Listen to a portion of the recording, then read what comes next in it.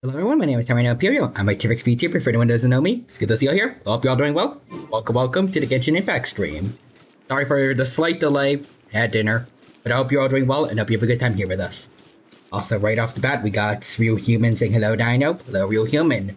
Also, out of context, spent 10 foot of stream. New Omnitrix.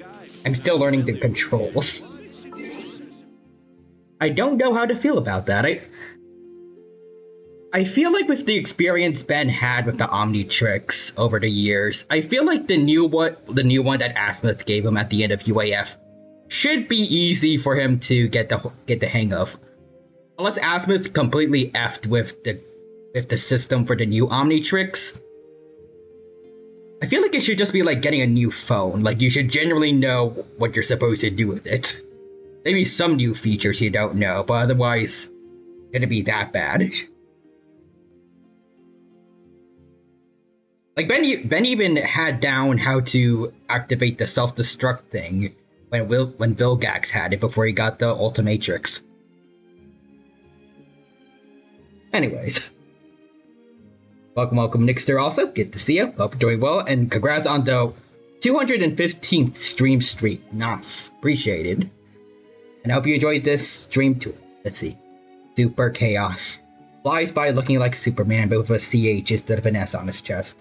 Awesome Real Human says Nick. And Nixter got first. Congrats on getting first. Very nice. The Nixter says Human yoinks the first redeem. Nice. Real Human says instead of a phone, you get a Derain.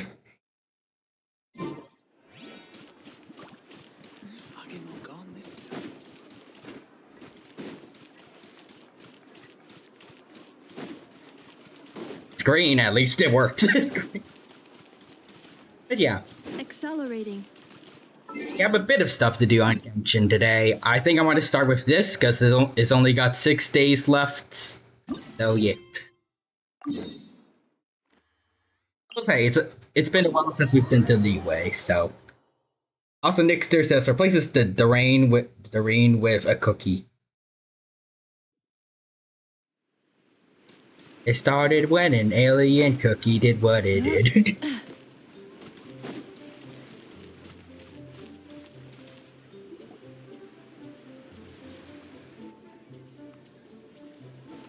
Wait, the person drinking tea over there. Isn't that Yearlon? Yep. Oh, looks like she's having some kind of tea party with friends. We're just in time. Let's see. Something's not right. There are eyes on this place, and not the friendly kind either. There's people being very rude. Aren't we gonna go say hi?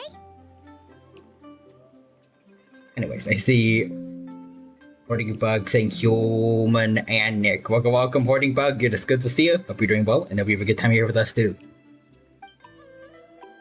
Well, Officer Edler, after all that work, I think we've got them this time. Oh. Also, Ryu says, "Buh." There you go. Might take a few days to wrap up things in the field. In the meantime, I think you've earned yourself a break. Much appreciated, Miss Yearlon. This case really took it out of me. Wait, Mice? Probably gonna mess up the name. Mycian Guardian Edge? I'm pretty sure I think she's from Fontaine. 13 strongholds. One thieving weasel after another. We rounded up so many people, you almost start to hope a few were innocent, just to balance it out. Okay. Also, next is this ultimate stink fly. Be like, I'm just glad we finally took down these crooks. Anyway, I'm gonna drop in on that old classmate of mine in Chaoying Village and reminisce about old times. Don't forget to take some tea and dim sum back to your friends at the Maison Gardiennage. Maison Gardiennage.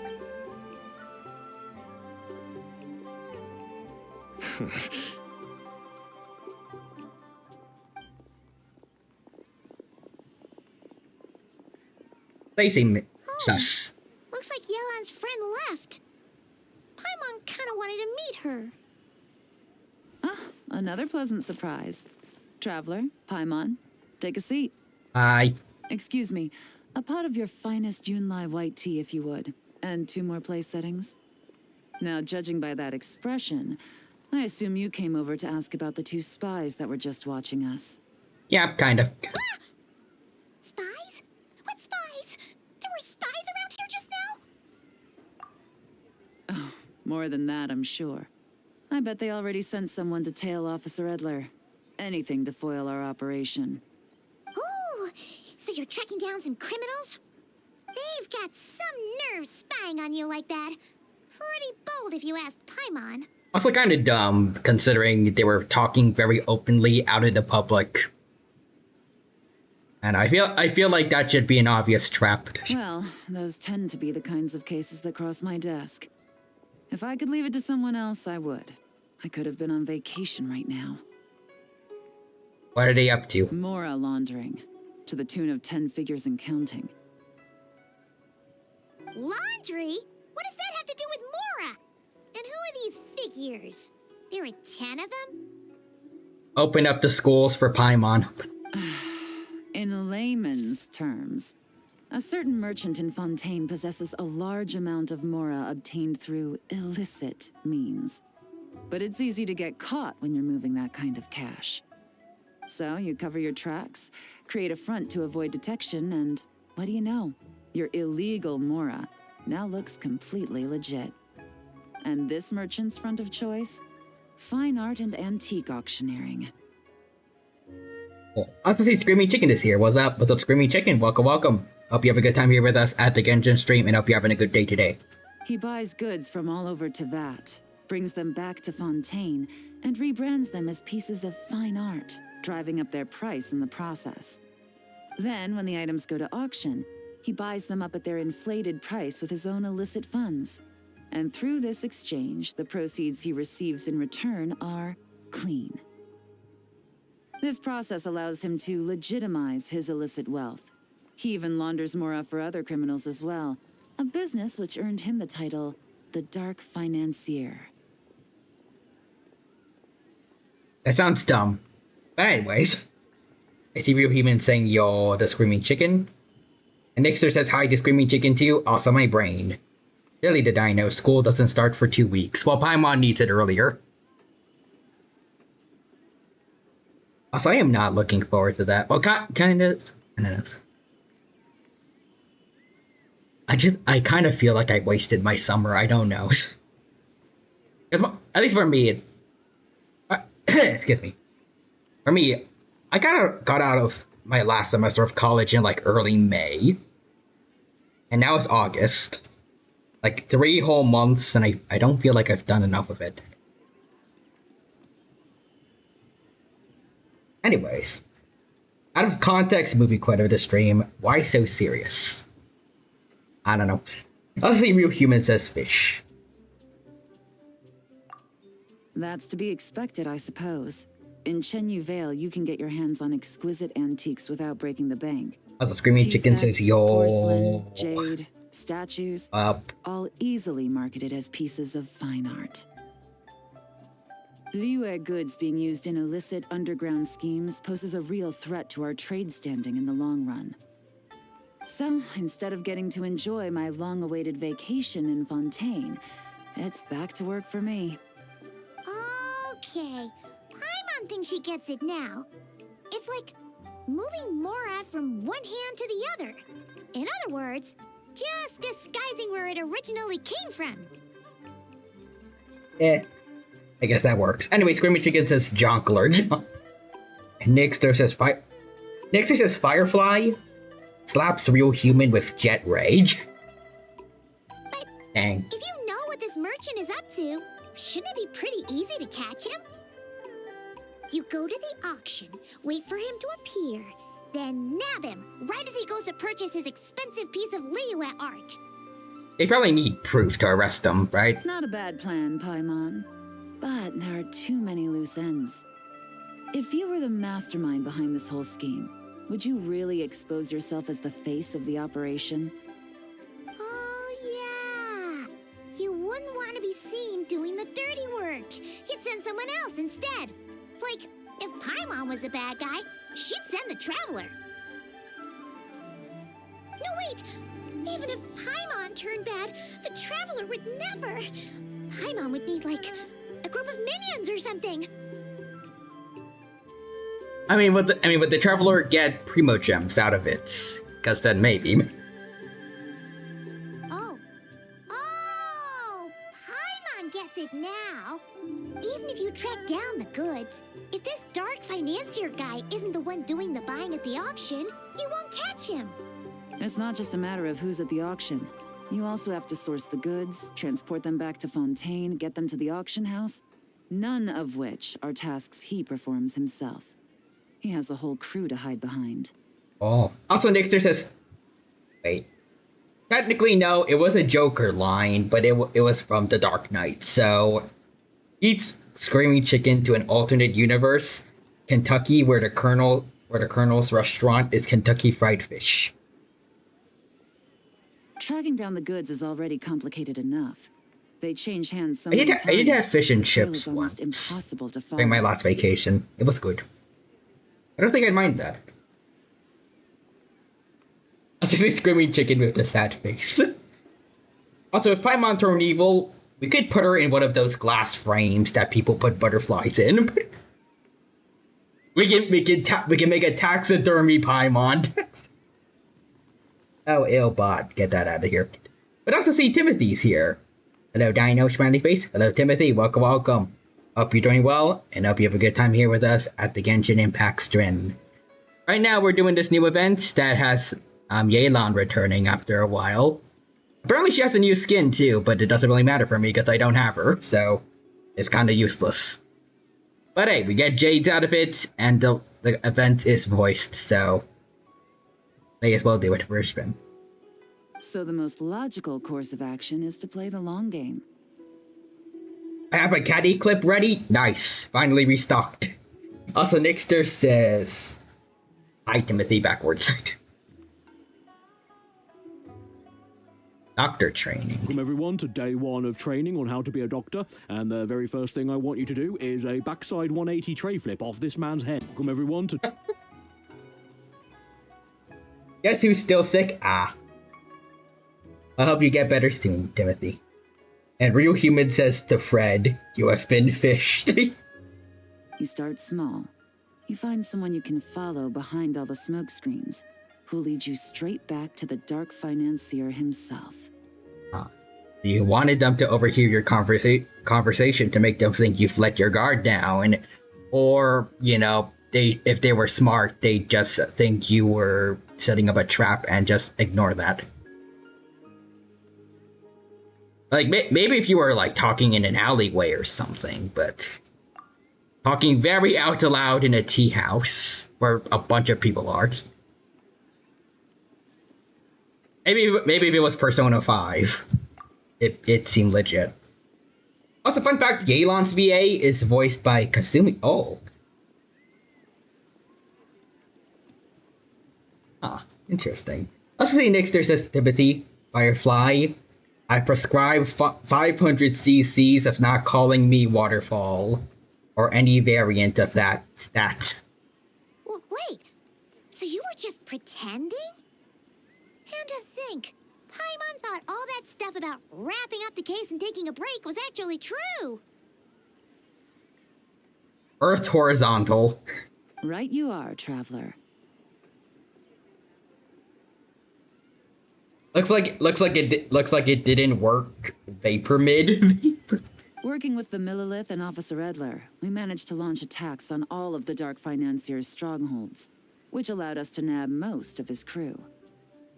Those spies just now were his most important agents, the 2 people he trusts to have direct contact with him. Firefly fires a pie bazooka at Timothy. The first is Corday, a senior member of the Fontaine Antique Association, in charge of auctioning off the goods. And the other is Dodamani, a ship owner from Sumeru and longtime cargo transporter. They're under pressure to salvage the situation, so we let them slip through the cracks on purpose.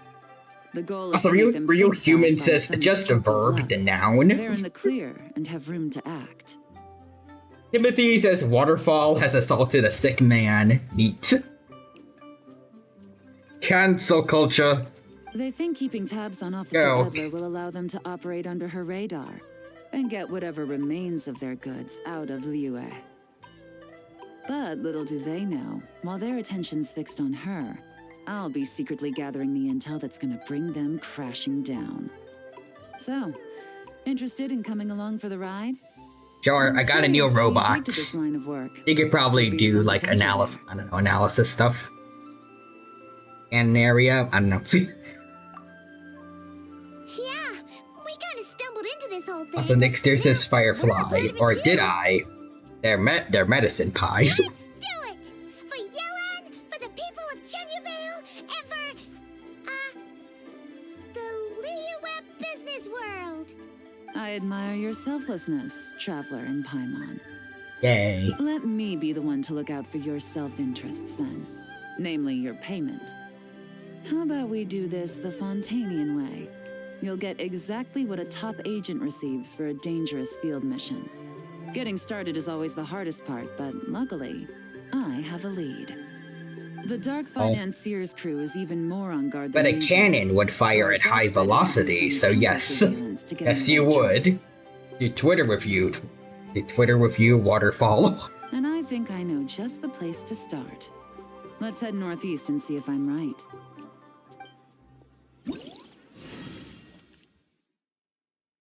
Oh. I'll go to this area.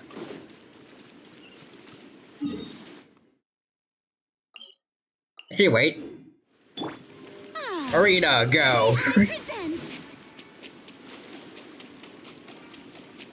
It's still kind of far, but I think this is faster than using a teleport waypoint. Also, Timothy says Genshin Jesus. Let me look. Yeah, I think so.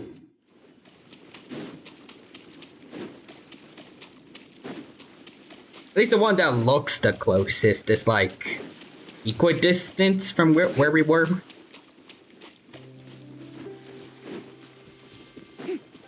Go Farina, go! Yep. Genshin Jesus made it. Also next there's this Firefly, better idea. Replaces All right, Timothy's brain with let's start our herself. investigation here. Genshin ninjas. And Timothy says, I mean, I'm still canceling you, Waterfall. He needs to pull out the ukulele.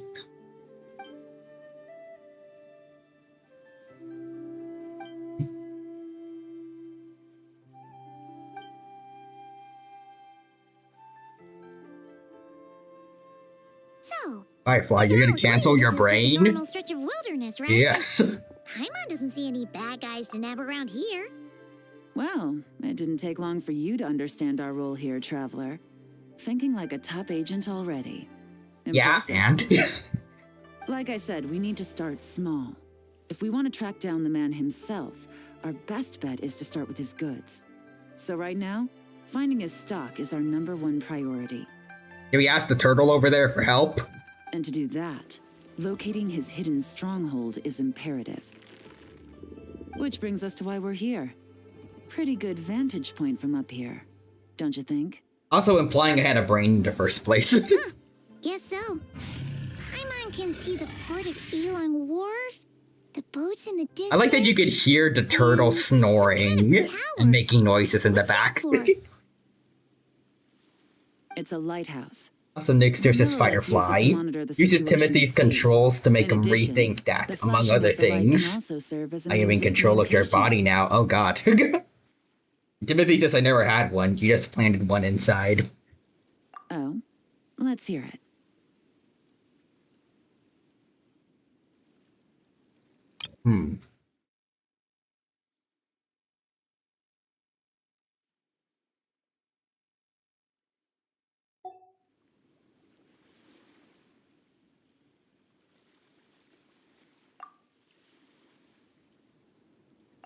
Not too far off at all, Traveler. Oh. The Millilith maintain an impeccable level of security in Shenyu Vale through consistent patrolling. Also next, wait, Timothy says to Nexter, nah, going to bed after canceling you. Rips the brain out of his ear and tosses it. Nice. Oh. This location offers a perfect vantage point to observe their lighthouse signals and deduce their patterns of behavior, which is a huge help if you need to move goods under the radar. So we should be able to find traces of the Dark Financier's scouts in this area.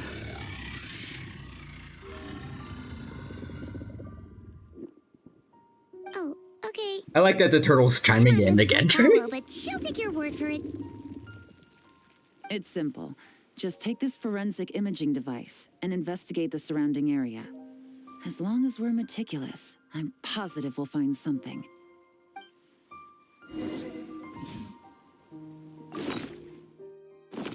Alrighty, let's see.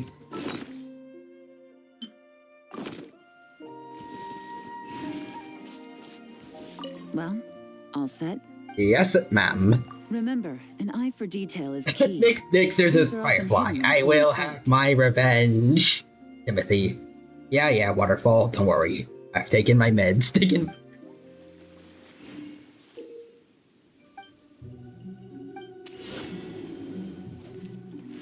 Okay, oh. Let's see. Compare the photo with the current state of the area, and you can find... Oh, I mean, you know, there's that. The marks on the firewood still looks fresh. Someone was cooking not a few days ago.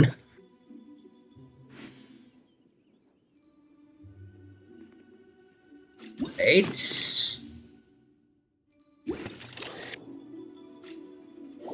Gotta fall. Wait.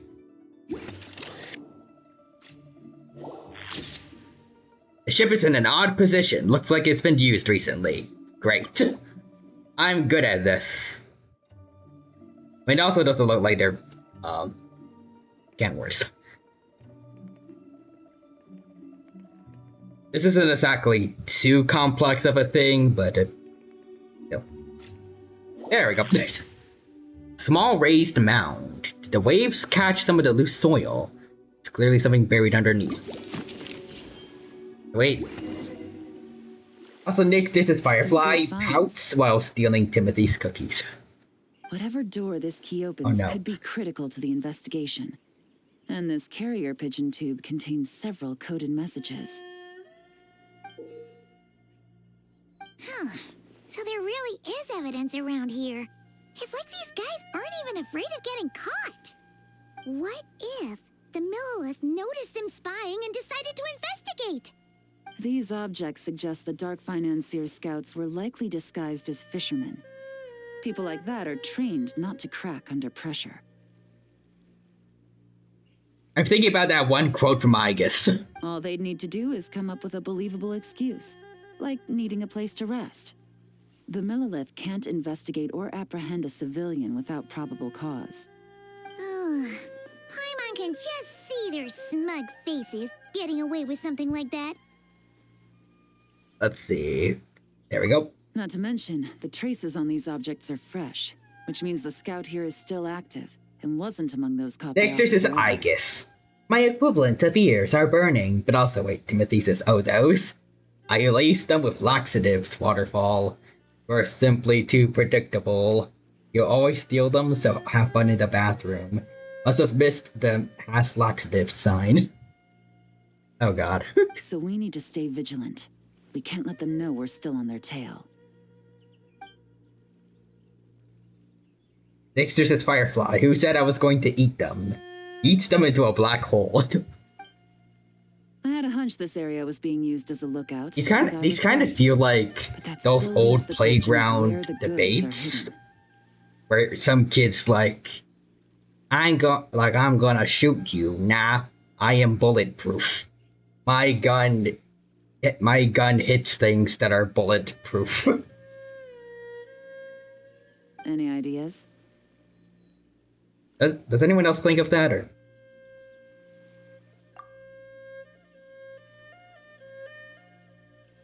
Anyways, let's see. Spot on again, traveler. Looks like Yeah, you he found me basically the said, one to hold "Nuh-uh." your hand when it comes to deductive reasoning. I just laxative cookies.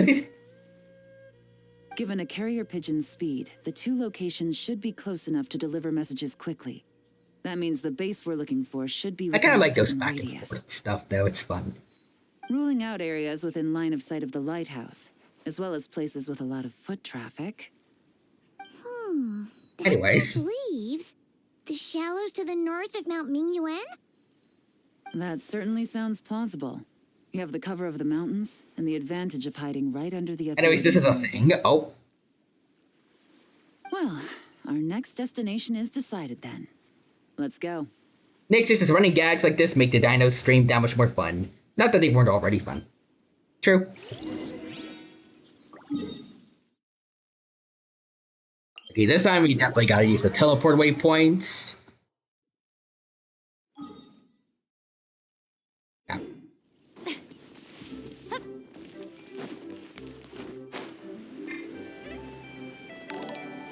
Oh. Oh, nice. Thank you for the tier 1 resub. Appreciate it. Yeah, I've been subscribed for a less amount of time than I have in Final Fantasy XIV. Oh. 2 years now. Thank you for all the supports. Alright, we've made it to a rock.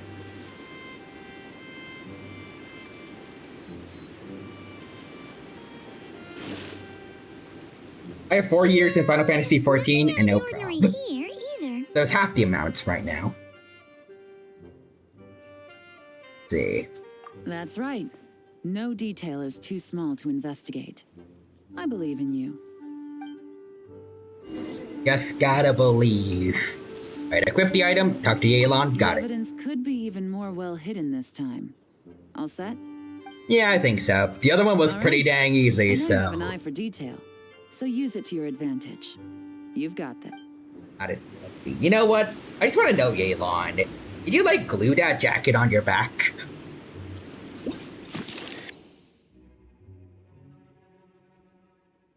Maybe. She was very dedicated to showing off the jacket she stole from Antelone, I think was his name. That's new.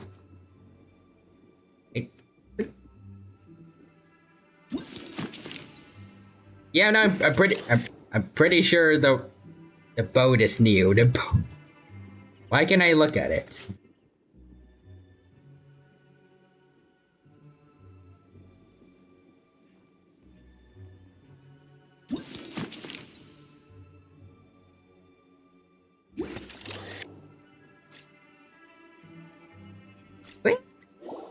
There we go. Okay, the weird looking lamp. Okay. The wood here. There we go. Do I need to look at the boat from the right angle, or?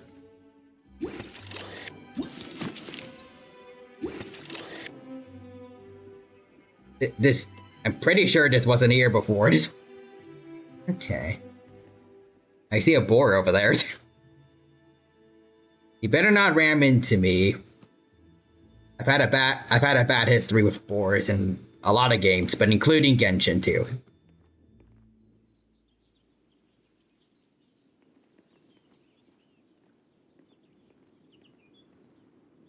What specifically is off here?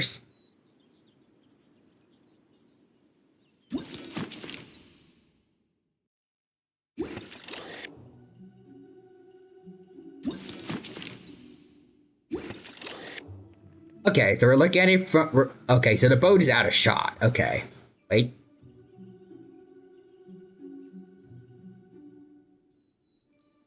Thought I had something there for a sec. Okay.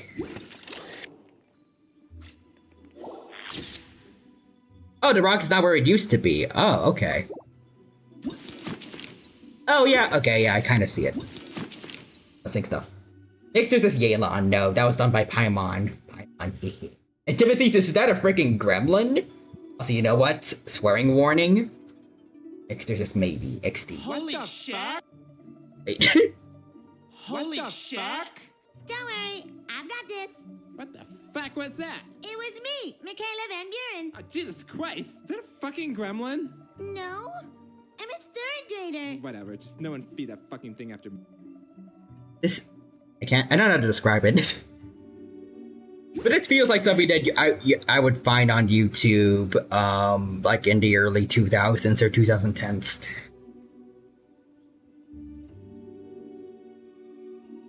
I know when he sees a child or Paimon, it's beautiful. Is that a fucking gremlin? Like, oh my god.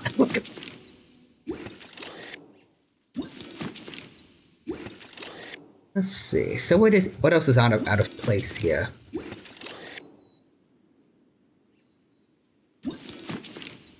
The wood is weird.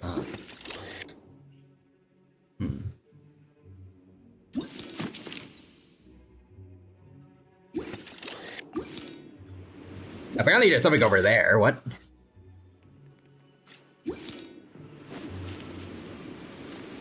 Oh, footprints. Ah. There we go. My favorite part about that show is that everyone is voiced by a guy. This must be it! The secret base where they stashed their goods! Definitely wasn't easy to find. Let's see, one singular guy doing 5 different versions of the product voice. And they do a decent job of making it seem a little distinct, at least. Like, I can tell the difference between the little gremlin kid and the older person. But also, Nixter says, now where did I put the Dino's detective hats? I have several. Well. Looks like you tracked it down in no time at all. I see your potential as a solo field agent, Traveler. Oh, Now, thank you. time to test out the key we found earlier. Let's see what surprises could be in store. This isn't their home turf, so I doubt they had time to set more traps. Should make our lives easier. I'll take it from here. The last thing we want is to leave traces behind in there. Caution is the name of the game. Alright. You two keep a lookout. Make sure no one barges in while I'm in there. You got it! This is a first for us, but the Traveler can do anything. I trust the Yelan. Good point. Yelan doesn't make mistakes like that. I mean, this is quite literally her job. Like, it'd be an issue if she wasn't good at this. All right, that's done. I've noted the features of all the porcelain items, vases, and teas stored here. We need to keep a lookout for these features at the auction and pinpoint the person attempting to purchase the corresponding goods. Then, we can let them lead us to our main target. F for that one dude who's just really into porcelain. Wow, that was fast! You must do that all the time, huh? Alright, what's our next move? Now, we wait. There are countless auctions in Fontaine. We can't possibly monitor them all. Besides, that would be a waste of personnel. I'll continue to conduct surveillance in the area, keep tabs on the situation, and attempt to decipher their coded messages. Once his 2 lackeys move the goods, we can shift our focus to the upcoming auction. And then, we'll have somewhere to start. Got it! All we can do now is wait. Wait, and then follow them straight to the guy behind this whole thing so we can give him the old 1-2 punch! This whole Kill time, him. Officer Edler has been leading her 2 stalkers on a wild goose chase around Chaoying village. Once they decide it was all a waste of time, it's her turn to tail them instead. Not to mention our operation has already put them under extreme pressure. We've forced their hand. I doubt they'll last more than 2 days before making a move. So let's meet back up at Yilong Wharf in 2 days. Find me near the harbor. You fool! We already made our move 1 day ago! You missed us by a whole day. So 2 days later, got it.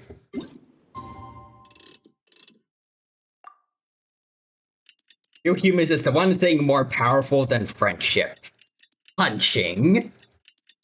I'm gonna defeat you with the power of friendship and these hands.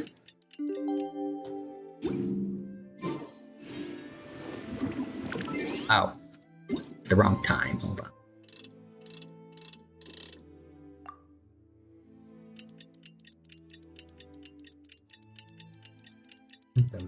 Next, there's a sparkle. and 3 bazookas. And this gun I found. Well, it's been 2 days.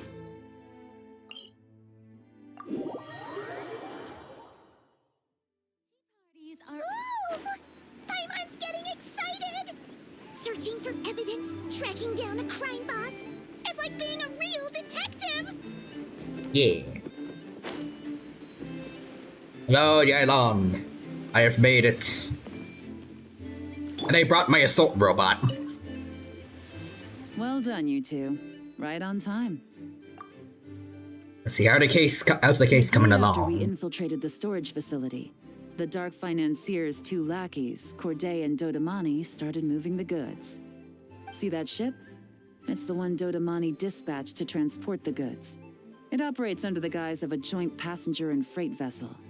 Whoa! That's one huge boat! Paimon can see all the goods piled up on the pier. Seems like it's transporting quite a few passengers to Lumidu's harbor as well. What if those aren't the real goods though? Should we investigate them just in case? Thinking 2 steps ahead? I like it. You're a fast learner. Thank you, If Yailon. Corday and Dodamani think the authorities are onto them, it's possible the goods they're sending to Lumidu's harbor are a whole bunch of nothing. Just bait to flush out the law enforcement on their tail. Oh. Also, Timothy says the quote most popular girls in high school, Capitano. Who are you? Wanderer. Who the fudge are you? I asked you first. I asked you second. Fine. Keep your secrets. But we need to be careful. Several members of the crew have confessed that a veteran treasure hoarder known as Scamface is involved with the Dark Financier. What kind of name is Scam Face? But also, like I was gonna say. Actually, no, I remember now.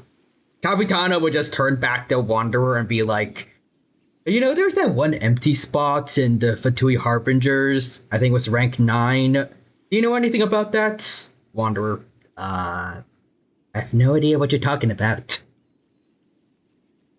As an escaped convict, Scamface is a master of staying hidden. Based on our earlier investigation, it's clear he's the one who's been doing reconnaissance on the Millilith's lighthouse. Real Human says here's a grilled cheese to Timothy. I'll circle the area to draw Scamface's attention away from the scene, while you two inspect the goods. I Remember don't to keep a remember low what the profile. last time I had a grilled cheese sandwich. Anyways. Understood, I'll keep it stealthy. And Paimon will do her best to... A Wanderer.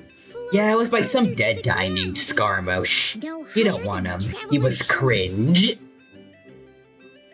Meanwhile, I am based and animo pilled.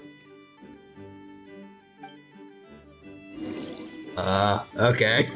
All set? Yep. All right, we'll meet back up here.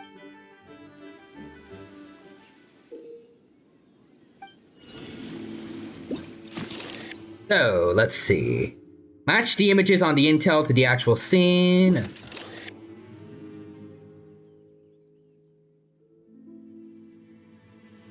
Make sure I get this spot on.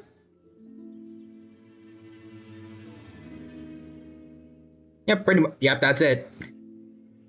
I'm pretty sure at least. Wait. Maybe I need to. Wait.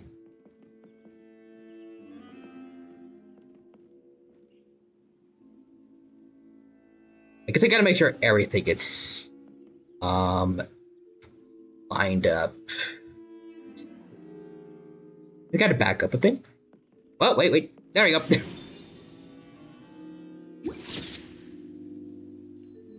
Continue collecting evidence. Okay, let's see. Well, I mean, there's that. Okay, so we gotta find marks. Well, there's that too. Got it. Also, Timothy says, also Alice legit looks like an older Cleve with a side of the Herta. Oh yeah, I've seen her. I actually, maybe one could say is, I don't know how to describe it. It's kind of just what you'd expect for Alice, but Like, I guess there's not really too many surprises with her, but I like it.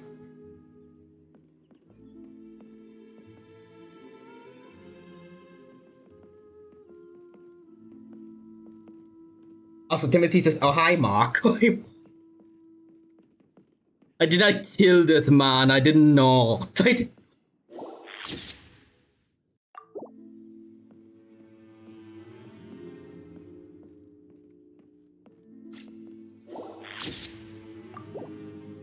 I don't know why I have specifically feather marks or from my thing. I don't know. I freaking love birds. Okay, where's the last one? Somewhere around here.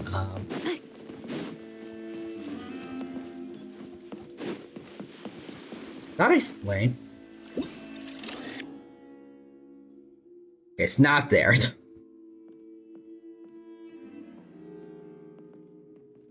Already done this one. Okay. There too.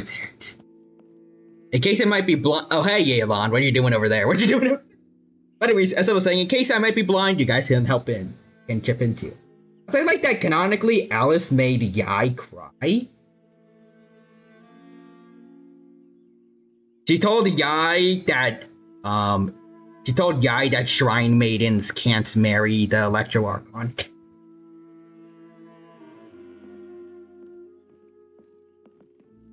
Anyways, you are tearing me apart, Grace.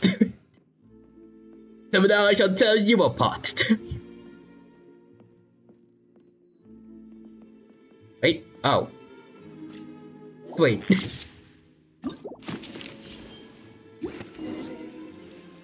Okay, so no fakes.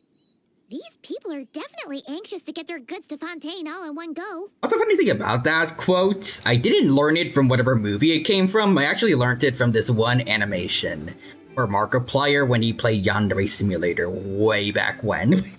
You know, back when Yandere Simulator's reputation was good. Anyways, Yelan. Hey y'all, it's me, Yelan. And boy, Leeway, remember when it got flooded? Remember that guy, Child? I've been telling him this whole time. Wait, what? We're ready to conduct our investigation and get him arrested. Oh. Skirk, help me. Oh, he's on the run. He's on the run. Go get him. Timothy says Yelan the Waz. But did you see the strange markings on some of them? Huh. Wonder what they mean. Let's go ask Yelan.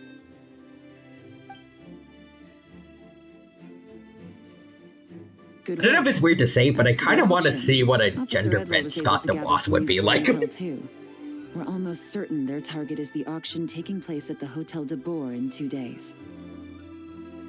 The markings you managed to capture were applied to this child in Fontaine. Almost impossible to notice without some kind of specialized tech, like the forensic imaging device. Hey y'all, Scott here, and this is bad. Real bad. This is accurate.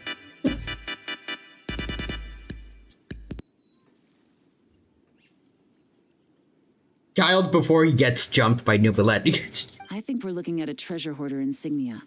Each big shot in the organization has their own, almost like a personal signature. And considering what we know about the case, I'd wager this is Scamface's handiwork. What message is he trying to send? Nouvellette is the Wii Shop music confirmed. In his free time, Nouvellette is playing games on the Wii. He's already made He's already made memes of himself, Farina, Risley, Florand. I think those are the main people that he's really friends with. Actually, wait, no. He's also made a whole bunch of Melusines. And every single possible pattern he can make for a Melusine in Mies. Including Siege Wing. And he always loses to the Melusines on purpose in Wii Bowling.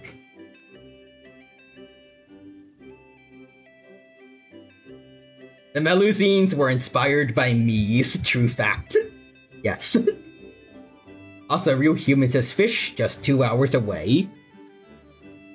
If I like walk 2 hours from now, I probably will find like a river or like a grocery store that has fish, probably. Based on the port manifest, it looks like the marked goods include fertilizer from Sumeru, local fireworks, soap, and perfume. Local fireworks. So like fireworks from Leeway.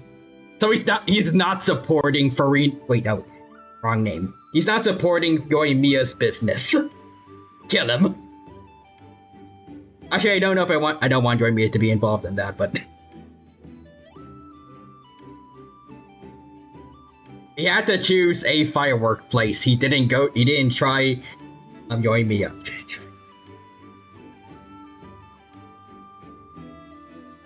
That's right. Fish! Also, wait, she said big shot earlier. It's time for Cromer. Also, next just replaces Timothy's brain with a brain made out of Lego. So, nothing special then? Just some farming products and everyday And then Timothy becomes a master builder. Fertilizer, soap, and perfume. No, there's something going on there. Might be risky, but I'm gonna investigate on board and hitch a ride to Fontaine while I'm at it. Let's go. Yeah, let's see this thing through. Paimon's gotta know what's going on here. Well, you've proved yourself so far, so I don't see a problem with that. Just know once we board the ship, we're bound to come face to face with Corday and Dodamani. So make sure you're prepared. The investigation might look a little different this time. Understood, Mouse.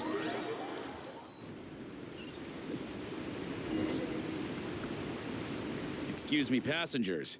Due to limited space in the cargo hold, we've been forced to store some of the goods on the deck. We apologize for the inconvenience. Ah, please, no need to apologize for your success in business. I just hope it rubs off on the rest of us.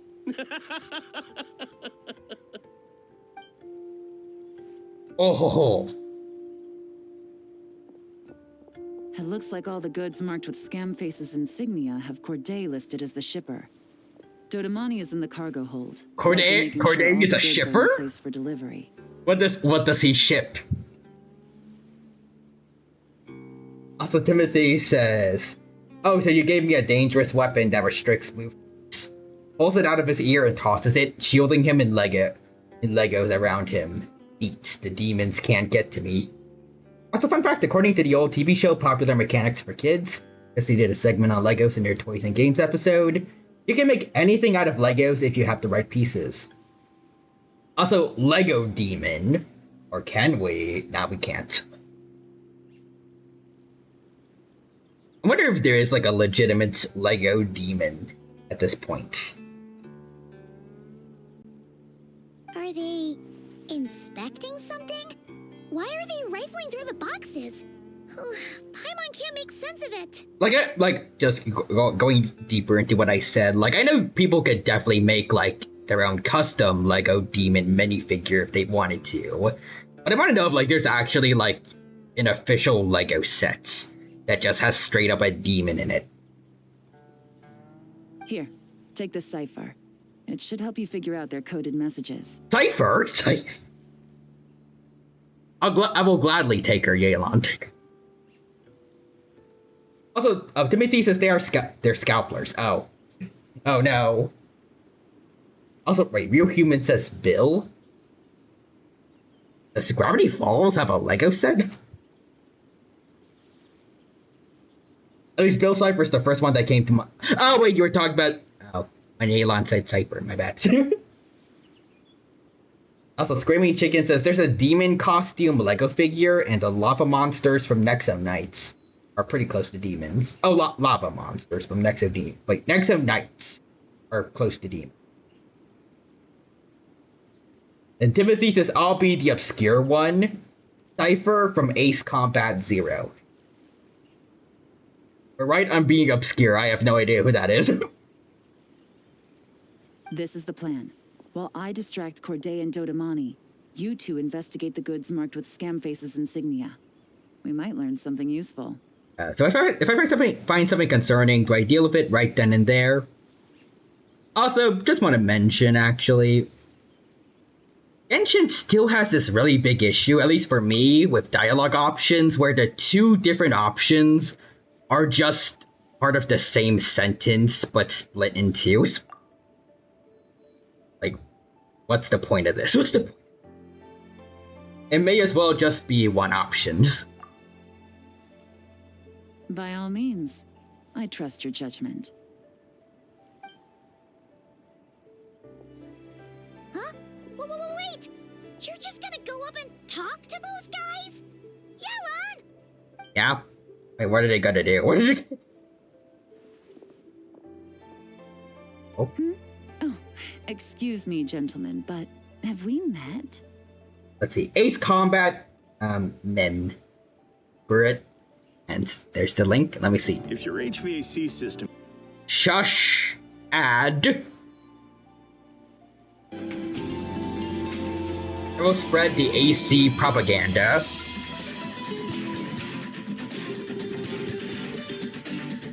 I like the music.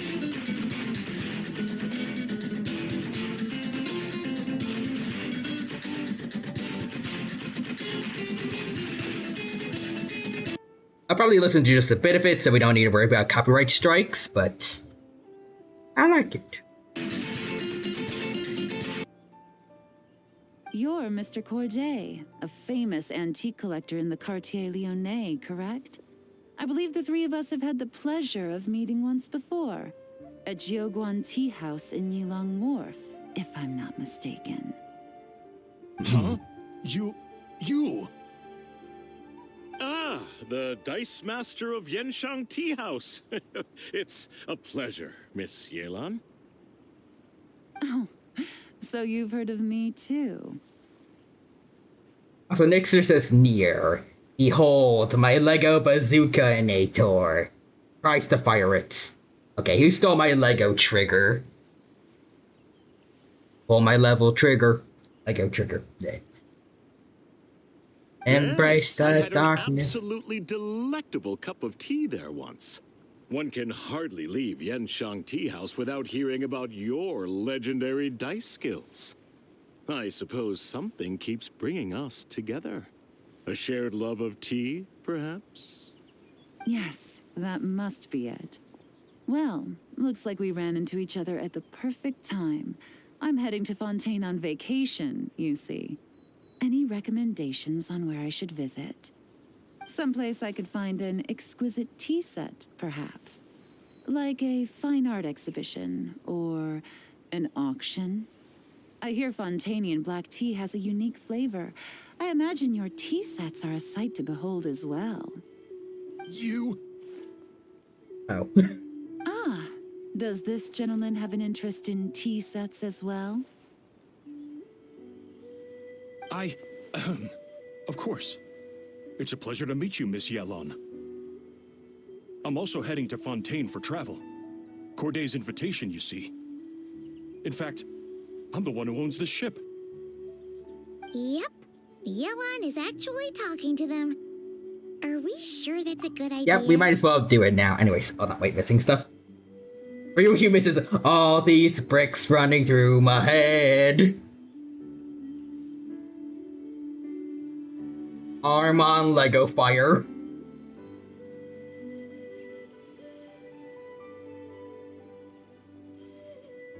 I don't know where else to go with that. Anyways, Timothy says to Nixter, "Here, I don't think you'd need to ask that. You're literally a death god who can track the very being who stole it, even down to an atom, and you just killed them without a second thought." And Nixter says, "Oh no, the bricks found Real Humans' coffee." And Timothy says, "Frustration is getting bigger. Smash, smash, smash. Break the Death Star, my finger."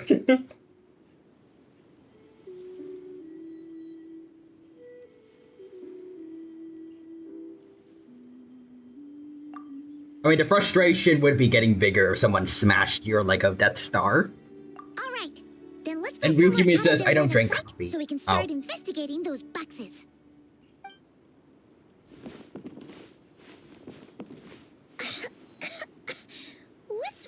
strong smell coming from these boxes. Must be a bunch of stuff mixed together. And there's a strange note. But Paimon can't read what it says. He was just like, yeah, like, come on, don't smash the Death Star. Embrace the pieces that's within me. No hiding in the package anymore. When this package soon consumes me, no one can save me, the pieces are out.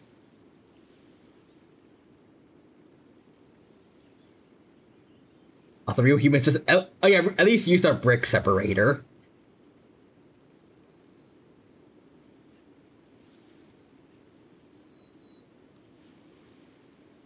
Also, Nixter says bricks. Then where did I get the coffee? Where did we get the coffee? Me. Don't look at me. We only have tea and pop in this house. Also, Sparkle. That's right. Replaces Timothy's brain with Duplo Legos, made for a younger kid's cousin. Yellen really thinks of everything, huh? But, you know how to use this thing, right?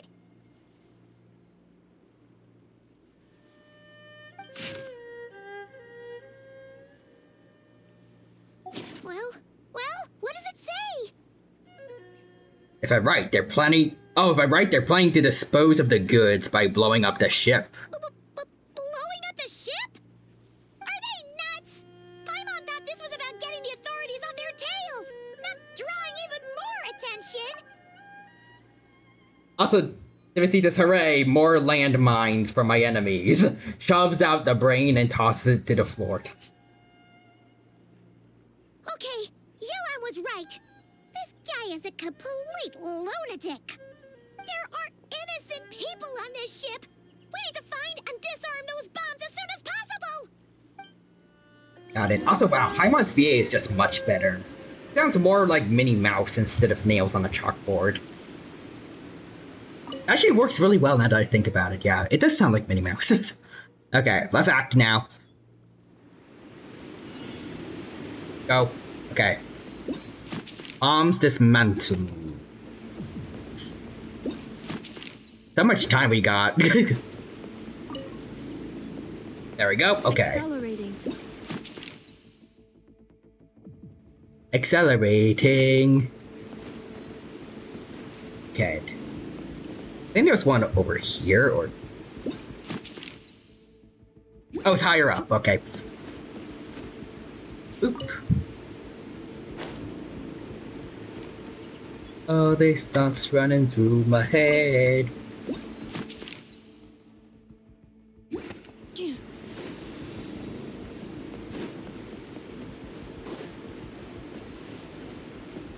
Boop.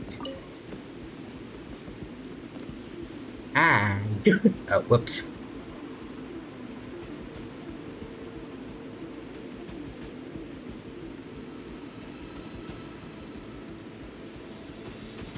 The Nixers is due to... Oh, oops.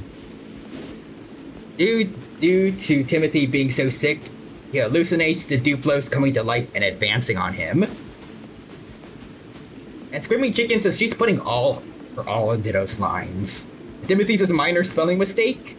Also, insert GIF of the guy being destroyed at the end of 14, but it's Nixter.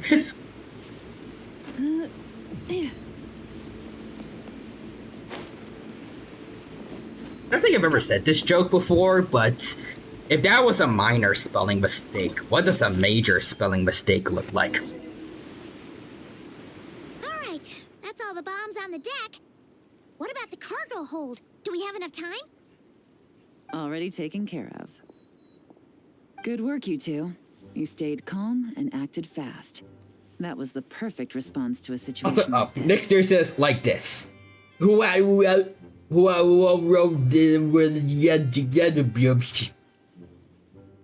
I see. Timothy says a major one is a picture of a planet exploding.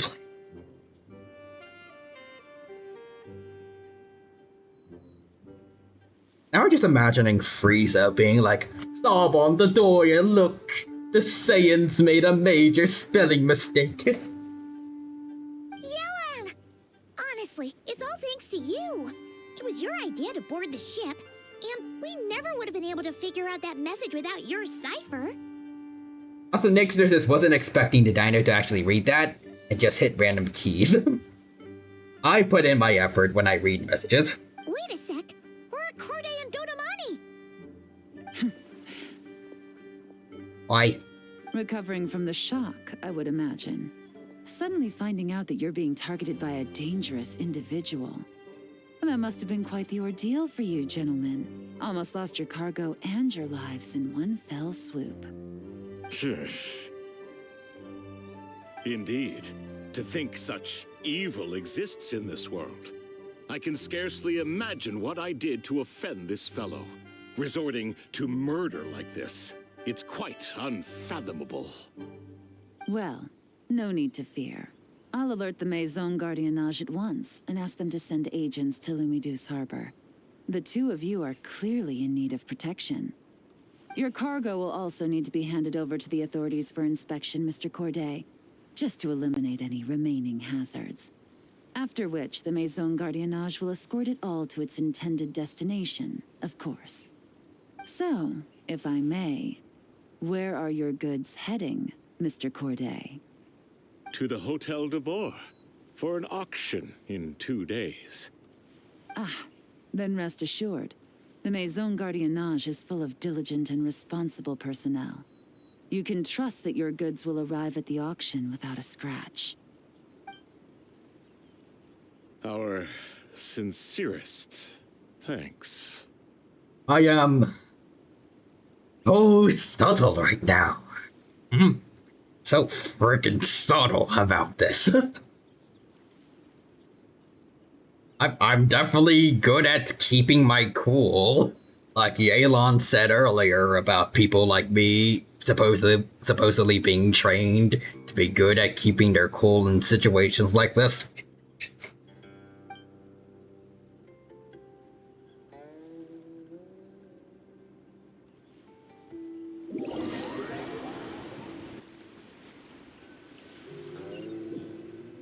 Also, next there's this Sparkle replaces Timothy's brain with today's mystery to dino gadgets. And Timothy says, "Thank you, you have given me omnipotent power." Nice. Oh,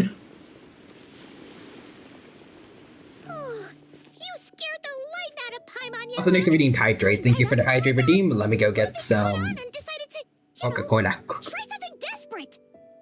Because the mystery tool is what we always need to solve a problem, so...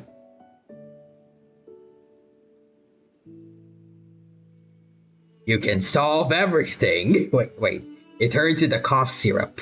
Finally, a cure to my colds. Let's go! It's not a question of if, Paimon. I'm sure they caught on. But in the interest of their own survival... Also, Nixter says, you don't even know what the mystery to dino gadgets is, do you? It could just be a signed picture of Sparkle or something. I mean, I take that. Now we can be sure the Dark Financier is getting desperate. New Human says, actually, that's a toothpick. That was him trying to... Timothy says, I could sell it for medicine. I'll take your entire stock. He needs to get rid of anything that could be traced back to him. So, you blow up the ship. You send the goods meant for the auction straight to the bottom of the sea, and let Scamface take the heat.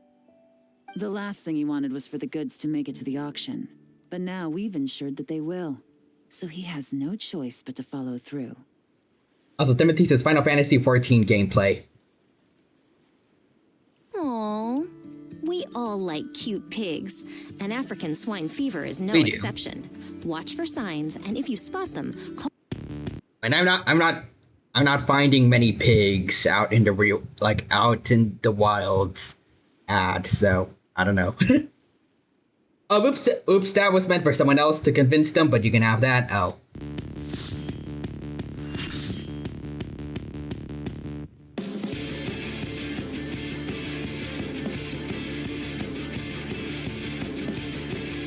I like the mostly different colored Henyas.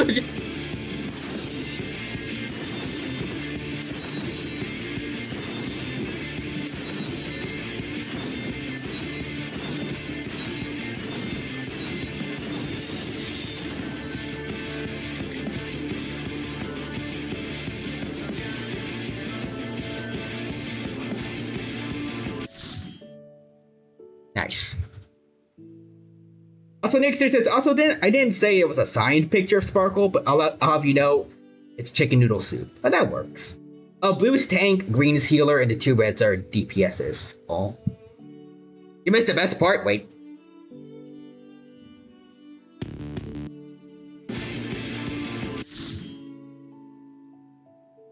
Oh no, healer? Up. There we go. There we go.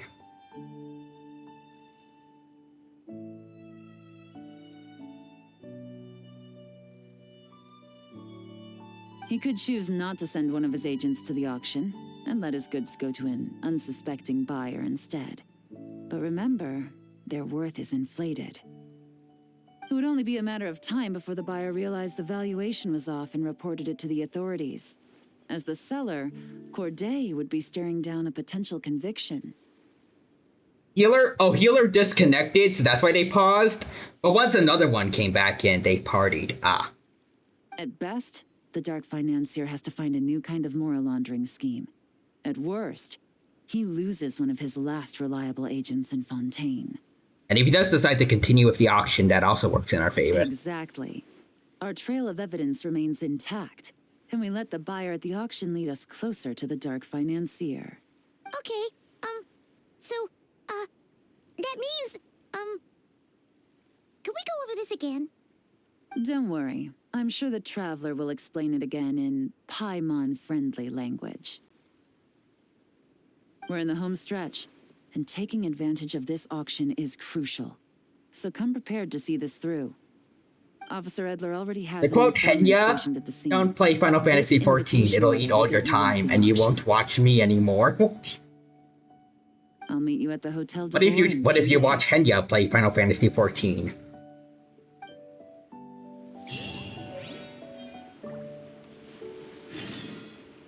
I wait until 2 days later.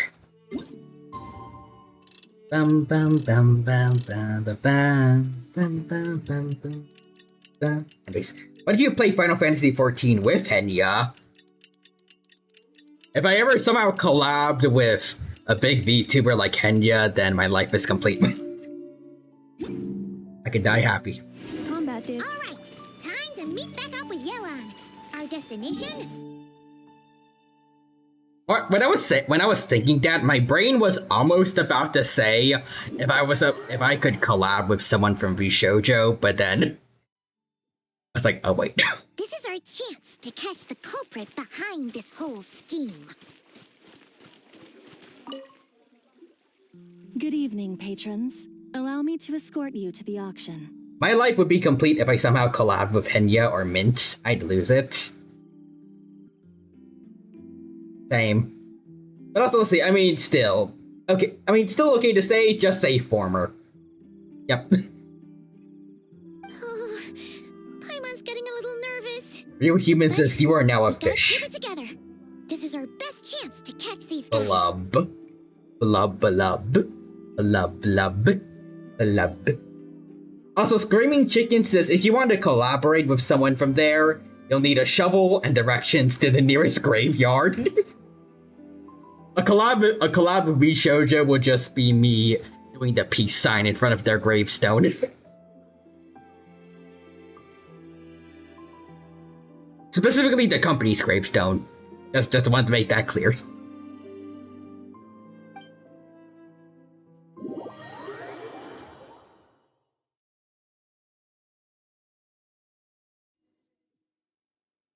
The collab would be, here lies the president's hopes and dreams. He's a baby. L plus ratio, wow, plus bozo, plus he fell off immensely. Rich person in Fontaine here or something? Is it truly every, or?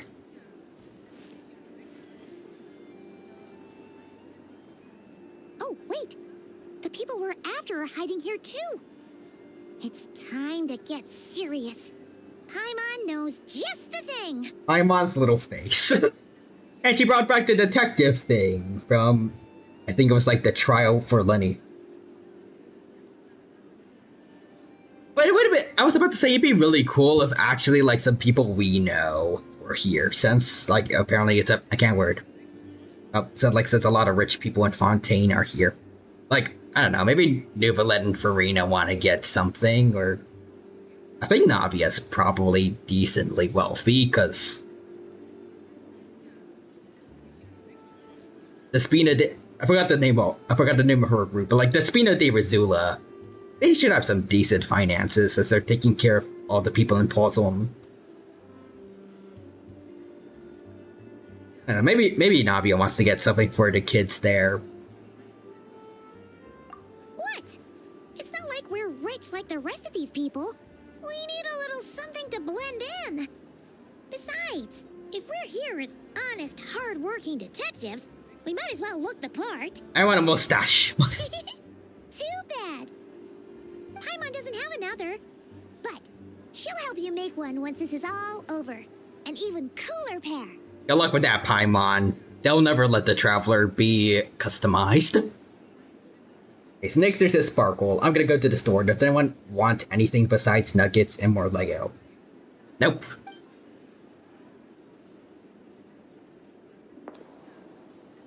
Oh.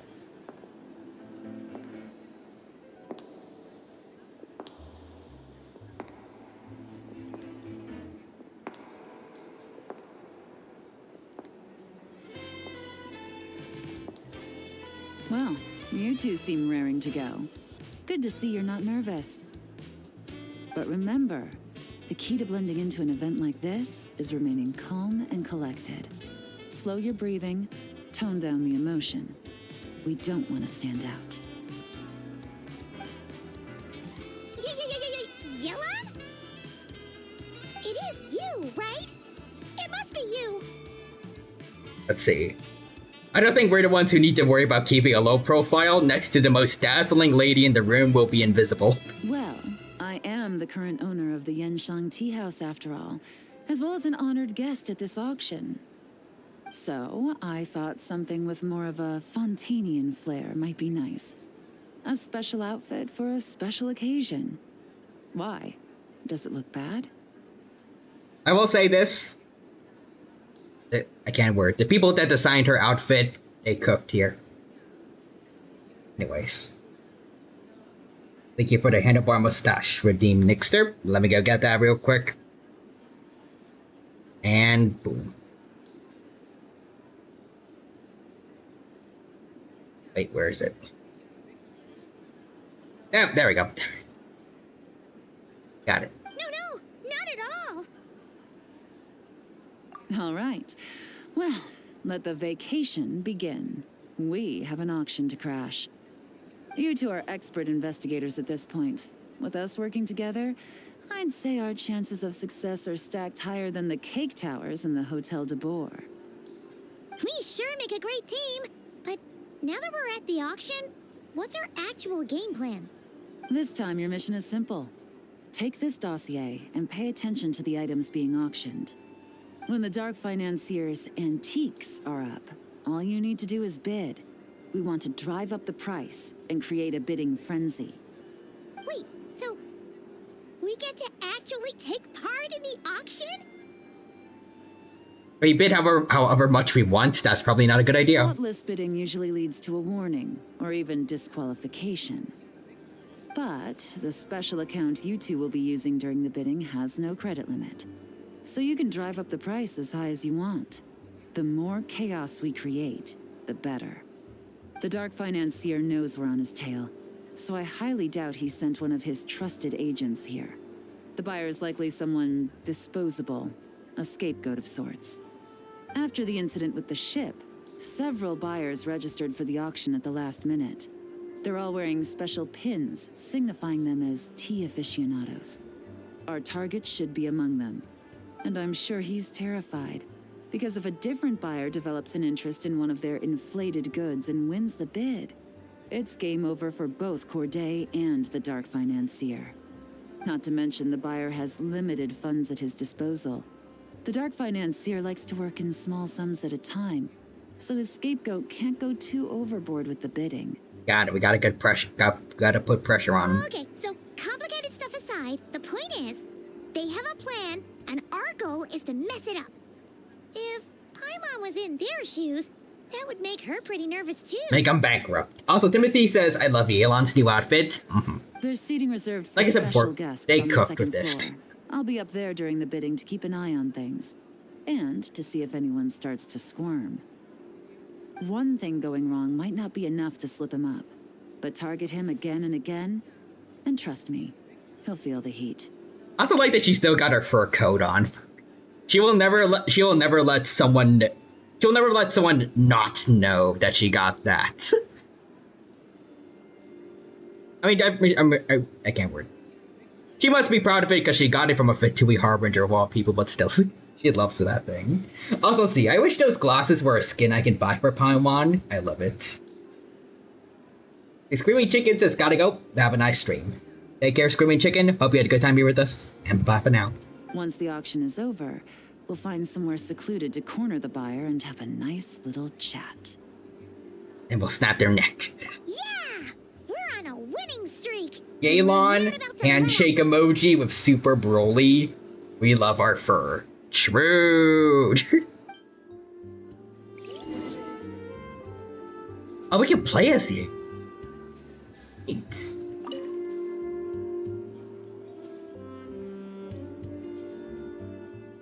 Time is right. I should start investigating. Oh god. I'm the one being played by the player now. Now I can't speak. Let's see. Deal. So we need to find people with badges. Found one. Okay. You there. Right? Or does they need to look distinct? No? What badges are we looking for? Because I'm pretty sure it was this dude.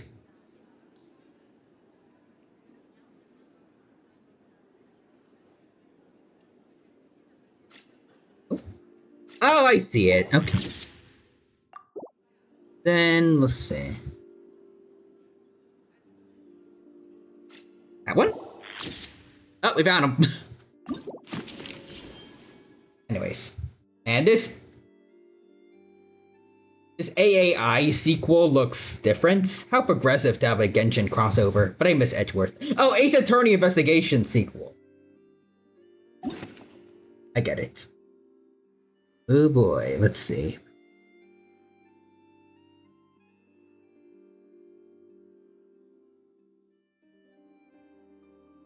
You know, considering one's blue and one's red, I kind of want to see how Yelan and Edgeworth would interact. I don't know. I like the red-blue rival dynamic. Well, not really rival, but at least usually like characters that are red and blue are like at odds with each other. I feel like it'd be more well, not more interesting. That's me. I feel like it'd be a different kind of flair to them interacting compared to like Edgeworth and Gumshoe.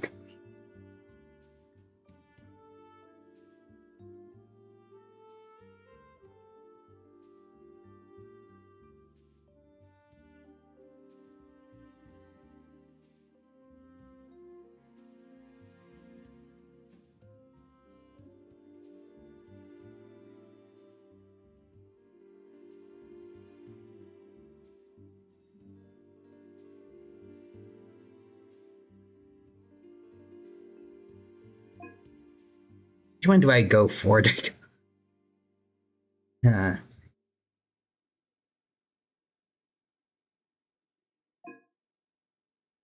wanted a scapegoat, so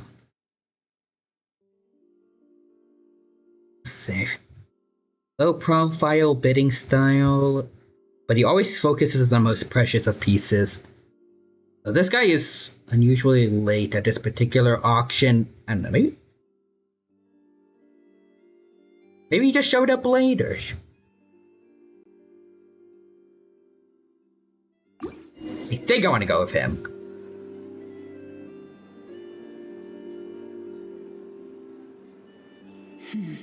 He's acting strange, and there's something off with his attire. Oh wait, what? No mistake. That's our guy. Did I actually do it? Or maybe it's gonna be a red herring and I actually screwed up. Anyway, speaking of Capcom, Capcom is having a Capcom Direct at Comic-Con, Dino. Capcom Direct Comic-Con. That's right, new DMC reboot. Oh god, no. Oh no. His tea aficionado pin is a special color. Most Also, likely Dino to make it won the easier for 33, Day to 33, keep tabs on him 33. and the Let's situation go. as a whole. Which means the two don't know each other well at all. That's something we can use to our advantage. He has nice eyes.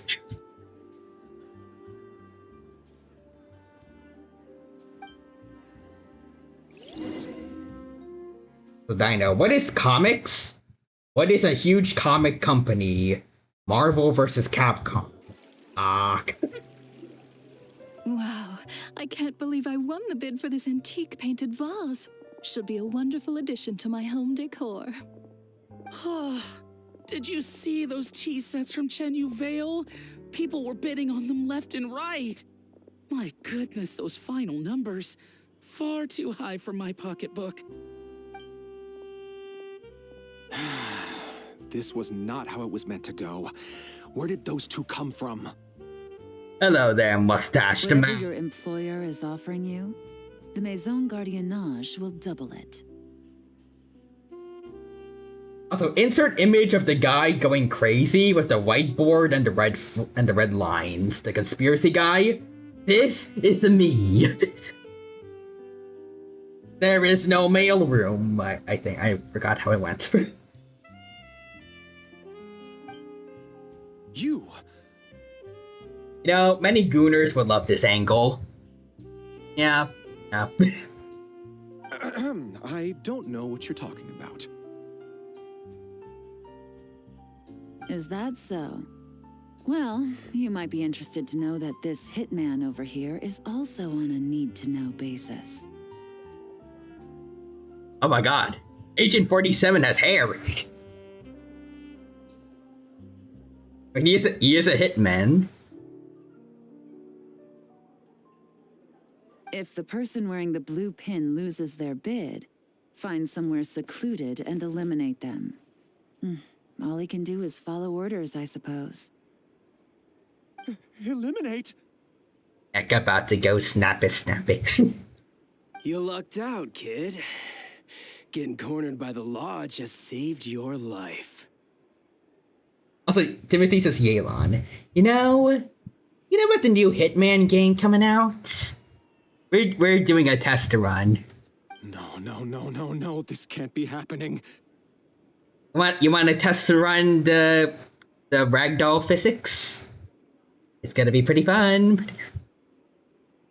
The boss said that even if I got sent to the fortress of Meropide, all I had to do was keep my mouth shut and he would find a way to get me out.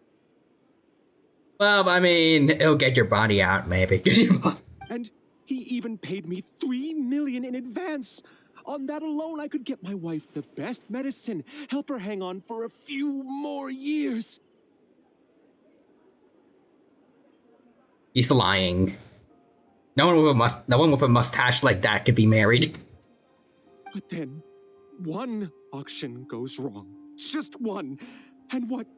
He's afraid I'm gonna talk? So now I'm just collateral damage? You're risking your life to do this guy's dirty work and pad his pockets with even more cash. Compared to what he's making, what you get in return are nothing but the scraps. Also, Timothy says, idiots. Just run these nuts. Runs. Alright, rocket launcher, get him. Actually, better yet, summon the homing suitcase. I hope someone knows what I mean by that. I've got at least 70 people just like you locked up in the Maison Gardiennage. Need them to tell you where this ends?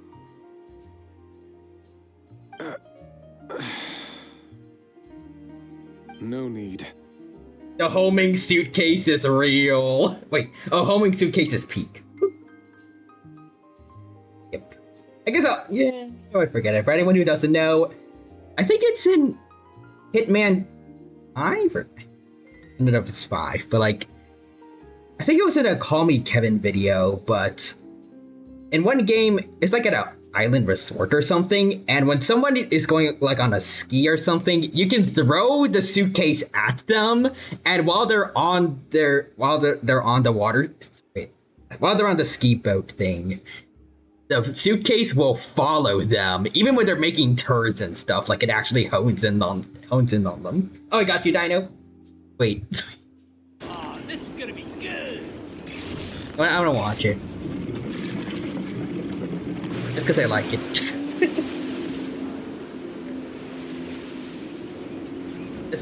The physics for Hitman games are amazing. Like that. Oh, never mind. I thought that like it was perfectly following routes that the boat goes on. But it takes shortcuts every now and then. Bring it on. Boom. 2 targets remaining. This is gonna be good for us, guy. Nah, it's good for him too. He always wanted to get hit by a flying suitcase. I'm guessing you're offering me a way out. What do you need me to do, officer? All you need to do is arrange a meeting with your boss and have a little chat. My boss, he's extremely careful about that kind of thing. I've only met him 3 times, to pick up the advance, to go over the plan, and to get the funds for the auction. The best I can do is take you to the place I'm supposed to deliver the goods. There's a certain method I can use to get in contact with him in case of emergencies. We'll see. Ah, man, that was invigorating. Bring it on. Get smacked in the head with a briefcase. And then he goes to heaven. Probably. I don't remember the backstory for that target, but it's like he goes to the afterlife and he's just like, dream come true. I regret nothing. All right then. But first, we need to search your home for evidence related to the case.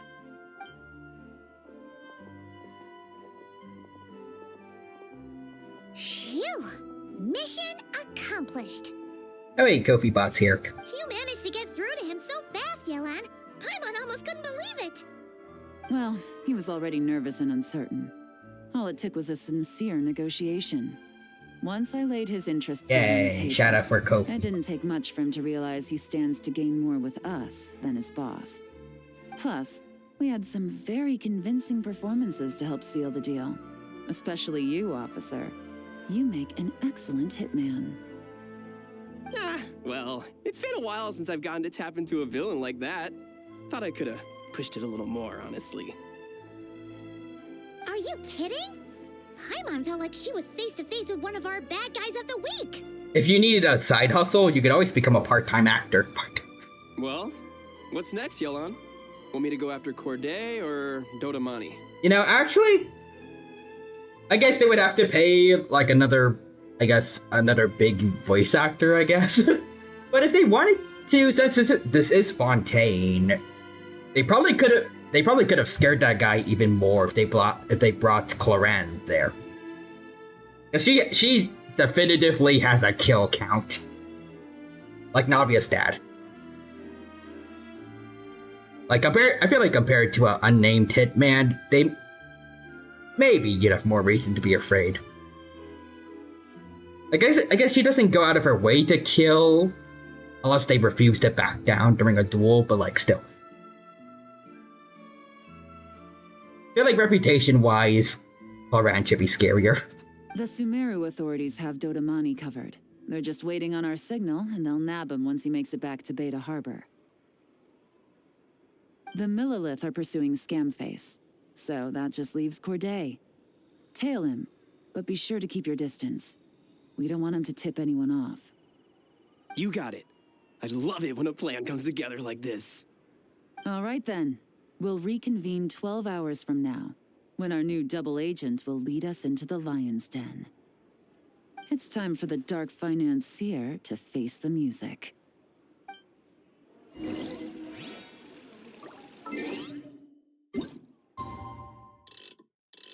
Here we go.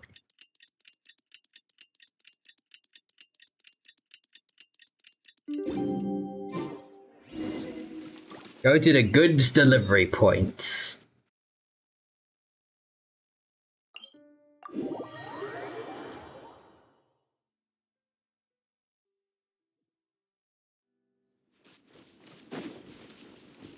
Hello, birds.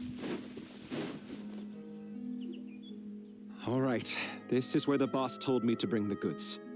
This area is full of apartments and warehouses for rent. The Maison Gardiennage came through not too long ago to keep trouble off the streets. I guess boss thinks it's safer to operate right under their noses. Just gonna take your word for it. Apartments and warehouses, and take a look. Now, to arrange an emergency meeting, we need to activate a series of mechanisms to send him a signal. Also, Timothy says Android 16. But I love Rowlet. Especially since, like, because he was specifically made to kill Goku, but, like, he probably is a decent fighter, and he loves birds.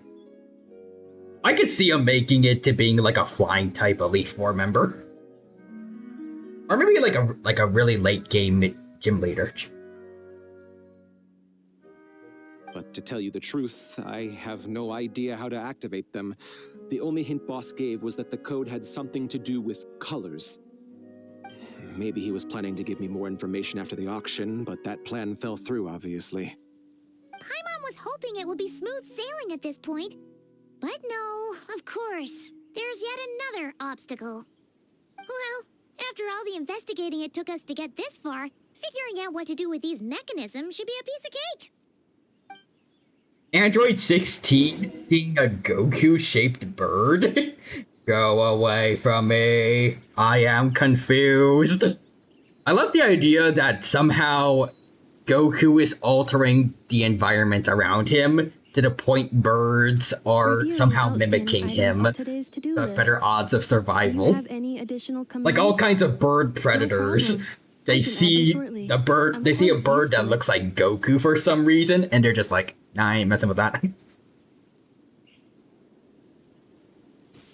If all goes to plan, this should be the last phase of the Actually, investigation. oh wait, no, this actually works great because Goku hunts animals for food.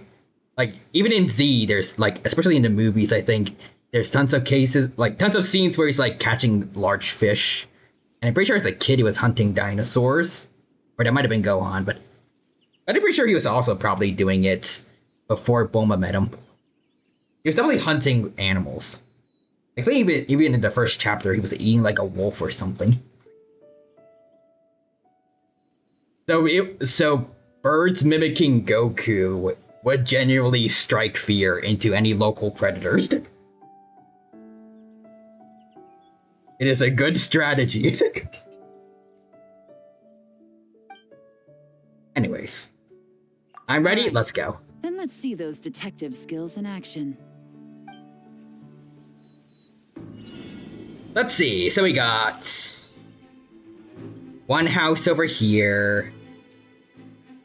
A couple other houses around here.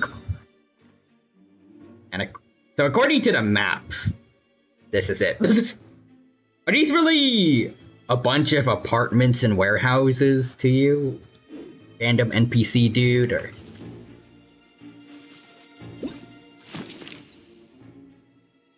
Emphasis on apartment.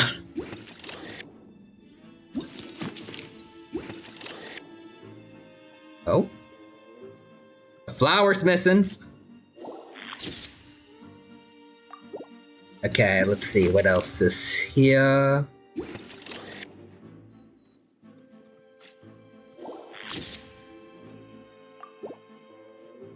I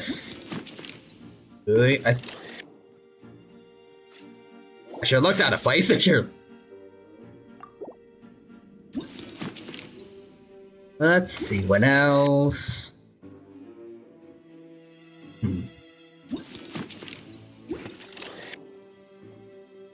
Oh, over here, there was supposed to be a flower over here. Oh.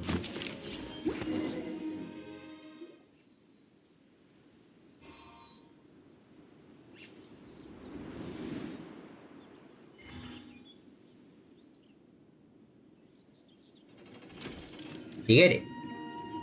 right, the mechanisms have been activated. Also, Nyx, there's a Sparkle. I'm back with tons of nuggets and a Lego Death Star set. Firefly, where'd you get that? Sparkle. I know a guy who knows a guy who knows a guy who knows a guy's cousin. Firefly. Really? Really? Wait, today's out of context SpongeBob? Sparkle. Maybe. Now, all we have to do is wait for our target to take the bait. You know what? For some strange reason, Paimon's not nervous at all. Maybe that's reason for us to be worried.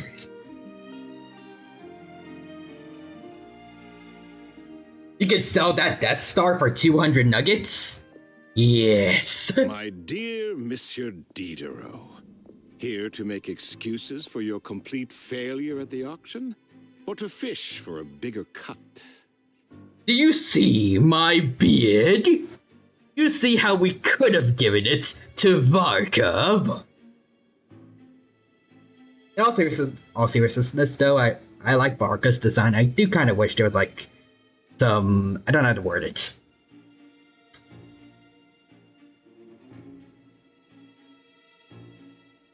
Just like a little something on there. A little bit of facial hair.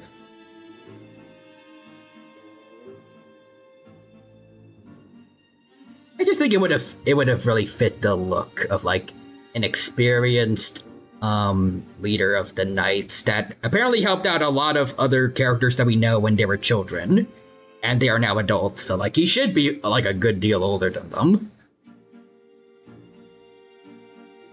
Maybe they'll just say like in lore that he just shaves a lot, but I don't know. I feel like at least some kind of facial hair would have completed the look.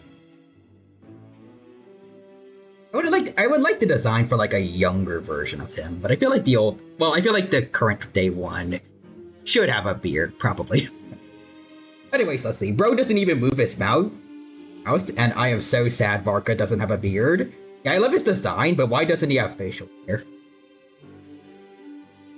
You have like a little bit of, I don't know what to call it, like scuffle? I don't know. A little bit of like what Gallagher has would have been nice.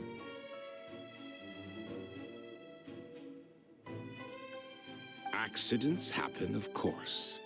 What I care about is whether you have the spine to deal with the consequences. So you do believe in consequences.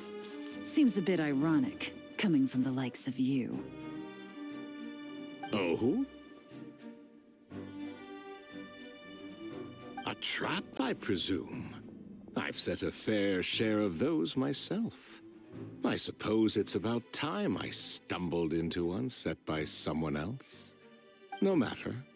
Sometimes you take a chance on someone who turns out to be a disappointment. It's happened before. Dark Financer. I am so dark. I don't even move my mouth. I can use telepathy. I went to the same school of...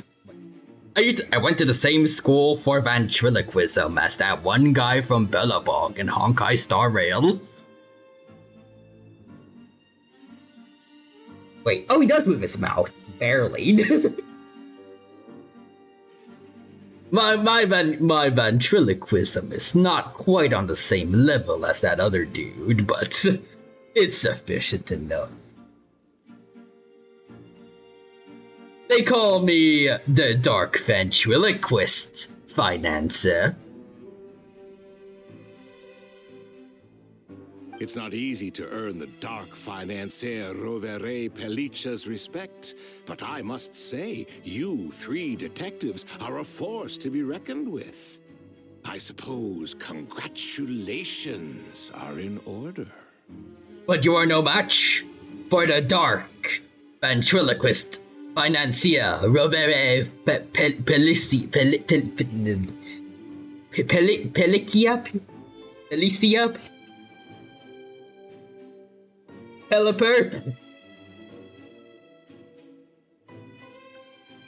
6 months of planning and execution was all it took to take down a moral laundering organization decades in the making.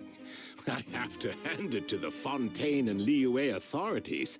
Your Also, Nixter says operation Miyabi. really has What is been this a Lego? roaring success. Timothy says you are no match for Pelipper. Pelipper, use a rain dance. Why is the Dark Financier so polite? Not the kind of crime boss Paimon was expecting.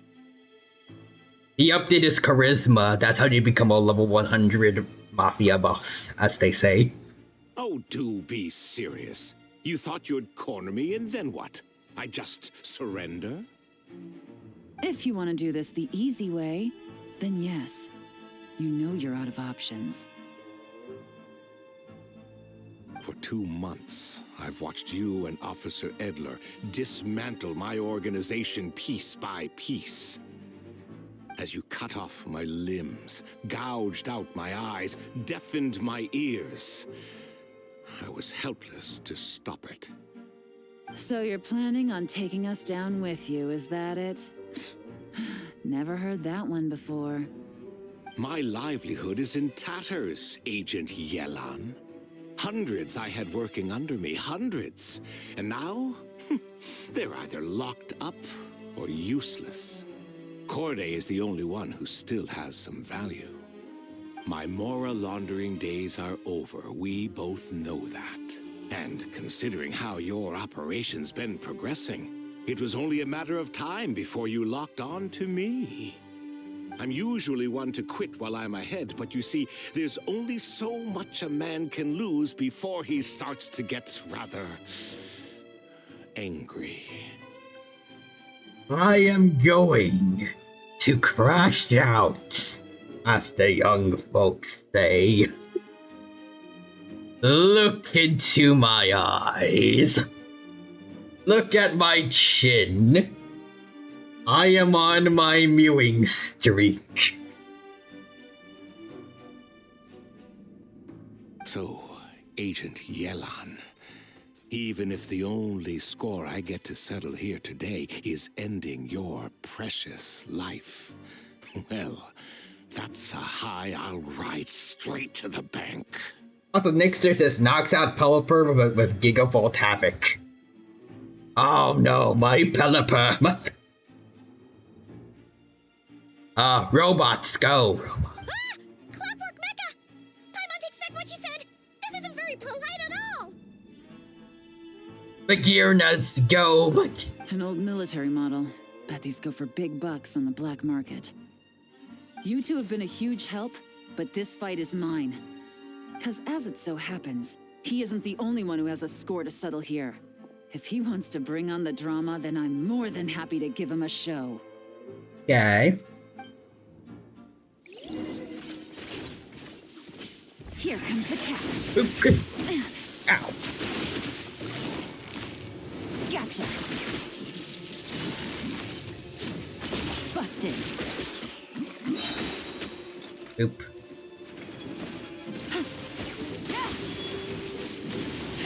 Whoa, what the? Ow. Things are about to get dicey. You can fly, you can... Gotcha. Quietly now.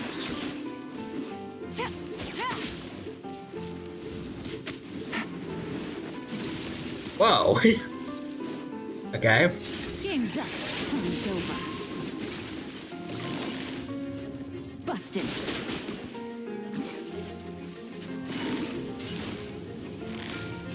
Quietly now. Ow.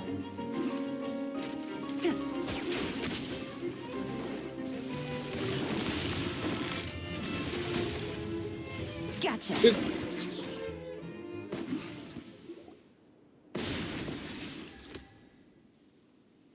Unbelievable. You've bested me, fair and square. Any last words? Perhaps a bit too dramatic, isn't it? I'd rather not give a soapbox to a piece of scum like you. Damn.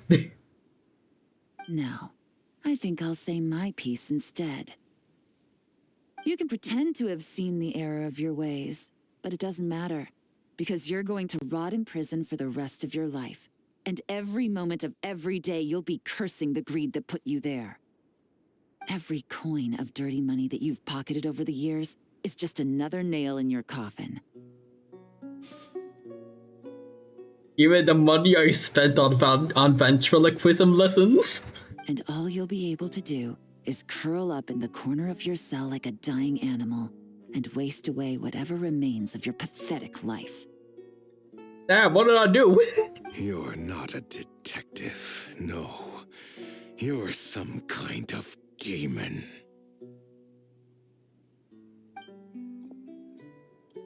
If you knew what's good for you, you'd have walked away from this fight. But it's too late for that now.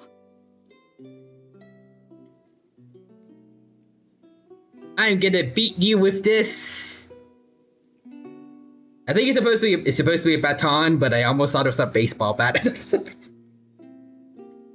Also, let's see. Timothy says dark financer. Even the $5 I got from legal work? Especially that $5. I like how someone with a Yelan profile was about to enter the server too. She was ready to jump in to kick this guy in the face.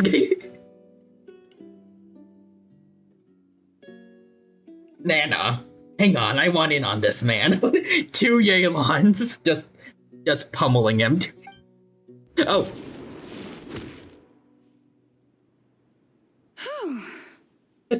After 6 months of hard work, I finally get to tick off the mission accomplished box at the end of the case file.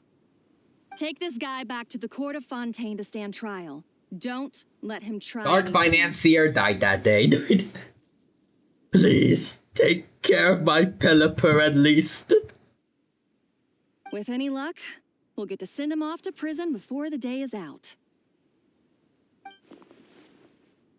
Oh, Miss Yelan, Traveler, Paimon. As a personal thanks for all your help, you deserve half of the bonus I'm getting for this case. I will also request that the Maison Gardiennage extend our utmost thanks to our partners in Liyue. I appreciate the sentiment, Officer Edler, but that's too kind. I was just doing my job. I can't, in good conscience, accept even a single Mora. I'll have to pass up any invitations for banquets or tea tastings as well. If you want to reward someone for going above and beyond during this operation, it should be the Traveler and Paimon. Aw, thank you. If I could have some Primo Gems from y'all, thank you. Please, I'll take it all. Wow. Paimon's had her detective cap on for so long, analyzing all those clues and trying to uncover their schemes, that her brain hurts.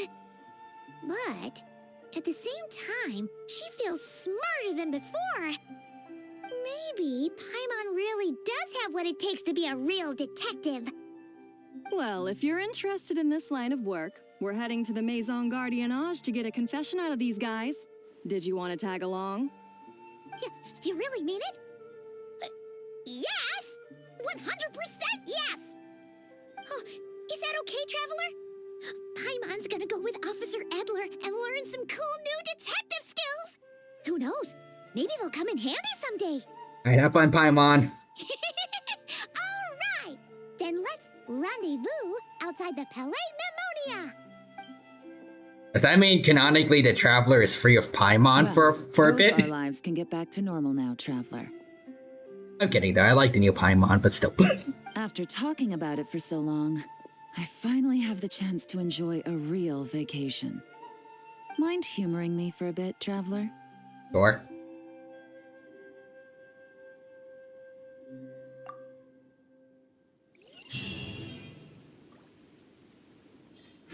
Alright. Go with Yelan to the court of Fontaine. Newbie? On your newbie elect? See here.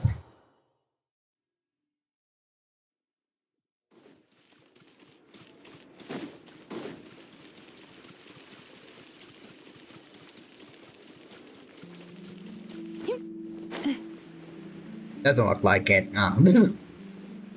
It's the court of Fontaine.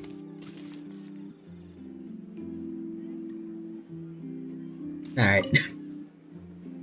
Let's see, Traveler. The day I'm free of Paimon, I actually like nice her. night. Why, unknown god? Why couldn't it have been the other one? By the way, thank you for killing that one. Why, God, why?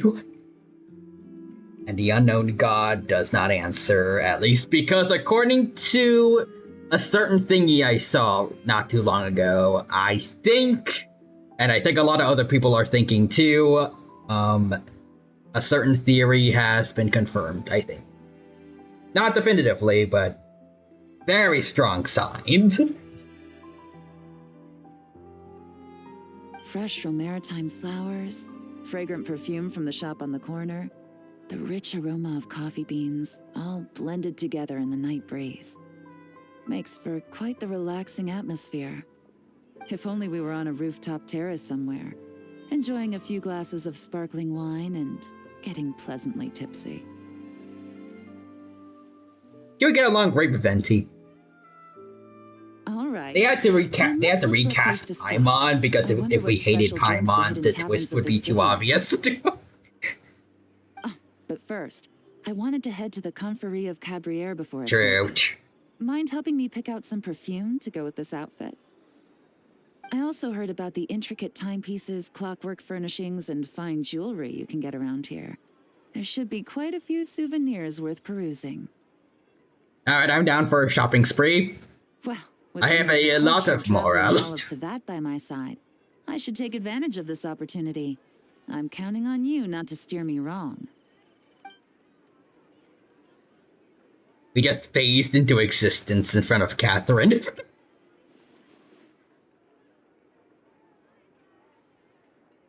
And phase out of existence in front of the flowers.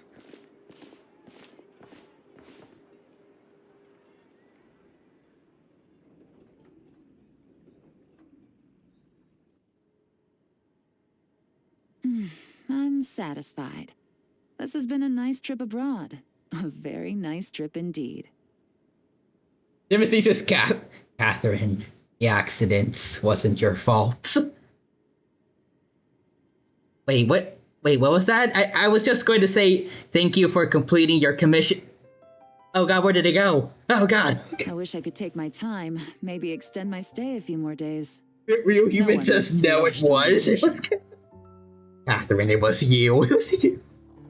It was you driving that car. You know what you did.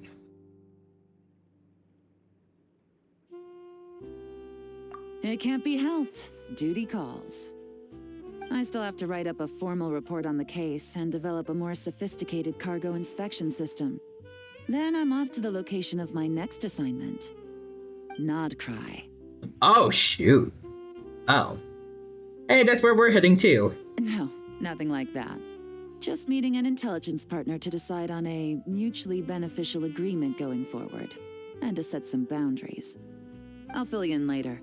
For now, why don't we take a picture together to commemorate this exciting trip to Fontaine? That's right. After this, I know I can trust you to have my back, Traveler. Or should I say, Agent.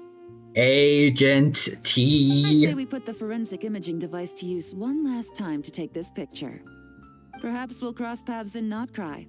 If so, I hope this collaboration was just the first of many. Ah, this is a nice render.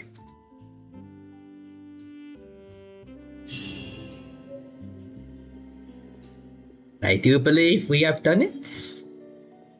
Yep, seems like it. We have completed this new Yelan event, and I had quite a bit of fun with it, honestly. I mean, the new thing they added with like the looking for clues and stuff was kind of basic, but I still had fun with it. It's nice to see Yelan again. He's cool. And now, afterward. Oh, we already completed that. There we go. My rewards. Give me all the primos. Excellent. So now we might have to skip a couple things, mainly because I want the last materials I need for Inefa, so instead of doing the Archon quest, normally we're gonna be skipping over to, wait, I think it's the journey home, right? Yep, it is. So yeah, sorry to everyone in Mondstadt and a few other things, I think also, but we're doing Inefa first. Let's go. What else I see? I'm missing stuff. Let's see. Real Human says Catherine. Going fast makes me feel alive. My heart beats in hyperdrive. You think you can win? Only if I lose. Just let destiny choose. Also, Eldritch says Jet Jaguar versus the T-800. Who wins? And which dynamic pose would they strike? I'm saying Jet Jaguar because I'm biased. Also, hey Tyrano. Hello Eldritch. Welcome. Thank you for stopping by the Genshin Impact stream. It's good to see you. Hope you're doing well, and hope you have a good time here with us today. Right now, we are playing Genshin. It's going well. I can't wait. We're about to do the main story that introduces this robot lady here, and I'm excited to see what they have in store for us. And Timothy says, I can hear you breathing. See you coming. Also, Jet Jaguar based.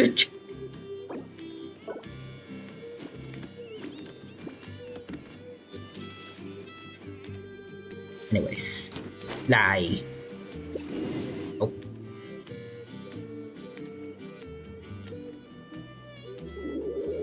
Aoife and Chaska. Okay, she's all patched up.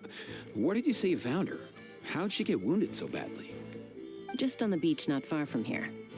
It was the usual suspects. Feel the wind. It's blowing me around. Hey, Chaska! What's going on over here? Paimon. And Tumaini? No way. The one and only Tumaini? Wow, real nice to meet you. Real nice to meet ya. We already met at the summer resorts. The what? Nice to meet you, bro! Timothy says, take a shot at me. Besides myself, it's a blur as I go by. Cuckoo Thesaurus! Allow me to introduce Aoife, a vet from my tribe, and his assistant, Kakuku. I'm actually impressed that you've managed to visit us this many times without bumping into them.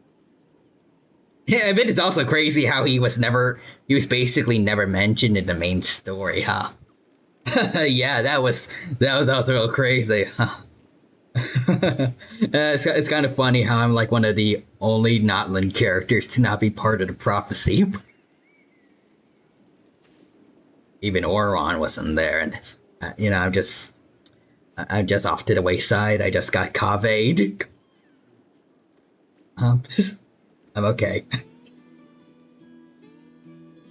I guess we've all been pretty busy. Tumaini for obvious reasons, and I've had a heck of a lot of call-outs lately. Yeah, thankfully Chaska got her to me in good time, so I think she'll pull through. Aww.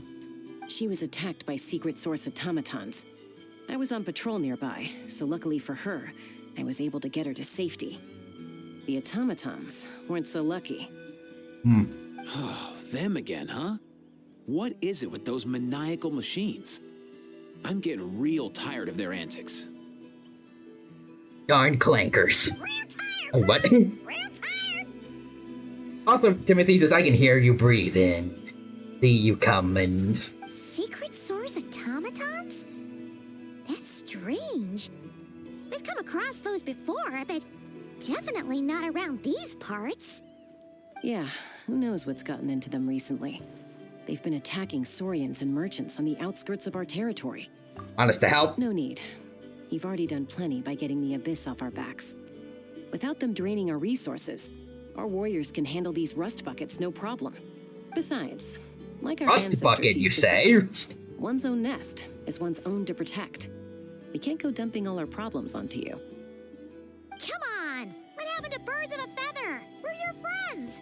Plus, we'll be leaving for Notcry soon, so, while we're still here... It'd be nice to spend time together. Fair point. It's been a while since we got to fight together. One last hurrah then, for old time's sake? We could hit the beach. The automatons have been pretty active there lately. Awesome! Let's go! Let's go!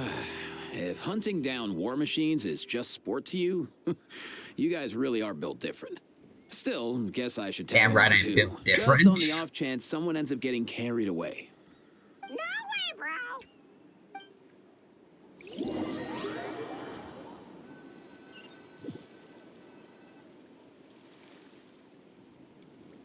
A short while earlier. Oh.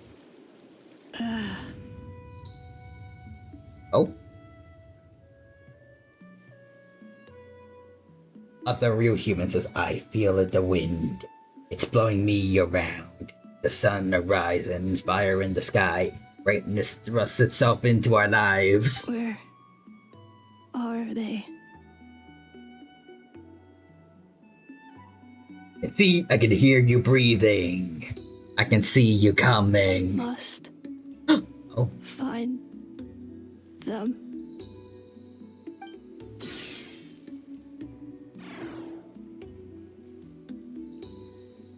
I think our Dino is singing it like a deep rap song when it's from a children's TV show. I mean, I think if I was a kid, it would get me into the show. I love angsty music. Traveler. Paimon. Oh, she knows us. Oh. Then return home.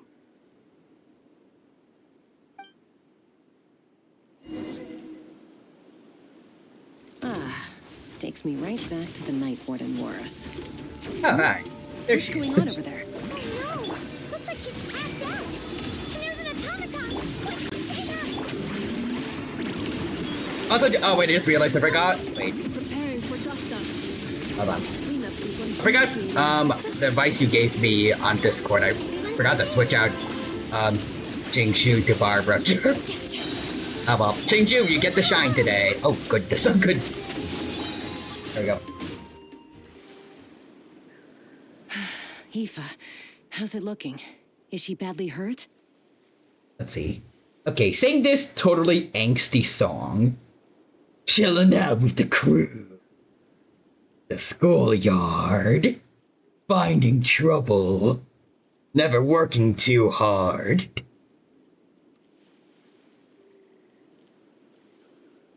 Yeah, I can do it.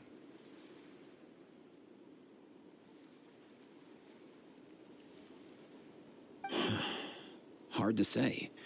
You might want to see this for yourselves. A vet treating a human is one thing, but I'm not sure I'm qualified for this.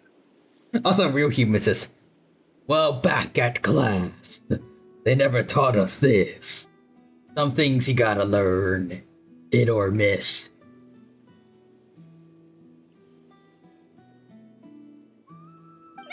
You call that a human? Bro! Okay, so can Kakuku actually talk, or is he just repeating stuff that people say? Whoa, okay. She's a machine? Yes. Also, next there says, sometimes. Hard crimes. Also, earlier, Sparkle. Here's my stomach growling. What's for dinner?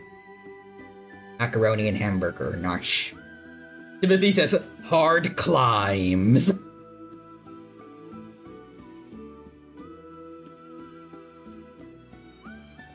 We'll take them on together. I want to do angsty versions of like other children's songs. See, right now, let's go. Yu-Gi-Oh! GX generation. Wait, Yu-Gi-Oh! GX Generation X. Oh, so you know what? Hang on. I think we got to show the original. It's the first one we did. Got it.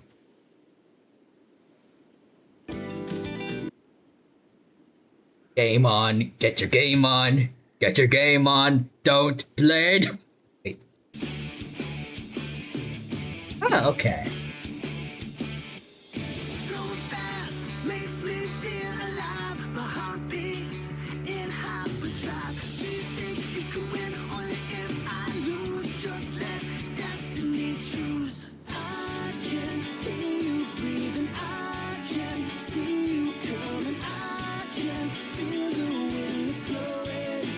This was actually oh wait, right, yeah, copyright maybe. Sorry. This was actually a bit of a bop. I like it.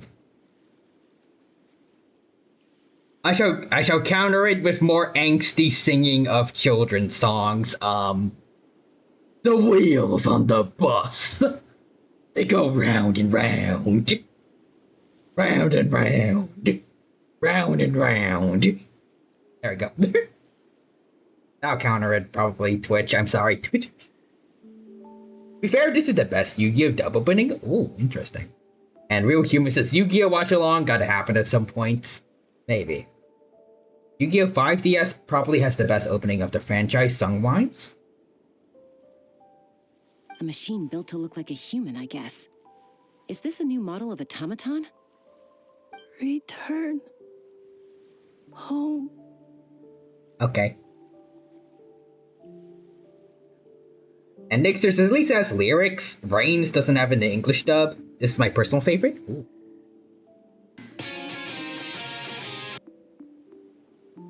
I won't listen too much because copyright, but gotta be careful with copyright.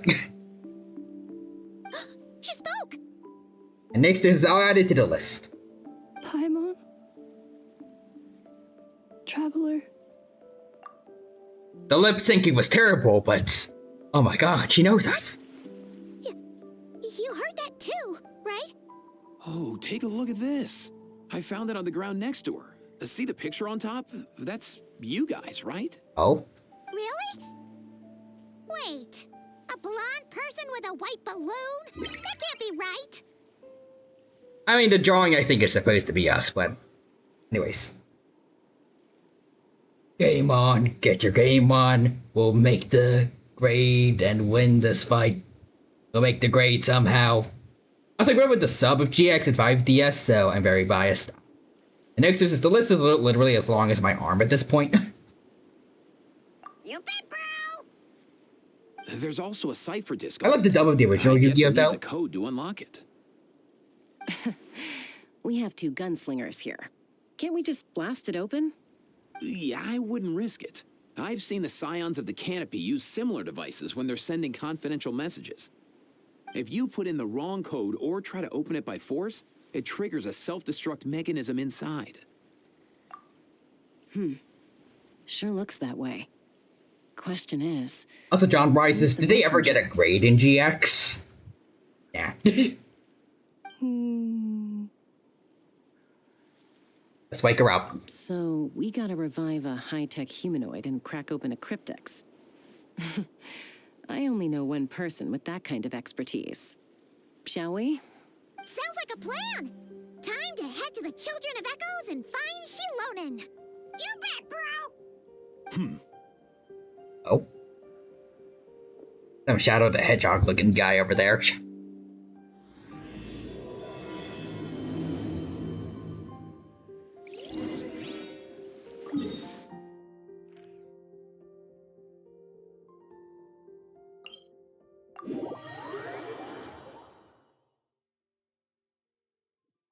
Let's see. Real Human says they failed, and John rises. So explosions, regardless of how, can we just blow it up? I think the idea is that we don't want to blow it up, because there's nothing inside we might. And Nixter says, I mean, they had tests, but only the ones that were ever really shown involved duels, and you usually passed if you... Alright, sorry Xingju, but we're switching over to Barbara. And also speaking of Barbara, you're not the best right now, but I did just recently give you your best weapon, I believe, so... let's boost that up a bit. Thank you to Wanderer for the talent effect. This makes it a lot easier.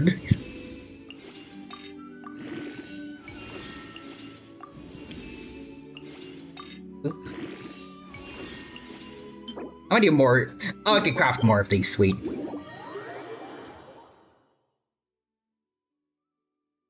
Let's see, Nixter says Sparkle. I'll get the Dynamite. Firefly, we're out of Dynamite. Ryuhube says, listen, there were some really tough foes in GX, so it makes sense they couldn't focus on schoolwork.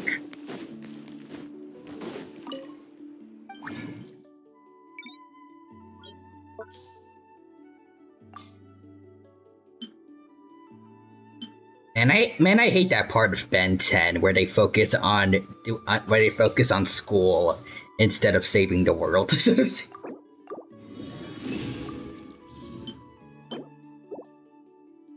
Oh wait. Anyways. Yeah, saving the world is more important than school.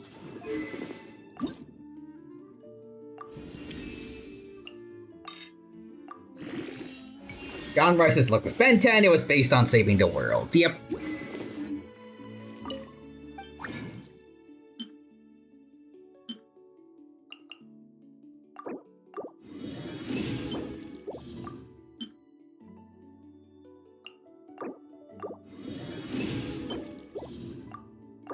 There we go.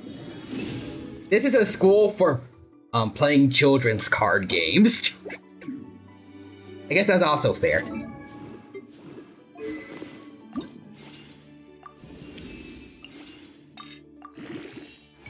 And yes, I had to do it like that.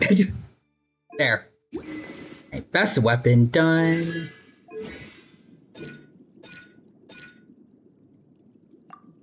Really gotta work on our talents. Artifacts.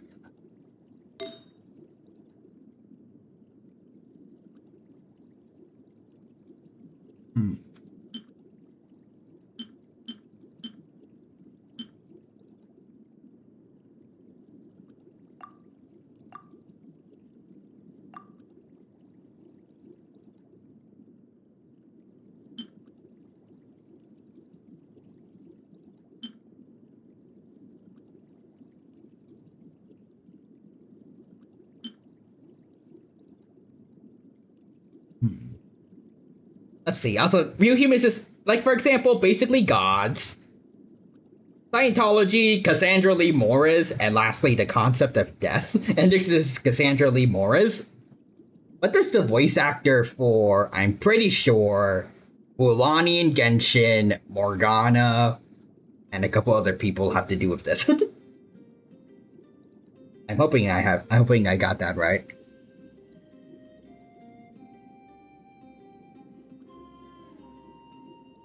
Oh, they voiced the character. And yes, you got it right. Nice. I'm good at this.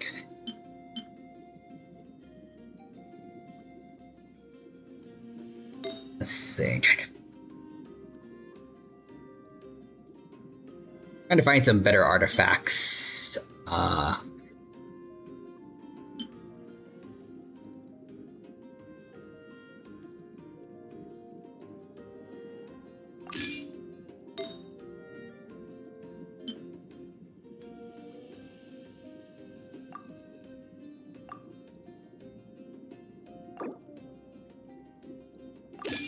I think I might do this. I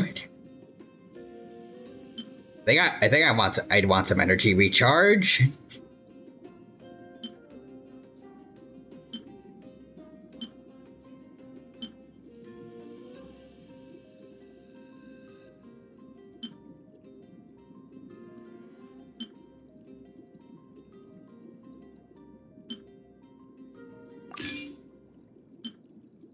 Sorry about it.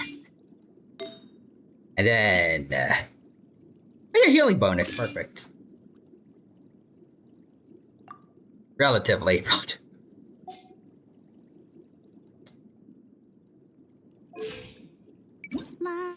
I see. Yeah, character talents. Well, it says that the artifacts reached a considerable level at least. I'll take it, And now we're ready to go. I just thought it was funny just to say the voice actor for one of them. Demons. Gods. Otherworldly beings. Yuri Lowenthal.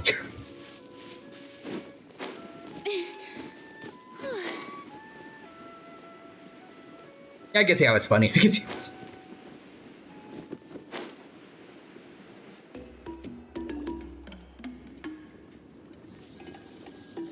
Do you know if Shilonen is... Oh, you're up. I figured you'd be taking a nap at this hour. yeah, perfect. First Moika, now Chaska. Did you come all this way just to make fun Team of me? Chanel's. Whoa. Goku. What a mess. You, looking for something? Well, I have those secret source automatons to thank for all this.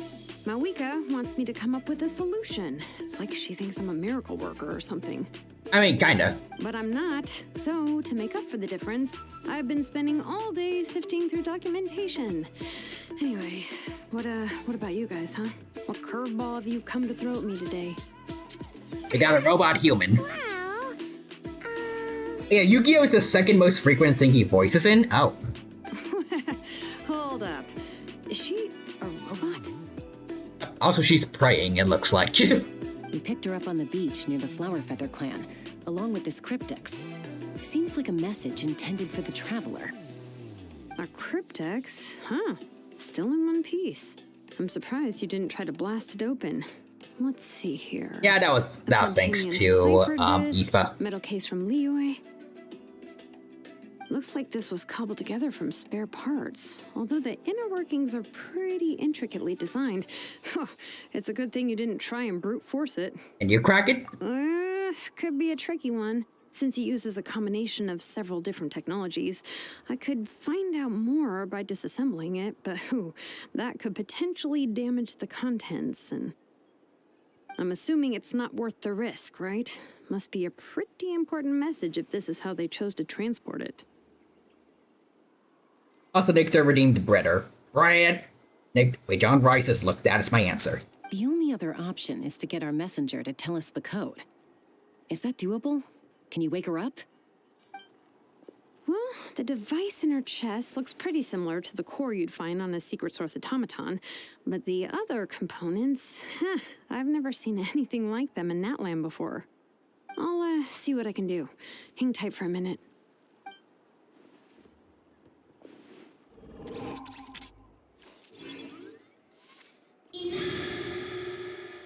Oh?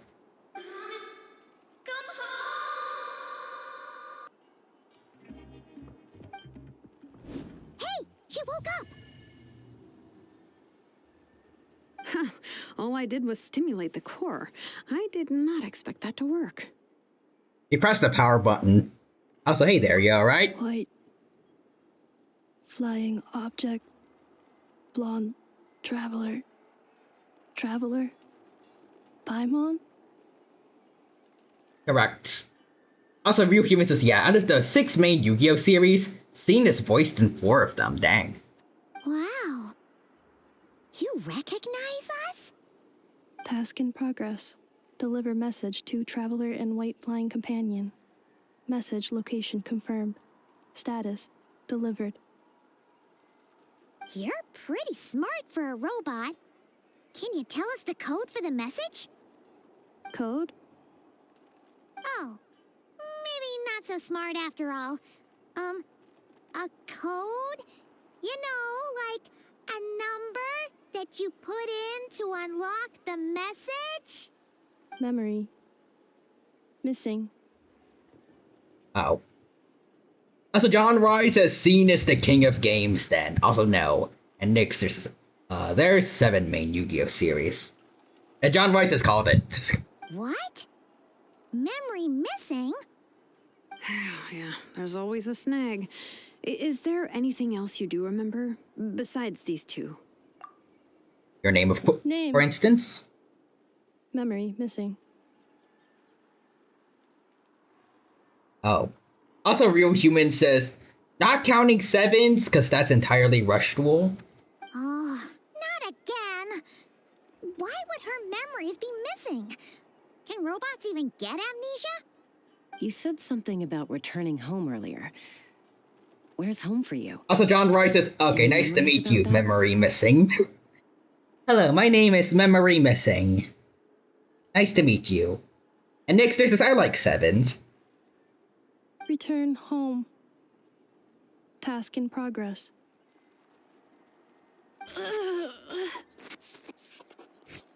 Uh-oh. Memory missing. Oh, so that's it then. Her memories are gone for good? Not necessarily. Judging by her reaction, it's possible that her memory integrity isn't compromised, just locked behind an isolation mechanism. Yeah, but what does that mean for us, though? In words we can understand. It means she hasn't lost her memories. They're in there somewhere, she just can't access them right now. Also, Don Rice says that's her name now. Respect memories. Respect memories name. Also, Real Human says, I think you're genuinely the only person I've ever seen say that. And John Rice also says, we gotta break her mind open. Memory missing's name. Like, when you know something, but the harder you try to remember it, the more it gives you a headache. Is that what's going on? Finding near synonyms for headache. Cognition module. Pain. Correct. Neat. Robots can feel pain, too? Well, pain can be a useful parameter. Experiencing pain is how baby humans and saurians learn what to do and what not to do. In a similar vein, I've heard that a lot of highly autonomous machines are designed with negative feedback mechanisms for behavioral regulation. Whoa, slow down. Could you simplify that for Paimon? Oh, okay, well, if I call it a curse, is that easier to understand? Imagine if you're a big shot shaman from the Masters of the Nightwind and you send your disciple on an errand to the Flowerfeather clan. To stop him from treating it like a vacation, you might put a curse on him that causes a physical and mental breakdown if he strays from the right path. That way, you can be sure he'll stick to the straight and narrow and won't go frolicking off. The memory missing has a terrible parent. Jeez. Sounds like the horror story version of Granny Eatsley that parents tell their kids about. The point is, manufacturers often hardwire restrictions like this into autonomous machines to make sure they operate as intended. Yeah, but why would you curse a machine to lose their memories? What purpose could that possibly serve? In her case, all it's done is make it harder for her to complete her tasks. Task. Failed. Sincere apologies. Well, without knowing the exact details of the curse, it's anyone's guess. It seems you responded to the phrase return home. How about we keep talking and see if any other keywords trigger something for you? Sure. Are you okay? You looked like you were in pain before. I'm alright. I have assessed the pain level as tolerable. I must complete my task. Okay. I was gonna say, I don't know who Anefa's voice actor is, but I think she's doing a pretty good job so far. I think she actually pulls off the whole robot voice thing better than Don Bennett does in P3 Reload. I think I prefer the more humanoid voice for Aegis, but I guess so. Like so far with the robot effect, I'm liking Anefa's VA. Anyways, next there's a Sparkle. Behold the Foodinator. And Eldridge says humanoid machine. That's not Jet Jaguar. I mean, she could be the same size, maybe, if someone built her to be. Real Humans, just imagine this is Dawn. That would be amazing. All the robot girls she shall voice. And also funny that you said, imagine this is Dawn, right as Dawn Creep shows up. Hehehe. Also, hi. Welcome, Dawn Creep. It's good to see you. Hope you're doing well, and hope you have a good time here with us at the Genshin Impact stream. Having a good time here, and hope you also enjoy yourself here with us, and hope you're having a good day today. Hey, Traveler, have you ever seen a humanoid machine like this? Anywhere else you've been? You have humanoid mechas in Fontaine. Ah, of course. Yeah, some of her joints and a few components look pretty Fontainian to me. Fontaine. They make good pastries there. Yes. Hey! That triggered something! Sounded more like a Paimon reaction than a robot reaction. Hey! Never mind that. So, is Fontaine your home? No. Oh, okay. Well, that's one promising lead nipped in the bud. The way you're dressed makes me think of Mondstadt. Oh. You mean her hairpiece? Oh yeah, I think I know what you mean. What do they call them in Mondstadt again? Mondstadt. The maids there are very hardworking. Oh, so wait, does that mean that she knows about Noelle? That's it! A maid! Although, as far as Paimon's aware, the maids in Mondstadt are all fully human. A maid. Okay, that would explain a lot of the internal design choices. So, you're from Mondstadt then? Nyx is just warning, Foodinator may make you hungry. But also Eldridge says, I'm so lost right now. That's fair. And John Roy says, yes, and you can make a robot if you're a maid. No. Oh. How come she responds so much faster when the answer is no? Natlanese core, Fontanian joints, Mondstadt hairpiece. Maybe no single nation is her home. She's just like the Cryptex in that sense. A mishmash of parts from all over the world. In that case, where exactly is home to you? Is it where you were built? Where you live most of the time? Or a place you can always come back to? Home is just home, isn't it? Okay. Feels like this is getting us nowhere. She is certain that she's not there. How do we get her memories back? If her cognition is impaired, maybe her body is a place to look. I found a lot of interesting things when I was examining her just now. John writes his family. Is family just family? Do you remember this little robot? Apparently, you were together when they found you on the beach.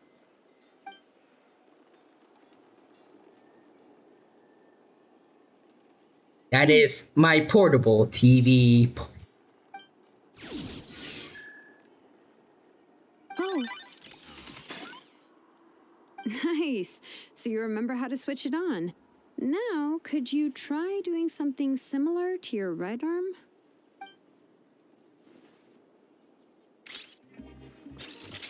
Is this a broom? I believe that is a vacuum. This. I also like that they just used the idle animation for that. John writes us, we're going into the TV. We're gonna Persona 4 this game now. It's the secret Persona 4 Revivals crossover. Wait. This is just to advertise Revival. Wow, very good indeed. Now then, could I trouble you to tidy up my workshop? Are you serious right now? Well, if she's a robo-maid, maybe doing some household chores will jog her memory. Yeah, just this area will do. Thanks, no need to tidy the whole workshop. Okay. Hey, come on! The poor thing's only just woken up. Don't you think this is a bit much? Understood. Commencing task. Oh, I mean, she wants to do it. Sorting large objects. She's really doing it. Well, guess this counts as progress. Let's see if it leads anywhere. Oh, this dude? Damn. Good job, good job. Up there you go. Play sneak lead.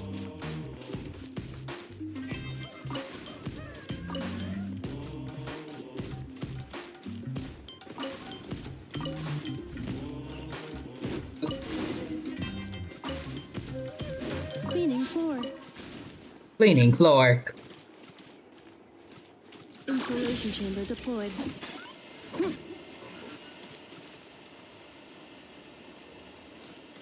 You might need to do this a little faster. There we go. Come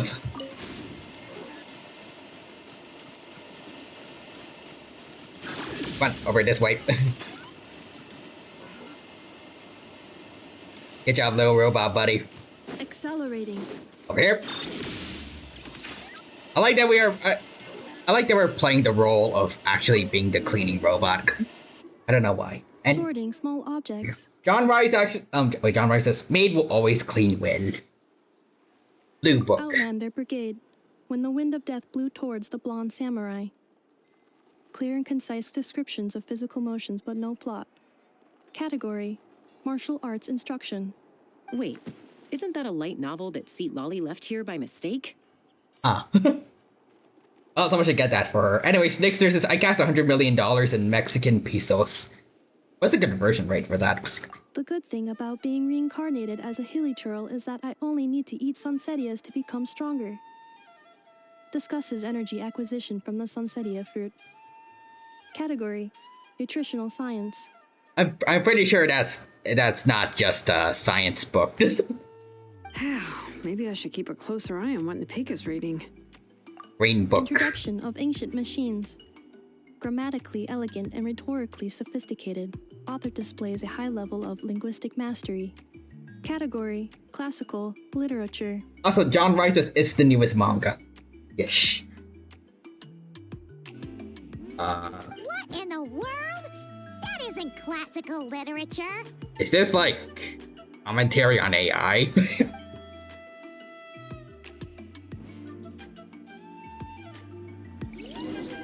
Is that teacher's book from GX? She's finally done. Huh? Is that a woven scroll down there? Who uses the ancient golems? Looks a little dirty. Could you... Understood. Cleaning woven scroll.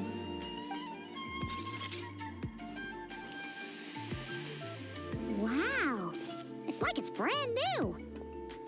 Hey, this looks like someone from the Children of Echoes. Shilonen, is this a relative of yours? Oh, a relative? No. That's Ishkik, ancient name Baraka, founder of the Children of Echoes and one of the 6 heroes. Wait, Baraka? Isn't that your ancient name too? Yep, she was the first recorded bearer of that name. She and her friends went on a mission to defeat the Pyro Dragon. She dismantled many ancient machines built by Dragonkind, hoping to put them to use for the good of humanity. But most of her research was lost to history. It's a real shame. I'm sure we'd all have much easier lives if we had access to all that tech. What happened? Useful stuff like that normally doesn't just get forgotten. Ochcon happened. An old friend of the 6 who ended up ruling Natlan shortly after the war, and went full tyrant. He despised everything to do with Dragonkind, and persecuted everyone who showed any kind of sympathies toward their civilization. He even turned on Ishkik, one of his closest allies. Ultimately, she took her own life, bringing a once amicable friendship to a tragic end. Ishkik burned her workshop to the ground to make sure Ochcon couldn't get her hands on it. That's the reason most of her research is lost to history. That's right. One of her friends managed to preserve a small amount of her work. The other person you see on that woven scroll, the same person I inherited the ancient name Vuka from. It was said that she was raised by a dragon mother, then went on to found the Flower Feather clan. The uncrowned queen who brought freedom to the weak and to the persecuted Saurians. The Yonka. Malfunction. Oh. This is not the way. This is not where you belong. I think that was important to learn. Malfunction who betrayed us all. You dare seek a place to belong?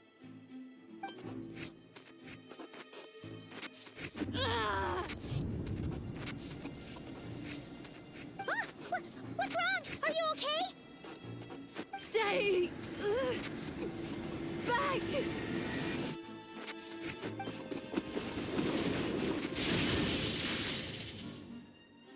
Whoa. She almost fried Paimon.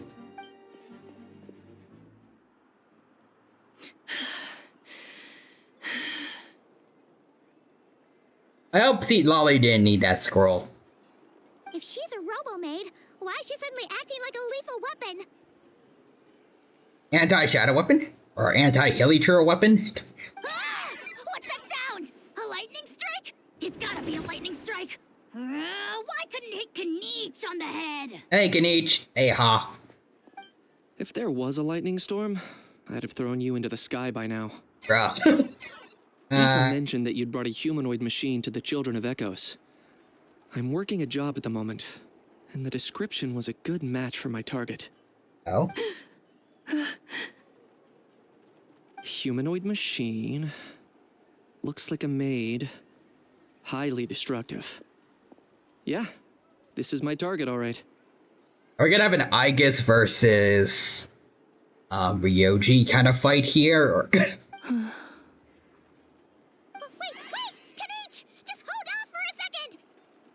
A group of merchants tasked me with locating their missing travel companion. They should be here soon. Want to come and meet them? Oh, okay. Huh? What did you think I was about to do? Not every job I take on is a hunt, you know. All right. I'm sorry. Oh. Let's go meet these merchants then. I mean, to be fair, like, actually, never mind. I was gonna say, like, obviously gonna hunt down a robot, but he is pretty dang strong. He did win the big championship a couple times. Also, I'm pretty sure that I think that one of those dudes was the guy that was eavesdropping on us before, I think.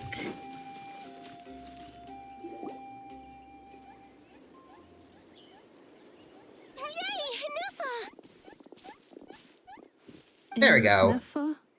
Name found. Inefa! They found you at last! Thank goodness you're okay. My apologies. Who are you? Oh no, your memory's gone again? Even your name this time? Again?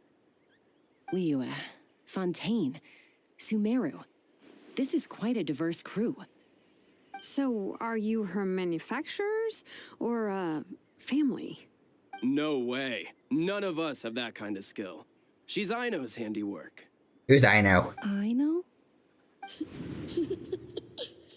From now on, your name's Inefa. Oh? Promise me. Remember, you have to come home. Oh. Malfunction.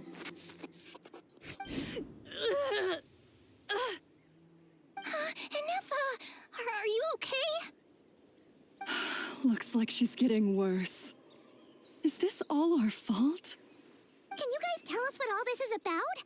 Where are you from? And what's wrong with with Inefa?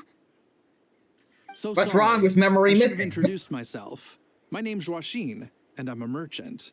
This is my wife and daughter, and the rest are friends of the family. We're all from Nodcry. Oh. Not cry? Wouldn't have been my first guess. How'd you all meet exactly? That's the thing about Nodcry. It kind of brings together the drifters from all over the world. Yeah, we're all merchants who ended up finding our feet in Nasha Town. Nodcry. It was going okay until all the trouble started. Trouble? The Fatui. They came down from the north. They made some big moves in Nodcry lately. It's caused quite a bit of friction with the local religious groups. Oh wait, I think the guy that was eavesdropping on us before was Fatui, actually. That's one way to put it. You know what I heard? They pulled the whole moon down. What? That, plus the incident with the moon statues? Surely the Frost Moon Scions aren't going to take all this lying down. Anyway, there us regular folks were just trying to make a steady living while getting increasingly worried that it's gonna turn ugly. In the end, we figured heading back to our respective homes is probably the best thing for now. So we decided to make the journey together. Well, does that mean for Nodcry, one, we're gonna have to fight the Fatui again, but two, we're gonna have to like somehow throw the moon back up into the sky or something? And me? Your case is, a little different. But you did come here on the same boat as us. Also, nix to redeem Dino Dad jokes.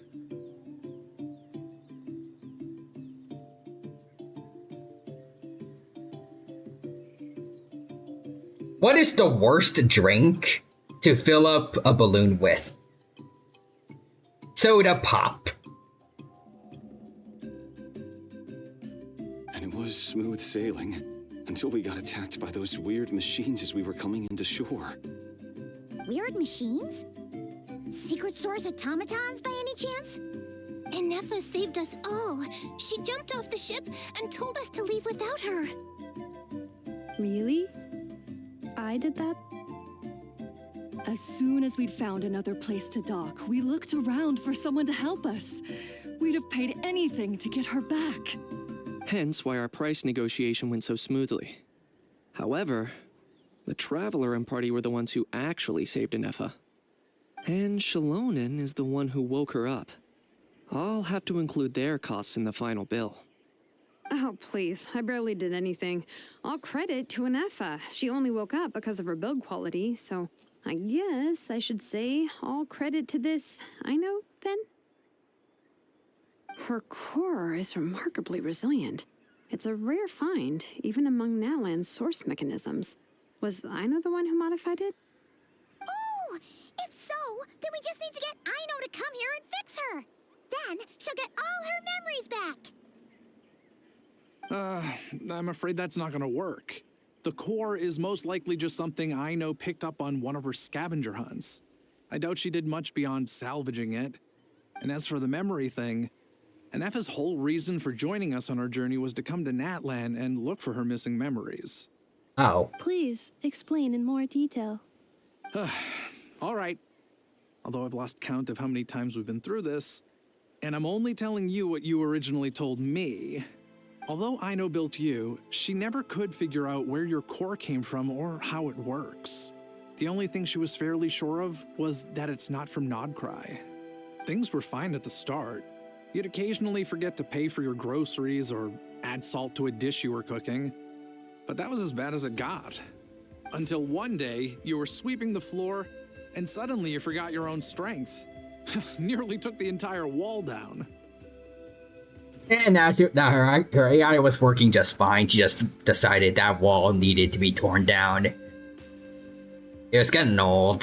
It's gonna fall anyways. Might as well get it replaced. She was thinking long term. The worst part of that was, Anefa had completely forgotten that Aino was on the other side of that wall. The life insurance could have been helpful to rebuilding the wall. Huh? Aino was fine, of course, didn't bat an eyelid. But since then, Anefa has been searching for a way to try and repair herself. Very responsible attitude for a robot. Anyway, a bunch of mechanical parts from Natlan showed up in Nodcry recently, and you noticed they bore some similarities to your core. Then you learned that a group of us were planning to return home, stopping off in Natlan on the way, so you tracked us down and joined the crew. Well, does any of that jog your memory? No. Oh. Didn't think so. Has her memory loss always been this serious? No. When we first set off, she'd have the occasional memory lapse, but it only lasted a moment. Didn't really affect anything. I seriously doubt Aino would have let her come on this trip if it had been that bad. But then, the closer we got to Natlan, the worse her symptoms got. I can't wait.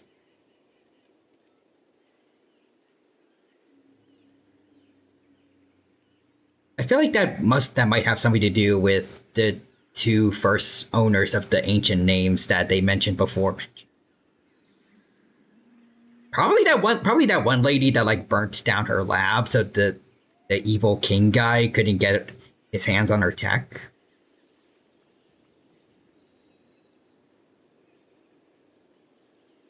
She was already in a pretty bad state by the time she went to fend off those machine things. And now, I wonder if that battle just made things worse. Poor Anefa. My friends, I know we've only just arrived in Natlan, but from what I've heard, you're some of this nation's top talents. Is there anything you can do to cure her? Anything at all? We can try. I want to see Timothy says, I love the kid I'm babysitting. Aww.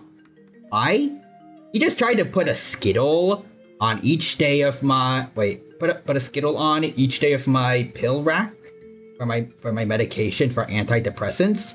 I asked him why, and he said, well, Skittles made me happy, and they are small like pills, so maybe if you had two things that make you happy, your problem won't be as bad. I love this kid, man. Aww. That's sweet of him. Or, yeah, no, he did use, so yeah. Good at that, kid.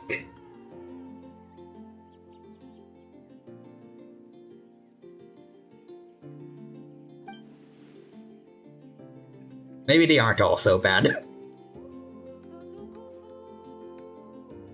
Perhaps I'm kidding. coming to Natlan was a bad idea after all.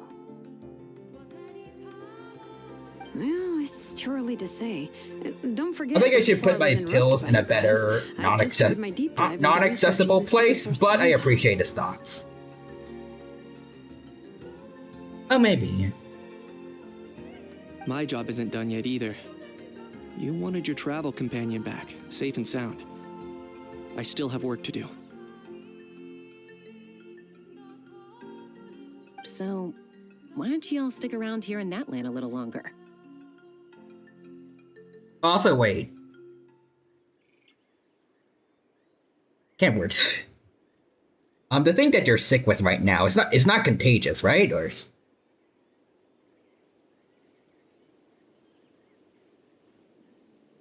just want to make sure. Okay, I can't word. Like I definitely feel like you probably would not be like with the kid if it was contagious, but let's double check. And I guess I don't know. Let's see. Oh no, it's a cold. Oh, okay.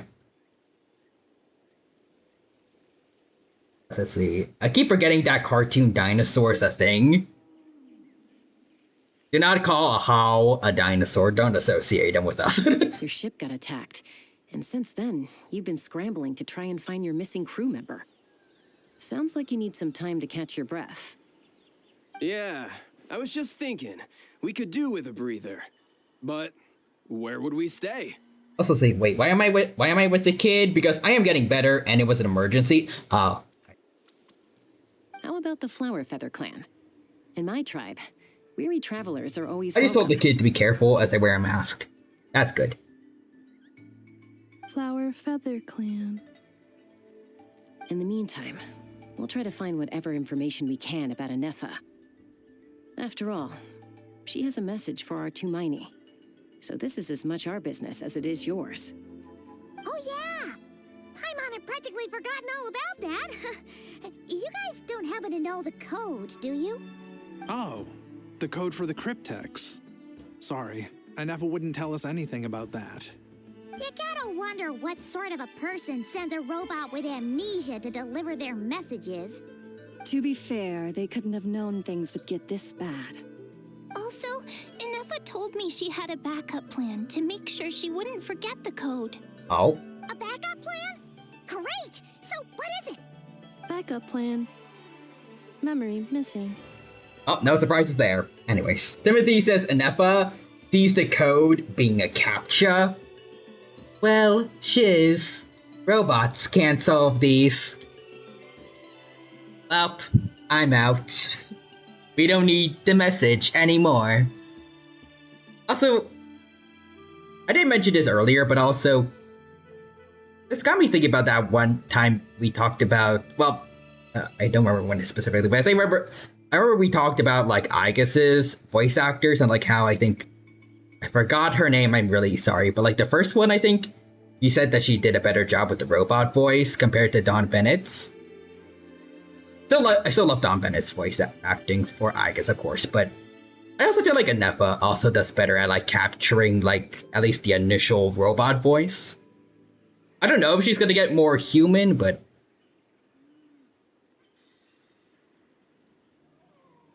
I like it. I don't know how else to say it. Arguably, it might be better than the old Aigus, or I don't know. Huh. Well, as long as we get her memories back, that'll solve everything, right? Also, let's see. There's a thing to click where it says, verify you are human, Anefa. Oh no. I cannot lie. Help. I don't know who the I know person is that created Anefa, but I like the idea that they constantly have to, like, sit behind Anefa, so whenever there's something for robots, they have to come over and, like, do the stuff for them. Oh, yeah, okay, because it's that simple. Wait, you do realize I can't promise anything, don't you? It's like, father or mother, there is obstacle for robots. Please initiate helping process. Yep, okay. And they just click on the checkbox thing. Like, thank you, creator. I do. I also know that every time you say that, you end up getting the job done.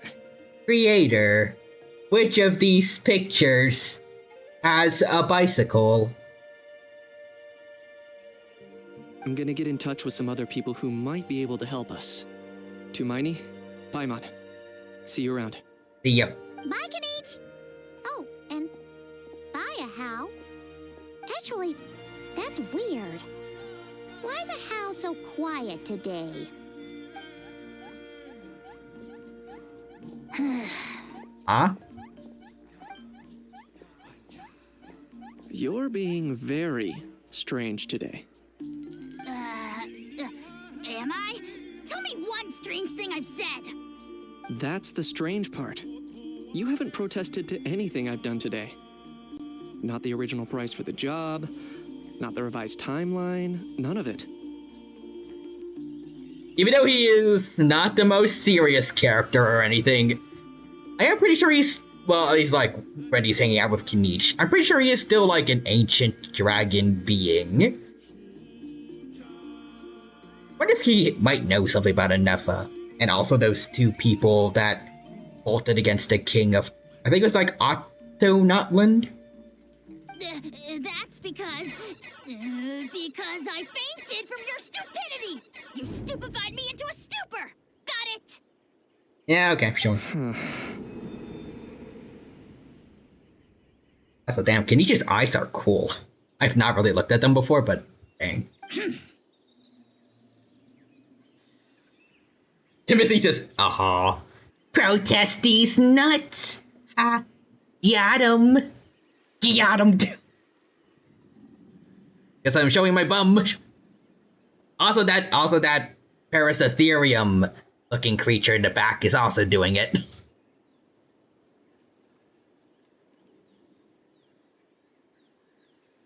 Also, Ahau is also the same voice actor as Pollux. FYI.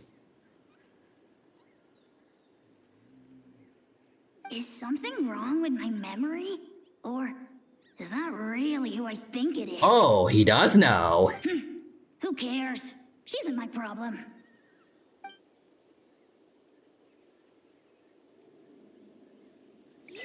The last few days really flew by. Do you think Anefa and the merchants are enjoying their stay at the Flower Feather Clan? Let's go see how they're doing. Okay.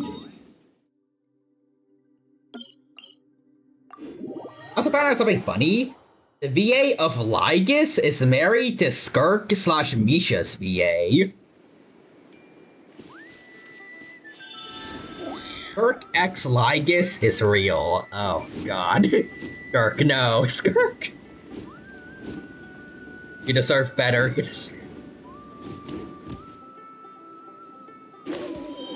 When the traveler encouraged you to find more attachments in life. Will like this gift They were not talking about him.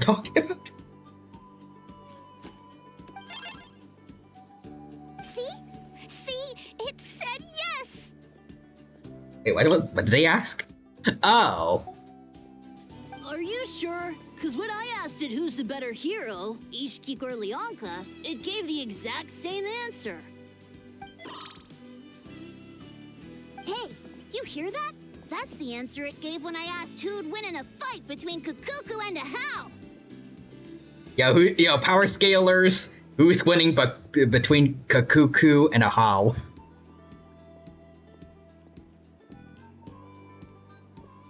My answer, it doesn't matter, Uncle Ben, because Nouvellette is soloing both. Also, to be fair, Skirk's VA is so different from her, it's really funny. You guys, it's just making random beeps. This is Skirk. I am an edgy, sad girl. Skirk's VA. We need 3 big booms for that. Boom. Boom! Boom! Whoa!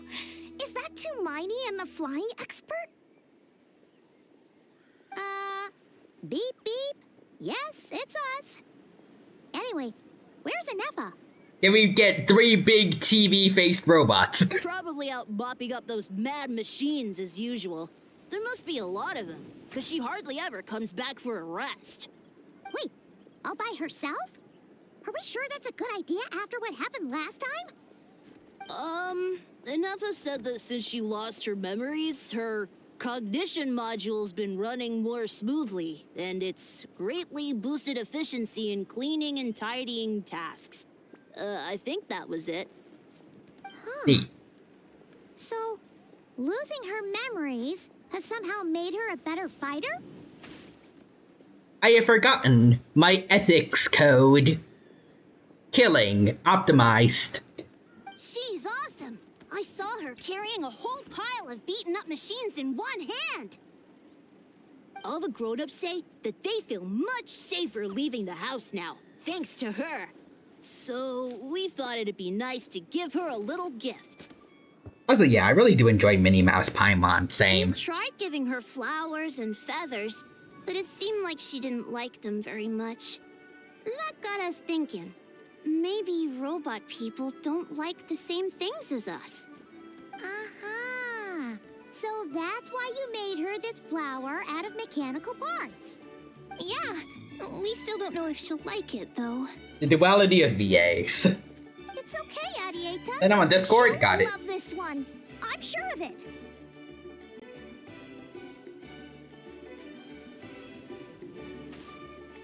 She went bald? Y'all, I love my girlfriend so much. It's the same person. That's amazing. I love my GF, and then like 20 minutes later, he just says, yo, my character went bald.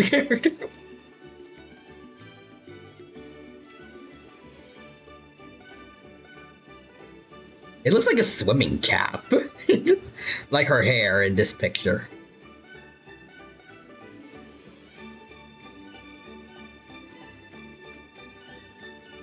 But what if she doesn't? This might be my last chance. Last chance? What do you mean? Well, now that all of my mom and dad's other friends from Nodcry have left to go home, it's just us left. And they said today, it's our turn to go home too. Already? Wasn't the plan to stick around until Inefa gets better? Dad says everyone back home is expecting us, and he doesn't want us to overstay our welcome here. He thought we should at least make sure Inefa wasn't getting any worse first, but now that it's been a few days, he says it's time we made a move. To be honest, I can kinda understand. He hasn't been home in so many years. Mom and I can tell that he misses Liyue a lot. Aw. Ah, no wonder. So, what about your mom then? Guessing she's not from Liyue. No, she's from Nodcry. She met my dad after he moved there. I was born there too. Neat. He's been there the whole time I was growing up, so he hasn't been home in at least 10 years. Dang, yeah, no wonder he's getting homesick. Don't worry. We'll write you and let you know how Inefa's doing. You bet. And when she's all better, we'll bring her to visit you in Liyue. Yeah, so don't worry too much about the flower. I'm sure she'll love it. But even if not, you'll have other chances in the future. The robot said yes. Although, I guess we still need to wait till she gets back. I wonder how much longer she'll be. Who knows? Seems like she takes longer and longer every time she goes out. Can't we go take it to her? No, wait. The grown-ups would never let us do that. Way too many of those mad machines out there. I can do it. What am I gonna do? If she doesn't get back soon, I might run out of time. I can deliver it for you. Thanks, Tumaini. You're welcome, child. Also, probably it's because it's like an actual name. I really like Tumaimi out of all the other names or titles that we've gotten in other regions.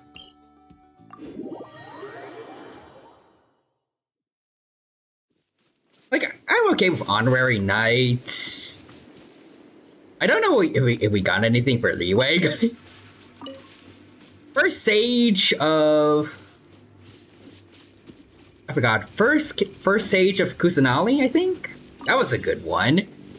Then there was Swordfish 2 Captain, I think. I didn't really care for that one.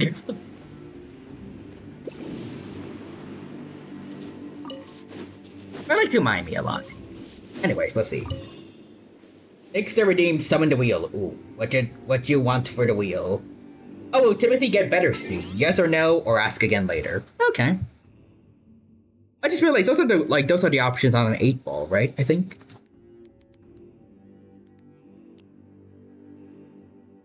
That's a good use of the wheel. Let's see. Timothy gets better. No, ask again later. Anyways. Oh my god, Lamau. Do not read what I sent out loud, but just look. The fact that Skirks VA.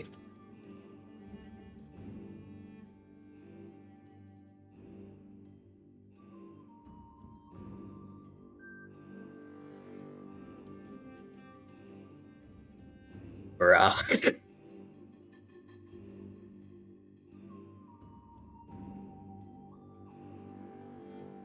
Are the other characters VAs too? Well, the other people VAs too, or... Yeah, and I will not get better. Well, let's see first. Oh, wait, whoops. Let's see, wheel.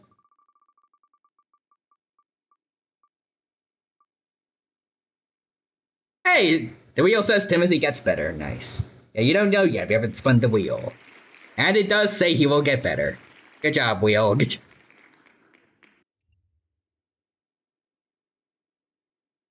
See, what else did I miss? Oh, John Rice, did anyone else see the new Amazing Digital Circus? I haven't caught up with the show yet, but I should. See, soaring past the night to case the cough syrup for night.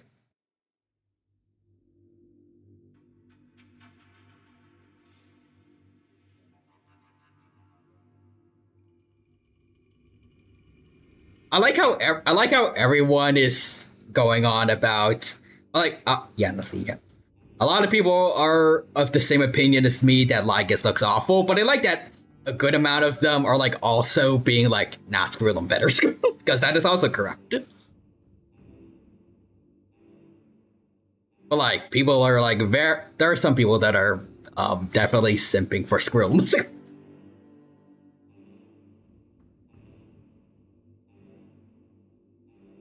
Definitely better than Lygus, at least. The Cat Protano is Skirks VA, so...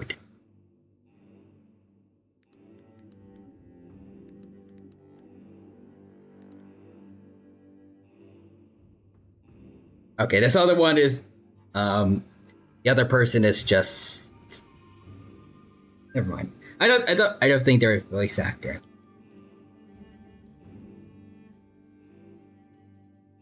John races, you will, hurrah! What episode are you on? I watched like the first one. Let's also see. Tell me, wipe away the cold of my life. Wait. I sleep. Also, Skirks VA is really funny because she simped hard for Lygus until the new form, and she was like, nah, I can't do it. Bro. Oh god, wait, what? John versus... Oh, it gets really good. Ooh. Mom, I made it to the HSR Hall of Fame. Bruh.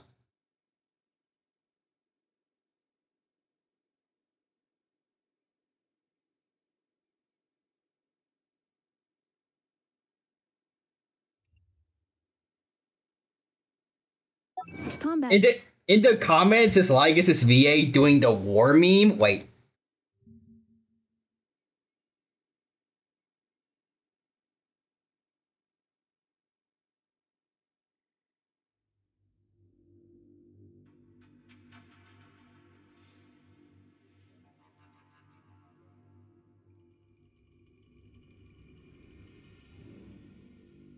Hold on, where is he? Life Melon.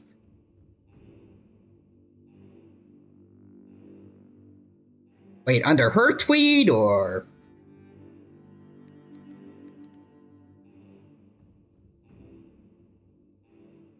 Or is it the one that she's quote retweeting?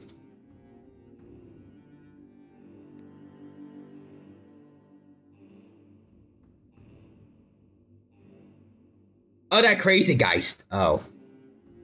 Okay, hold on. Let me go find it.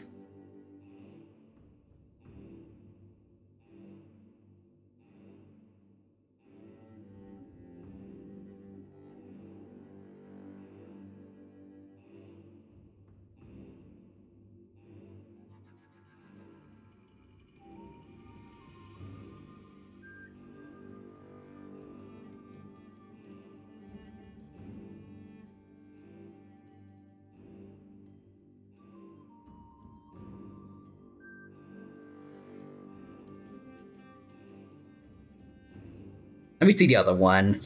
What date was it? So I know where what I'm looking for with. Okay, well that doesn't help.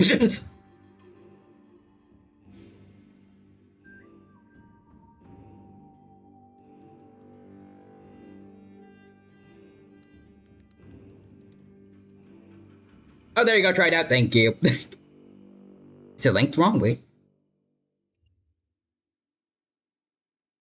There it is.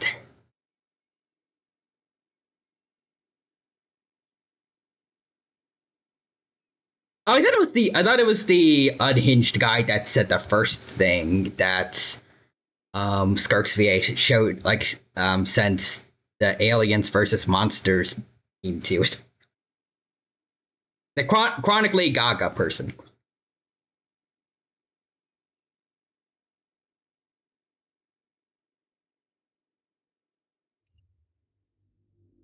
Also, this gets me wondering, like, what kind of shit? Not shit. So, like, actually, kind of, yeah. Sorry to bow, but the kind of shiz that a lot of werewolf voice actors have to see from her. Like Lycone from CCC. Anyways, yeah, Lygus seeing Twitter. Humanity needs to be consumed by Iron Tomb. That's how he should have persuaded the Trailblazer. Like, y'all seeing this? Okay, yeah, nah, you're right. Iron Tomb needs to come. Eliminated. Scanning for next target. Hi. Traveler, Paimon. Annihilation mode disengaged. Chat mode activated. I wonder how she would interact actually with Lynette. Considering she likes to pretend to be a robot. Like one real robot and one fake one just talking to each other. How would it work? Chat mode, huh? Huh. You'd probably get along Yeah, there we well go. with a Fontanian magician friend of ours. She does modes instead of moods, too. Good morning. Nice to see you again. What lovely weather we're having. Good morning. Lovely to see you too. It's lovely, isn't it? Hey! Don't you start too. One robot's enough. Paimon does not like clankers. These are some standard greetings I learned recently. 3 greetings in a row equals thrice the greetment. Hypothetically speaking. Oh. Erna when she's about to call Polka. Also, next there's this Igus. This statement is a lie. Lygus' VA has retweeted every Lygus meme. Where did you get greetment from? Never mind. You're doing a whole lot better than the last time we met. Yes, my cognition and language modules are recovering well. I can now sustain fluid conversation, but I have still been unable to retrieve the memory containing the code to the cryptex. I will keep trying. Sincere apologies. Yes, now that a convenient moment to change the topic has presented itself. What is that object in your hand? A new model of source mechanism? It's a flower. A diet I made it for you. Flower. Flowers are plant reproductive organs, but I detect no signs of life. It's more like a flower built from mechanical components. Understood. A flower-shaped machine component. What is its function? Which module is it designed for? Is it compatible with my hardware? I mean, depending on how heavy it is, maybe it could be like a hairpin, maybe. It'd be nice to wear it so the kids know you like it. I don't know if it will work, but... Also, Timothy said a dumb thought. It doesn't have a function. It's just for looking at. You know, a cute little souvenir. Cute little souvenir. But if it serves no function, for what purpose was it built? This conversation just got real deep. A cryptex is for sending messages. Machines are for performing tasks. What about this flower? What is it for?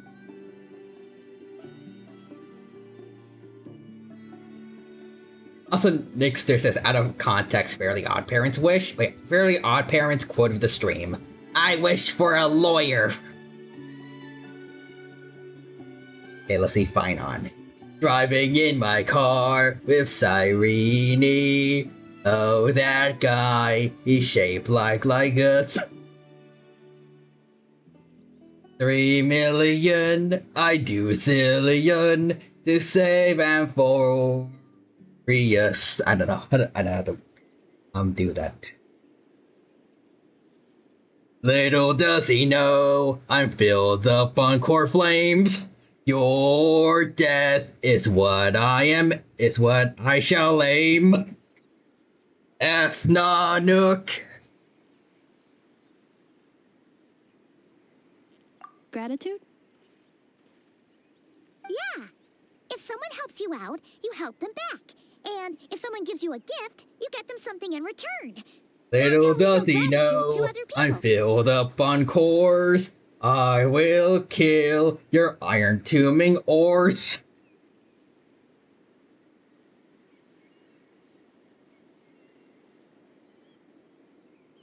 Also, Nixter says Sparkle. I think Timothy is so sick he lost his marbles. Timothy says no, you're just uncultured. Also, you know what?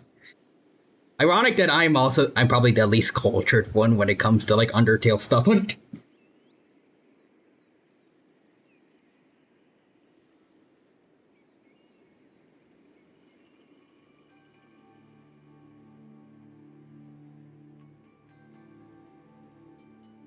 Oh, let me see. Driving in my car right after a beer. There it is. Yeah, there's the context.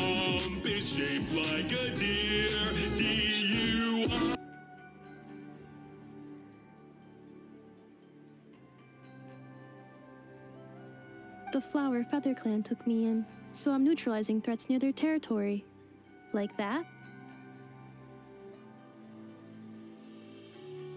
Yes, exactly. You got it. So, it all makes sense now, right? Overrises with as Kazlan. No. It seems you're out of luck. Alts. I don't know. But is this not tit for tat? I heard Mr. Kenichi use this term. No, that's completely different. To start with, will you accept this flower? I will. Gratitude. In terms of its purpose, think of it as a memento of your friendship. Be fine with it.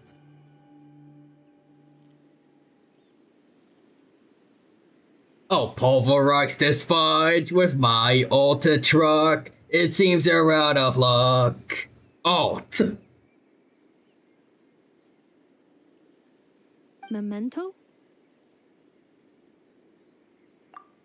Yes, it's an object that symbolizes an important memory.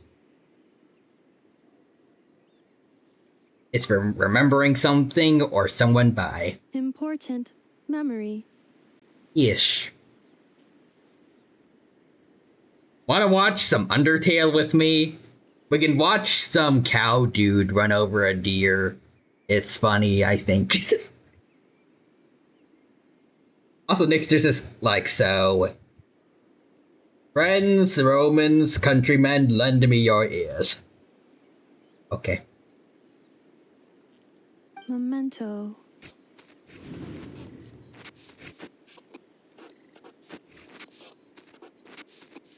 Here, wear this flower. And this feather, too. There. Much better. Gotta look your best for your big journey. Oh, so I'm assuming Anefa was actually created by the person that. I think it's the one that Shilonen got her name from?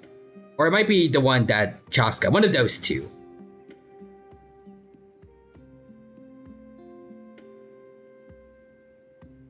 For some reason, my idea was that one of them somehow supplanted like their soul or something into the core that Anefa is. But I guess this makes more sense. It's just a creation from one of them.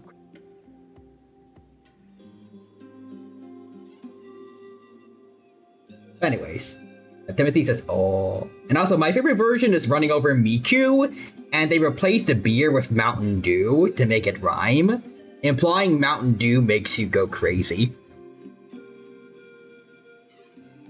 Driving in my car right after Honeydew. Oh, Lycus, is that effing you?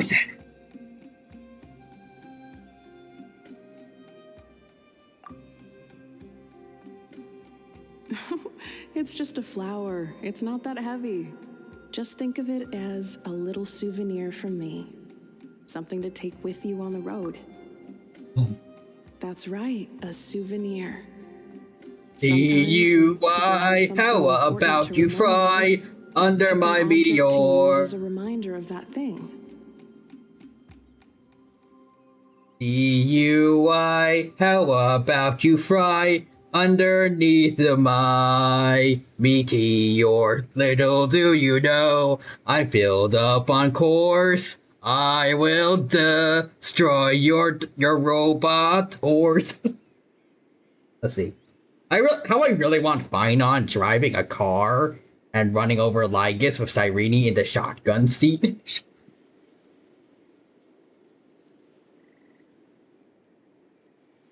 And then in the second half, where he's like, little do you know, I'm filled up on core flames, they transform to Castellana and whatever Cyrene's gonna get. And then the car transforms too. Even if you end up forgetting everything, this flower will always keep blooming. It could take 1,000 times, maybe 2,000, but maybe one day you'll see the flower bloom, and suddenly you'll remember the reason for your journey. Can't transform.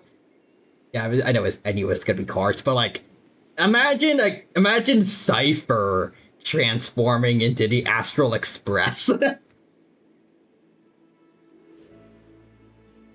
It's not like it would be impossible. I mean, he did pretend to be the Flame Reaver. If she lies well enough, she could pretend to just be the entire Astral Express. Potentially.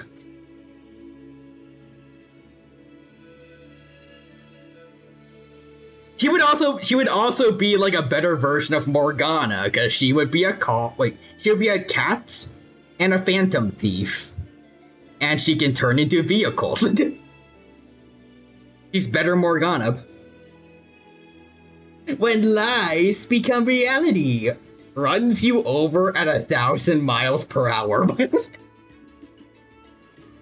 Her ult just becomes when you use the Astral Express on Sunday. And it one-shots all normal enemies, like Acheron does. No, everyone's on their own path, and they have to walk it alone. Just as your journey is yours and no one else's. Also, Nixter says, "Cop, you know how fast you were going, ma'am?" Meow? Besides, I have no plan to go to war against him. We both owe each other far more than our mere lives.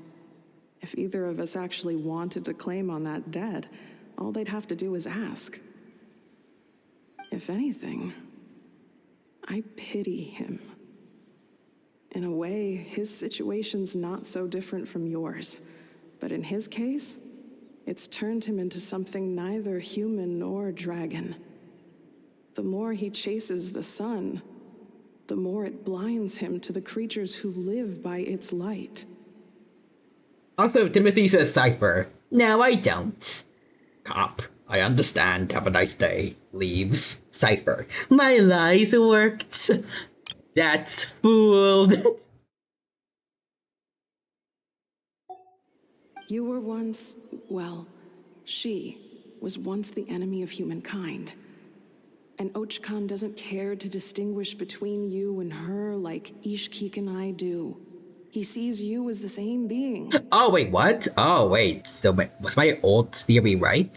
So if you stay behind, and especially if you help me, it'll only stoke the flames of his blind hatred even further. Come on, you have bigger things to worry about than me right now. You have a huge journey ahead of you. That should be your focus. That's a funny thing, actually. If I remember correctly, Oshkla, or whatever the name of the Tyrant's dude is, I did do the world quest for that area, and I'm pretty sure he actually got his comeuppance by becoming one of the things he hated most.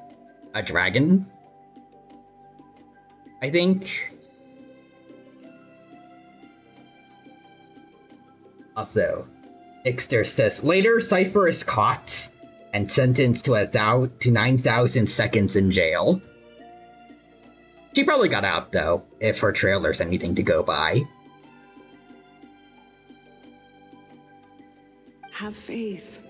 This tribe will kneel to no one. They will never be slaves. If they lose their leader, someone else will take up the mantle. Heck, even a child who's barely learned how to walk could do it. All right, time to go. Some things are destined to be forgotten.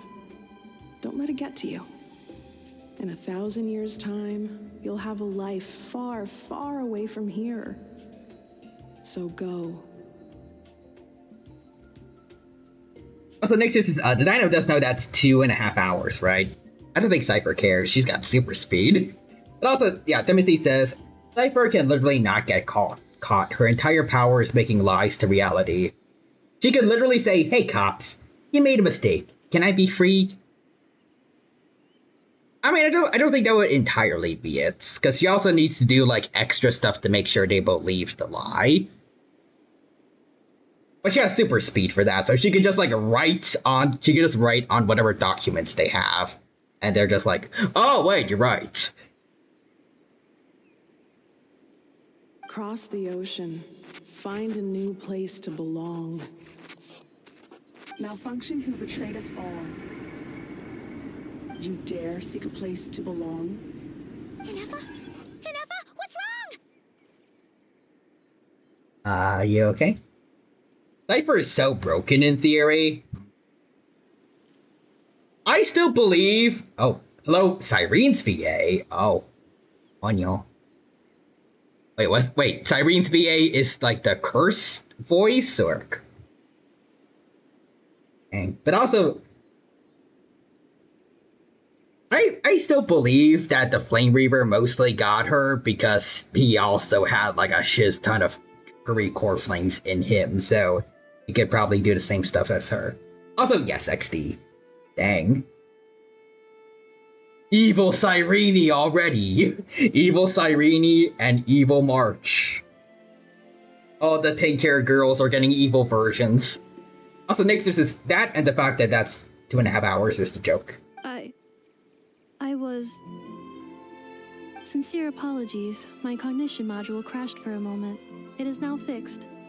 She's getting scuffed too. Is it because you've been fighting for too long? Oh, it's not just streamers though. Come on, let's get you back. Back?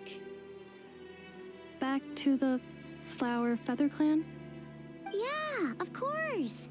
Everything else aside, Adieta and her folks will be leaving soon. Don't you want to say a proper goodbye? Is something bothering you? Yes. The closer I am to the Flower Feather Clan, the more erratic my cognition module becomes. Occasionally, unidentified data surfaces from my memory banks. Evil Cyrene be like, this will not be a romantic story. I will friend zone you. I will not stop time and cause the loops to happen.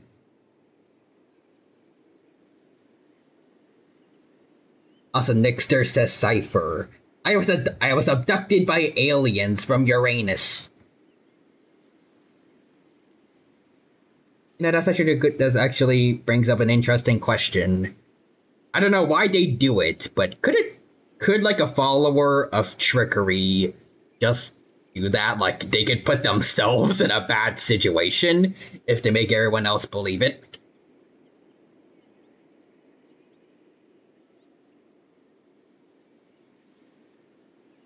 Like, actually, that would also, I think there's like a weird Pinocchio kind of paradox here. Like, what if they trick someone in, like, trick everyone into thinking they're dead?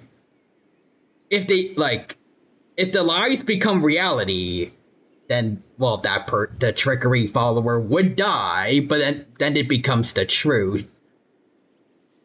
Wait, actually, no. If they trick someone into thinking they're dead, that becomes reality, then they die. But once a trickery follower is supposed to die, then their lies become unraveled.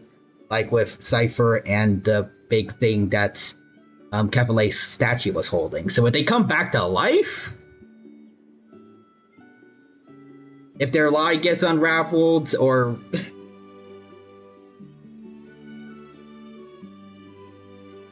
because they died, or we'll see. Good Lygus be like, I love Nous. I will destroy Iron Tomb. I will let the Amphorius gods free. Good Lygus he's just a proud father of Nous. Also, Nixter says it's complicated. Inefa had a similar reaction to this when Zilonin said the name Lianka. Memory data? So, what about that curse Shilonin mentioned? Does it not hurt to remember anymore? It does. Even now, it still hurts. I have merely switched off the corresponding facial expressions to avoid making other people uncomfortable. I don't think that's a good thing to do. Is that the robot equivalent of I'm just used to it now? But if I do not recall my memories, I cannot complete my task. So, is this why you've been spending so much time out here? When memory data surfaces, there is a high probability that my cognition module will crash. This constitutes a safety risk. Therefore, I have been spending time away from the tribe. Safety risk? Like what happened at the Children of Echoes? Yeah, exactly! Whatever happens, we'll make sure things don't get out of hand. Assessing relative combat capability. Paimon, approximately 1/5. Bruh. 1/5? Of what? Traveler. Risk mitigated. Strategy accepted.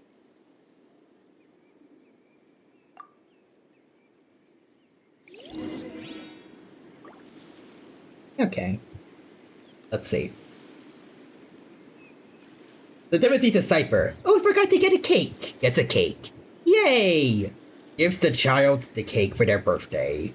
Random guy. The cake's a phony. The cake shrivels up like Thanos snapping. Cypher. You ruined it, angry face. Actually, I think for her that wouldn't happen unless the other guy also happened to follow trickery. I think it's like specifically their power. Unless for some reason Cypher believed him when he said that the cake was alive. Accelerating. So Nixter says, I guess. Perhaps not. Also see Solid Snook is here. Welcome, Solid Snook. Hope you're doing well, and hope you have a good time here with us at the Genshin Impact stream. Let's see. Oh, I had a good first day of semester. Oh, nice. Hope that, well, I already said it's going well. But I hope you have a good rest of your semester then. I'm not entirely looking forward for myself going back in 2 weeks, but yeah, it's gonna happen, so may as well get ready. Also, Paimon is so much calmer. Please give Alice this treatment next. So Cypher probably wouldn't do that with kids, since she's good with kids. Yeah. And Timothy says, I don't know, just the idea of like a party pooper ruining small lies. Like that is funny to me. Oh, I get it now. Okay. So it was a small lie from Cypher, and if someone doesn't believe it, then it gets unraveled. Okay.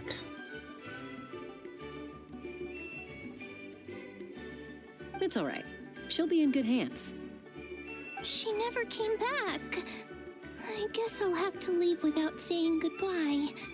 Although she does have super speed. So what if she just sends that guy to like a random isolated island before he can finish his sentence? Hey now, you'll see her again. And we have so much to look forward to in Liyue. All those Shao lanterns lighting up the sky. You've always wanted to see that. Also, Solid Snook says, I heard this game doesn't have a 50-50. Is that true? Oh no, there definitely is.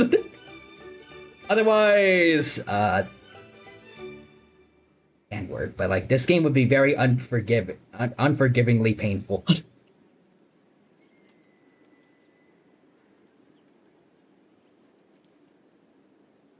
Arieta, Amu, Joashin.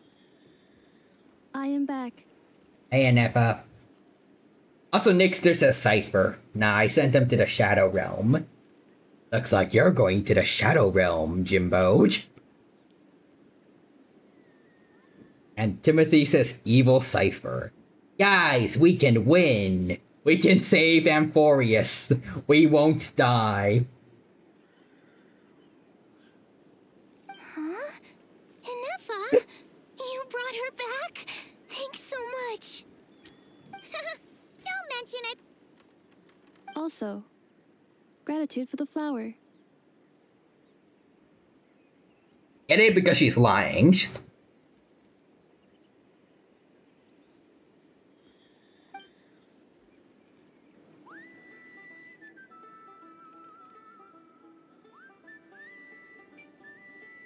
Although if everyone believes her, then won't it become reality?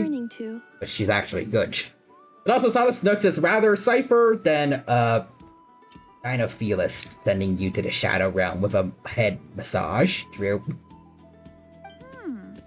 That's a strange question. As soon as you're all better, you'll be returning to Notcry. Oh, and we forgot to say, we're actually heading there ourselves soon. Maybe we can travel together. Notcry. Is that home? Huh? Maybe. Evil Cypher be like, I can only say the truth. We're all gonna die. Evil Cypher read the script. Gosh.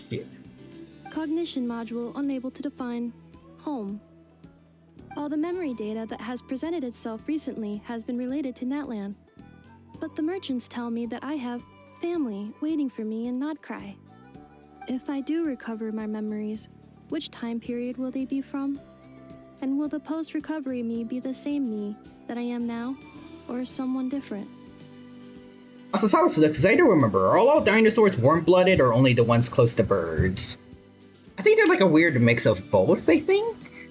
Like somewhat warm-blooded, I think? I'm not sure. Also, Timothy says evil Phynon be like, I only lived one cycle, bye guys. Like, he died, and then for 30 million cycles, he just didn't exist. Phew. That's a deep question. What is it that you're afraid of? Are you worried the new you will be so different you don't even recognize her? Finding near synonyms for mind and conflict. Cognition module. Split. Uh-oh. It sounds says, okay. Yes. Once I have been split, will it change the way I define home? Huh. Now that's a tough question. A lot of people and a lot of Saurians spend their whole lives searching for an answer to that. Let's see, would you rather an adult Moros or you Tyrannus in a future Jurassic World movie? I already like the Moros that we currently have in Dominion. It's not that accurate, but I like that they tried at least. They have a small, feathered Tyrannosaur at least. It may not be the right size or anything, but I think it's pretty neat. Especially for Jurassic World standards. But we don't have anything for you Tyrannus yet.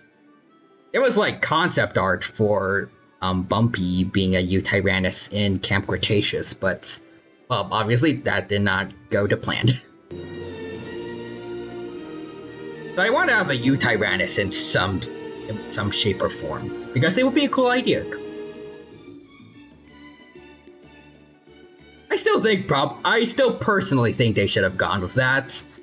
I mean, I'd imagine, yeah, U Tyrannus is, well, no, Ankylosaurus would make it easier for it to get along with main characters without having to worry about the dilemma of how to feed the U Tyrannus. But I mean, they could just have it go out into the wild to hunt other dinos, like how it would normally in the wild. Or maybe they could like go fishing and give U Tyrannus some of that. Kind of like how in Land Before Time they just gave Chomper bugs so he wouldn't eat like other dinos. Even though that wouldn't support a young T-Rex even, but like just give him a different source of meat, I guess. I think that could work.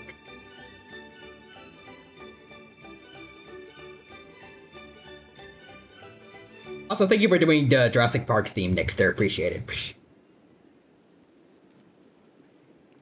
And Solid Snook says, it's just like the Dilophosaurus. It's a shame we never see an adult one. True. Or maybe it is an adult one. I'm not sure.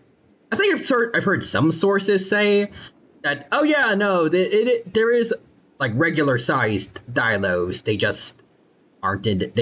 You didn't see them yet. But I think there are some Jurassic Park media that just show the one we know as the adults, like in the Jurassic World games.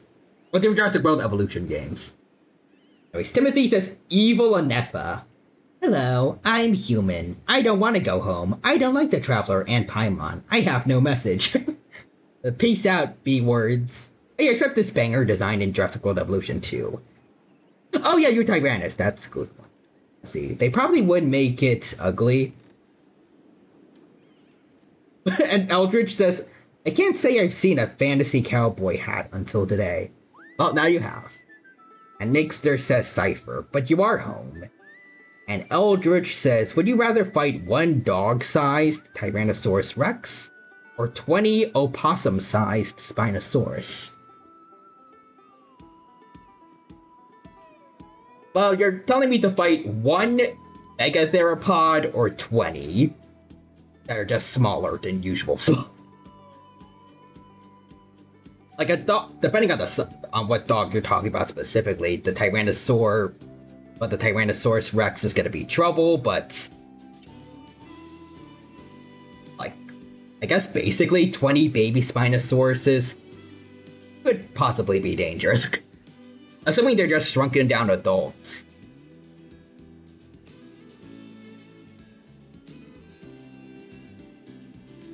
Also, Solid Snook says, at least we got the book's depiction. But yeah, I think I might try my luck with the dog-sized T-Rex, maybe? At least it might be easier to get away from. Actually, no, at least nowadays we know Spinosaurus had pretty short legs, so I could run away from them, probably. Those is in the waters. Also, Timothy says, good Skarmosh be like... Oh, wait. Good Skarmosh would be like, I'm gonna remove all memories of me with this tree I found. Also, Solid Snook says, we aren't reliving the compy scene. Yeah, I don't think I want that, honestly. There are people that do want it, but... I think it's a little too over the top. But if you want my opinion, home is somewhere you can always return to. Wherever that might be. No matter how far you fly, there will always be someone back there waiting for you. No matter how battered and bruised you get, you can always go back there to rest and recover. I guess you could say it's somewhere you belong.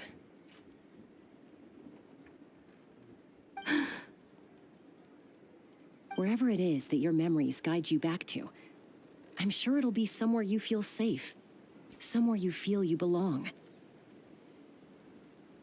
True, we could be talking about Chihuahua size, yep. Of course, everyone's situation is different. I don't know how applicable my experience is in your case, but consider it a reference point, I guess. I wonder if Cynos will ever get that treatment since they're related.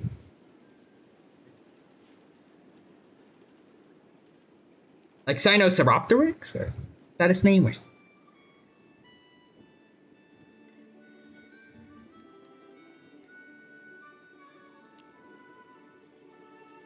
Yep, it's Cynoceropteryx, yeah. That would be kind of cool. Okay. Recorded under reference data.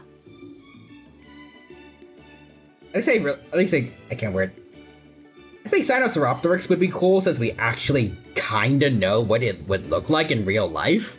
Thanks to melanosomes and stuff like that. Like, we even know what color it is, so I think that can't work. I think that we could get a pretty killer design in the Jurassic franchise, but I don't know if we really needed to have it killing a baby.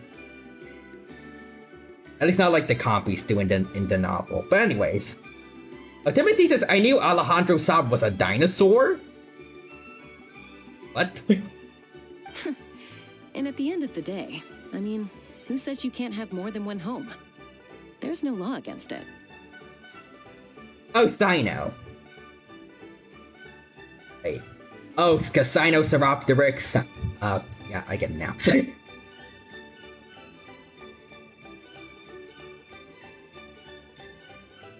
Cyno would have a lot of pun material with certain dinosaurs.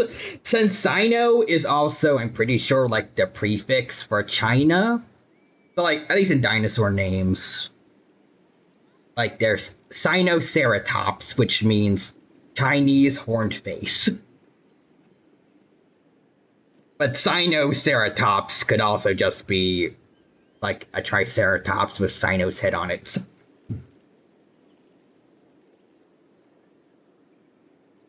Also, Solid Snook says, in Jurassic World Evolution 3, male Utah raptors are larger. I wonder how true that is. I don't think we have anything to tell, like in Utah raptor individuals, what's like sexual dimorphism and what isn't, but not impossible, I guess.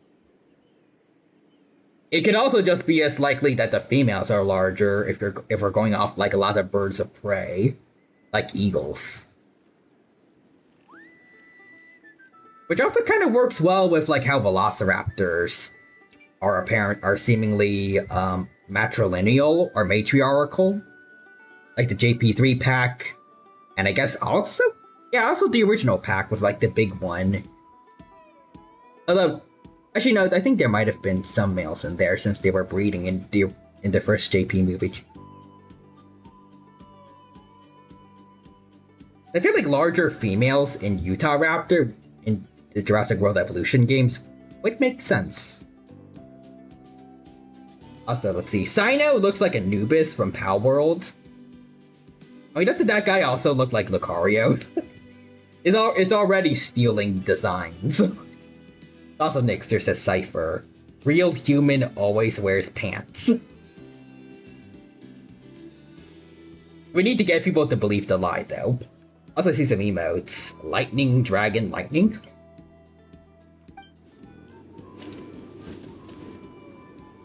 It doesn't really look that much like Lucario. Wait, really? Someone's looking for us. Hopefully this means there's been some progress. Don't be afraid to recover your memories. They might contain the answers you're looking for. Also see Eldritch. With fire and... a wolf with ketchup, or? Got it. I don't know what that is. Recover your memories. Hey, Sirene. Malfunction. Have you forgotten why you cast them away to begin with?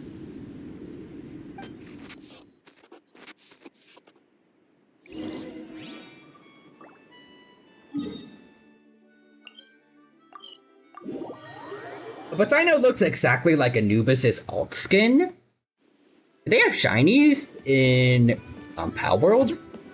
I see lollies. Oh, it's St. Lolly. Didn't think it'd be you. That was one of the times when the ripoff was unique enough to be its own thing. And no? Oh. Why? Don't you think I'd want to do my part to help the Traveler? And anyway, no one's more qualified than the Masters of the Nightwind when it comes to Natlan's ancient history. Ancient history? Hello, Evernight. Wow. Even by Seat Lolly's Oh yeah, right, standards? because Seat Lolly and March have the same voice actor, right? If you think I didn't hear that, you're sorely mistaken. But anyway, back to the matter at hand. I don't know if you noticed, but Kenichi's little sidekick has been acting a little strange around Inefa. Yeah, how? Yeah. Says Timothy also. This makes me think of that one meme where they're like, haha, that tickles. Stop. I said stop. That would be March. Like, first one would be March. Second one is then Evernight. And then see, Lolly is a secret third one. It's like, stop it, damn you. She just pulls out the chocolate. Yeah, March, good. Evernight, bad. St. Lolly, sick of morality. Can I just live? I don't give a shit about any of y'all's problems. Just leave me be. And Solid Snook says they stopped copying the designs in the newest update, and it shows because the new pals are so well designed and awesome. After you parted ways, Kenichi put him in timeout for 3 whole days and nights. Then he had Aoife send Kakuku to torment him for another night. Finally, Ahau got so infuriated with Kakuku's pestering that he lost his cool and let slip a crucial piece of information. 2 words: sovereign ruler. Ah yes, I owned a robot empire. I remember now. Kidding. Also, Nixter says sparkle equals chaos. And Solid Snook says, I love when games actually take criticism. Sovereign ruler? So what? Isn't that just how he introduces himself? It is, and I always assumed it was a load of hot air. But apparently not. Turns out the title refers to the 13 Dragon Lords who ruled Natlan in ancient times. Huh. Wait, really? How? It took me forever to figure this out. I have done a lot of world quests. Anyway, the 13 sovereign rulers are not ordinary dragons, but forms of artificial intelligence created by the Pyro Dragon using secret source technology. They had superior intelligence and greater authority than even the ancient dragons themselves. Each ruled over a portion of Natlan's territory. But one by one, they disappeared during the war with the heroes. Even most of their names are unknown now, long since buried in the sands of time. If we hadn't managed to pry that tidbit out of Ahau's mouth, I would have had no idea where to even start. I always thought that little monster's biggest claim to fame was arguing with Kakuku for an entire day. He has quite a history then, huh? Which of the 13 was he? Not a clue. So far, he has staunchly refused to reveal which of the sovereign rulers he was. My guess is that he doesn't even remember. Remember, these rulers were supposed to be powerful forms of artificial intelligence. And how? Well, it hardly seems like he's still in his prime. I'll bet he's lost most of his memories and power by now. I do like that this kind of explains why How looks like an 8-bit sprite. Lost. Memories. Yet, despite that, Ahau seemed to sense the presence of a fellow sovereign ruler when you were nearby. Specifically, it's the core in your chest he was reacting to. Huh. So was I wrong again, or maybe her soul is a former sovereign dragon that befriended two people that Casca and Zelonen got their ancient names from, or? What? Inepa's a sovereign ruler too? Could be. Kanich and Aoife have been keeping a close watch on Ahau, in case he reveals anything else. But so far, it seems like those Also, two Nixter says words Sparkle are all he launched a remembers. P-bomb. Darn! So the trail's gone cold. Not completely. There's also Lianka and the Flower Feather clan, both of which have triggered a response from Inefa so far. And as it happens, out of the sovereign rulers that I was able to dig up information on, there was one who had a very close relationship with Lianka. I think that's it. Her name was the Priestess of Floral Candles and Skyborn Feathers, otherwise known as the Eighth Lord. She ruled over what is now the Flower Feather clan's territory. Snooks, how much do you like New Paimon's voice? I like her quite a bit, actually. Way better than the old one, and as Timothy has put it before, it reminds me of Minnie Mouse. It's way easier on the ears. Paimon's personality in general is not the best. But Paimon nowadays is a lot more tolerable. She's gone from unbearable to more on par, at least, with, like, Persona mascots, to me at least.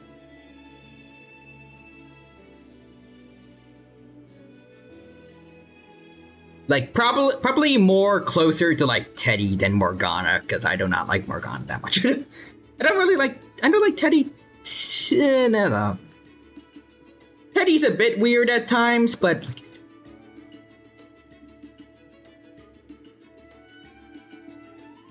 it's not as malicious, I guess. He's kind of just trying his best, and he just doesn't really understand social cues. A little annoying at times, but he's trying his best. I don't think there's ever really been a time when he was, like, ever mean-spirited, like how Morgana always is with Ryuji. I think Paimon's kind of like that. Like, she's, at least generally, like, she's just being a kid.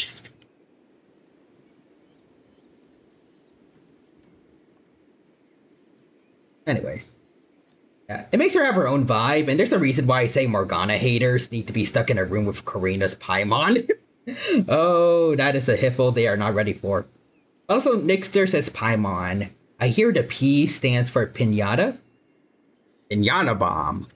The records claim that she didn't die in the war with humanity, but was executed by her own kind. Her crime being betrayal of dragonkind by secretly raising a human. Lianka. Oh, that works perfectly. There's that voice in Inepa's head always going on about betrayal, and Casca already mentioned that the person that she inherited her name from was raised by a dragon. It all lines up now. Huh? Chaska, did you know this? Some of it. Our tribe's origin story has Lianka being raised by a dragon. And of the 6 heroes, she had the closest relationship with dragonkind. Dallas Nooks is I'll show you annoying. After raising her, her surrogate mother then encouraged her to leave the nest and seek her own path. She traveled far and wide, settling disputes between humans and Saurians. She didn't pick sides based on past grievances between humanity and dragonkind. She stood up for the weak, protecting them from those more powerful who sought to exploit them. Next, it's a fairly odd parents Halloween episode reference. Ooh. And Tella Snook says, old Paimon has some charm. I just found her voice being so annoying funny. Gradually, a community of like-minded people and Saurians gathered around her, united by their desire for freedom and equality. And that was how the Flower Feather clan began. But that's as much as the legends say. They never mentioned her dragon mother's name, or what became of her in the end.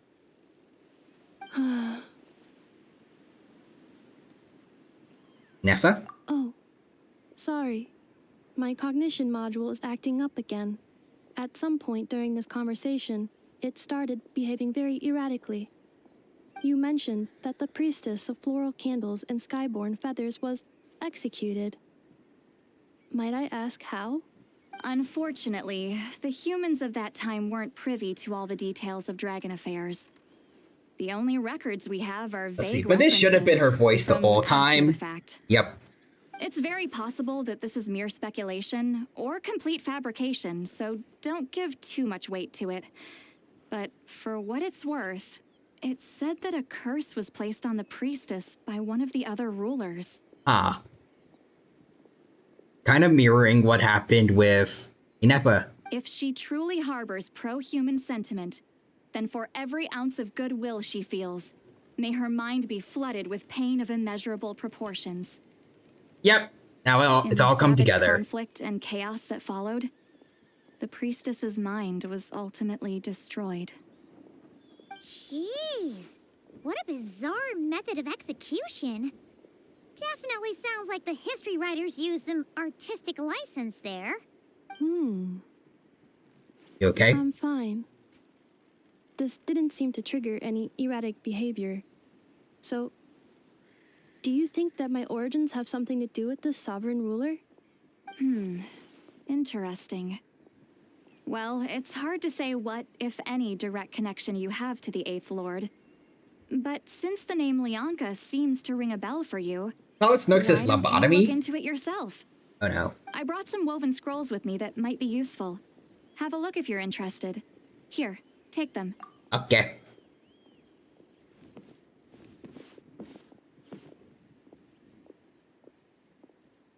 Don't say anything. In a moment, I'm going to leave. I need you to join me, discreetly. Oh, okay.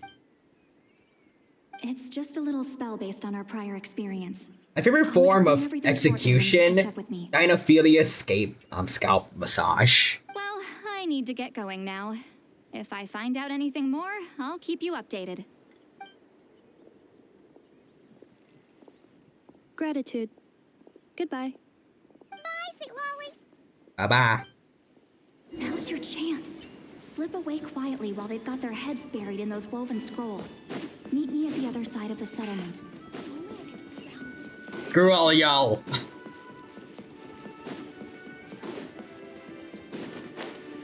I'm gonna go do my own thing.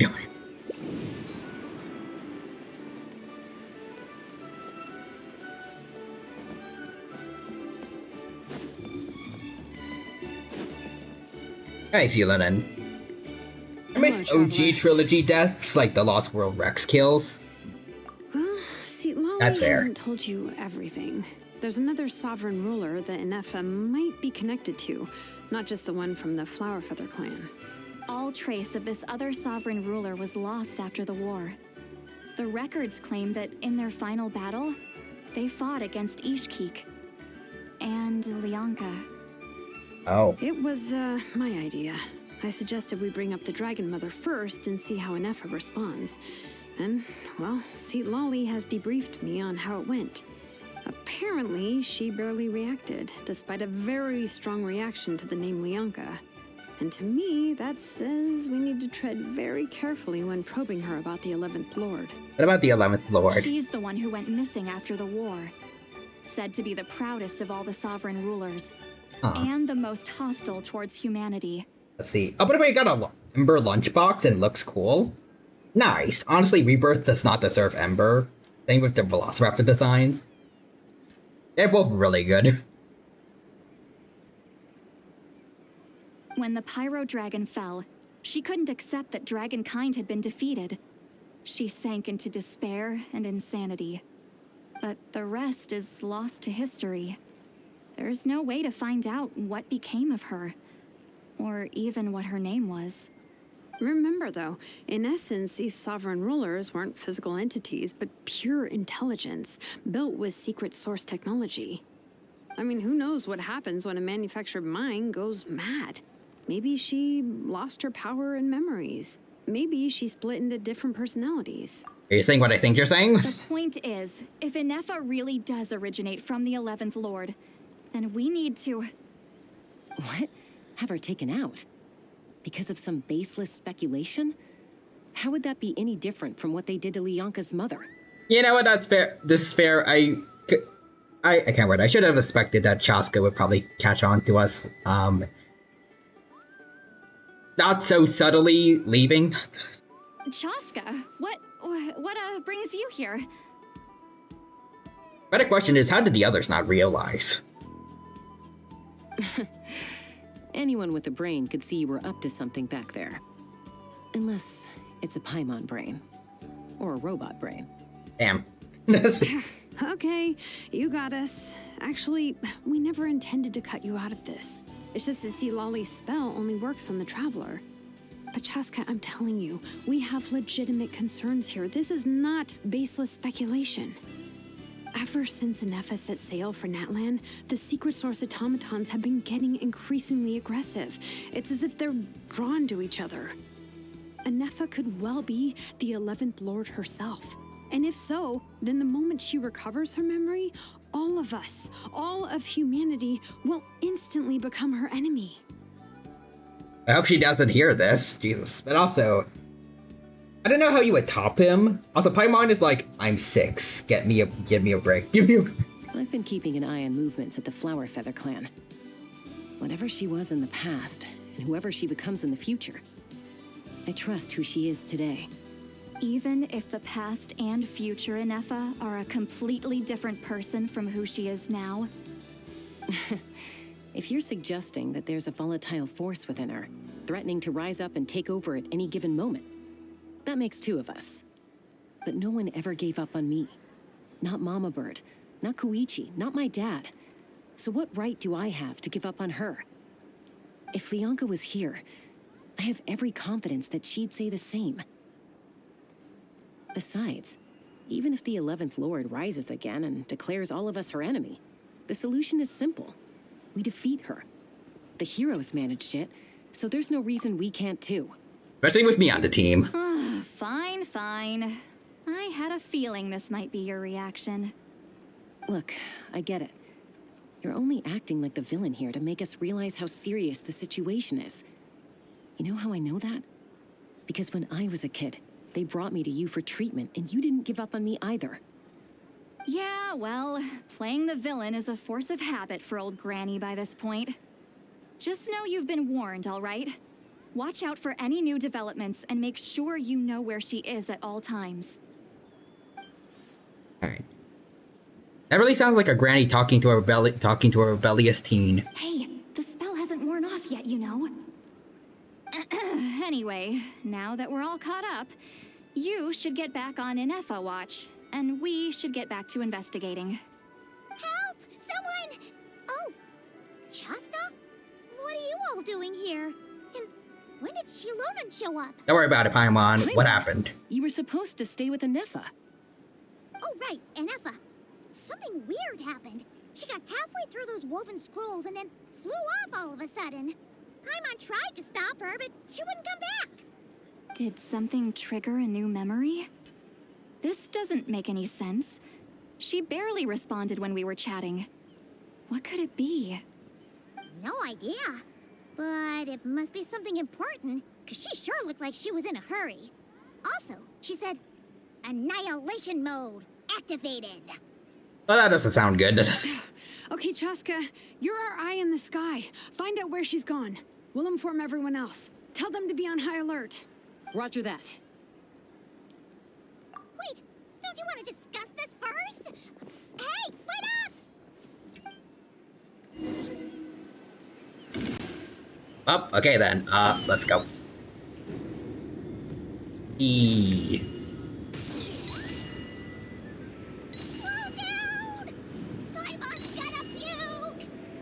No. Oh.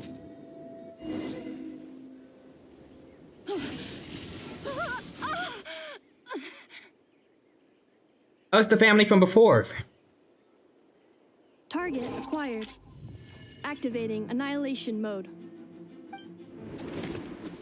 Whoa, are these all secret source automatons? Let's take them out. Take them out. Okay. So did she come here to save them, or? Reinforcements have arrived. Anyways. Paimon. Chaska. Gratitude. Not now. Save it for later. Okay, this feels a little weird. Okay. I'll make it work, even though Ineppa's supposed to be on the, like, at the front for my teams. Barbara, do your thing, Barb.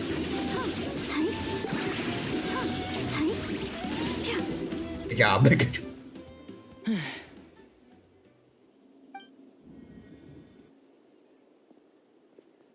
Threat eliminated. Annihilation mode disengaged.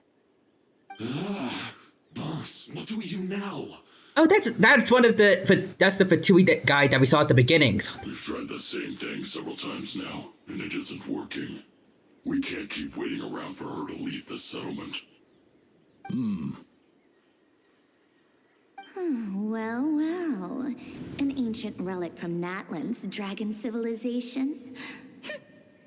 If you want to play with fire, then be my guest. But there is an unpredictable variable you need to watch out for. Let's fall back. This isn't worth the risk. Okay.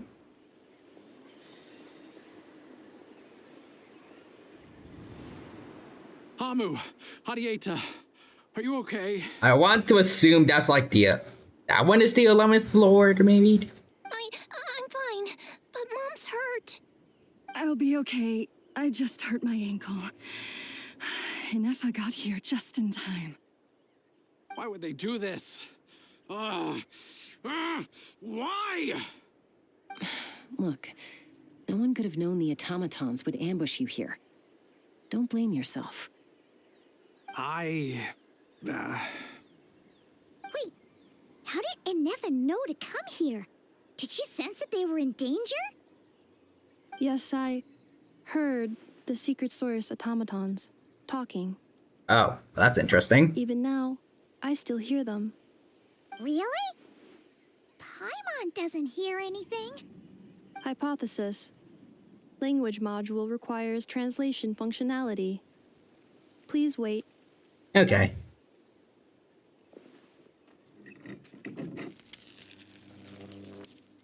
Finished. Please try again. Whoa, that was quick. How come you're so familiar with their architecture? I have seen them many times before. At least I think so. That sounds very much more human than before. More random memory data, I guess. Reconnecting. Whoa. Wow! It's actually talking.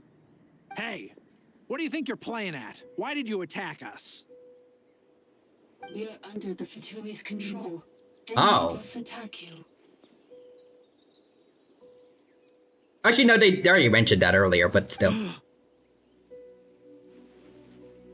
Fatui. How is that possible? The captain's soldiers certainly aren't capable of this, and besides, we know everything they're up to. Has another Fatui regiment infiltrated Natlan? The Fatui invaded my territory, so the automatons went haywire. Why is it getting so choppy? Bad signal, maybe? Hypothesis. Distance to signal source increasing, transmission compromised. Combining these words with what I've heard so far, I believe the full message should be: the Fatui invaded my territory, so the automatons went haywire. I heard that. At least some of it.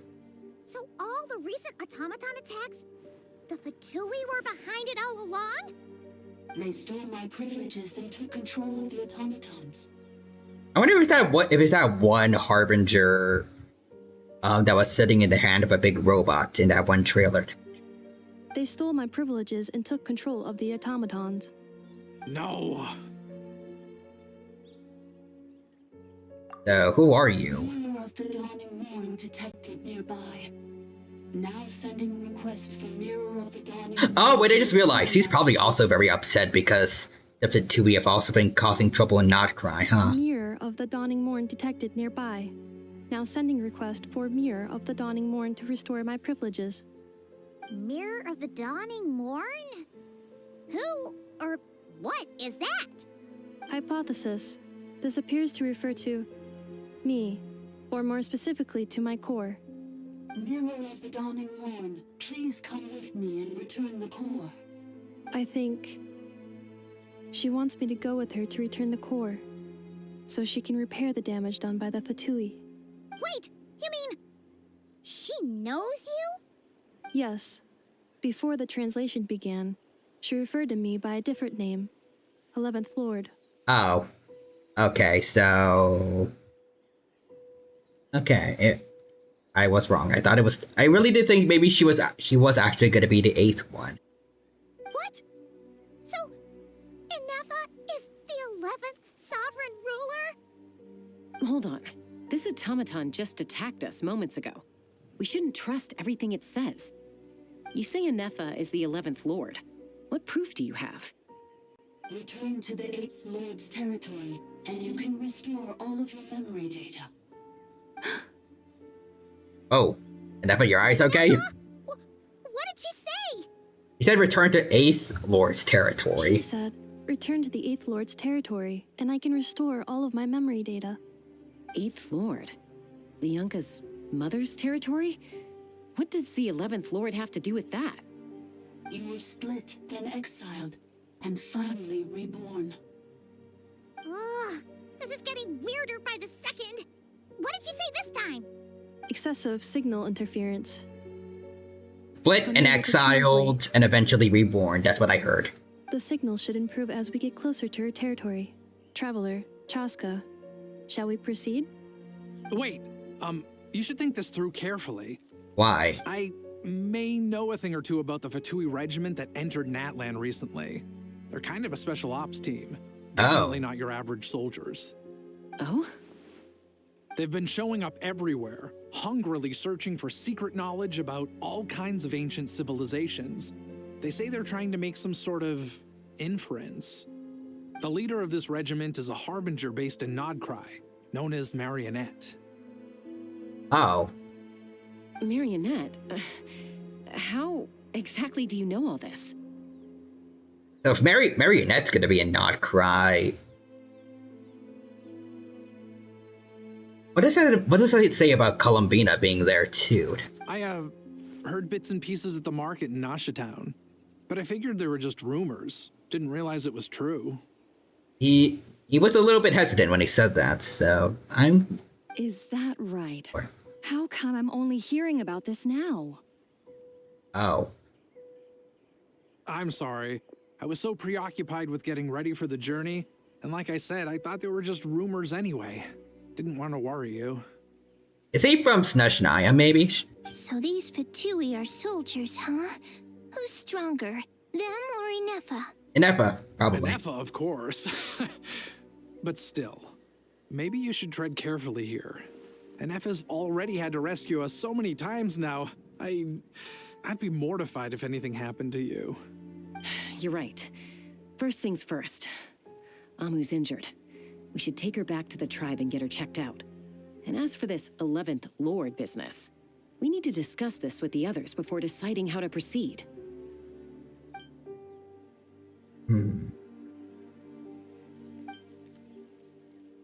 Look, I know the news about the 8th Lord and Marionette is very concerning, but we should probably come up with a plan before checking things out. Understood. Destination canceled. Yes. New destination, Flower Feather Clan. Traveler, Inefa, could you check that the coast is clear? I'm gonna patch up Amu, then head out. Understood. Commencing task. Arieta, I need you to go keep Mom company while the doctor takes a look at her. Dad has some things to take care of, so I'll be staying out here a while longer. You're not coming back with us. Why not? Dad's gotta pack up the luggage and make sure all our goods are safe. Don't forget, they're our ticket to a great new life in Liyue. Don't worry, Dad will be back very soon. He has some kind of connections to the Fatui. I'm sorry, girls. I think. I promise it's going to be okay. I'll get help as quickly as I can. If anything happens, save yourselves first. Huh? Why'd it stop moving? Has it malfunctioned on us? Liyue, merchant. His portrait is hung up at the Fatui stronghold. Knew it. Knew it. You're saying Zhuoxin might be a Fatui spy? And he's staying behind as their eyes on the ground. But should we really leave Anefa here too? Not that I don't trust her, it's just... Are you sure you'll be okay keeping an eye on her by yourself? Yeah, I'll be fine. If we get anything more out of the automatons, she's the only one who can make sense of it. You're not wrong. We need all the intel we can get on Marionette and the Fatui. As far as I'm concerned, they're a bigger threat than any sovereign ruler. Also, Nixter says Sparkle sneakily puts the Dino's detective hat on his head. Yay. Still, even with your abilities, be sure to stay on your guard. And not just because of the Fatui and the 11th Lord. It's that automaton, too. I'm still not convinced we can trust it. Why the sudden request for assistance from the 8th Lord's territory? Are we supposed to believe that Lianka's mother survived? Surely there'd be at least some mention of that in the tribal legends. I don't know. Something just doesn't add up. Hey, Chaska! Almost ready to go!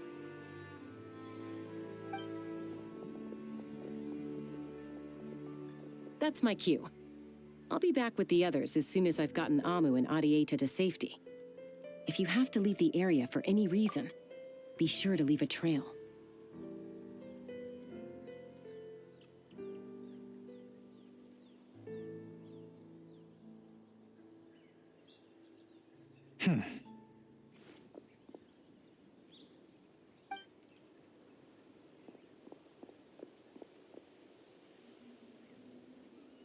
He's on the move. Huh. So much for keeping the goods safe. Do we think he's going to meet someone? Should we tail him? He won't know he's being followed. This could be our chance to get our hands on some really useful intel. Either about the sovereign rulers or this marionette person. Kind of fitting we did the Yelan story before this, because now we can go into detective mode again. Let's go. Got it. Please don't make it a mini game. Stealth mode activated. Would it not be even stealthier to just not say that out loud?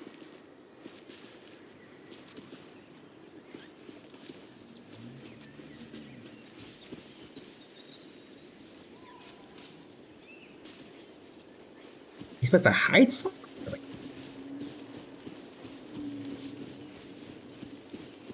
You're not gonna do it.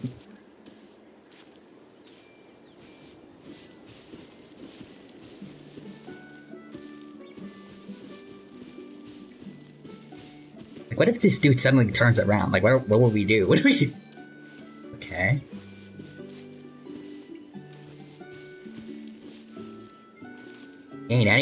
Ain't even close to a good spy, I'll say that much. I'll say.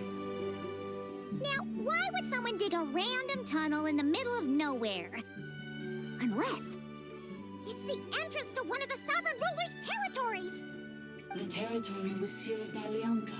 This was once one of the secondary access tunnels. Hey, that was pretty clear this time. What's changed? Getting closer. Increased activity in language module. What do you mean by sealed? Lianka sealed the territory to stop Ochkon finding it. Huh? You're breaking up again. Oh, looks like the signal's still pretty choppy. Ironically, it was better before. Lianka sealed the territory to stop Ochkon finding it. Later, the Fatui found a weak point and broke in. Sounds like those Fatui have made this their stronghold. Well, this is probably a good point to stop and wait for reinforcements. What do you think? Inefa? Oh no! What's she doing? She's charged right in! Well, Wait. Traveler, are we going after her? yep, we are, Paimon. Promise to watch over her and concern for her safety. All right then. But let's be careful. Let's go. Enter the ruins.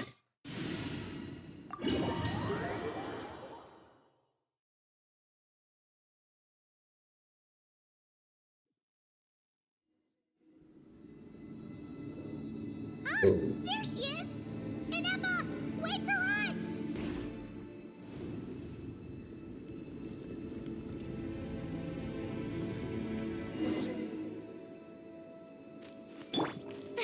Okay. The show begins! I'll say this place looks kinda neat. Okay. Let's heal up first so we're ready for anything.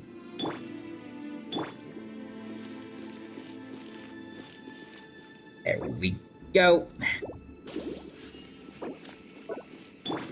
Inefa and Inefa, go. Huh? Where is this? Are we inside the territory? Yep. It's... Did you black out or something? You just took off! Cognition module unstable. Attempting to refresh. It appears that it was accessed by an external source. Also see Eldritch redeeming quite a bit. Let's see. Hydrate, stretch, and bread. I shall do those now. Bread. Then I can do a bit of stretching.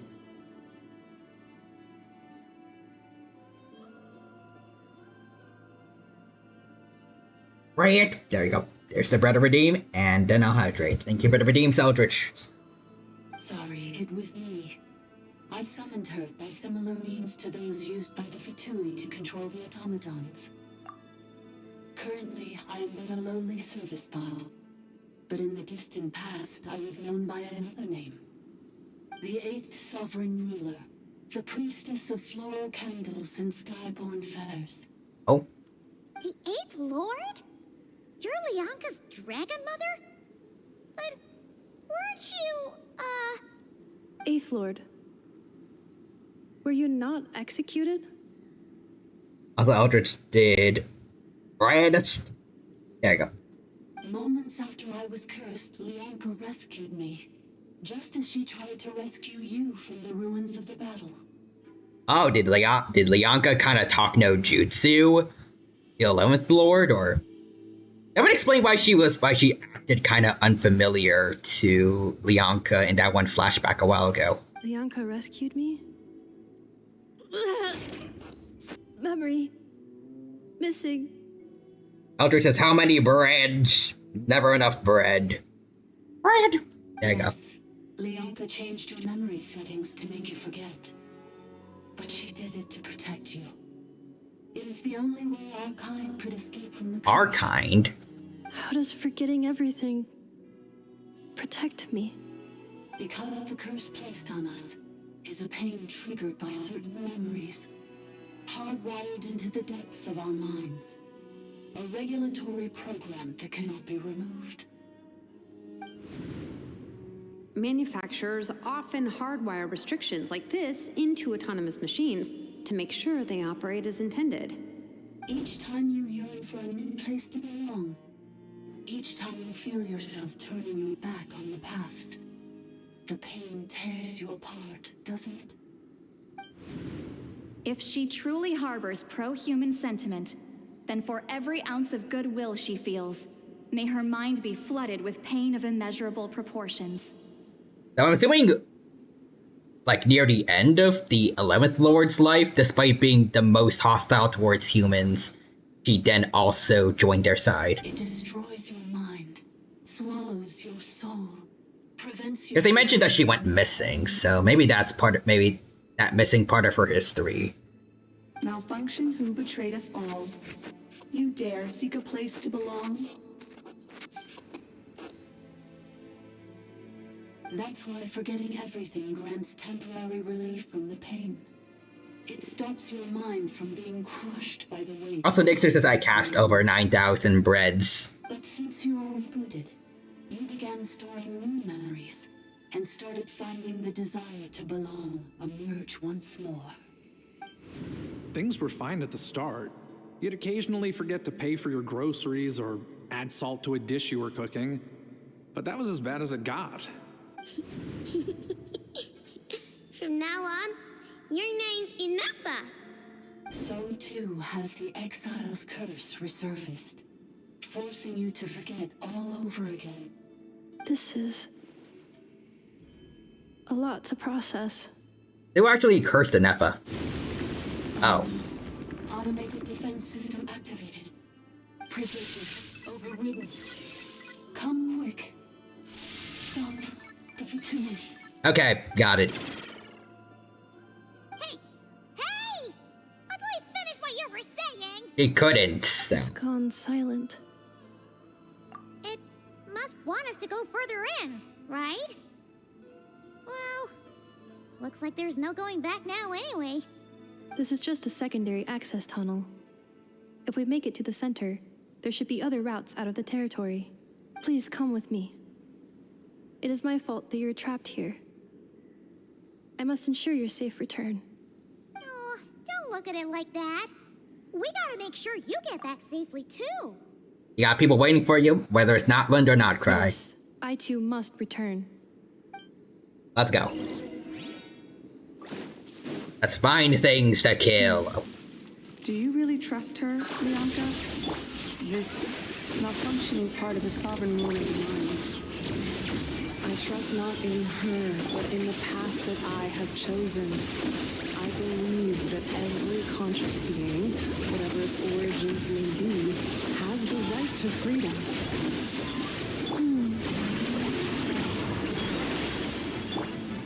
I see everything.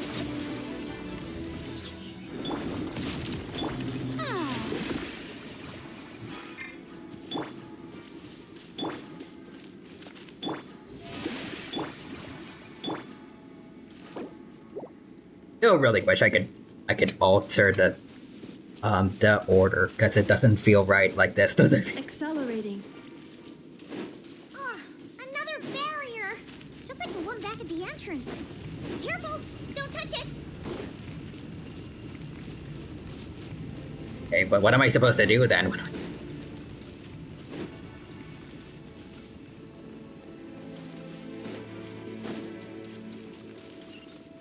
Accelerating. Okay. Is there a way to stop it, or? Oh wait! I think I see spots where we're supposed to wait for it. Okay.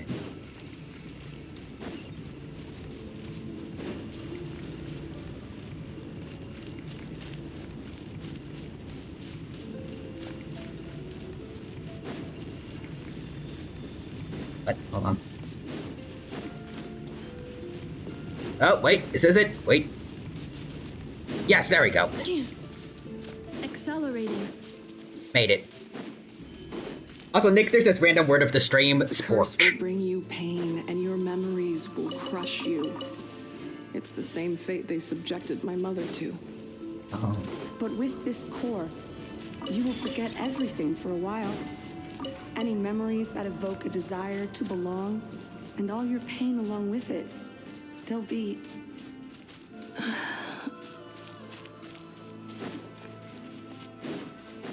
That kind of sucks. But I could see how it was necessary, at least.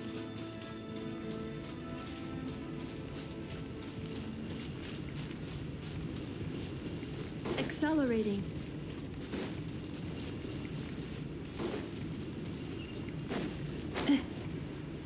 Is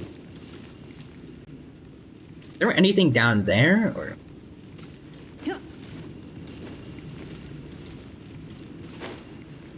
Well, I don't think I'll be able to find out. Dang it. I don't think I could climb in here anyway, so... Yep.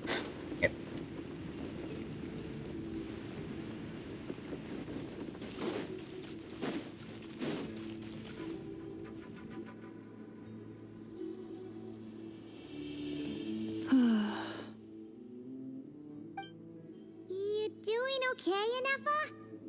You keep spacing out. I know. Unidentified data is flooding my cognition module. But every memory encounters an error and then terminates at the crucial moment. You need to stop and rest, or? Unnecessary. Being physically motionless will not cause this erratic behavior to cease. And if we explore this place further, perhaps I'll find a way to fully repair myself. Additionally, some of these memories may yield useful data for our exploration. Searching for access method. Over there. We can use the access module to proceed to the central zone. Got it. Hey, a chest. Whoa, that is... That's some weird looking stuff over there on the sky. Gonna be Amphorius all over again.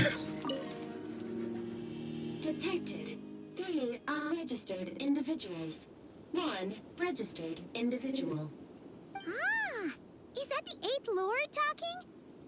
So, you can take control of different machines, huh? No, this is just an ordinary service bot responsible for access management. At least, I think it is. Must have been here before. Some memories are proving useful after all. Now calling access module. Welcome back, Administrator 3.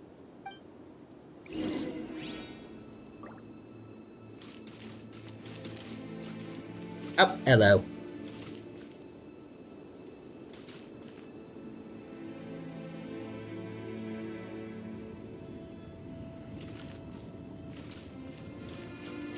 Oh, don't set your ride.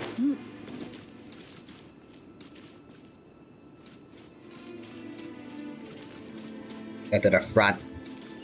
Front row seats. Or not. This is the Temple of Cascading Colors.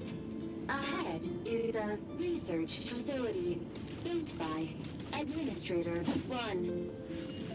After Administrator 1, Administrator 2 assumed control.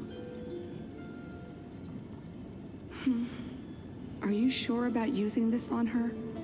It once belonged to your mother. It's just one of the many things she researched. I'm not precious about it. Administrator 2 sealed the facility. It has been locked down to this day. Examining. Sealed status. Danger. Danger. Oh. Should I be concerned right now, or... Things are looking really bad for the Children of Echoes. This might be where I have to say goodbye. You're a good friend, and you've already done more than I could have asked for. There's just one seal left. She and I can handle it.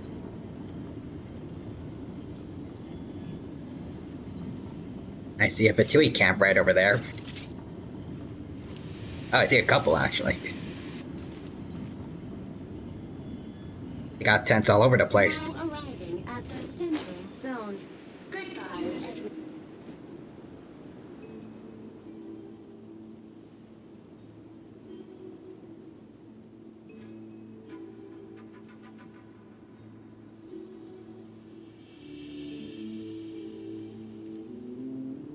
Huh?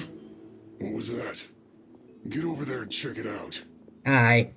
Uh-oh, they're gonna find us. I wish they hadn't.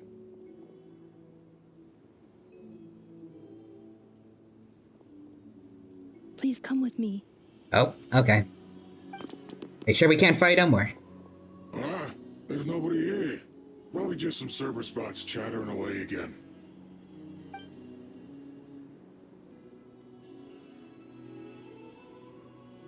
I wanted to fight them. Phew, that was too close. We hit just in time. How did you know where to go, Inefa? I think I've been this way before. Let's head through here. It'll take us to the other side of the square.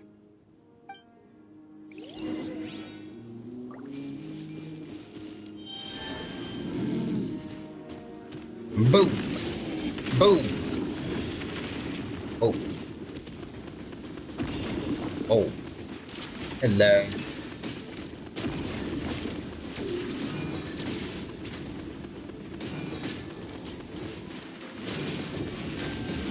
Okay. Defensive mode engaged. Everyone hold hands. Sharing my knowledge.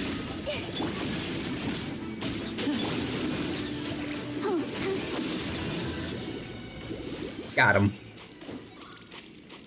Alright, Farina, heal us up, please.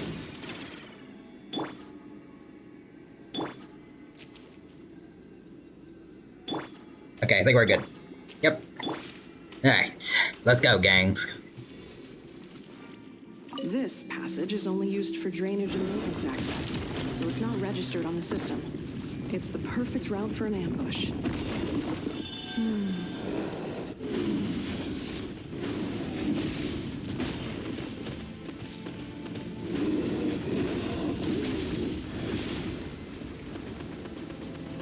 Hey, we're going this way, or just...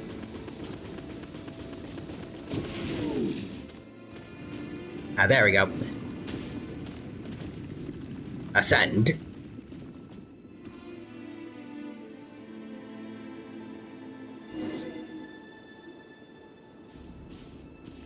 Wait, I hear voices up ahead. Stealth mode activated. Hey, this is not what we agreed. This is supposed to be over. My job there's is both done. guns. I did everything you asked. Leaked the clues about the ruins, brought her to Natlan, and your response is to attack me and my family? What the? Does this mean they planted those Natlanese mechanical parts in Notcry just for you to find? So they could lure you here? It's a possibility. It was just a little hiccup, that's all. These source mechanisms can be tricky to control. The last time you reported in, you mentioned she was mopping up machines near the Flower Feather clan, remember? Well, we needed to lure her further out, hence why we created that little kerfuffle. It's unfortunate that your wife got injured, truly. But hey, look on the bright side. Now that you've shown up, we might actually get the job done this time. This time? No, no more. Not after you hurt my family. I told you, I'm done. I think you'll find the risks were stated quite clearly in your contract. And it's not like anyone got seriously hurt. I mean, his wife? Your job will be done when you deliver what you promised. Our agreement was that you would bring her here. Not just to Natlan, but to this facility. But... Did you really expect to get away with shouldering none of the risk yourself? We're writing off your debt to the Northland Bank and letting you get back to your old life in Liyue. That's a lot to ask for nothing in return. So next is the dinos in space. I've been your inside man in Nasha Town for over 10 years now. Is that not enough for you people? You ungrateful louse. You ran yourself into the ground. And who was there to dig you out, huh? Us! Can you name one single way we made life difficult for you in Nasha Town? Look at you. You've managed to start a business. Got yourself a family. You have just one simple job left to do. And after that, you're free to go home. In your position, I'd say that sounds like a pretty good deal. This is the final hurdle. Our attempts to capture the 11th Lord have been derailed every time. But there's only so long until our luck runs out. If another staged attack on your family is out of the question, we could still work this out. But this time, you'll have to do the dirty work yourself. Me? This is a replica control device made with Marionette's technology. After we stole the administrative privileges from this territory, we copied them onto this. It will give you control of any machines built using secret source technology. Take it, and use it to capture the 11th Lord. So next is a set controls to the dino space, now flying higher than ever before. You seem to have gained the trust of the other variables in this equation. How hard can it be to shake them off and get her while she's alone? And before you think about disappearing, don't think we won't be watching you. I can't do it. I'm sorry. What did you say? I can't. I won't do it. She saved my life so many times, it would be the ultimate betrayal. How could I look my daughter in the eyes and act like everything's still okay? I feel like this delivery does not really work for the kind of emotion you should be feeling right now, but... So you're gunning for the world's best father now, are you? A guy like you. You're fooling no one. This is our mistake. We let you have it too easy in Nasha Town. And now, you've forgotten the most important detail in your contract. The termination clause. I think it's time we parted ways. Huh?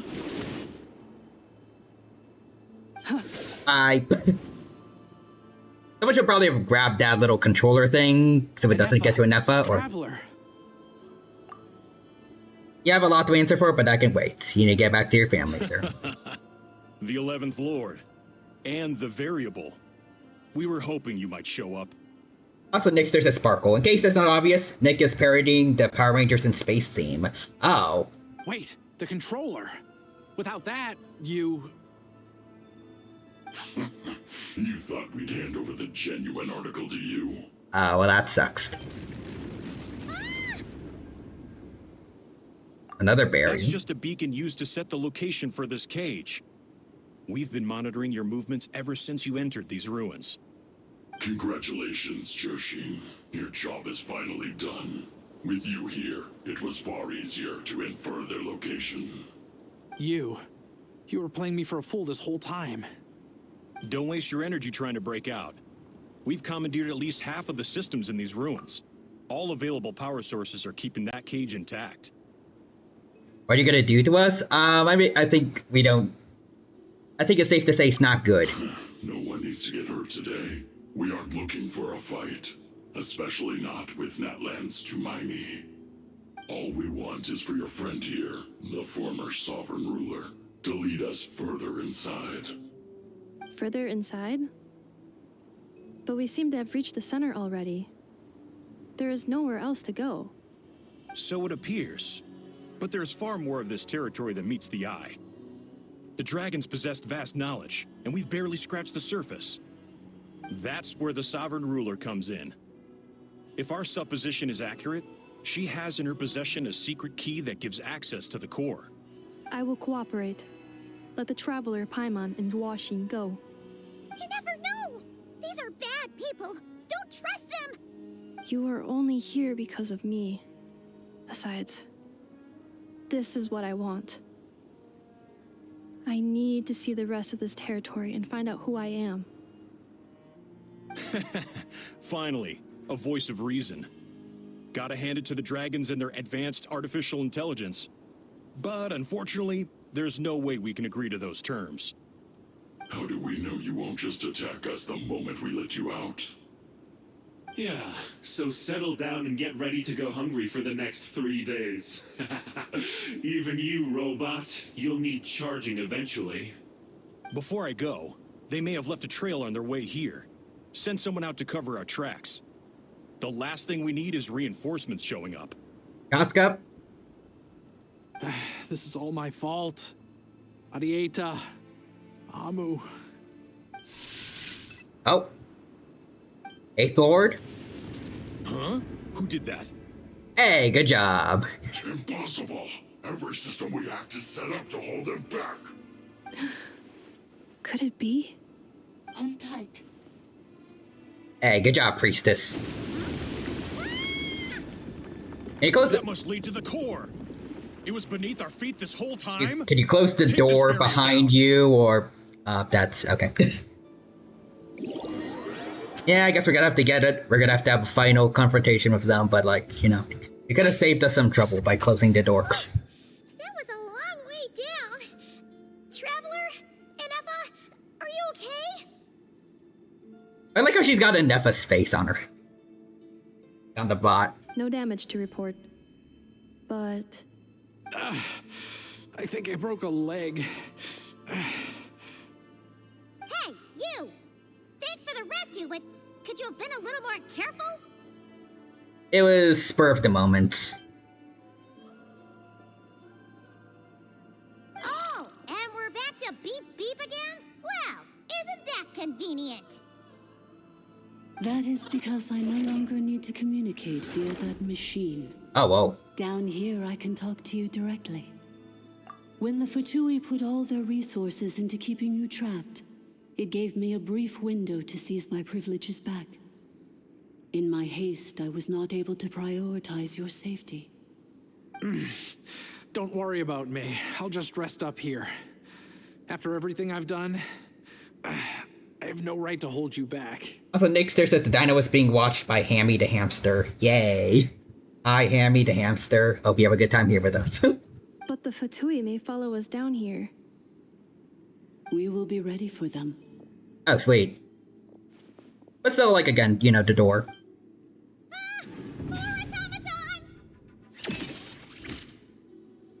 Oh, sweet. Down here, all is under my control. They are not your enemy, human. They will take you somewhere safe to hide. Enefa. Traveler. Good luck.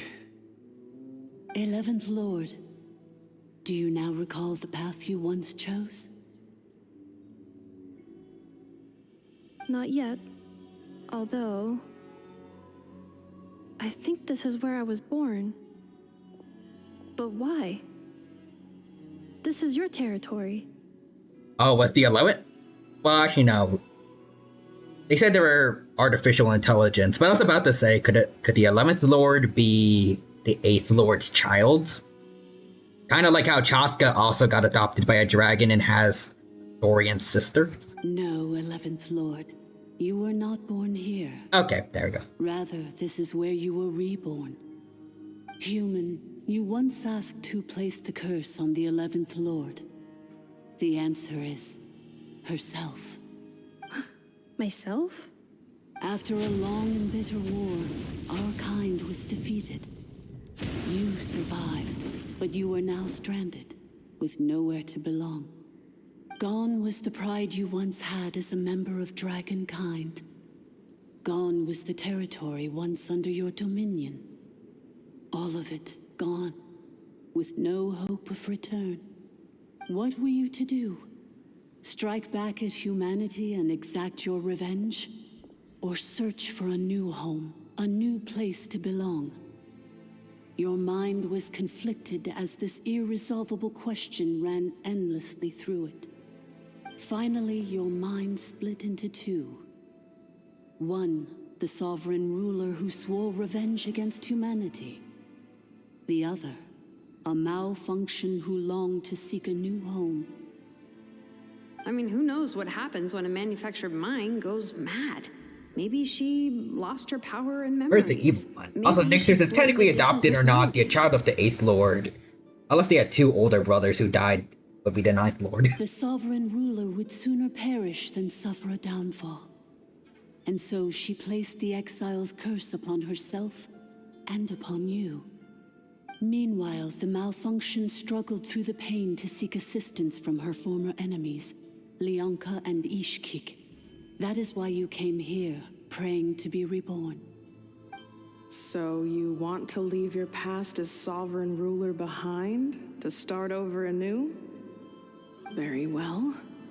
If the flame you wish to sever comprises all memories of your enmity, then I'm willing to trust you. Then... I am the malfunction? What happened to the sovereign ruler? Oh, could that be, a how? We severed that part of her mind, and securely locked it away. Withering away, she finally perished completely, thousands of years ago. So, she's gone. Without a trace? Yes, although the curse she placed upon you yet survives. It is unbreakable. That is why it continues to affect you to this day. So, that's what that thing is. A curse from the sovereign ruler. So, she was severed and killed off, but Enefa survived? How does that work? Are they the same person?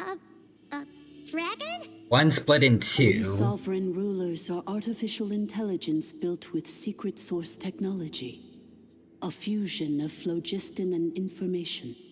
In the case of the 11th Lord, the sovereign ruler personality and the malfunction personality split all but completely, even coming to occupy separate physical entities.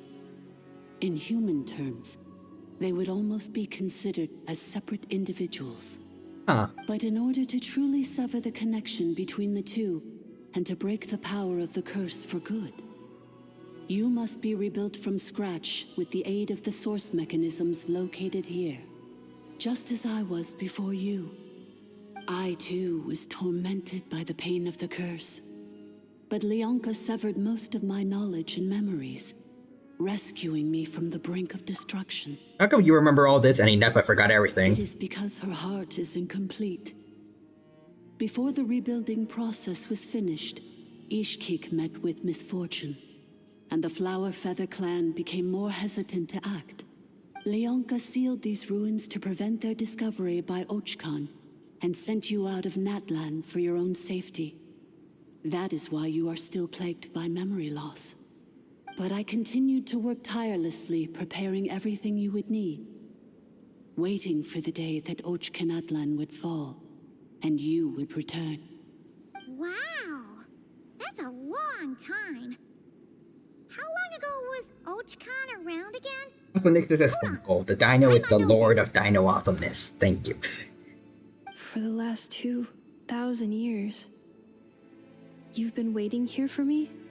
Imagine my surprise when the first to arrive was not you, but those whom you call the Fatui. They proceeded to steal my administrative privileges, plunder my territory, and send the automatons into a frenzy. But all is not lost. Leonka made a backup of the administrator privileges and placed it in your core. With that backup, I can control the source mechanisms within the territory and complete the rebuild that she began. And once you are whole again, I can repair the damage done by the Fatui and open a route back to the surface. If you are ready to continue down the path you started all those years ago, then proceed further into the depths where I will be waiting for you. Whew, that was a lot to take in. Let's see if Paimon can wrap her head around all that. So, basically, there was a bad robot who bugged out and turned into half good bot, half bad bot.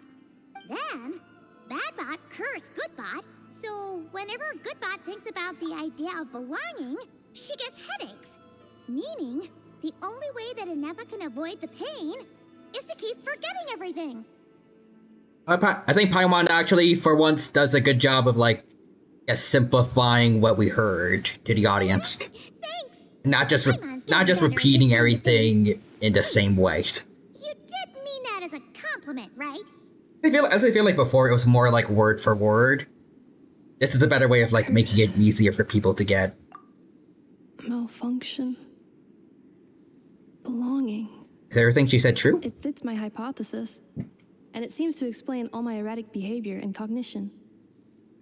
You know, when I started this story about, like, knowing that it was going to be about Inefa, I did not expect her to be, like, the reincarnation of a dragon sovereign. I just kind of assumed she'd be robot lady, made by someone, she learns to be human. In that case, shall we keep going like she asked us to?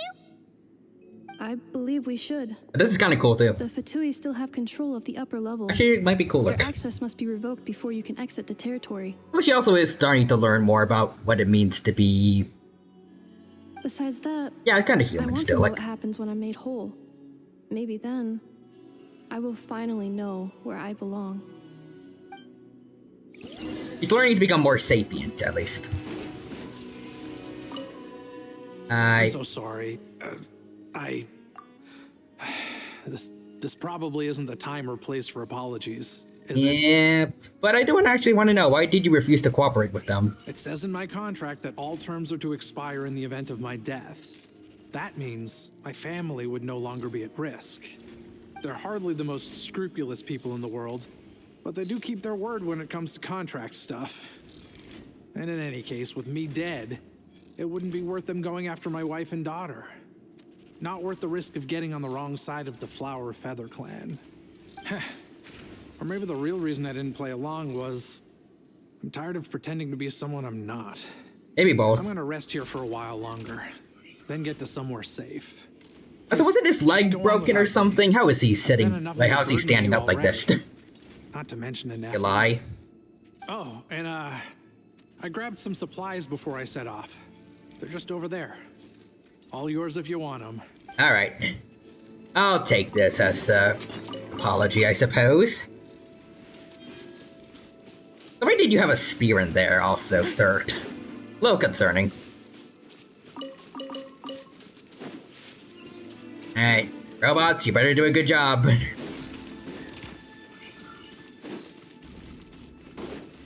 Accelerating.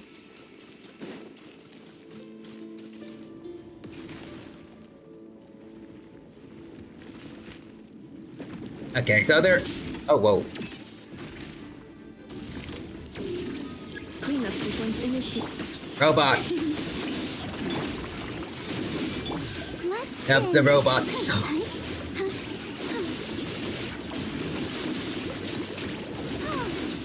There we go. Alright.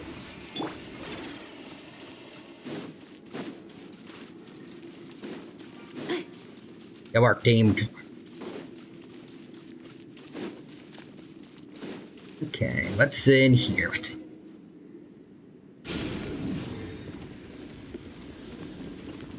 Please wait. Confirming. Administrator 1. Deceased. Administrator 2. Deceased. Administrator 3. Identity confirmed. Lifting restrictions.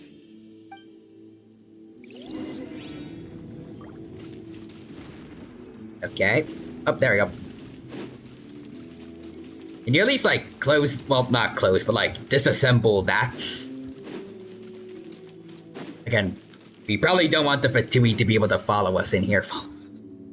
After 2,000 years, we finally meet again, 11th Lord, Mirror of the Dawning Morn. And you? You're the 8th Lord? The priestess of floral candles and skyborn feathers? Oh,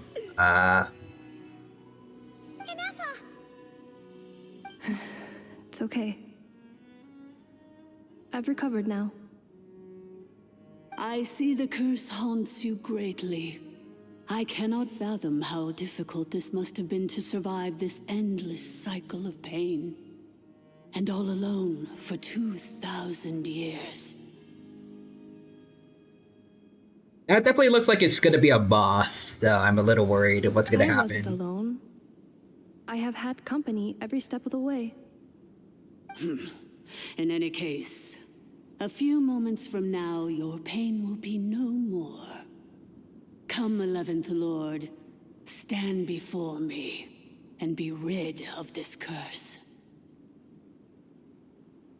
Something feels off. Having second thoughts? Here I am, so close to my destination, yet my thoughts are only becoming more cluttered. I am the way I am because the 11th Lord encountered a memory data conflict and split into two. If I regain all of my memories, will I not encounter the same conflict again? My cognition module cannot produce a reliable prediction. It's alright, humans get indecisive too. Promise me. Remember, you have to come home. It is. But if my memories turn me back into a bad robot, do whatever it takes to stop me. If that is the case, I cannot be allowed to make it back home.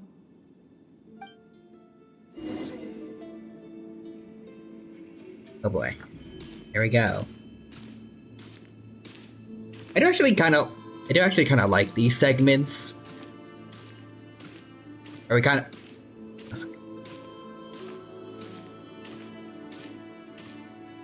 Don't worry, Inefa. Everything's gonna be There's something of a fine. cinematic kind of thrill to it, even if it is a little tedious with how you're kind of forced to just walk.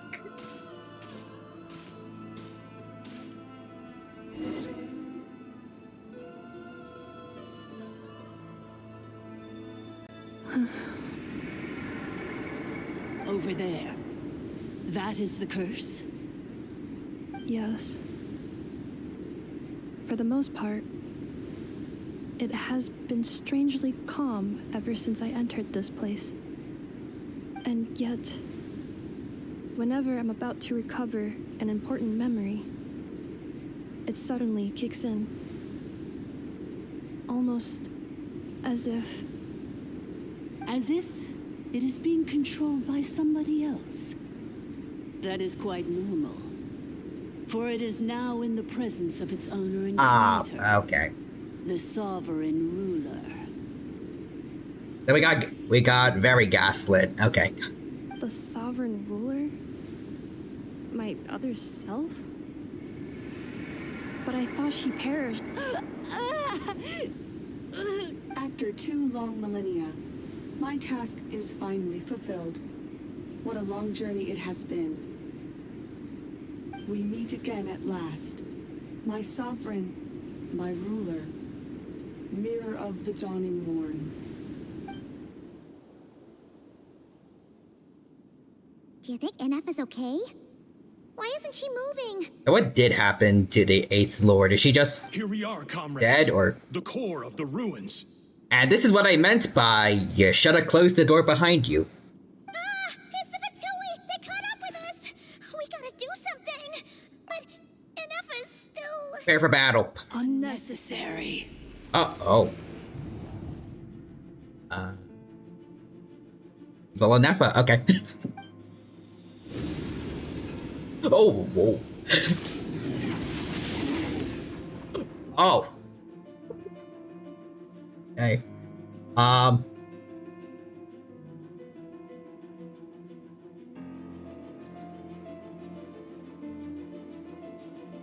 do believe Inefa just did a murder. Just did. Oh. What the... I mean, I didn't like those guys, but damn.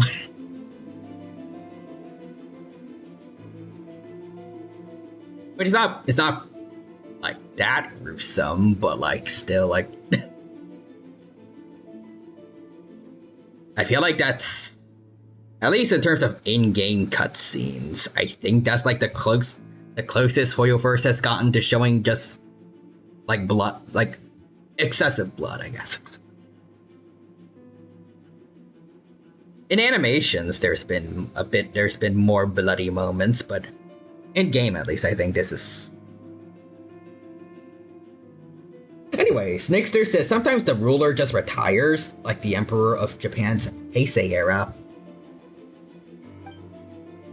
Such power. Did Inefa do that? He just pancaked some guys. But luckily the... Oh. I was gonna say, well, I mean, hey, the bodies are there. Also, Traveler, you good? Missed by a hair's breadth. But now you are wounded, and this time you will not escape. Uh-oh.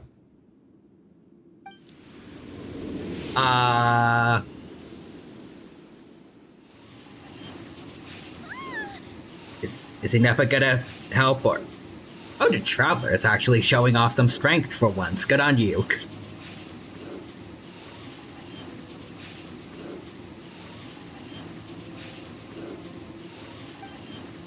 So this is really starting to remind me of that one time when Aegis got reprogrammed by the Carpet Man.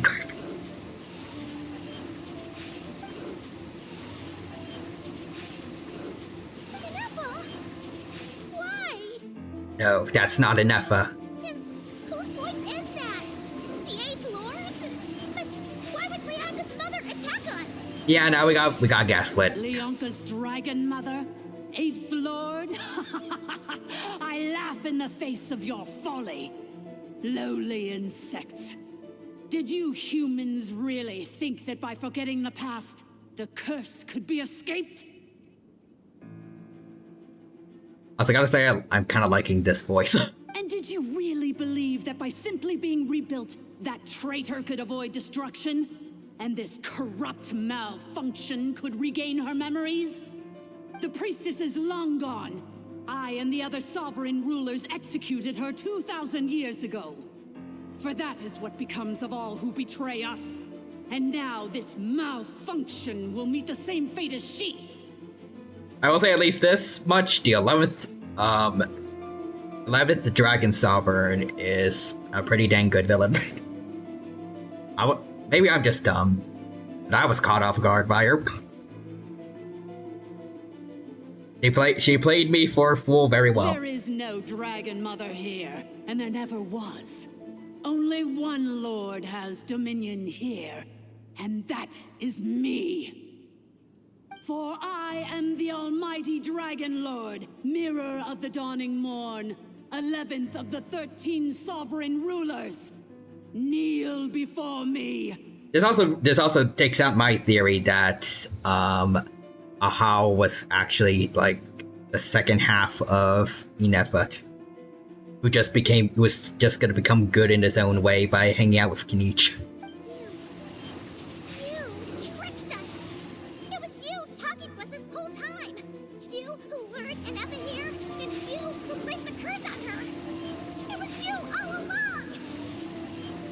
Inefa?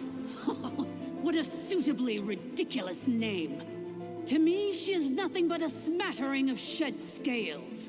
An operational malfunction that must be destroyed.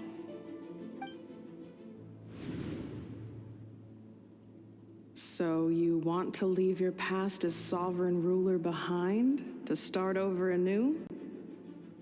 Oh, she got gaslit too. Gaslit too. Her resistance, shut down her mind, and silence her lies.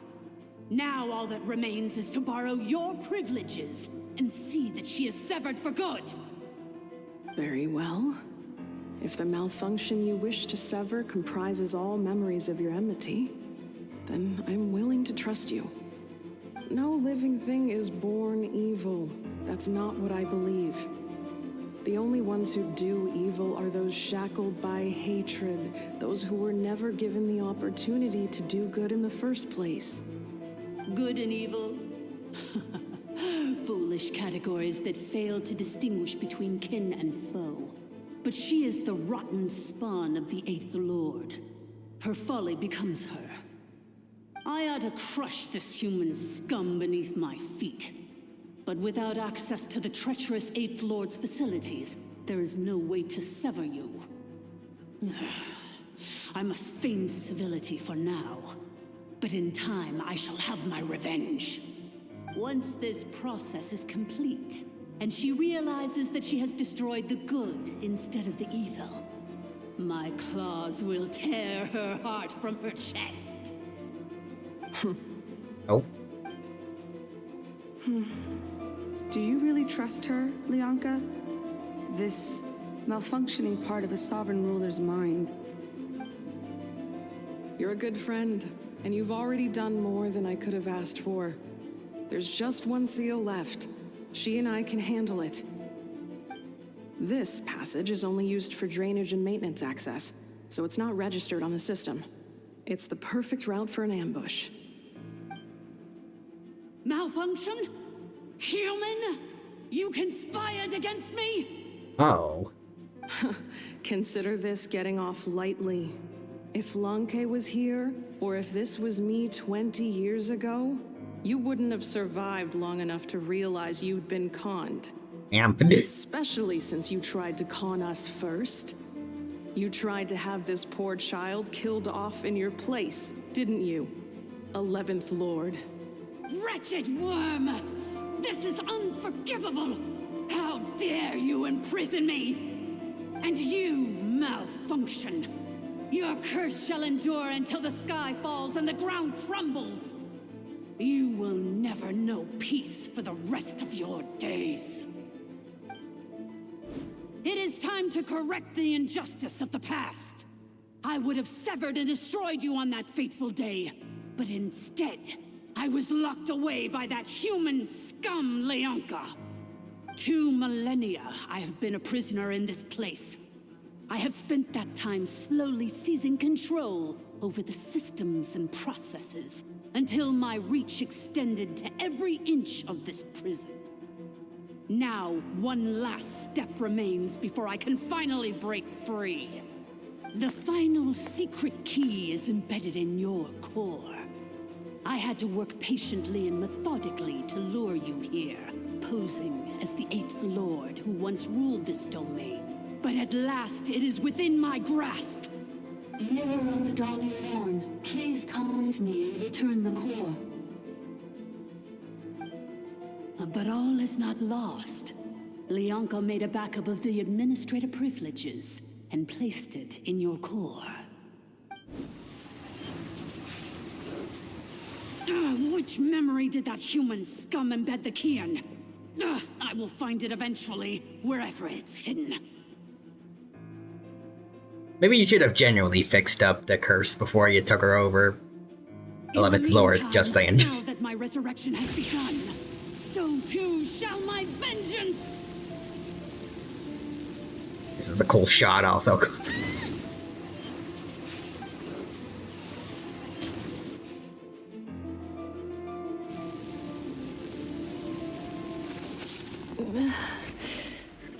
Hey, there she is, I think.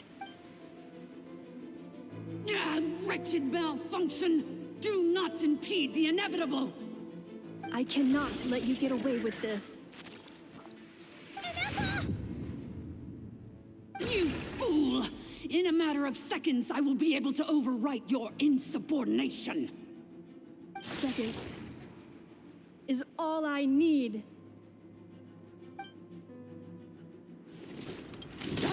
Oh. My core!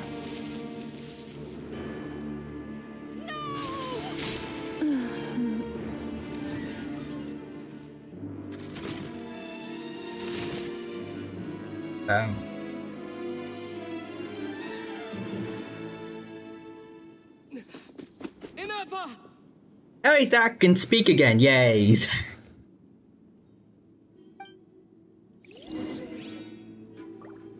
Okay, Accelerate. Inepa! Hey, Inepa! Wake up!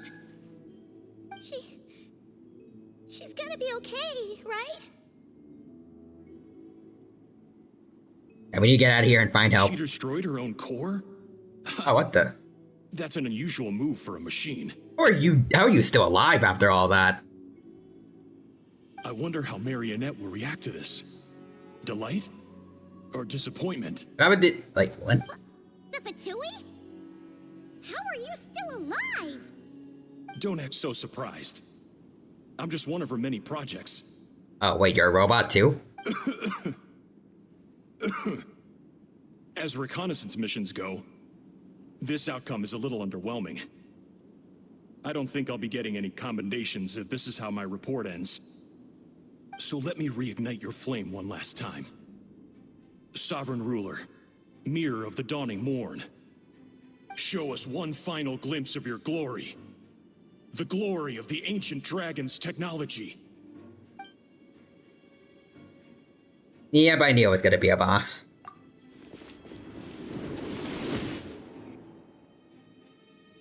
Yep, there we go. He's made out of flesh and blood. Marionette told us to watch out for you. She said you were an unpredictable variable. But if you think you're getting out of here alive, we'll see what a crazed sovereign ruler in the throes of death has to say about that. Can you try a little harder to break him, Traveler? Come on. You would dare sabotage my revival! Destroy my path back to Dominion! So be it! Since you seek a new place to belong, I shall grant you your wish! Welcome to your new home! where we all shall be buried till the end of time! Oh, my sovereign. This is one battle from which there can be no triumphant return. Oh.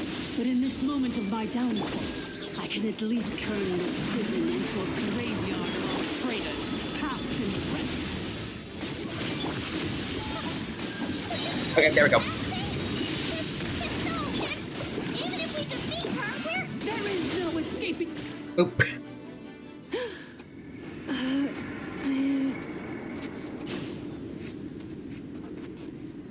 She sure made herself sound tough. And then went down in like 30 seconds. Oh, Inefa? After 2,000 years in exile, searching and forgetting, we are back where we began. Our path was always going to end in our demise. This shall be the final resting place of the last sovereign ruler. Ow. I am no sovereign ruler. Oh, she looks different. Is that her, like, without, like, just her piece, I guess? You know, added accessories or anything? Must return. People are waiting for me. Illogical. You are not authorized to prevent your self-destruction. No such privilege exists. We are back where we belong. Now, perish in the rubble of these ruins. Last of the sovereign lords. No.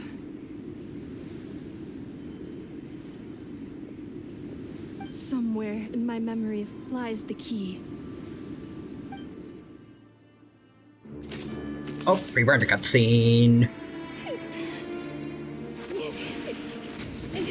Maybe no single nation is our home. Where exactly is home to you? Searching your memories? The curse is still active. This will only hasten your demise. We're all from Nodcry.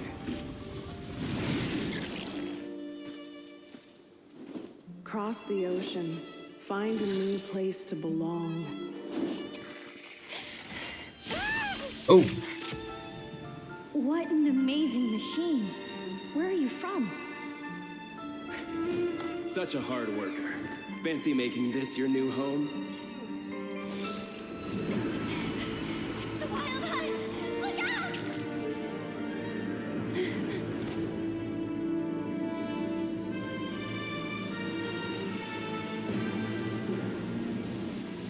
Impossible. Where is this data from? From now on, your name's Inefa. That's I know. Promise me. Remember, you have to come home.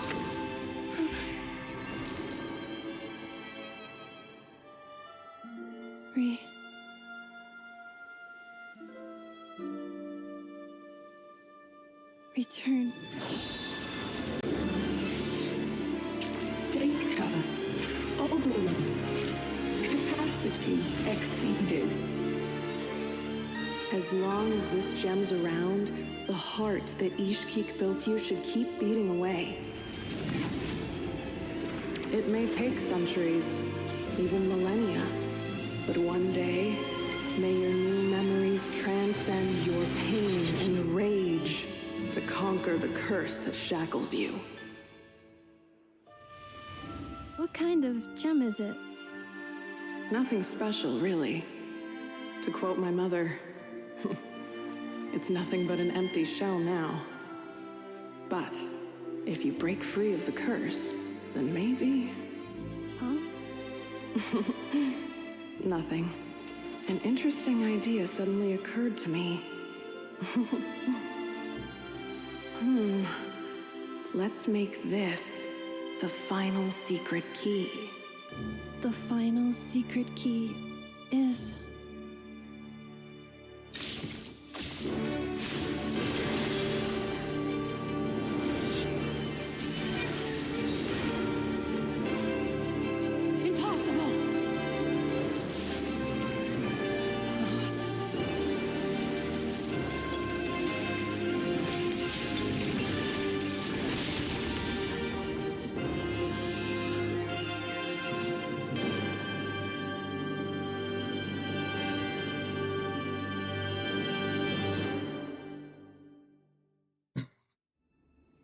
It's Anefa! Hey! Oh, The place stopped collapsing! Warning. oh, okay. Cannot pause indefinitely. I don't think we can properly pause, but while we're beating up the robots, wanna also say Since the core is powered by phlogiston, we can use hold on. that same power source to control it. In which case, the priestess's research Hold on. suggests I really like that cutscene. I'll just say that. It was really damn good. As Nixer says, character development no jutsu. Oh, I Nahida. Sorry. Break the shackles. I should have paid attention. Transcend the curse you were given. Follow the path. It cannot be. It was also probably one of the coolest of the weirdly few cutscenes where we've seen a character gain a vision, or the closest thing to a vision. Farewell, last of the Sovereign Lords. You got an electro something. Anefa! Your core! It's fixed! And is that a vision? Yep, looks to be it, maybe. Suggestion. Exit first, discuss later. The self-destruct protocol is destroying the foundations of this territory. And although I paused the process, it will not hold much longer. Got it. How long do we have? Calculating. Remaining time, 30 minutes. 30 minutes? Huh. For a moment It's seconds, isn't it? 29, 28. Yeah, okay, okay. Alright, enough, fair enough. Hey, are you guys all right? The automaton suddenly stopped moving. Then there was that earthquake, and now the place seems to have sprung a leak. Yeah, we gotta get out of here. I was gonna say, it was very lucky that the 11th Lord didn't have the automatons kill him. Considering, like, how much they hate humans, but I guess they were too focused on us. Estimated time to Foundation cave-in, 20 seconds. Yeah, we should probably get going while we have some time left. A place to belong. I too once yearned for it.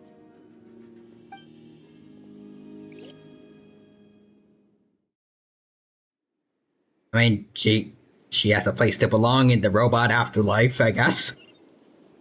Alongside the other Sovereign Lords. Shilonen, how much longer till it's unlocked? We need to get inside ASAP. Oh shoot, everyone from before plus Mavuika is here. They got that Pyro Archon in here.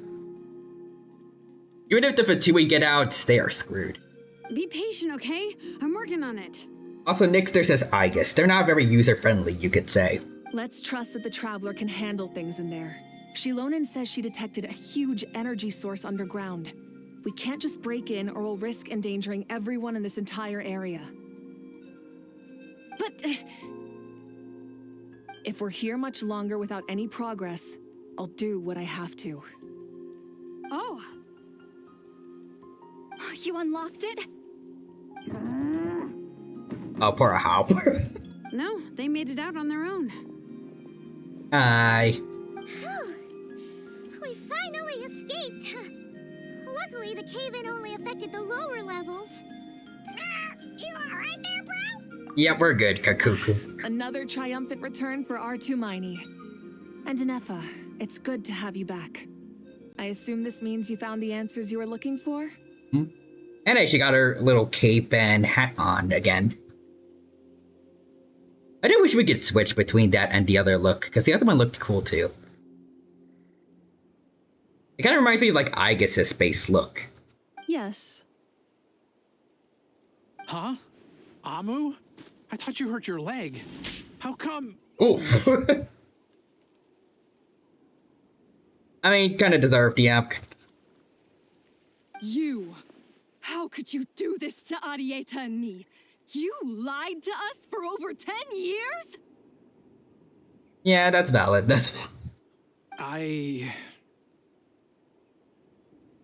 Before anything else, I suggest we let this gentleman and Anefa tell us the whole story. Let's see, in the infinitesimally short space of time it takes to tell it. The story of one man's 10-year deception and one machine's two millennia search comes to a close. I think that's a joke, because there's no way all of that only took a short amount of time. Sovereign rulers, mirror of the dawning morn, priestess of floral candles, and skyborn feathers. Seems like a howl's forgotten quite a lot.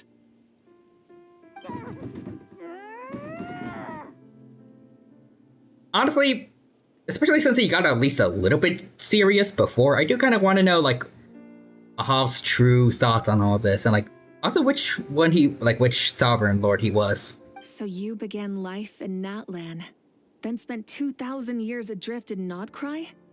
In an endless cycle of losing your memories and trying to find them. But it sounds like it took all 2,000 years worth of memories to successfully overload the processing power of the curse. None of us had any certainty that the plan would succeed in the far future. Not I, not Ishkik, not Lianka. And yet, they still did everything they could to try and help me. Now you've remembered everything. Do you have a sense of where you truly belong? Well, I was born and then reborn in Natlan. And it was the people of this nation who set me on my journey. But that's all ancient history now. I can't seek for a sense of belonging in a world that no longer exists. That would make me no different from the mirror of the dawning morn. Instead, I will show my gratitude to them by honoring their wishes. By continuing on my own path, and returning to the place where I still have someone waiting for me. Well said. I'm happy for you. So, to cut to the chase, did you find the code for that letter or not? Oh, shoot! Forgot all about that. Yeah. Sincere apologies. A lot of memory data surfaced in a short time frame. I am still processing it. I left the cryptex back at the Flower Feather Clan to make sure that I wouldn't lose it out in the wild. Please come back with me, and we can inspect it. Alright. I'm so sorry that I kept this hidden from you all this time. Now I can't go back to Liyue or Nodcry. The Northland Bank isn't gonna let me walk away from this, nor is the Nodcry Aprishniki. You should take Arieta and go. Oh, should I now? You think I'm the one that's gonna let you walk away, do you? Idiot! You're coming back with me right now, and you're going to apologize to our daughter. Looks like you all need some time to calm down after everything you've been through. If you're worried the Fatui are still looking for you, why not camp out at the Flower Feather Clan for now? We welcome everyone, from old friends to old enemies turned new friends. Don't worry about a thing. You've got a whole future to figure things out. Go and find where you belong. I think I've already found it. I think all the mirroring between Chaska and her predecessor.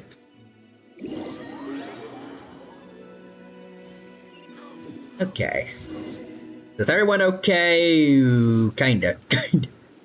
Here it is. The cryptex. Sorry, poor Nahida. She's still in the red. So then, what's the code? Or what about that backup plan that Arieta mentioned? Please see the casing that holds the combination code discs.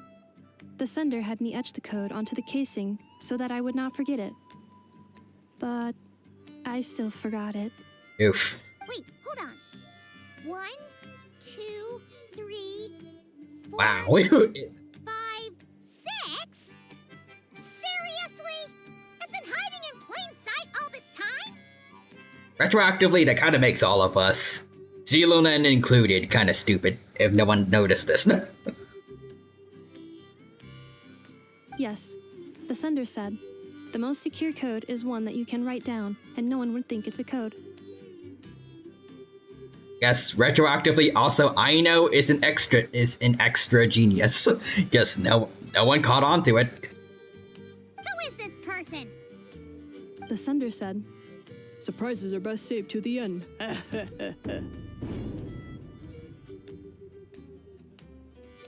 It's kind of cute, but like, whose impression is that? The sender said, surprises are best saved to the end. It sounds like a guy, so I don't know if it's Like, I know his voice was very high-pitched, so it doesn't seem like it's her. Okay, now your memory's getting a little too good. Who's this? Oh. What's with the firecracker? Ugh. Paimon's had enough of this whole letter debacle. Just read it already. Hopefully the firecracker didn't burn it. Dear Honorary Knight. Oh, what the I've heard a lot about you. Jean's always singing your praises. Oh, wait a minute. Honorary Knight, wait. Hold on. The sender said, "Surprises are best saved to the end." Oh, wait, was there an impression of Barca? Oh, shoot, it is him! It is. Oh, that's cool. I kind of wish this was voiced now, but okay. Hey there. They do my own impression. To the Honorary Knights, Tyranno. Hey there, I'm Varka. If that doesn't ring a bell, I'm the Grand Master of the Knights of Avonius. Heard a lot about you. Jean's always singing your praises. For all the good you've done for Mondstadt, I thank you from the bottom of my heart. And I say you're kind of a shiz leader. I mean, you're kind of cool, but like, why do you have to bring so many of the Knights of Avonius with you and leave basically nothing for Mondstadt? Like, that place is like one of the worst in terms of security. Like, the only reason it's okay is because you just so happen to have really OP people like Albedo and Klee there. If they ever decided to go on a trip, Mondstadt would be screwed.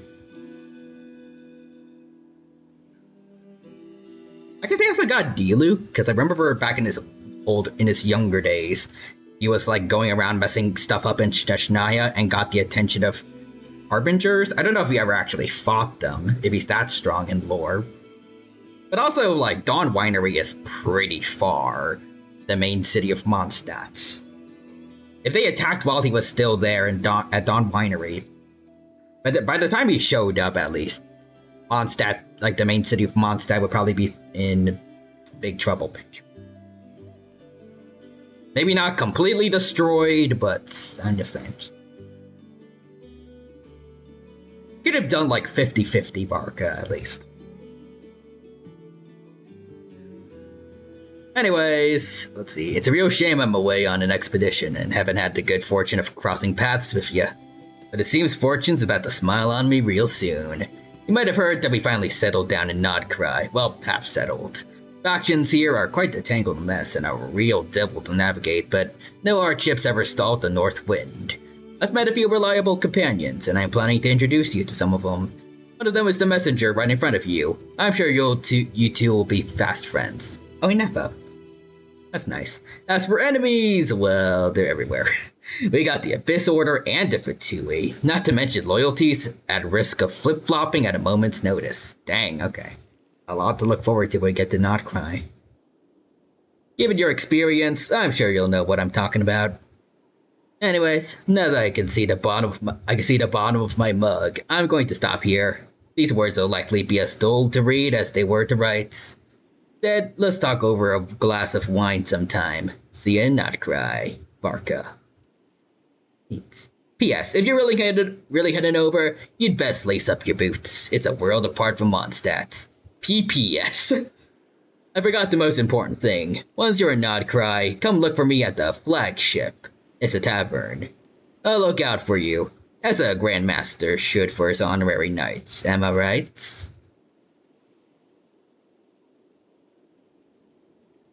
Yeah, this is kind of a nice first impression for Varka, well, minus the one trailer. Pretty chill dude. I just see real humans as fish.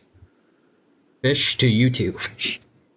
Anyway, I'm sure this is as dull to read as it is to write.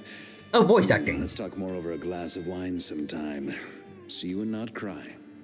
Varka. Eat. Now we're done. Wait. So while we heal up everyone after what happened. I present. Wonder what's next, but I also want to talk to Inefa. I plan on staying in Natlan for the immediate future. Wait. When the time comes. Perhaps we can travel to Notcry together. Heck yeah. Also, oh, she's supposed to be like, well, I guess kind of like Archons at the end of Archon stories. She's giving us lore drops. I guess Notcry, I don't think it has really an A. Well, not an Aeon, doesn't have an Archon, so I guess this works.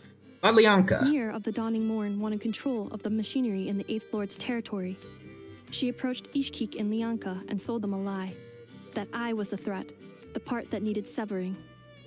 But they quickly saw through it. Lianka took advantage of her arrogance and turned her plan back on itself, using the territory's full power to imprison her inside.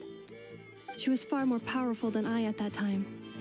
To make sure I wasn't at risk of falling under her influence, Lianka worked on making the prison even more secure, and sent me out of the country. So, that's the true story of why Lianka locked down the Eighth Lord's territory. It had nothing to do with Ochkon. I wouldn't be surprised if she saw him as a friend right until the very end. Huh. I plan on staying in Natlan for the immediate future. The Eighth Lord, she never betrayed Dragonkind, even though she harbored goodwill towards human beings, and despite facing execution and destruction in the end, she never once doubted herself or tried to escape. Even if Lianka really had wanted to secretly rescue her, I'm sure she would have talked her out of it. Just as Lianka was determined to stick to her own path, the Eighth Lord remained a proud, sovereign ruler until the end of her days. I plan on staying in Natlan for the immediate future. You mean, this thing that looks a lot like a vision?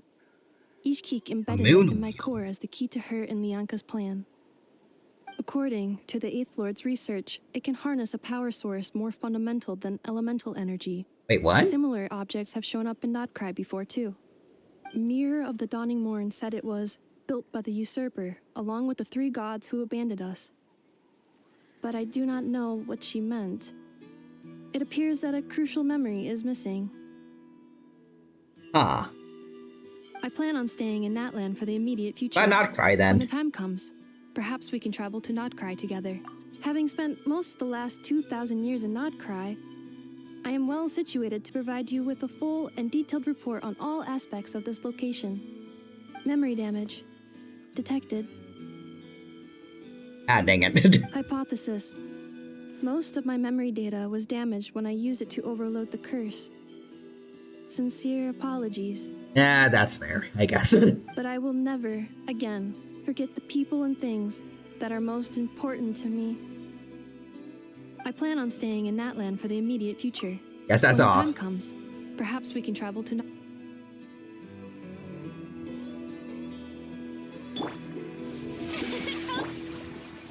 Well, it was nice to learn the extra lore about Inef. So now we can grab this. Thank you. And now I have materials for free to fully max out Inefa. And boom. And I love that boosting crit rate is part of her leveling up. Let's see. 63%. It could be worse, I guess. Oh, I guess I work with that until I get better artifacts. Let's see, what else? Oh, nice.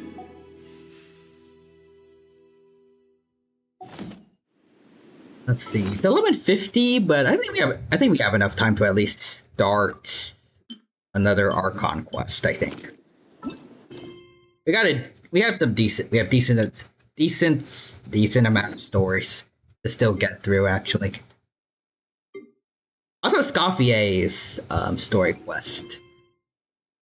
I've done a little bit of it by mistake, but I just kept running into locations.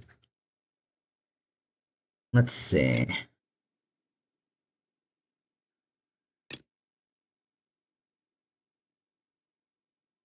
Well, let's go to Mondstadt. Since we got the reveal of Varka, and also Inefa did mention something about having met Noelle, kind of.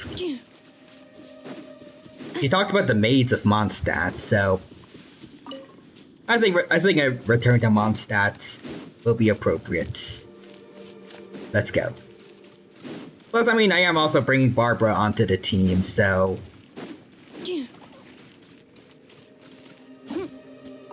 This one pigeon did not run away for some reason. There we go, I'll take care of that.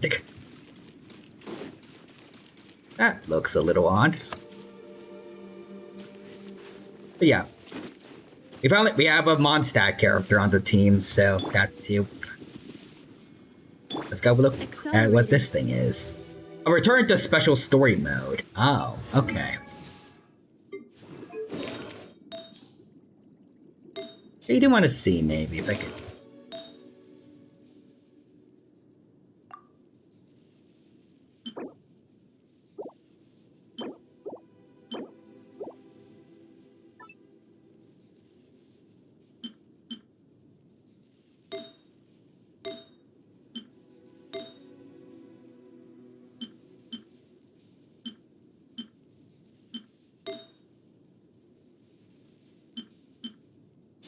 Okay, yeah, we still got not much to work with here.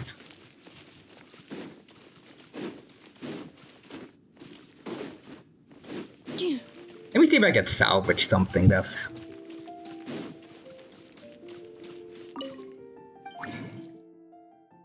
It might just be better to wait for the relics and not cry, but you know, I would like for it to still be, I would like for enough to be decent. Like in the time we have to wait still.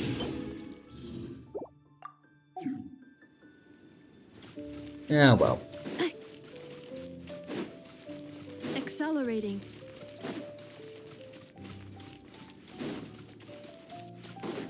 Okay, but now we're going back, I think, in the correct order for Going back in, I think, the correct order for the Archon quest stories.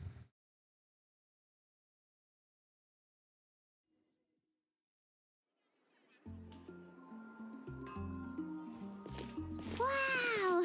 The city is all decked out! Oh, it's beautiful! Nah. Festival season means no commissions, which means no Mora. But Catherine's always looking out for us, so we should still drop by and say hello.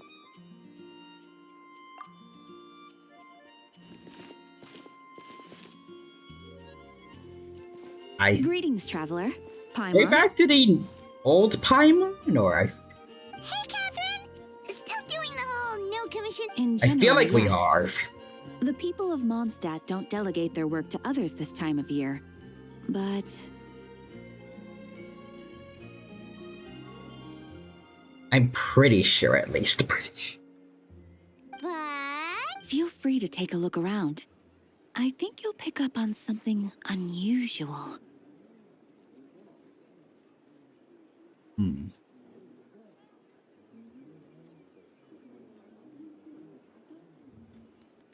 Let's see. Hold on.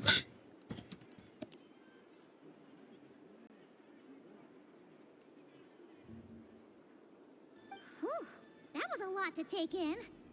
Let's see if Paimon can wrap her head around all that. So, basically, there was a bad rope. Take a look around, huh? I can't word it. I feel like we're back to the old Paimon, I think. I'm really bad at recognizing voices.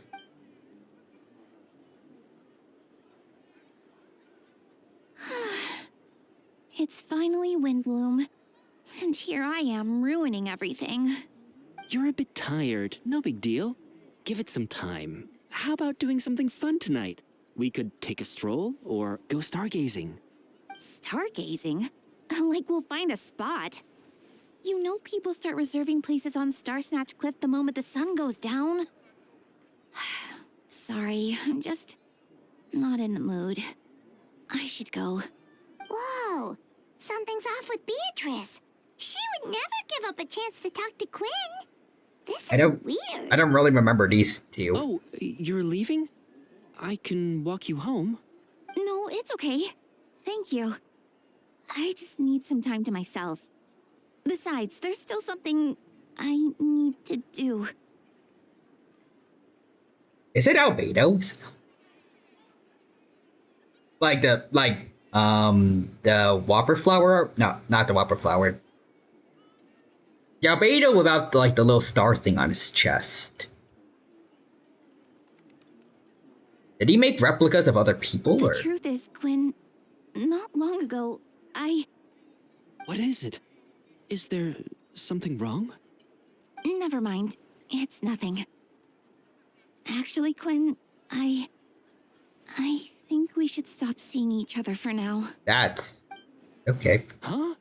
Wait, are you saying we can't be friends anymore? I thought we were best friends. Did you see that? Beatrice ran off without looking back.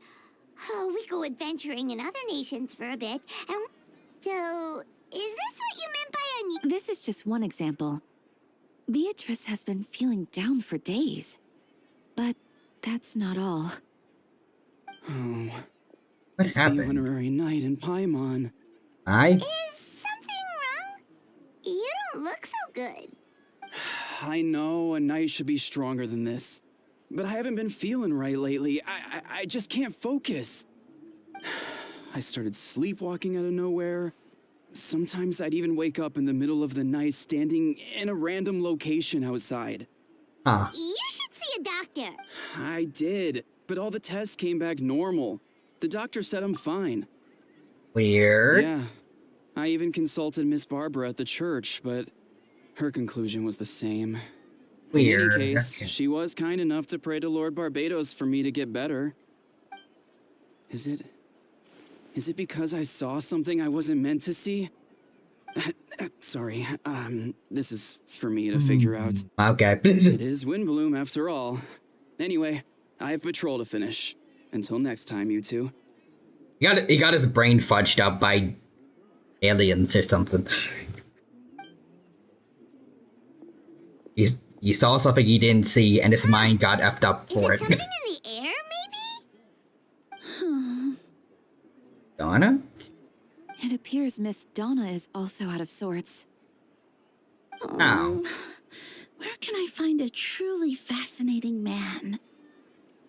Wait, but That's Donna the- is the one who has a huge crush on Dylan. Oh, yeah. That's what I thought too. Luke. But she seems to have changed her mind.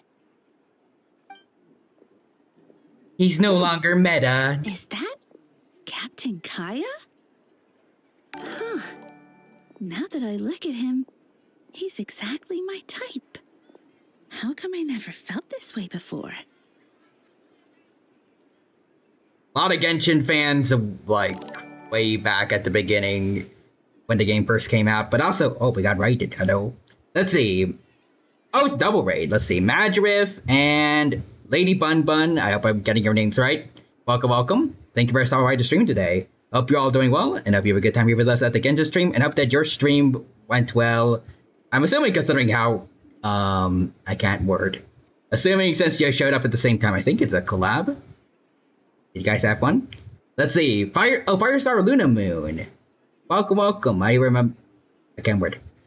How was the stream with them? Let's see. The bun raid is here. The Fluffle is here. Nice raid messages. Let's see. Here to spread the Fluffle love. I see Michelle BT. Welcome, welcome. Hope you're also doing well, and hope you have a good time here with us. Beryl Sutera as well. There's Lady Bun Bun and Madriff themselves. Let's see.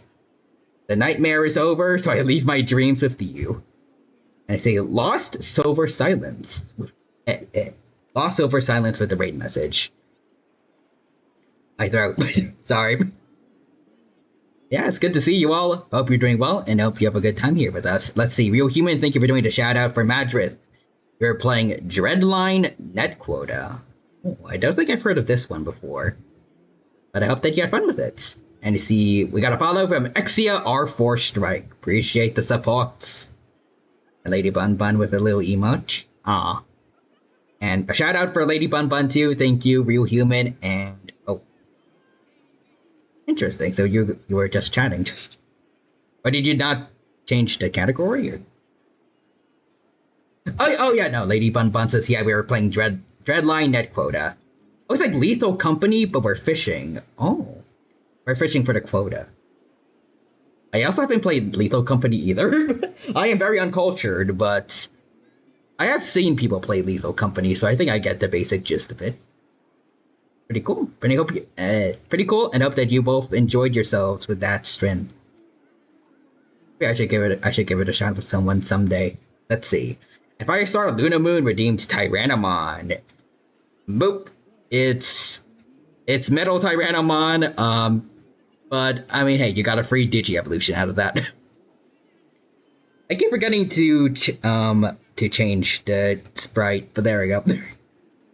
And let's see, also, thank you for the follow, Lost to Silva Silence. And Firestar says, oh, if only Nick were here this time. Yeah, I think he's asleep right now.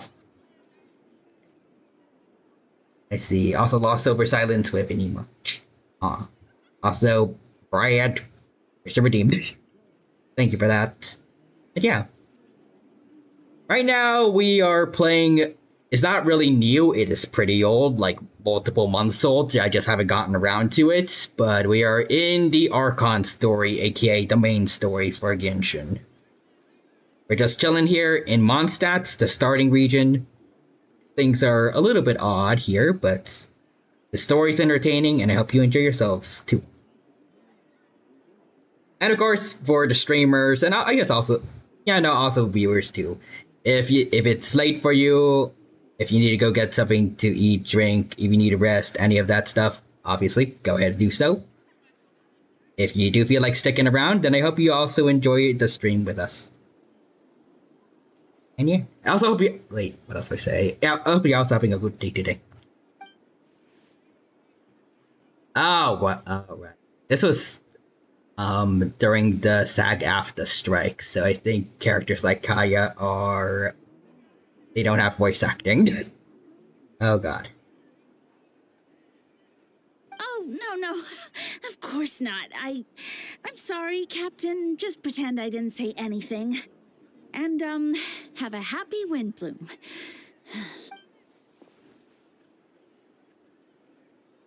Poor Kaya, poor Kaya. Let's see. I intend to, my dear, but first a question if you don't mind. Why the sudden change of heart? I was under the impression Master Diluc was the object of your affections. It's weird to hear him say Master Diluc when they're brothers. At least, adopted brothers, but still. Good question, Kai. So, you knew about that?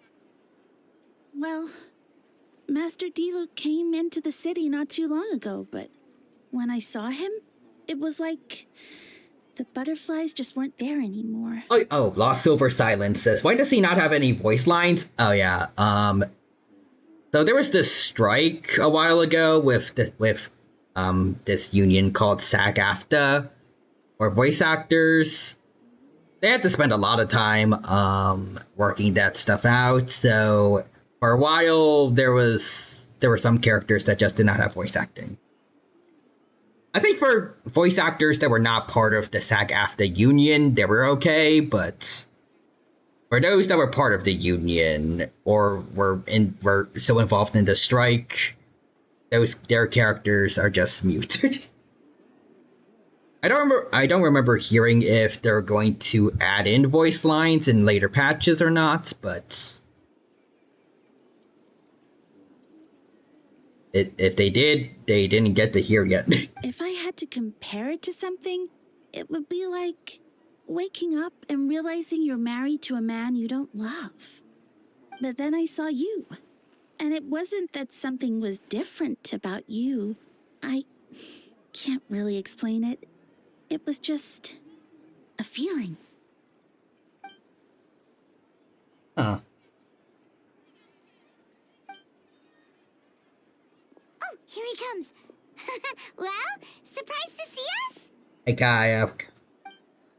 Not at all. You're the exact people I've been trying to find. So, how have you two been? I'm good. How about you and the rest of the Knights of Avonius? The answer to that requires a private conversation. Catherine, do you mind? Not at all. Have fun, you three. So, you... Yes, Jean sent me to find you when she heard you were coming back to Mondstadt. But let's discuss the finer details back at headquarters.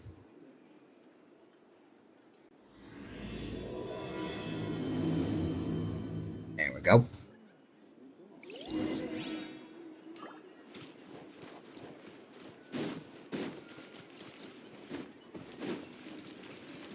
I want to see.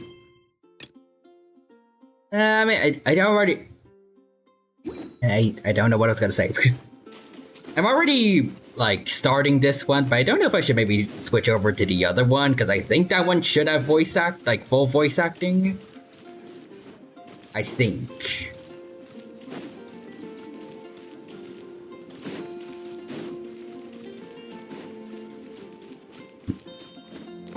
I want to do this one at least a little longer.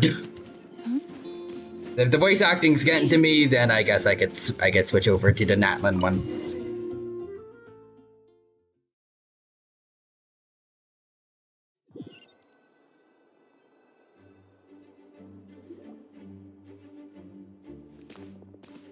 Eula! Kaya, you found them. Hey, Eula got voice acting. Good on you. Yep, I managed to track them down. Good. With what's about to happen, it's great to have you in town. Whoa, headquarters are packed. What's going on? As packed as it could be, with basically no knights left. Honorary Knight Paimon. Oh, it's an honor to meet you. I believe introductions are in order? Allow me, you have Note, Captain of the 2nd Company, Scaron, Captain of the 3rd Company, Eula, Captain of the 4th Company, and me, of course, Captain of the 9th Company. The Lethal Companies. Also, Lost Silver Silence says, what happened to the old Paimon VA again? If I remember correctly, I think she said on social media that she quit until Hoyle would give in to SAG-AFTRA's demands. In the case, I can't wait. That's what she says, but I think based on certain evidence, I forgot what it was exactly. I think it's between the time she was replaced and when she said this. People are speculating that she just got fired.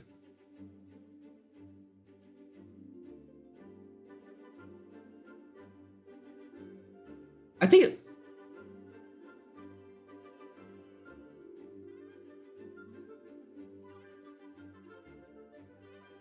Hold on. I need to go over to Discord and ask. Not ask, but look it up because someone already told me the more. I can't word. The bigger details of what happened. Let's see. Hey, Copybots. Let's see. So way back in June 16th, a friend said to me, "You can backcheck the sources just to make sure. Don't take my word for it entirely." Let's see. So in the patch notes of 5.4.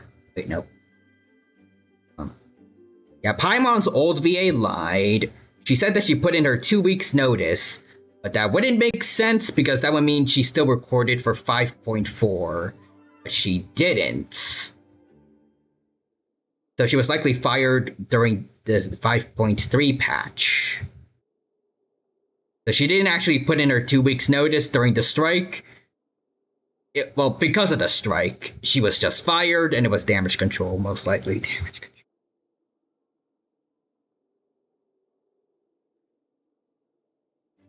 Which, in my opinion, is probably for the best.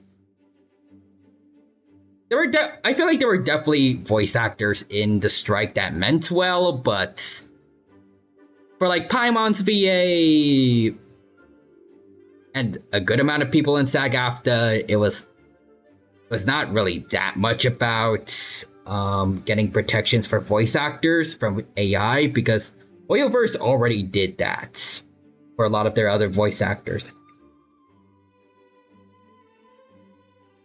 I don't know the full details, but I think it was more so just kind of SAG-AFTRA trying to get a monopoly on Genshin's voice actors. it's been a bit since this happened, so memories might be messed up, or I might not. I can't word. Might not have had the full details, but I think that's kind of the gist of what happened. That's right.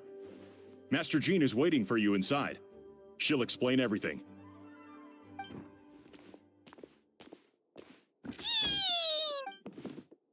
Ah, poor Jean too. Poor Jean. Is everything okay? There's tons of people outside.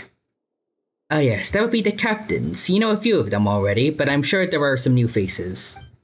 There have been a number of incidents in Mondstadt.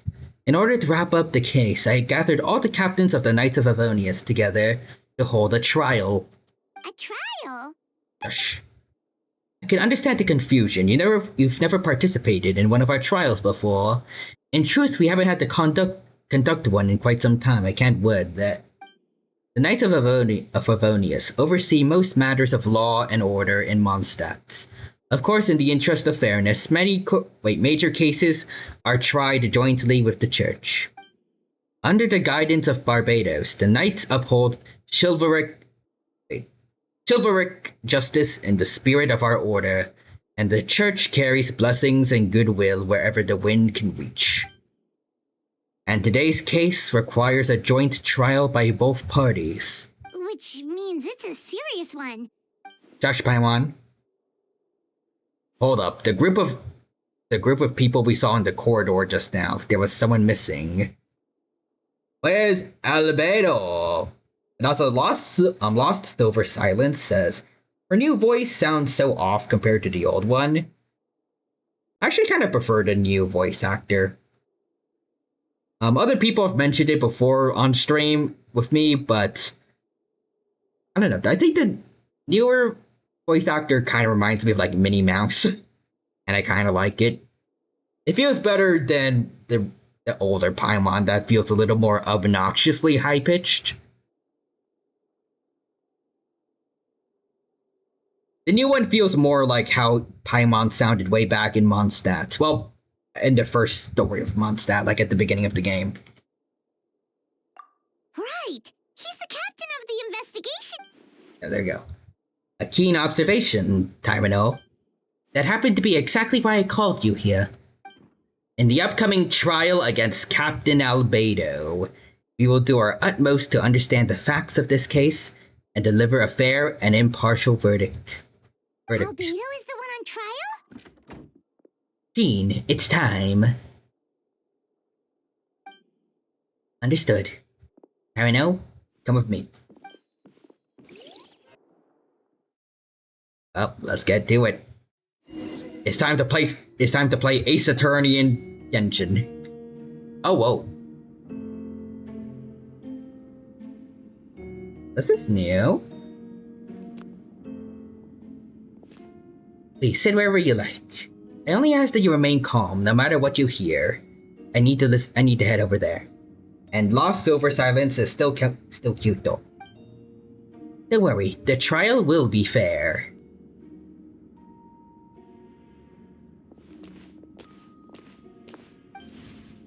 Now that everyone is gathered, let us begin. Also, I know it's probably because of because of game limitations, but even if this court looks cool, in terms of like audience, this feels barren. There's like less than, actually, there's not even 20 people here. I was about to say less than 10, but I think there's, wait, 2, 4, 6, 8. On screen, at least, there's only 12 people here. This place feels small as heck. Okay, that's better, but like still. Anyways, with Grandmaster Varka away from Mondstadt for the time being, I, Jean Gunn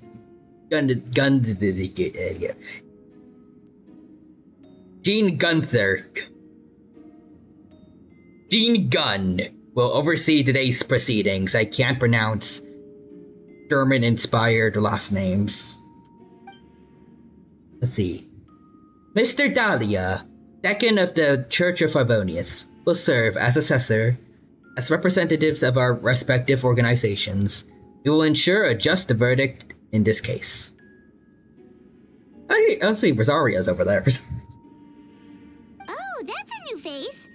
Deacon of the church. Does that mean he works with Barba and Rosaria? The defendant in today's case is the captain of the investigation team, Albedo. We are here to put him on trial for how egregiously bad his hair looks in the game. It looks so much better in promotional art.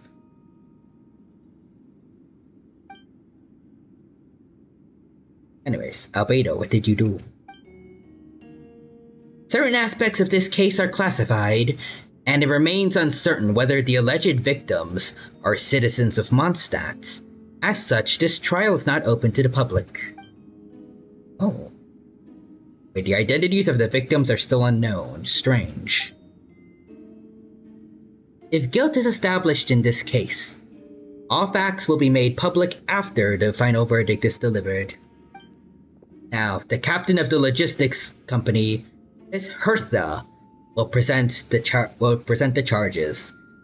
The court appoints Mr. Kaya to speak on Mr. Albedo's behalf. Are both parties ready to proceed?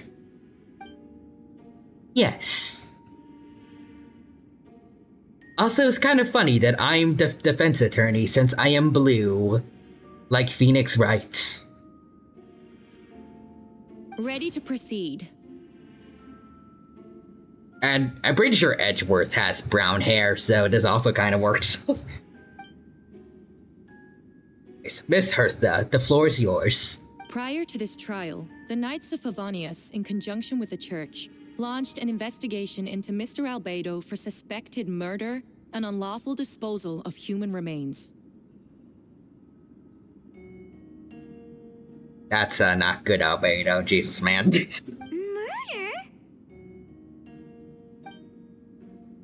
It's not a good look for you, dude. A witness stated that, 11 days ago, in the middle of the night, she saw the defendant southeast of the city gates, dragging a large object she later identified as a human body.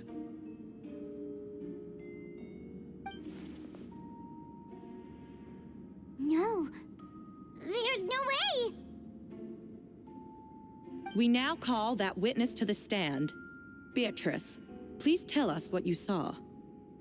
Beatrice was acting weird before, so...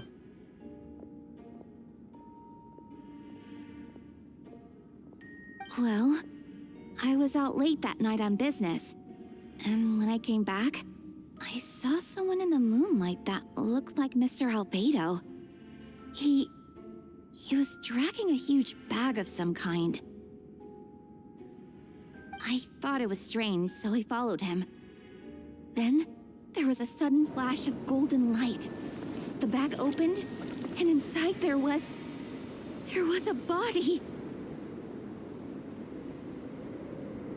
Alchemy is a little weird like that. Don't worry about it. Mr. Albedo's vision allows him to manipulate the ground with ease. So he buried it, and then removed any traces on the ground.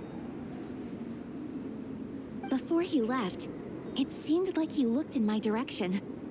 Maybe it was just my imagination, but I was terrified thinking he might kill me too. Luckily, he didn't see me.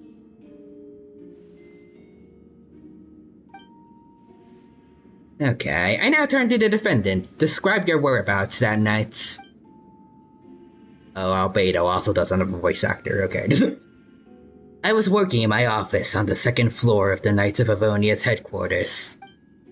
That's right. The next day, the defendant submitted his latest environmental report on the Dragonspine region. Considering the length of the text, it must have taken a considerable amount of time to finish. Can anyone attest to the fact that the defendant was working in his office that night? Sucrose should, because she's his assistant. Oh, no one? Okay. Then the length of the report is not a sufficient alibi. This isn't looking good.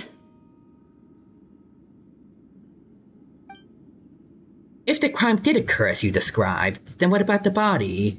You mentioned a joint investigation. Was the body recovered? Not yet. In other words, you dug up the location Miss Beatrice described and found nothing. You don't find that suspicious? I know what I saw. I mean, Mondstadt also has like a huge amount of alcoholics. You sure you didn't have...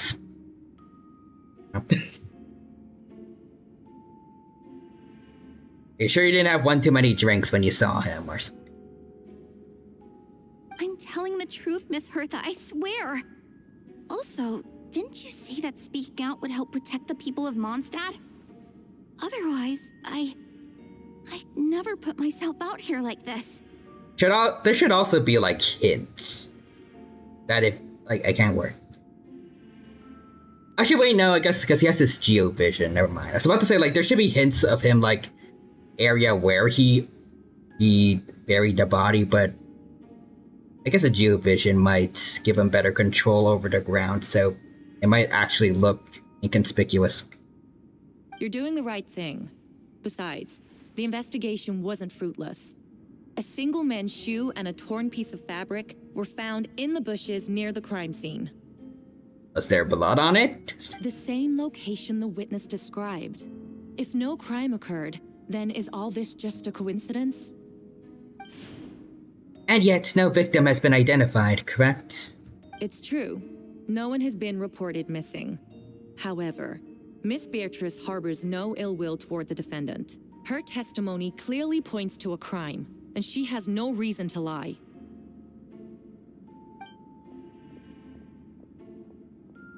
Does the defendant wish to say anything in response? You may believe otherwise, Miss Thurta, but I did not kill a single person. As a knight and a captain of the investigation team, I have a duty to protect Mondstadt and its people.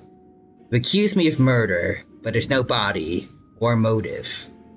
The defendant raises an important point. Motive. Yet, I must be frank, not all murders are premeditated. Spontaneous conflict can also have unforeseen consequences. Nevertheless, I don't intend to prosecute this case on circumstantial evidence alone. Which brings me to the second charge against Mr. Albedo. Second charge? Please proceed. 7 days ago, at dawn, a witness saw the defendant dispose of the body of an adult male in the area between Dragonspine and Dawn Winery. So, 2 cases of this. I now call the second witness to the stand. Wait, that's... Luke Ragdvinder. Oh.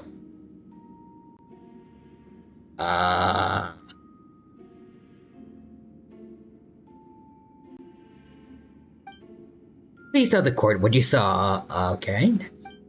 Interesting. A little bit of conflict between playable characters is pretty neat. Let's see. At around 3:40 in the morning, I saw Mr. Albedo dispose of a body beneath a cliff. It was dark, but he used the power of Geo to illuminate his surroundings. From what I could tell, it looked like the body of an adult male, tall and thin, but I couldn't make out the age. He buried the body underneath the cliff and smoothed out the ground to remove any traces. Okay. But why didn't you do anything? In your younger days, you caused trouble in Snezhnaya that got Tui Harbingers involved. Did you not have, tried to fight Albedo if you generally believed he was a criminal? We now have accounts from 2 separate witnesses that describe the same modus operandi. Would you call that a coincidence? I would only inquire as to what Mr. D-Luke was doing in that area so early in the morning. Not the most opportune time for a stroll. Is there such a thing? Dawn Winery is my home. It's not unusual for me to take walks in the area. I just happened to be in the right place at the right time, that's all. Master D-Luke is a well-respected figure in Mondstadt. I see no reason for him to frame Mr. Albedo. Yet the question remains, where are the bodies? Before you suggest a lack of evidence, Mr. Kaya, you should know. After the defendant left that morning, the witness found this where the body was buried. Oh. And this is what looked to be the teeth and femur of a human. Oh. Also, why did Kaya not know about this?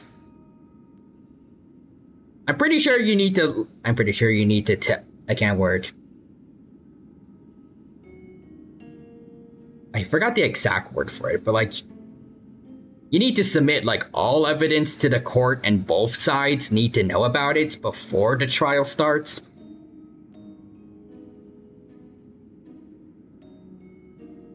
If I remember correctly.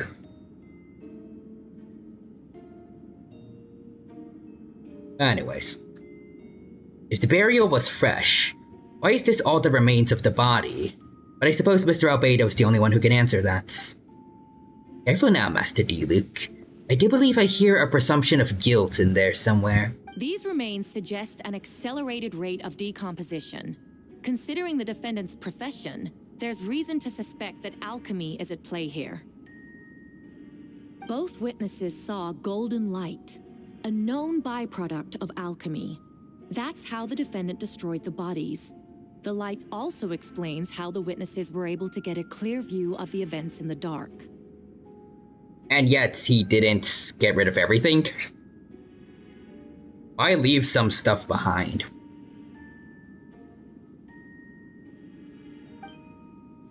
So that's your angle, alchemy. A logical assessment, but we have a witness of our own. The afternoon before the alleged second murder, Mr. Albedo had a lengthy intellectual exchange with his student Sucrose. The two were in the library until the next morning. Why did the discussion last so long? Miss Sucrose was presenting the results of her research. She noticed some flaws in the data and insisted on reviewing her calculations until the next morning, with Mr. Albedo present. That's right, we were in the library together and poor Sucrose does not have voice acting either. Dang. You're certain Mr. Albedo was present the whole time? Yes, and I know Mr. Albedo would never kill someone. He can never be that cruel. I appreciate the sentiment, Sucrose, but that also does mean that you have a bias, which I think could put some doubts into your statement. Buffy Eldridge says sucrose equals sugar. Yep.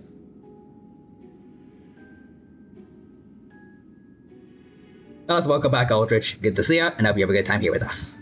Nevertheless, the other witnesses have no reason to lie. Tell me, Miss Sucrose, that meeting in the library, were you awake the whole time? Sounds like a considerable duration to go without sleep. I mean, if she's anything like your average college student, just chug coffee and get through the night.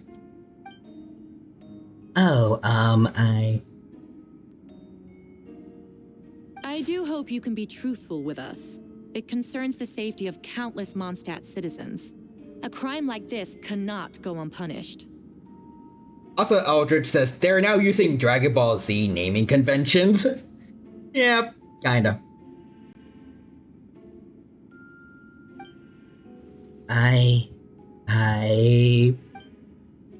I'll take it from here. During our meeting, Sucrose did fall asleep not long after midnight.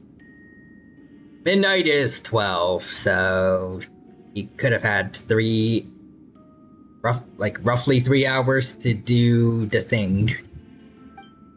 It's alright, Sucrose. You don't have to lie for me. This is a sacred place of judgment. The truth is paramount. Mr. Albedo.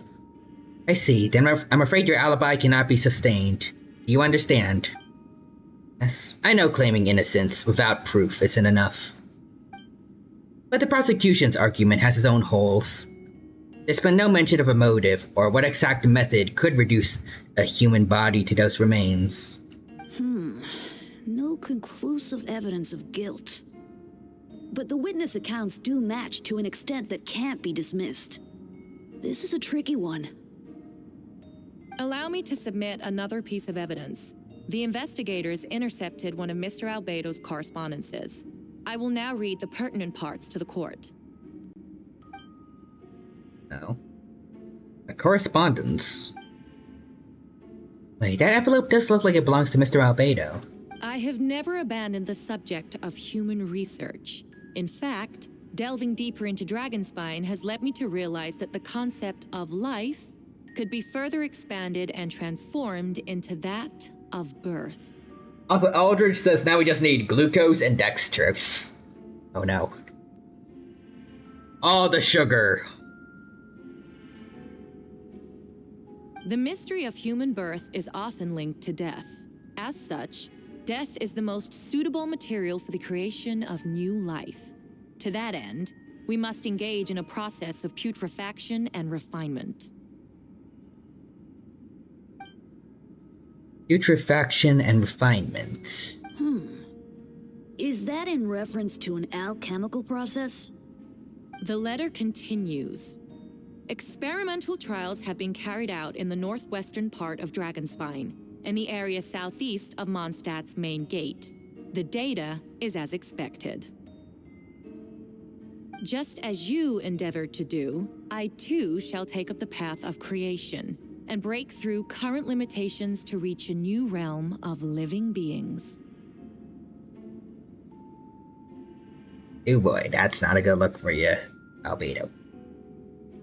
I think I have an idea of what's going on, but I won't say.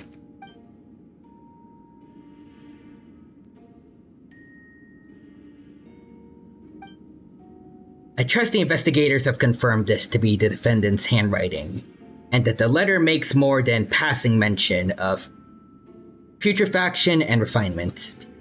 Correct. Not to mention, the locations indicated in the letter match both crime scenes. What more can we trust than the defendant's own words? Could have been forged? Did you check the handwriting? No, or? It can't be true. Too gross. Can't believe it. A guilty verdict cannot be delivered without sufficient evidence. In order to protect all parties involved, that is what our principles demand. My original assessment was that we lacked said evidence. But now, it seems the only remaining questions are the identities of the victims and the specific alchemical process used in this case. Huh. Then we are in agreement.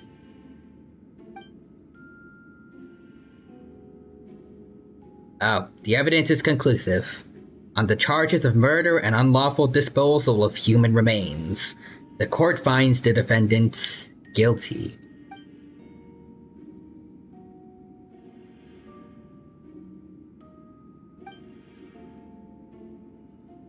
Gene stipulates that those unsatisfied with the verdict will have time to submit an objection or appeal, but most appear hopeless in this time. I should watch Albedo being taken back to headquarters. You get a strange feeling that something hidden is about to come to light. Plot convenience? Oh, wait. It all comes back to the letter. A secret that you and Albedo know all too well, but the people of Mondstadt have yet to discover. Oh. You gotta reveal it? Why would Albedo do something like that? Shush, Paimon, let's see it. Yep, Albedo told me a secret once. That he was a synthetic human created through alchemy. Could that have something to do with this case? Is he gonna bring it up, or is he gonna bring up the thing, or? But what? Following in Rhindaughter's footsteps just because he's an alchemical creation? It would only make him more suspicious. Hey, Rosaria. Well, this took a turn for the worse. Rosaria! Oh! I've been here the whole time, and you also don't have voice acting, just realized. Come on. Nice. I have a bit of a message to pass on. For us? Yep, you're needed at Star Snatch Cliffs. He's waiting for you there. Who is he? You'll know when you get there. Go on now. Time is like the wind. It waits for no one. Interesting.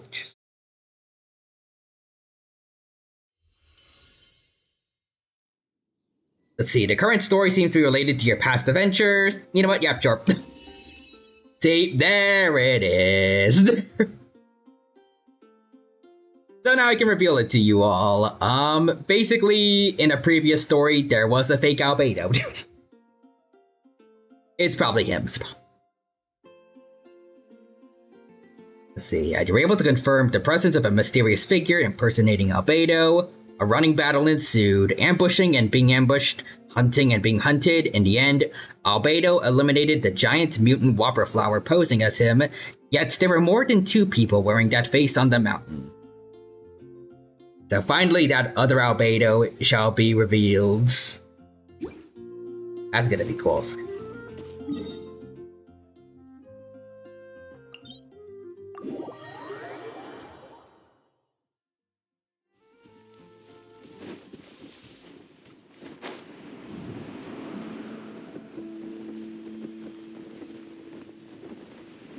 Oh wait, keep going up.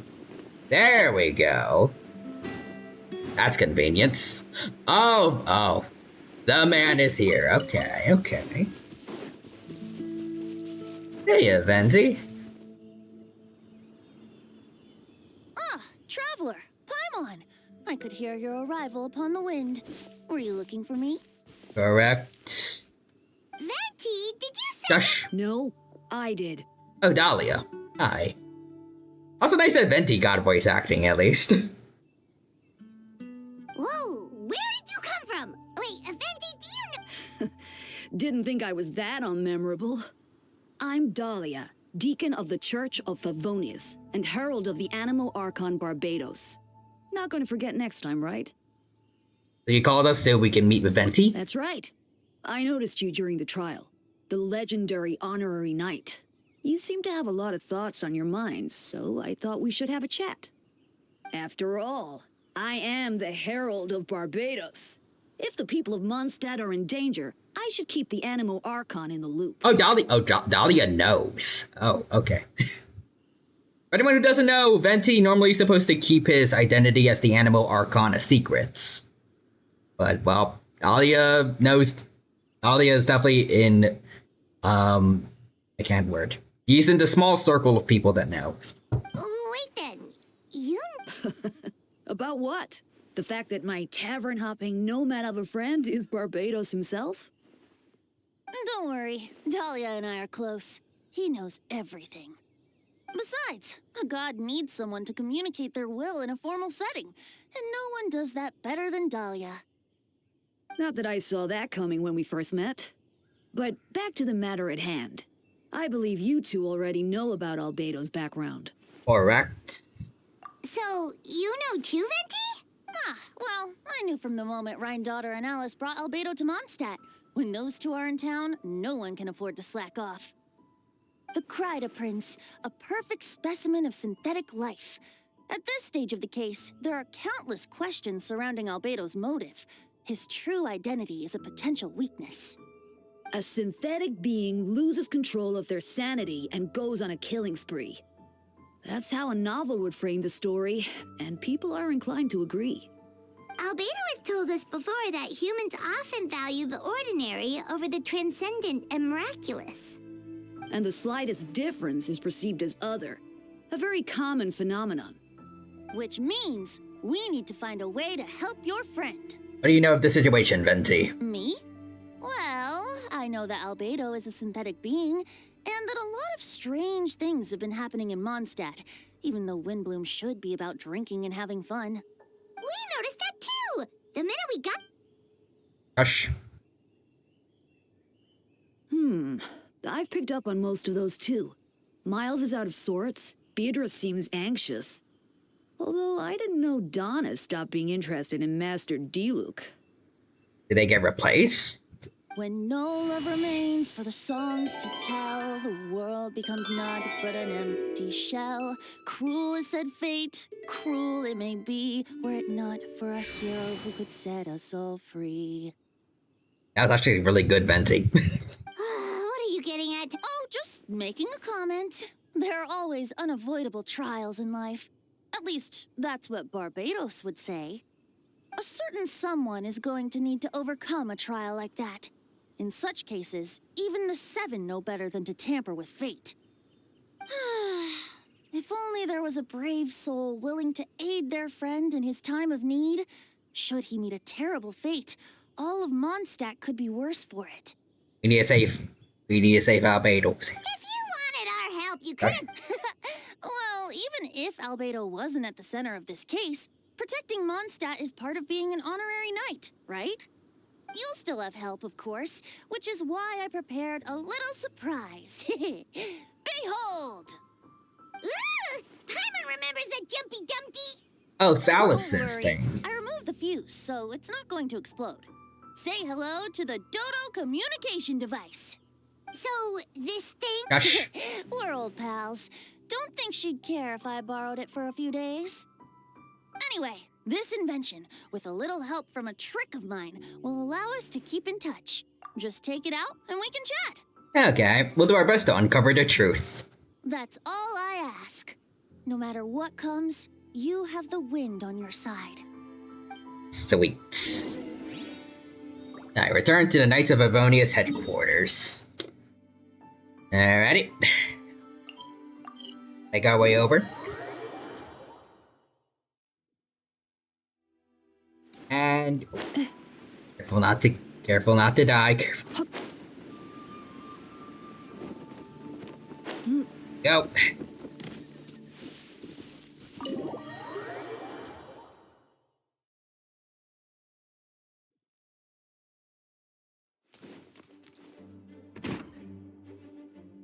Oh, everybody's here. I know you all must be shocked, but the evidence is solid. Albedo's situation is not looking good. I still don't believe Albedo would do something like that. Using living people as alchemical test subjects? It's like something out of a novel. Perhaps it's best for me to remain impartial, but I've worked with Albedo before. He's an alchemist, not a sadist. This version of events is as hard for me to accept as anyone, but Barca once said Albedo's very different from the rest of us. Damn Barca. Perhaps there are things we still need to learn about him. Let's see what Albedo has to say for himself first. Would you mind giving me a moment, everyone? A private matter requires my attention. Hey, Jean! Traveler, Paimon, perfect timing. Kaya has a favor to ask. Like Jean said after the verdict, we have time to submit an appeal, and I'll do my utmost to convince Albedo to accept. Been acting strange, and I can't read him for the life of me, but I need you two to start investigating the case. Got it. Let's see, we'd like you to launch an investigation of your own. What happened to the window? The light just changed up. Anyone else see that, or? I'll continue working on his defense in the meantime. If you find anything that might help this case, let me know. It was against the spirit of the season to task you for this, but Albedo's a trusted member of our ranks. We owe him the benefit of the doubt. Got it. I know you get to the bottom of this, Traveler. You've never failed us in our time of need. But... what? Shh. And you have done Mondstadt a great service all the same. I'm expecting a retrial. Until then, you're welcome to have a look around Albedo's office on the second floor. I'm counting on you.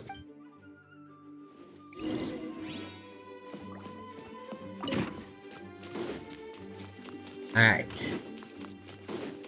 Accelerating. Accelerating. Hey, Y-Rat. Wait, Captain Kaya! Surely I can't just... These two are here on Jean's orders. She asked them to investigate Albedo's office. Oh, in that case, head on in.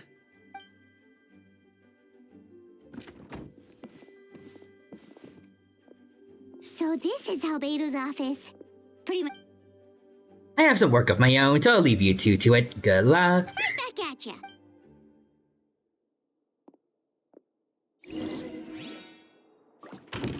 Let's see what's going on here.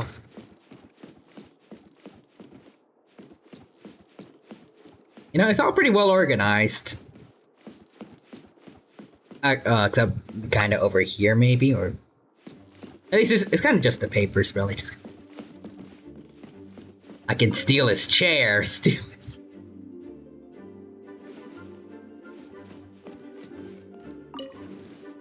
sit down and investigate.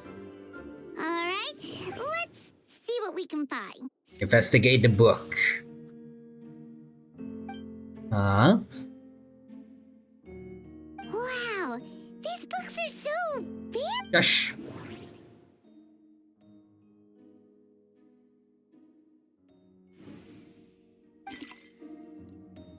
Interesting. Test tube with some black powder at the bottom. Next to it lies a neatly written note.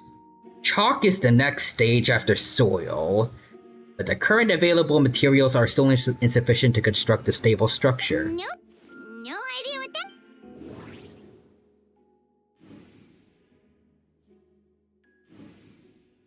that... Alright.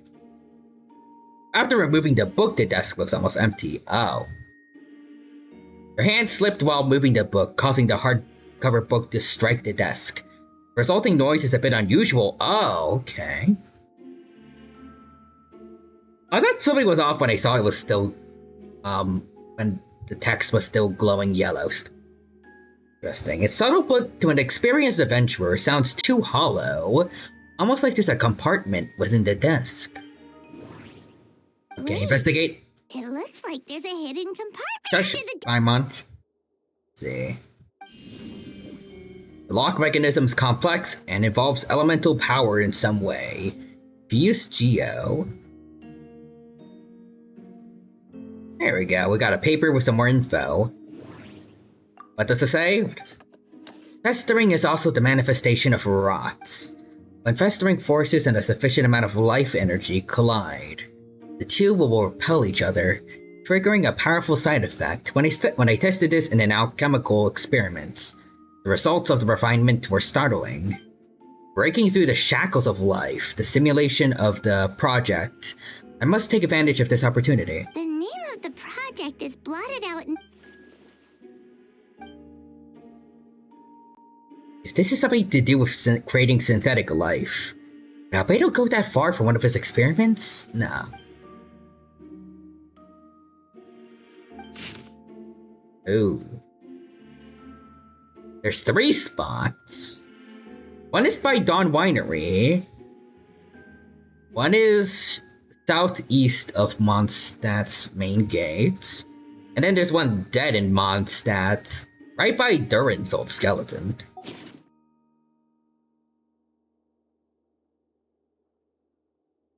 Huh.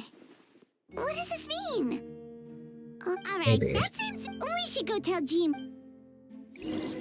We don't even need the other stuff first. Oh. Hello? Oh, Vent is calling! Let's... Gosh, Paimon. Investigation going. Find anything? Oh, we found stuff Yep. I see. So, Albedo's researching something that doesn't help his case, huh? Not really, not. Alright, you share what you learned with Venti. Not promising. We should be grateful Albedo's true identity remains hidden. If it gets out that he's one of Rhindaughter's creations, there'd be no separating him from her past. As we both know, Rhindaughter's approach to alchemy and ethics was pure madness, and the evidence you just found, let's just say it could convince even those closest to him of his guilt. Perhaps even you. I don't think the handwriting was faked, and the notes almost sounded like And it comes down to trust. Do you trust Albedo? I do. There's just the other Albedo we need to consider. We should keep the faith. And if he really is the culprit, he must have had a reason, right? Maybe he's just not allowed to talk about it. Yeah, that must be it. I mean, he's pretty strong, all things considered. It was stated that he does have the potential to destroy all of Mondstadt. And that I can't word. I think he once told us that we're like... I can't word. We're like his only hope if he does ever go down that route. I don't feel like there's... Well, I guess blackmail's a tough thing, but... Generally, I don't know who really wants to mess with him. Either way, a investigation Besides, means coming well, to a his conclusion clones. presented by the facts. I mean, even Venti no longer believes in him? Remaining objective has its own value. Remember, none of this is your fault. Just report back with an honest assessment of the facts. Yeah. Well, let's go find Jean and tell her what we learned. Oh. Wait, that's Miles. What's he doing here? Oh, sorry. I heard voices and wasn't sure if I should check who was inside. It's okay. We're here on Jean's orders. Ah, I see. I'll, leave you to it then. He was one of the people acting strange before, I think. Hold on. You didn't hear what we were saying, did you? Oh, not really. Nothing that made sense anyway. Okay. Do us a favor and just forget anything you might have heard, okay? Oh, sure. You got it. That map we found in the hidden compartment seems important. We should check out the marked locations. Alright, let's see. So, over to Dragon Spine. Oh, I hate this place. I hate this place.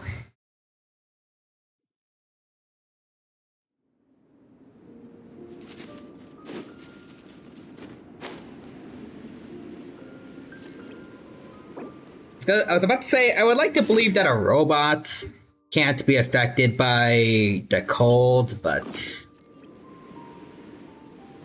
alas.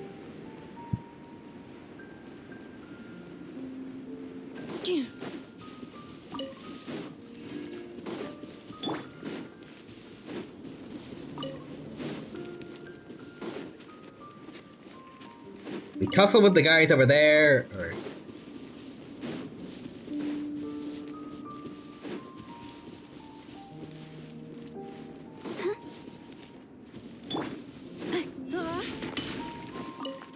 I mean, it's somewhere around here.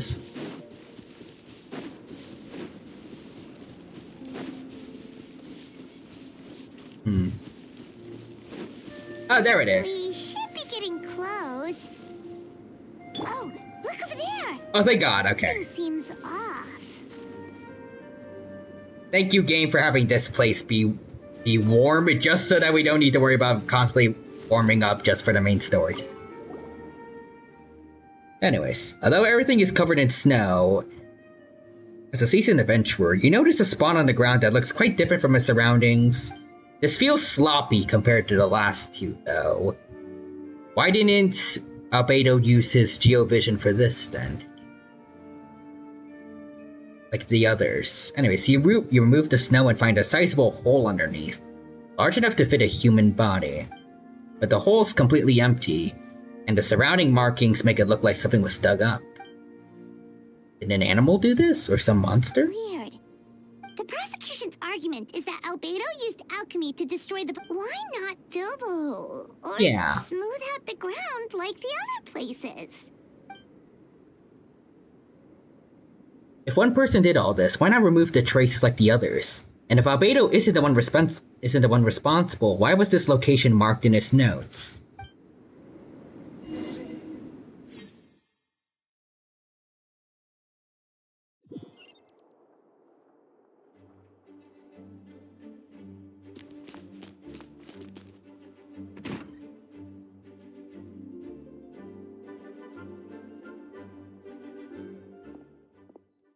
Get back. Did you find anything? We found an excessive amount of stuff. Yeah, but none of it helps Albedo's case. I mean, the last one might.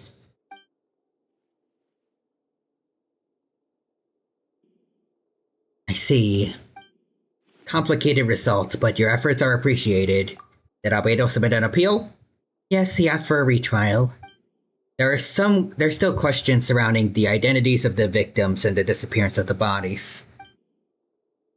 The minimal remains that were uncovered have been sent for forensic analysis, which should provide some answers. It's just... What's wrong? If the victims turn out to be Mondstadt citizens, the situation becomes all the more serious. The second trial would likely have to be open to the public. And I doubt public sentiment would be in Albedo's favor. Yeah, not when the charges are... The second trial is set to take place in 2 days. I hope you consider attending this one as well. Of course, we'll be... Well said. When the time comes, I'll carry out my duty to the best of my ability.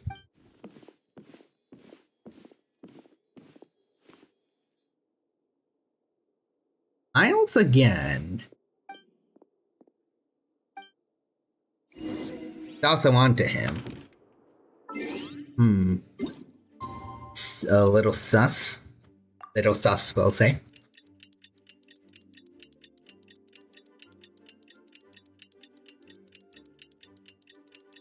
Considering Ryan Daughter's whole thing is like alchemy and human experimentation, or like experimentation with life in general. She also made dragons and stuff. It's about time for the second trial. That's my one. Considering she can make life and stuff, and Albedo's also an alchemist, and at least like I don't know what else I was gonna say really, but I'm assuming that Albedo's clone might be the one working towards making the next stage of life, I think it was. And possibly for that, maybe he made replacements of people like Miles. And that's why everyone's acting weird. And he's using these clones to... I can't word. He's using these clones to make the other Albedo look bad. Get him out of the way. Hey, Jean. Let's go.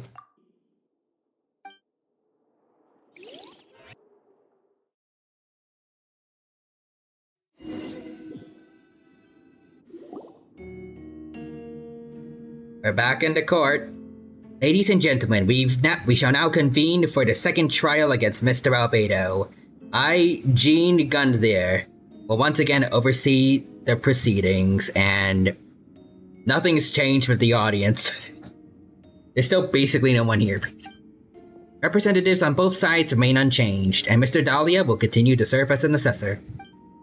Ms. Hertha represents the prosecution, and Mr. Kaya speaks on behalf of the defense. The defendant in this case is Mr. Albedo, captain of the investigation team. With that, I now bring this trial to order.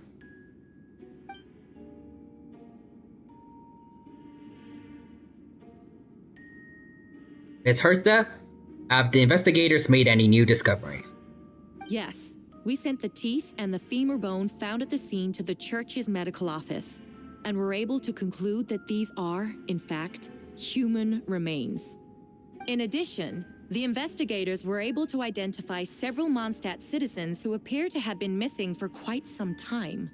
Oh boy. Forensic analysis of the remains allowed us to pinpoint the age and gender of the deceased. Interestingly, one of the missing individuals matches that profile to a T. The medical office couldn't spare the personnel, so Miss Rosaria is here to present the results to the court. Hasselman, male, 46 years old. Marital status, single. Occupation, hunter. Consistent with the conclusion in the last trial, his disappearance went unreported, likely due to his lack of relatives. If he was a hunter, he would be out in the wild for a good amount of time, so maybe he ran into the other Albedo. It would make sense with how the Whopper Flower Albedo also went out of his way to get, like, other people that meet him killed, or at risk of being killed. Like, I think the first one we met lured a kid into a place full of monsters or something. Anyways, in addition, medical records shows that he sustained a mechanism-related injury to his leg 3 years ago, and the damage on the femur bone Mr. D-Luke found is consistent with such an injury. Therefore, we can conclude that one of the victims in this case is Hanselman. A specialized technique was likely used to accelerate the rate of decomposition. Is it reasonable to assume this technique to be alchemical in nature? Alchemical or magical, both are possible. Thank you for your testimony. The identity of one of the victims is now confirmed. But what about the defendant's motive? Considering what he wrote in the letter, we can deduce that the defendant needed subjects for an alchemy experiment. Who better than individuals whose disappearance would go unnoticed? In other words, he sacrificed the good people of Mondstadt for his own gain. A truly vile act. In addition, another witness has agreed to testify. Miss Donna, if you would. Another person who happens to be acting weird, huh? Another one, huh? Wait, Donna from the flower? I'm sorry it took so long for me to come forward. But the night Master Diluc saw Mr. Albedo, I was there too. Diluc didn't say anything about that, or? I was camping with a friend and we decided to stop near Dragonspine. I couldn't really get comfortable that night, so around dawn, I decided to go for a walk. And that's when I saw Master Diluc. I thought it might be nice to, chat. So I headed in his direction and then I saw it. Someone at the bottom of the cliff was getting rid of a body. I was terrified the person might see me. Even after I fled, I couldn't shake that fear. And I started to wish I never had a crush on Master Diluc in the first place. Huh. Okay, also kind of weird that she brought up the crush on Diluc out in the public. If I hadn't wanted to talk to him, I would never have been in that situation. Well, I didn't want to come forward because I was scared. But Miss Hertha convinced me it was the right thing to do. I'm sorry it took me so long. I see. Just stepping forward was brave enough, Miss Donna. Court thanks you for your courage and commitment to justice. Yes. Thank you. The two witnesses corroborate the same sequence of events. That just leaves the question of how the defendant disposed of the bodies. I believe the answer lies in the alchemical technique mentioned in the letter. The defendant is the most accomplished alchemist in Mondstadt. He has the skill, no question. A special investigator also uncovered some relevant evidence on that subject. I will now present it to the court. Oh, is that us? Wait, does she mean... Oh boy. The following are pieces of evidence uncovered in Mr. Albedo's office, the most important of which is this map.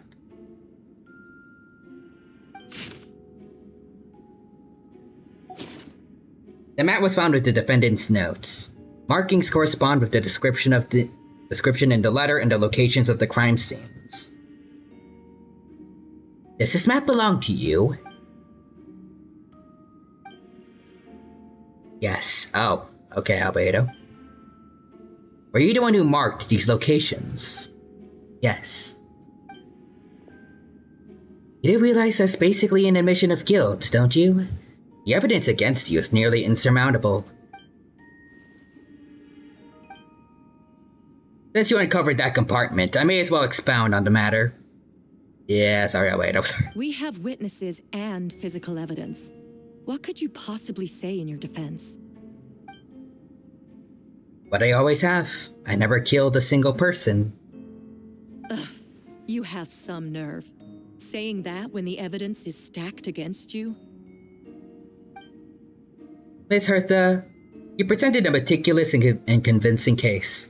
I'll give you that, but I won't admit to something I didn't do. I mean, if now's a good a time as any to mention the clone if you really wants to, or... Was there ever particularly a reason you didn't feel like telling anyone about that, or... If there's a guy that has your face and is trying to take over your life, Or I think just kill you, one of those two. Maybe it's best to tell the people around you about that. So, what? You're just going to bombard the court with excuses? That's a rather dismissive way to refer to an innocent man speaking in his own defense. Besides, I'm not making excuses. I'm exercising patience.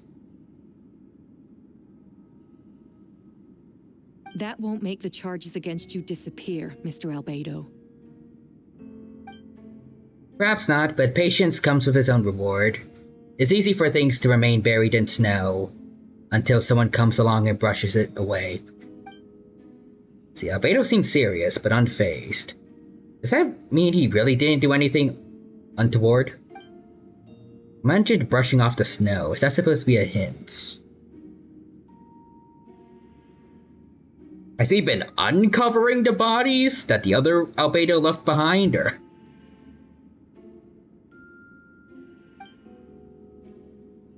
It was a hint. It must have something to do with Dragonspine, which reminds me, one of the locations marked was found in Dragonspine, wasn't it? Yep. Traveler, you were the one who uncovered the notes, right? I'm assuming you visited the third location marked on the map as well? Yes, we did. Can you tell us what you found?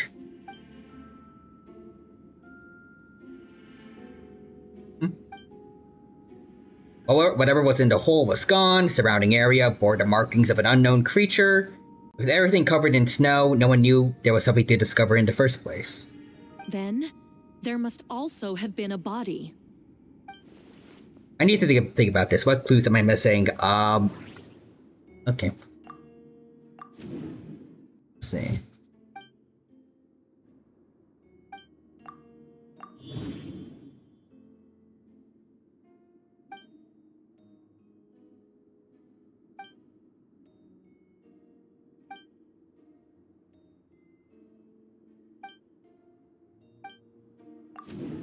Remains.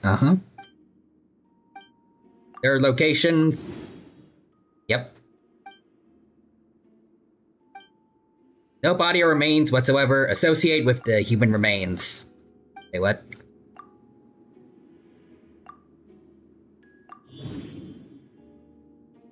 Difference between the marked locations. Okay, there we go. Way to mark those 3 locations on the map found in different compartments. There are some similarities and differences between them. Based on what we know, all 3 locations are likely used to hide bodies. The holes dug in each area certainly seems big enough.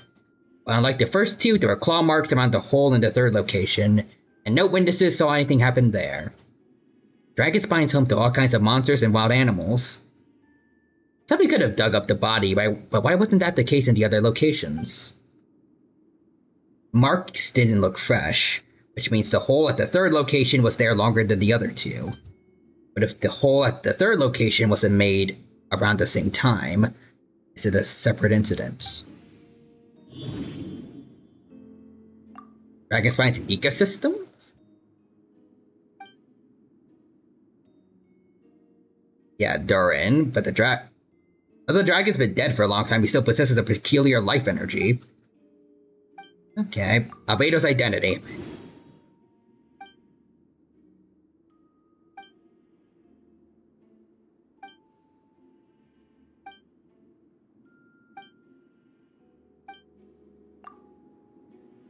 Associate with this, or encounters on Dragonspine.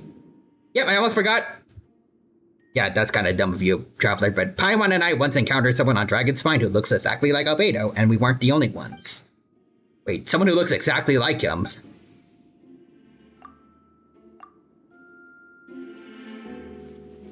I'm guessing Albedo has a plan, so I should help him out. What does he want me to do? Announce a break in the case? No, I should play it safe. Okay.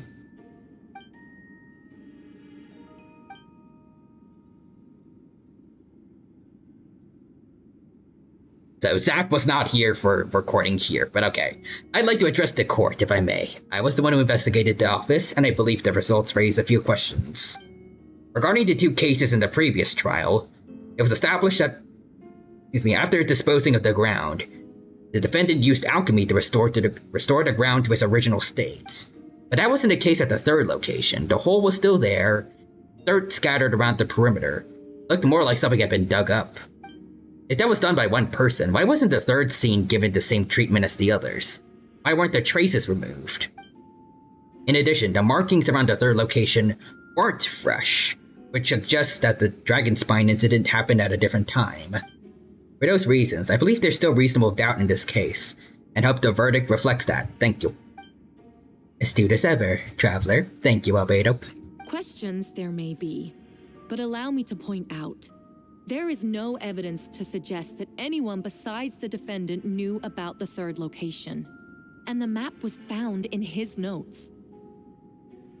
That fact alone makes him the most plausible suspect, unless Mr. Albedo suddenly plans to deny that the map belongs to him.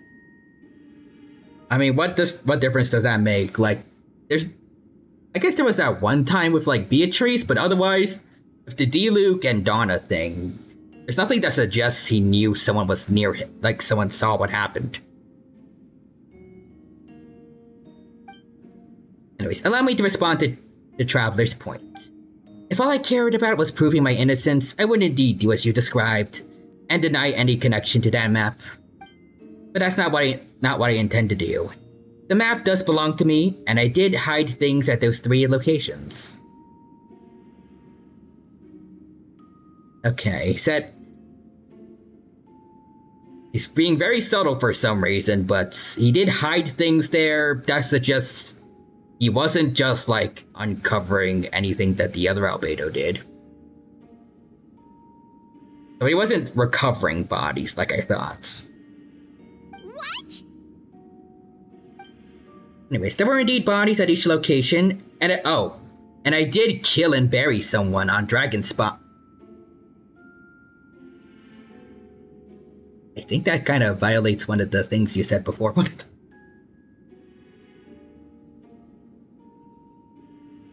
Unless he killed another Albedo? Because, I mean, technically they're not, like, regular humans, but... Ha! So you admit it. Let the record reflect that the defendant has confessed to his crimes. You're mistaken, Miss Hertha. The story doesn't end there. Oh, Eula was there. She must know, right? Yep. Some time ago, I encountered an uninvited guest on Dragon's Spine. Someone who wanted to take advantage of the deserted nature of the region to eliminate me in secrets. I'm kind of surprised that Eula never brought this up, and, like, this isn't already something that's been mentioned in the trial already. Actually, it's not just Eula, but I remember Amber and Bennett were also there in that event. I guess Bennett is not part of the Knights of Avonius, and I don't think the trial's been made open to the public even with the second trial yet. So I guess he wouldn't know at all. We can't be here, but Amber should be too, and she's part of the Knights of Avonius.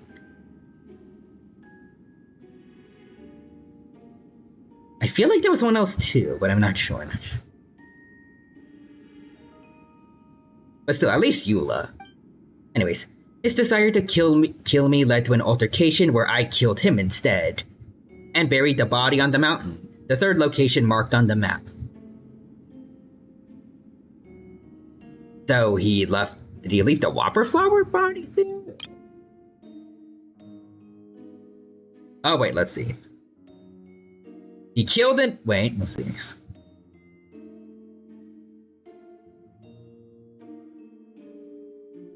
I think it's the Whopper Flowers.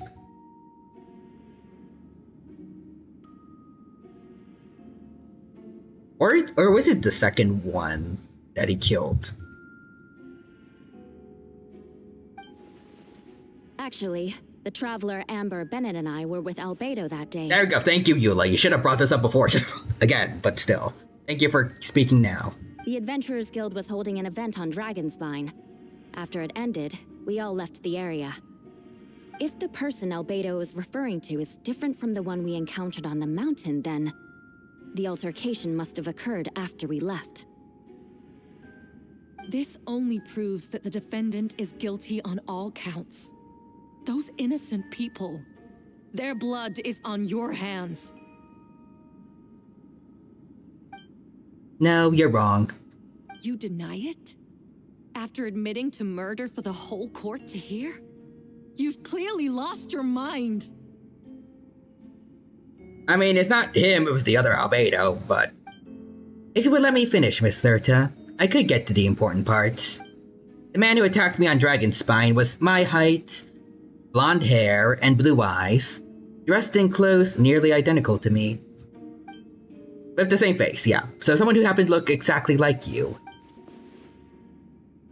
Just, copies. They're copies of him. Anyways, so I was right. It does come back to what happened back then. It's one thing to look similar, but for the clothes to be the same? You never heard of twins? There are plenty of twins that wear the same clothes, too. What's going on? I don't want to be here anymore. Actually, now that is kind of weird. How did the Whopper Flower and the other Albedo get identical clothes? Maybe there's a tailor in Dragonspine. Regardless, the important thing is that you admit to killing someone on Dragonspine. Hey, Firestar Luna is here. Welcome back. Good to see you again. Let's see, just doing this as I was making sure my Apple account was fixed. Thank you for 95 bits. Appreciate the support. And good to see that your Apple account is fixed. Yes, I killed someone that day. Someone who looked nearly identical to me. But it never said that someone was a person.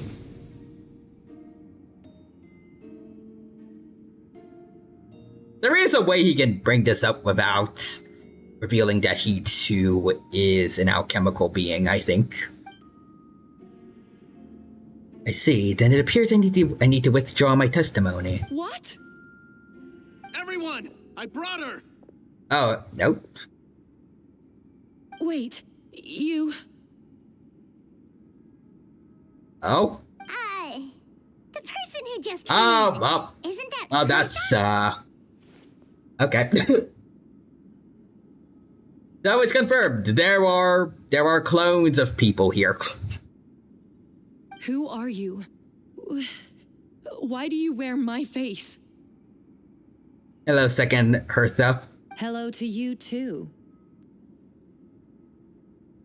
A calmer looking Hertha.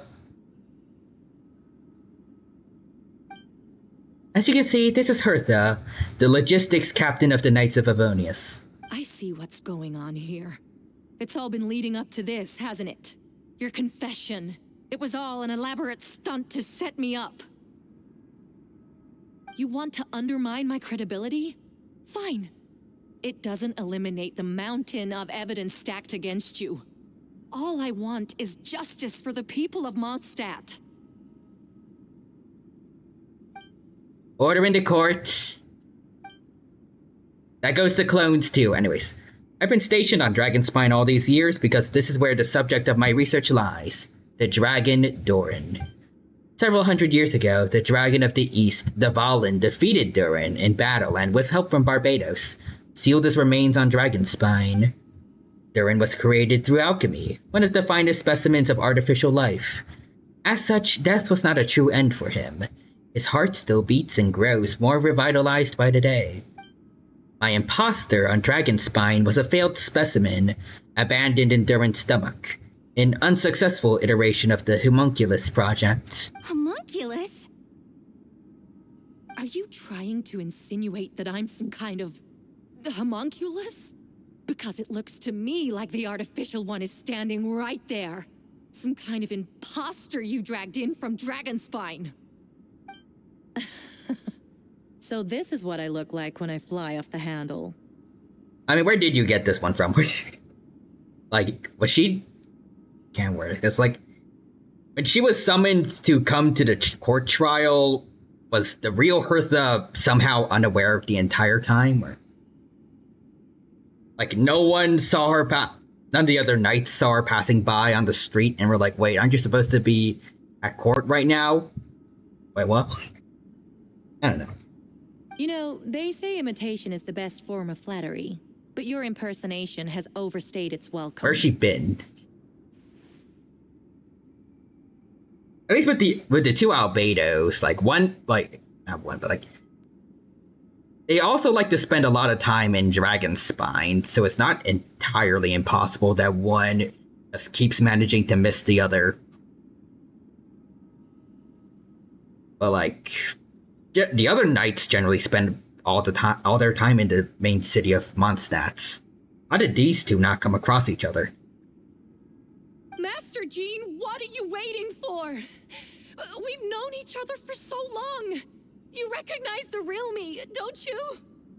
We've known each other for so long. You know the rules. Anyways, the two of you look identical, but judging based on demeanor, the new arrival actually seems more like the Hertha I know. That means nothing. By that logic, I could just as easily accuse the albedo in this room of being an imposter. How do we know he isn't the fake one? A cold-blooded killer who replaced the real albedo long ago. That is good. That is a good point, hypothetically. Then, how about something only the real Hertha would know? The longest scar on my body. The knights who fought alongside me that day should remember where it is. Oh, it's like how the other albedo's missing the star crest thing on his neck.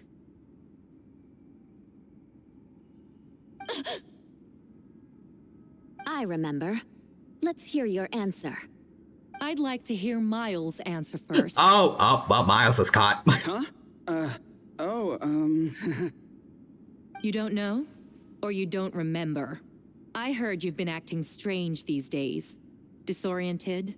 Confused? You were closer to me than anyone during that battle. And yet you don't remember a thing. No, my head. It hurts. Yeah, definitely. The scar is right here.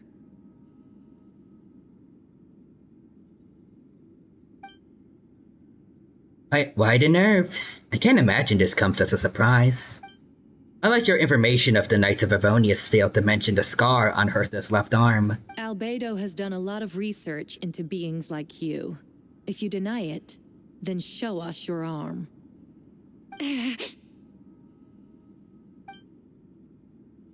No need to panic, you can just add it now. You excel at changing your appearance, don't you? Or should I say, all spawn of Durin's life force have that ability. A powerful life force, an appearance you can change at will. Yet here you stand, formless one, paralyzed to act, because you're worried that power could affect your accomplices. Accomplices? Then Miles must be one of them. There are others too. Most of the beings under the influence of Durin's life force have gathered here. Oh, okay. And yet their presence is what impedes her from taking action. Okay, but again, like, are all these other people that are supposed to be here, like, all these people that got, like, jury duty, did none of them decide to come?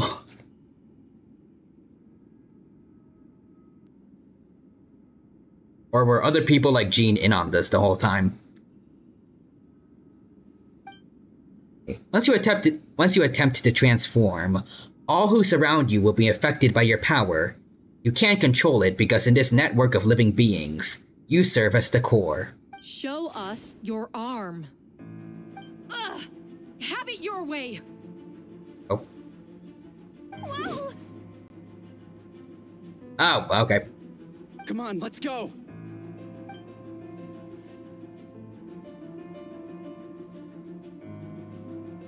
Hey, they're shielding the imposter! She's trying to get away. Stop her. Don't let anyone stand in your way.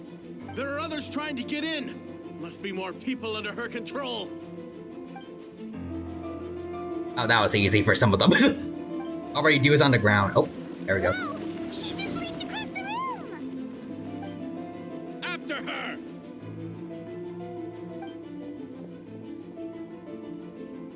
It's time.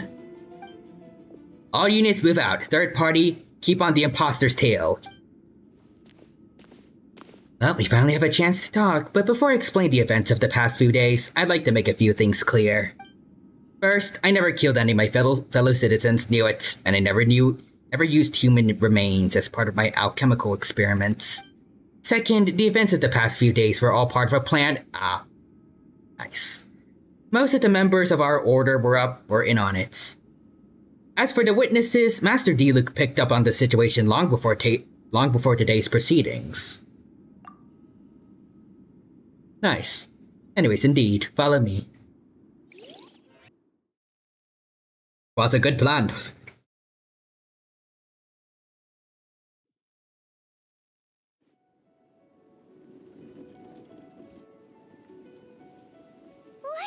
How are there monsters in the city?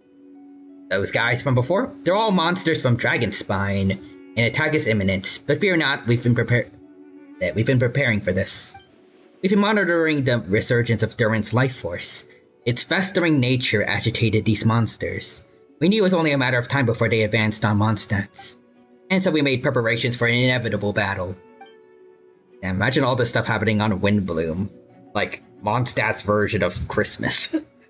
Anyways, I was hoping you could join me and provide assistance in the battle to come. Of course. Where's our first stop? The top of the city wall.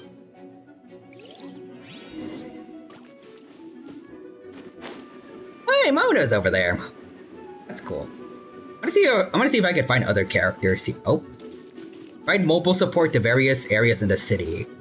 Hey, Mona. Master Jean, headquarters should be secure for now. We responded in time and had enough manpower. We can even spare some for mobile support across the region. Good. Our intel suggests that the monsters from Dragonspine could be disguised as Mondstadt citizens, so be sure to exercise caution. Oh, and my divination revealed there are also regular people under the influence of strange power. Not all of them are monsters. Is that Donna and Beatrice then? Also, poor Mona doesn't have a voice actor either. Also, yeah, yes. So for those people, their aim is to subdue, not harm. Before you attack, make sure to figure out who you're dealing with. Understood.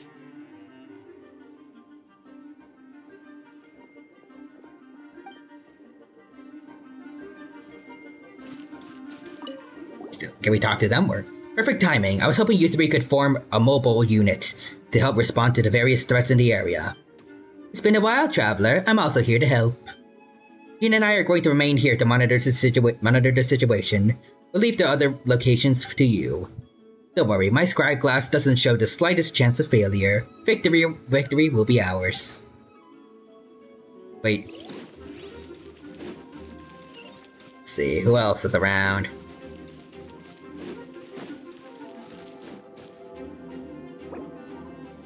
Go to the city center, residential area, Angel Share. Okay. Oh, who's it? Who is targeting me? Oh, okay, those guys. Captain Albedo, honorary knight, and your floating companion. Some of the people around here are acting strange. Be careful. Yep, don't worry about that. Oops. Let the world collide! Oh.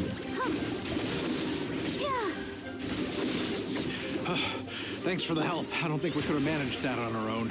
Don't worry. I hope everyone's all right. We really appreciate the help. Are you guys just gonna stand there? You're not gonna run off to find others to help you in the battle, or go find others to help in the battle? Okay. Let's see. Wait. Angel Share is over this way, I think. Accelerating. Oh, hi. Defensive mode engaged.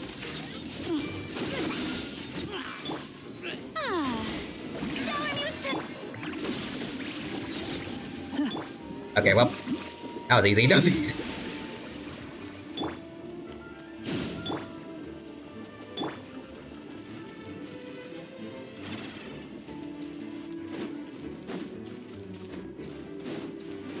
Let's see. There's Angel Shared. Oh, Lisa and Razor. Interesting. Oh, okay. Supercall, it's you.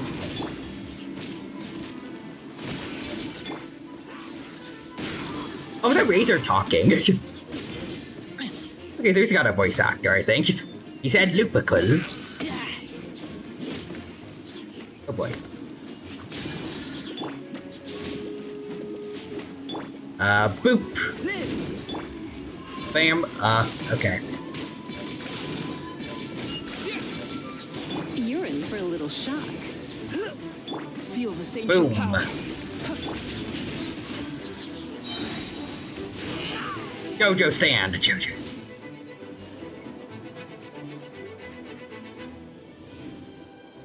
Phew, it's been a while since I unleashed my lightning during Windbloom. Sorry, Lisa, that you don't have a voice actor. It happened a lot before? There you go. Good job, Razor. Good job. Unleashing lightning on people? Oh, no. Once in a while, maybe. It sure felt good to let loose, though. My old professor even wrote to me about that a few days ago. Of course, I made sure to emphasize that I always treat others with kindness. It's only natural for a student to inherit their teacher's ways, after all, and mine was a gentle old man from this Spantamad school. So you see, this time I only used gentle methods of electrocution. So gentle, even Jean would have no reason to intervene. Huh. Gentle electrocution. Razor, don't learn from her. Anyways, you seem to be in good spirits, Miss Lisa. Well, it's good to move about every once in a while. There we go. Let's see. City center and residential areas. I think cities. Okay. I was about to say, is that a dead body? But no, we're good.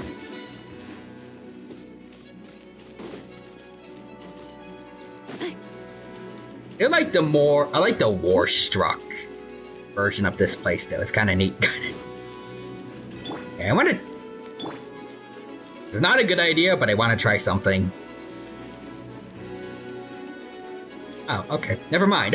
I was gonna step into the fire to see if it actually burns, but nope. Oh, okay. Wait, nope. It burns over here. Some specific spots. Let's dance. There we go. Immersion restored.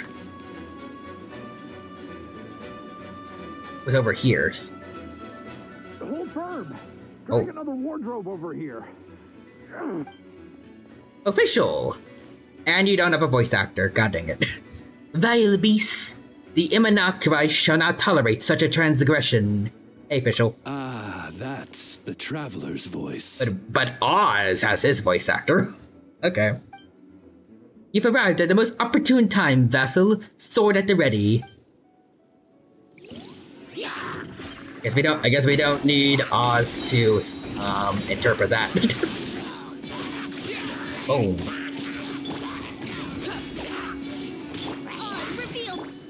Oz, get her ashes. Get her. Come into being.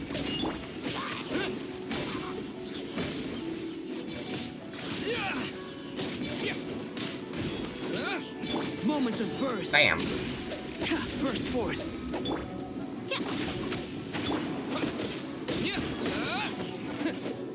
B. Oz, get him up.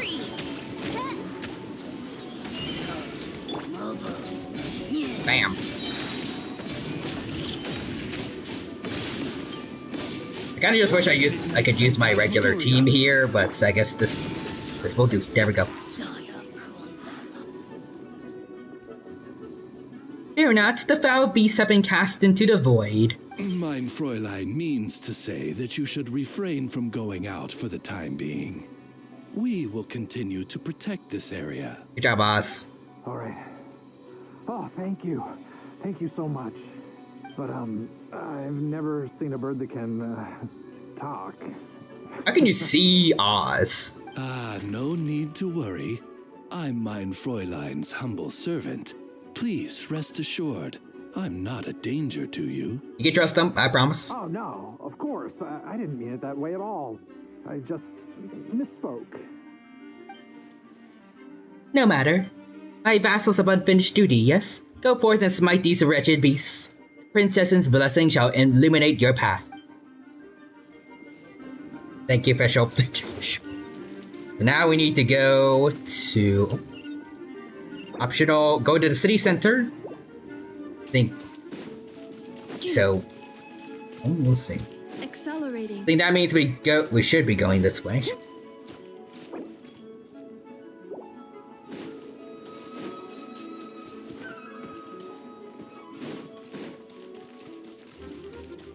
I would consider this the center, but... Hey, Sucrose. There you are. Mr. Albedo! Traveler! Everything good here? Oh good, a few monsters made it to the city, but Master D-Luke and Kaya helped me take care of them. Nice.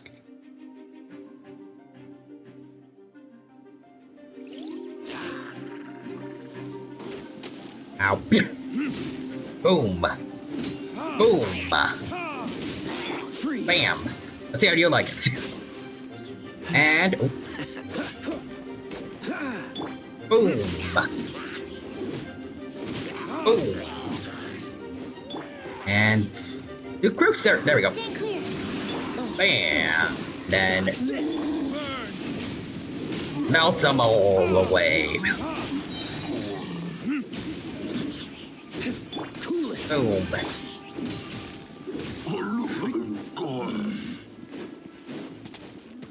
They're all over there, right? Hello there, good fellows. Coming from? My sword hand is cramping. Wait, I think that's Captain Kaya's voice. Maybe he's coming to help. Just hang in there. Fantastic job defending this place, you two. I guess I gotta eat my words from before about Varka taking away too many members of the Knights of Favonius. They're actually not doing half bad, although it was still mainly division holders carrying. Anyways. Captain Kaya, Swan is... Hey, I'm fine. It's your leg we should be worried about. I mean, granted, like, vision holders are strong in general, but, like, I'm just saying, in leeway, they were doing just fine against spy shoots with all those people using those... I can't word. Using those copies of... the Balitza. I guess Shenhua did have to step in. But still. Anyways. Swan, Lawrence, you should get treated at the church. Don't push yourselves, we'll take care of things here. But, Master D-Luke, didn't you leave the Knights of Favonius? I mean, he can still fight, he can still protect people. What, are knights the only ones capable of defending this gate? Exactly. It's fine, Master D-Luke is just altruistic as always. The civilian is willing to help out. Or are we to turn him away? Also, I don't know if anyone else caught on to this, but yep. There you go. They said that he left the Knights of Favonius. I just want to bring up because I read the Genshin manga, which is like a prequel to the game. He was, in fact, a member of the Knights of Favonius, and I think he was the first I think he was like, he had a record of like the youngest ever captain. But then some shiz went down, including the death of his dad. He was not happy about that, so he quit. More specifically, they were trying to cover up his dad's death. Understood. We're grateful for the support. Yeah. Thanks a million. We'll be back soon. Yep. I have some spare time right now. I was planning to make some potions to help the people fighting. A sound plan. Remember to be careful. I know it's unlikely, but if you encounter a situation you can't handle, retreat to somewhere safe. Don't worry about the front line. Understood. Nice to see Albedo, and Sucrose hanging out. Okay, so there's only one spot to go to now.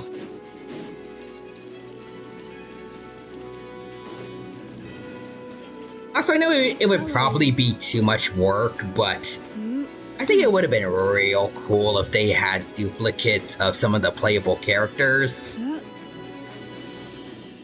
We could have like some mirror matches. Hey, Venti. Hey, Venti! Shoot, someone's coming. Help me, please! Someone help me! Does Albedo already know, or...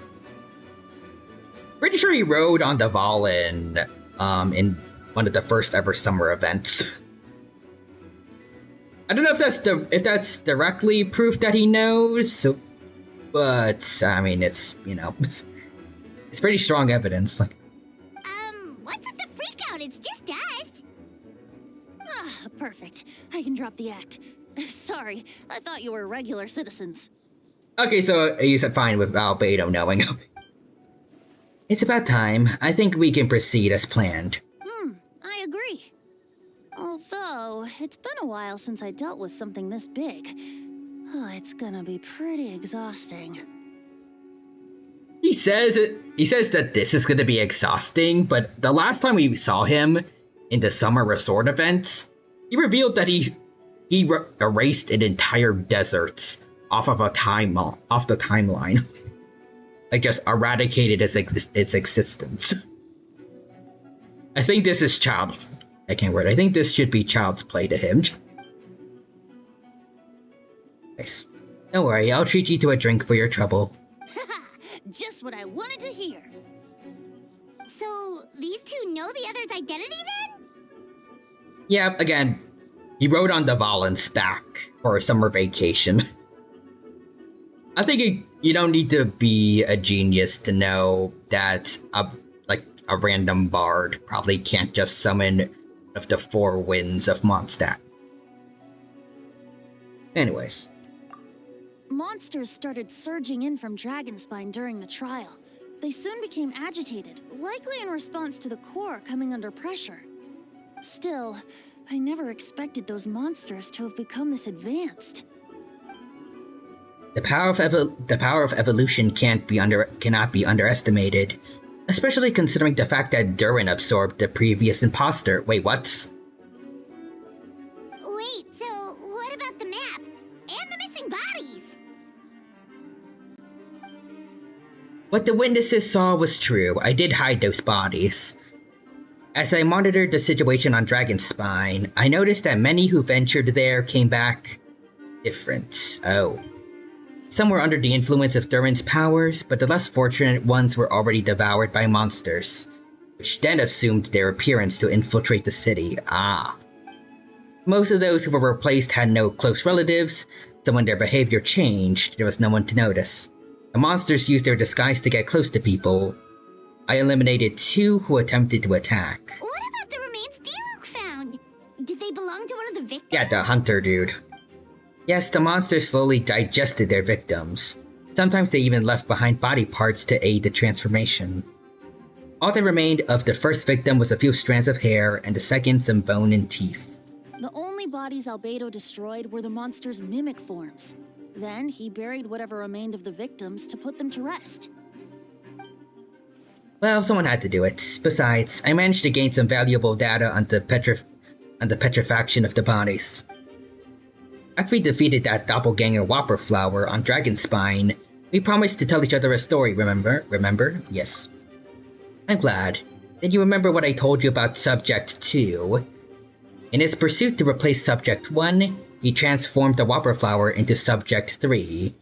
Yep, so there's a second imposter. And that would be Subject 2. I confronted him and buried his body in Dragonspine. Okay.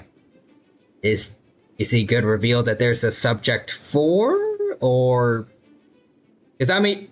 I don't know how to feel about that. Like, the fact he kind of just killed the... I guess the cliffhanger imposter Albedo off screen. I kind of wanted to see, like, at the end of that event, I think I and a lot of other people were kind of hoping to see where that would go. It's a little disappointing, but okay. See, so you see, at one point, there was something hidden in that hole you found. But Durin is becoming more revitalized by the day. Under the influence of his power, the monsters dug up Subject 2's body and returned it to Durin's stomach. Durin absorbed the failed creation along with his knowledge and way of thinking. Ever since then, all creatures spawned from his power have the ability to transform their appearance.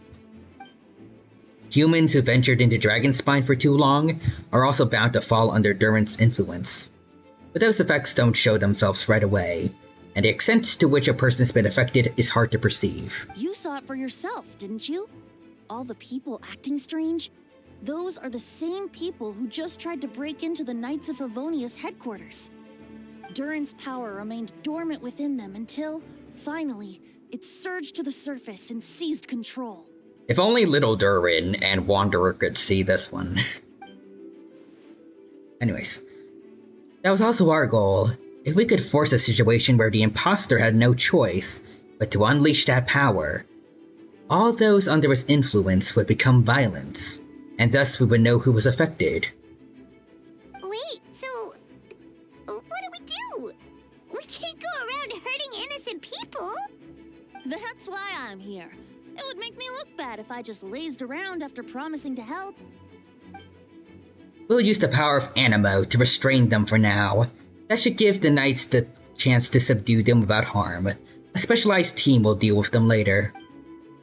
Alright, that's the long and short of the situation. It's time to activate that thing, right? Yes. So, if there are little secrets other people shouldn't know, my identity, for example, keep it to yourself, okay? Alright, this should do it. Alright.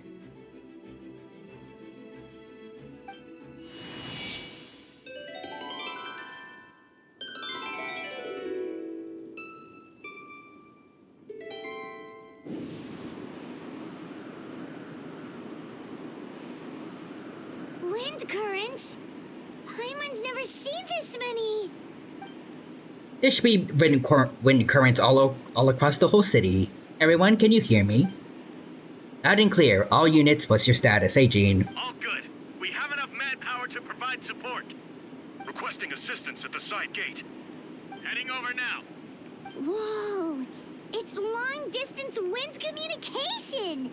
How is that even possible? As he was really studying the communication device that Alice made.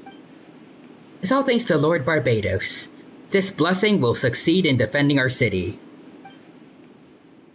Actually, if you face away from the current and whisper like this, no one can hear you. Well, that's convenient. Well, that's convenient, but also, I'm pretty sure Jean at least knows Venti's true identity too, right? No wonder you're crouching down there like you have something to hide. You didn't have to broadcast that. Huh? That voice. Venti? Is that you? Hi. Oops. Oh, you know, just a wandering bard calling for help. Thank goodness the Traveler, Paimon, and Albedo found me. Got me out of a tough spot. Alright, now that you're okay, we should check on the status of the other areas. Onwards. Thanks, friend. May the Animo Archon protect you.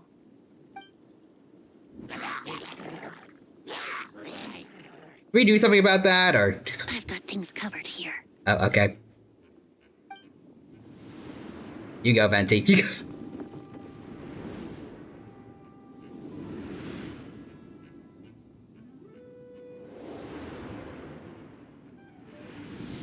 Okay, so the camera work is a little shoddy, but I kind of like this. Kind of cool, like having the camera go around, seeing what some of the characters are doing. But anyways, I don't like being in the middle like this, especially on a bridge. Oh, look who it is! Whoa! Nice, Diluc. Nice. That was a close one. I suppose things are in order, Master Diluc. I appreciate the help. No need. I didn't intervene to save you. It's for my own convenience. You were in my way. Well, let me get out of your hair then. I suppose we could work together, but you would just melt my ice anyways. I mean, melt is not a bad reaction, so suit yourself. Alright, tell me. When did you notice something was off? The first trial. Oh. Because of the fake Thurta? No, because of you. Oh. Me? What did I do? My defense wasn't passionate enough? No, you weren't nervous enough. Tell me then, Master Diluc. When do you think I actually get nervous? I suppose we'll see, won't we? Monsters incoming. On second thought, best not to think about it. Hey, we can play as them again. Sweet. Oop. Get him, birdied. Bam! Bam. Ow. Burn, baby, burn.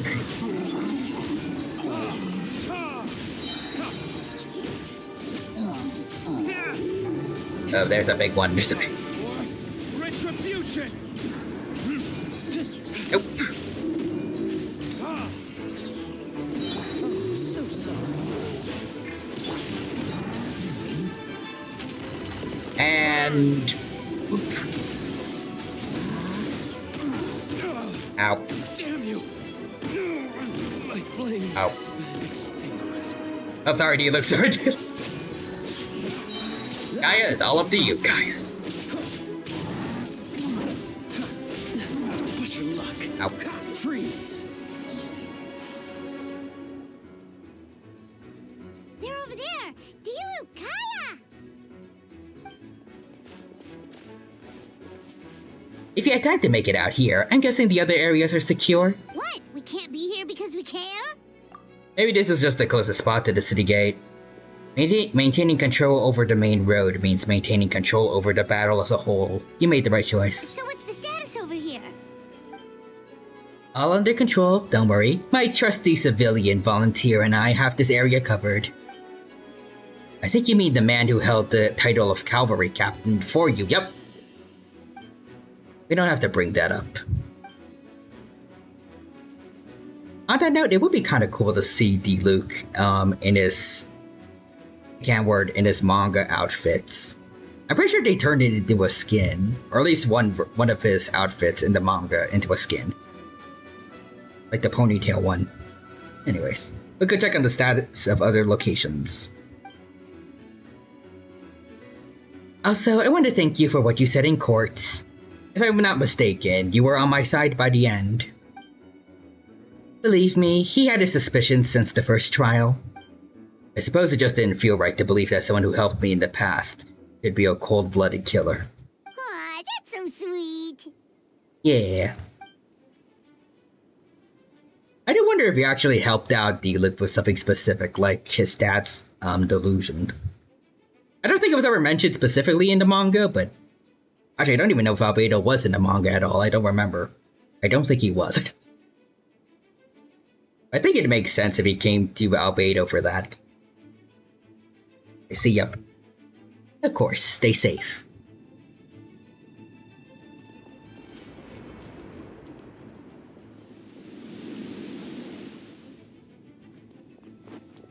And there's Fischl doing her thing.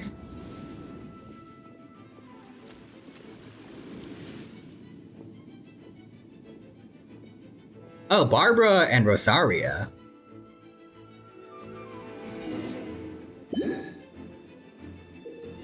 Get close to the injured knights and use Barbara's elemental skill to heal them. Okay, sweet.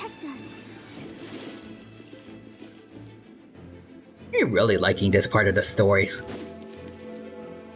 Yep, I feel like I can't words.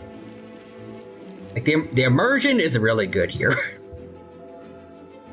Like getting to play as other characters and trying to help out the people here.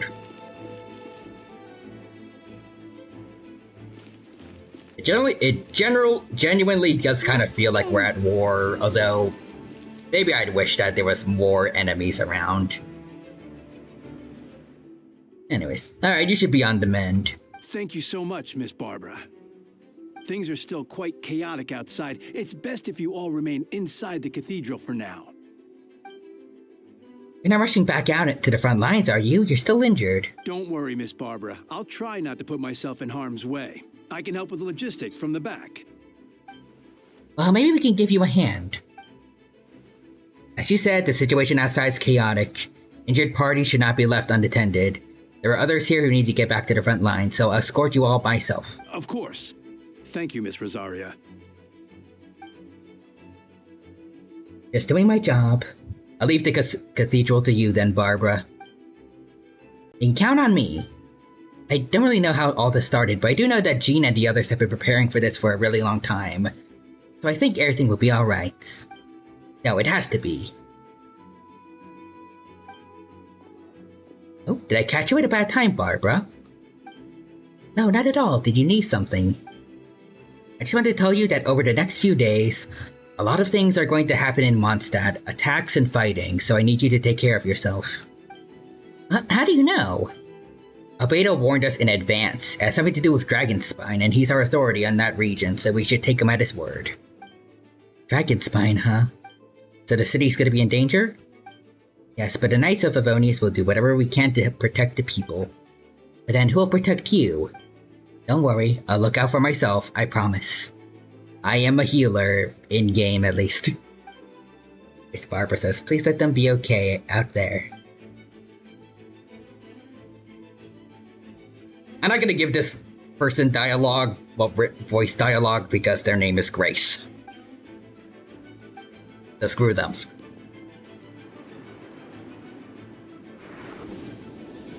Hey, Mona. Oh, Noelle! Kinda sucks that this is the only time we've seen her. Oh, and Bennett too? Okay. Still no voice lines for them, but... Oh, Amber and Mika. And Amber does... Well, she has a voice line. Well, she has a line, I guess. Poor Amber. They're here, prepare for battle. Oh, and Mika too. On guard, everyone. Incoming monsters at 11 o'clock. I mean, I'm even a decently new character. And I don't get voice acting. Okay, wait, is he? How old is Mika? I don't know. Okay, Amber says 25 hilly churls, 2 blazing axe meter churls, and a bunch of different slimes. That's kind of a shiz lineup in regards to the enemies. Like, did the hilly churls at least have bows and stuff, or?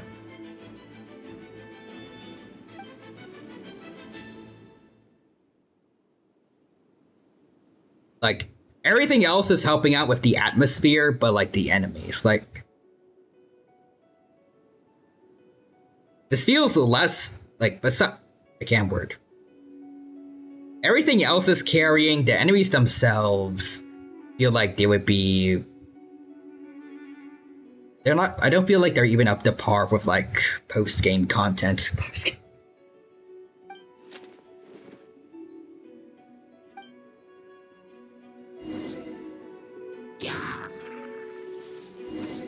It's only like a few dudes. Ow. Ow.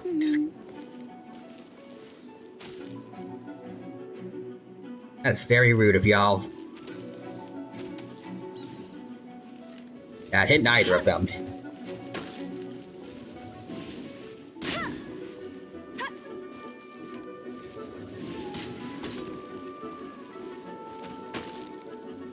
Okay, that's it. Yeah.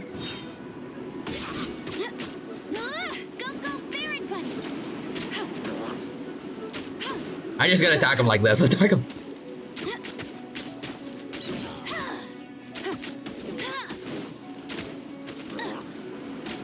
Final warning.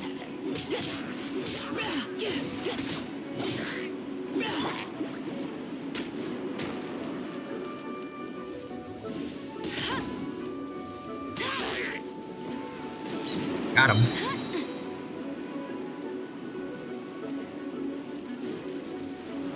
No one escapes my sights. Let's keep going, team. Engaging. Hey, get him!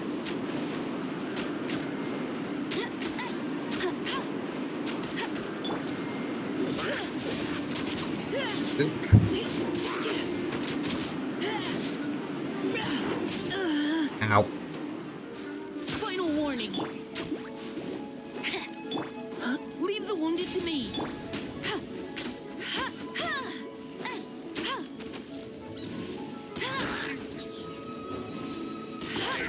There we go.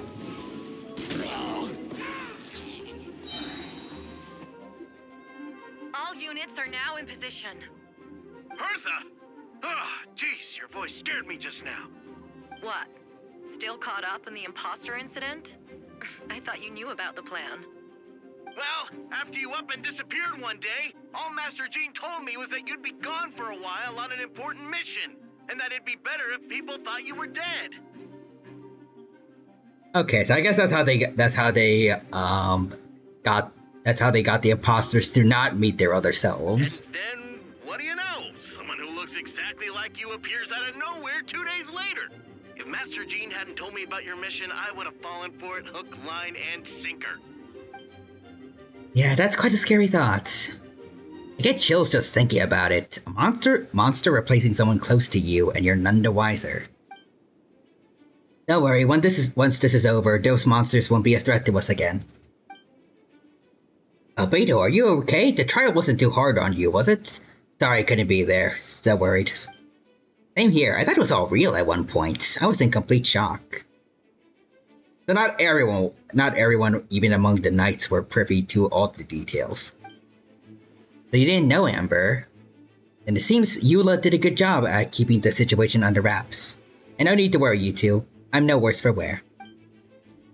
That sounds like Eula, alright. She's like an impenetrable wall, that one. You're not getting a secret out of her. Yeah, for sure. She's someone you can really count on. You can count on Amber, too. I don't know why why the secret needed to be kept from her. Wait, so how did you decide Hertha should disappear again? After all this fighting, I can't seem to get it straight. It was Kaya's suggestion. He said the plan would work best with someone well-known and reputable without being too high-profile.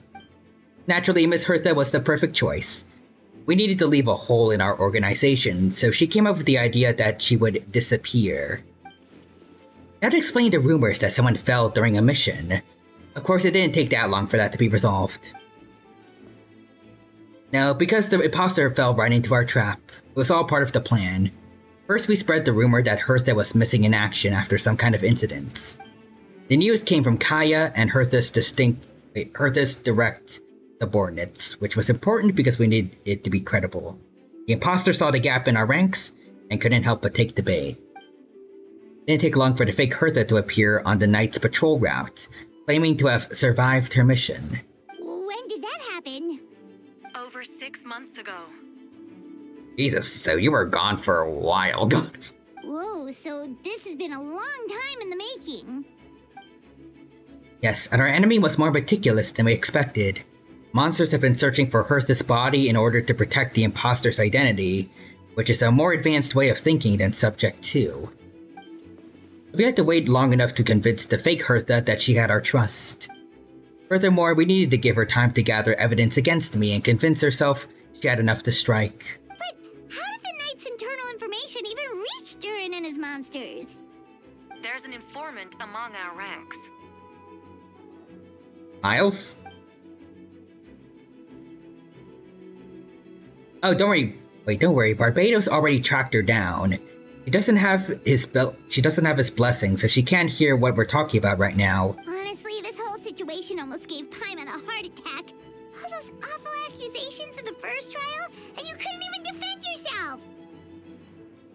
Actually, was it? Wait.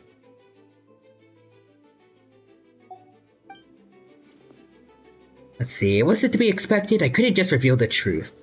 It had to be at the right moment, or it would have given the imposter even more fuel to use against me. She would have demanded to know how I knew about Dragonspine and the monsters in disguise. If my true identity got out, the public's trust in me would be gone. It was a trap, you see. Argue back and expose my origins, or keep my mouth shut and be seen as a murderer. Credit where credit's due, it was well thought out. Yeah, thank goodness we were able to back her into a corner. Indeed, and I have to thank you for that, Traveler. You probably don't know it, but you've been part of the plan ever since the beginning. Oh, and for that you have my sincere apologies. I know I kept you in the dark, but I had a reason. This might not sound intuitive, but I did it to make the plan even stronger. Because, well, I mean, the best acting is genuine acting. From the beginning, I knew I had to leave the letters in my office for a fair and independent reader to discover. Someone willing to seek the truth. Naturally, I thought of you. I knew you would return for Windbloom, so I knew you would agree to attend the trial. And I knew your sense of responsibility and justice as an honorary knight would compel you to start your own investigation. The fake Hertha, subject to... Wait, what? Has met you on Dragonspine before. If she thought even you lost faith in me, her confidence might get the best of her. The perfect time for us to strike. I guess because... Wait. I guess it's because Subject 2 got absorbed into Durin? And fake Hertha was apparently like the core for all these new creatures from Durin? Or maybe she has Subject 2's consciousness? Anyways, Albedo's right. You were part of our plan from the start. I hope you don't take offense at our decision to keep that from you. And please don't be too hard on Albedo. He was just doing his best to look out for Mondstadt. Enough people were involved in the plan as it was. We had no other choice. The Honorary Knight and Paimon will always be friends of Mondstadt. We'll never forget that. Aw, that means a lot. That's us who should be thanking you, Honorary Knights. Wait, was that Eula just now? Let's go to the side gate to check it out. Okay, let's see. Optional objectives. Right beneath the windmill, Cat's Tail, and the plaza. I want to see everyone here. I stepped outside the courtroom and this is the first thing I see? I'm not sure how much I can take. I'm not brave enough. I think you should give yourself more credit. You were Thanks, brave Dahlia. enough to sit through the trial despite the nature of the allegations. That takes strength. Deck and Dahlia? I didn't see you there. Apologies. Rosaria asked me to come. With Albedo running around protecting the city, she was worried you might be alone. At a time like this, 2 is much better than 1. So let me help. Thank you. I didn't think Miss Rosaria even remembered me. Of course she does. She spent all that time monitoring Albedo. It's only natural that she remembers his most dedicated student. Oh, someone was stalking us. But anyways, Sucro says, oh yeah, so after all this, I doubt Mr. Albedo's identity will be a secret, huh? Not to the higher-ups, at least. As far as I know, he shared that information with close members of his order long before these events. Huh? Perhaps I spoke too soon. You do scare easily. Sorry, I guess I didn't expect Mr. Albedo to just reveal it like that. I'm sure he felt the time was right. Besides, you know the truth. I know the truth. It doesn't change anything, right? And Mr. Albedo told me in the library a few days ago. I was pretty shocked, but then, more than that, I was amazed. Not afraid? No, not afraid. I trust in knowledge and science, and I trust in Mr. Albedo as a person. I just noticed, Decken, there aren't any wind currents around us. Oh, because Venti is trying to help keep, Albedo's identity a secret too, so no one can hear them. We lucked out on that front. Otherwise, that conversation would have been for the whole city to hear. Huh? That's how it works. That could have been so embarrassing.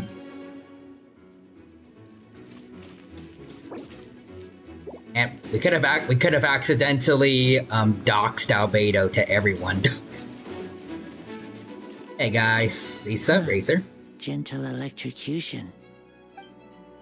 Well, it's good to move around. Oh. Just the same stuff they mentioned before.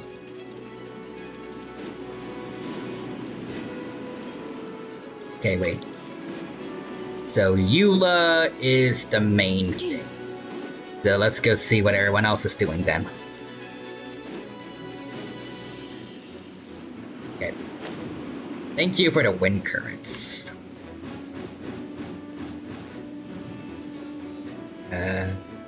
You? Snowell! Oh. She doesn't have a voice actor either. Dang it. Boom. Bam, bam, bam, bam, bam. Oh, whoa, whoa. I forgot about Albedo's thing.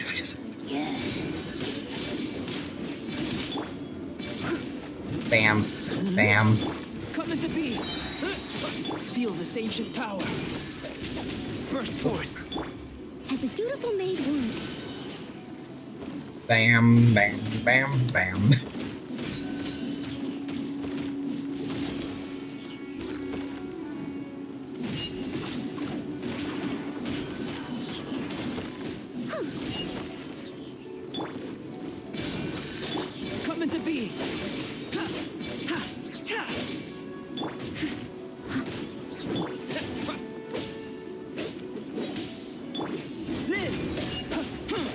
Hey.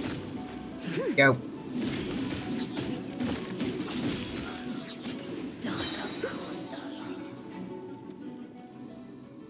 Oh.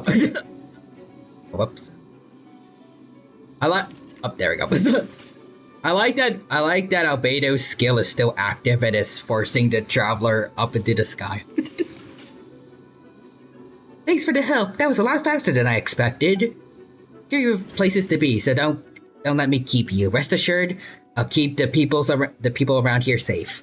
Did you get a good look at the traveler's shoes, by the way? So be careful out there. I know victory will be ours.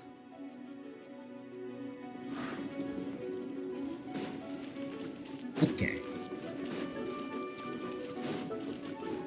Accelerating.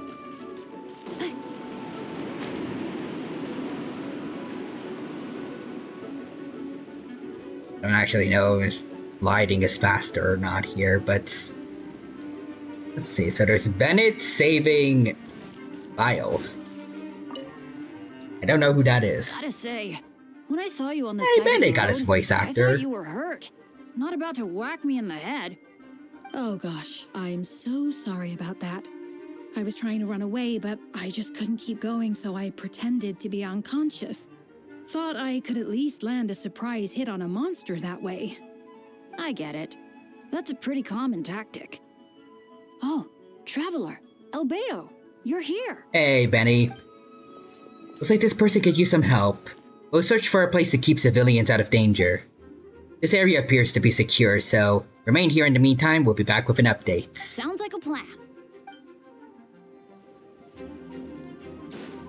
Good job, Benny. Good job. Let's see. Cat's Tail and Beneath Dough. We're right here. Gotta say. Oh gosh, I get it. That's a pretty common tactic. Oh. We already talked to him, or... Sounds like a plan. I guess we need to talk to him again after we find the place, maybe?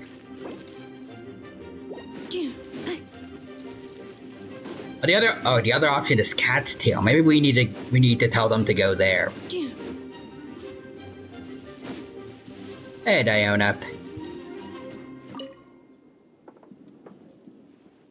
Those darn things are more annoying than disgusting booze hounds. Also, I don't have a voice actor.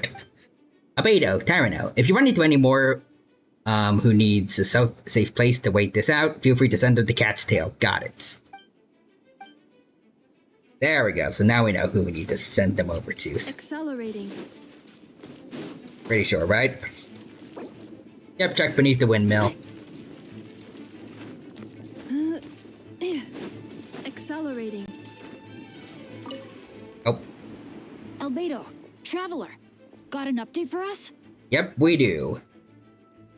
Go to Cat's Tail. Also, there's a bot. Get rid of that.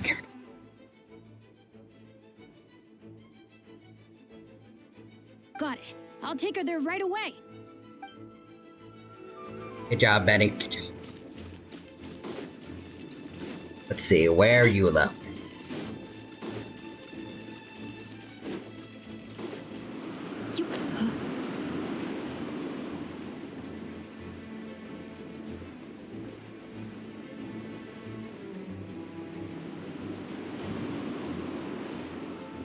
Hello, from above, Eula.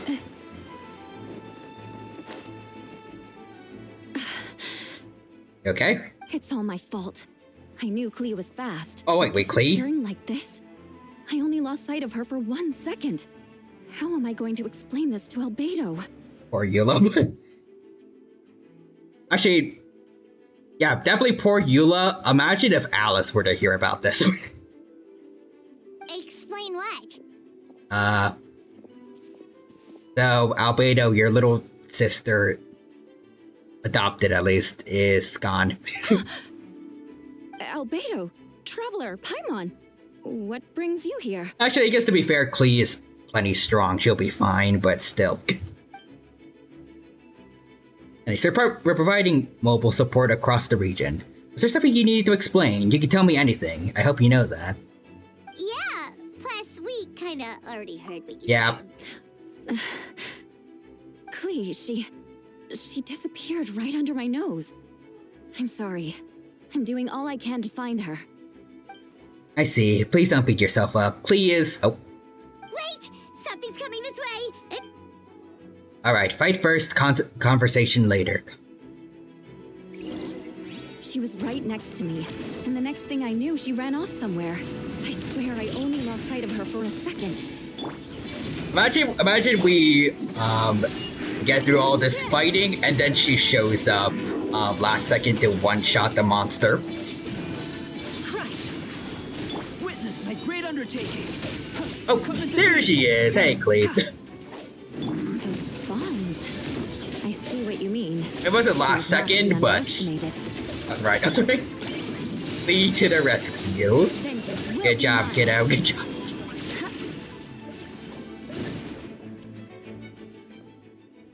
Poor Klee doesn't have a voice actor either. Okay. Anyways, we won! Great work, Klee. I'll be counting on you to protect Eula next time, too. Albedo, you can't be serious. No problem. Just leave it to Klee. Good. Yeah, Klee. Take care of this adult. Take care. Are you going on patrol, Mr. Albedo? Klee heard you went camping for a few days, and these monsters followed you back home. That's probably the best version you could give to Klee. I don't think she needs to know what happened to poor Albedo. Camping. Ah, right. The truth isn't suitable for little ears. That's right, so I needed to report back to Master Jean to settle my expenses. If you have some time, I'm sure Eula would be grateful if you escorted her back to headquarters as well. Of course.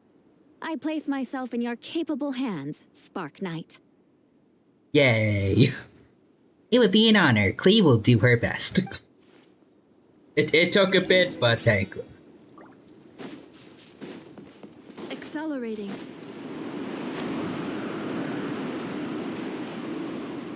Like, I forgot what I was gonna say, but like, she's playing along for Klee.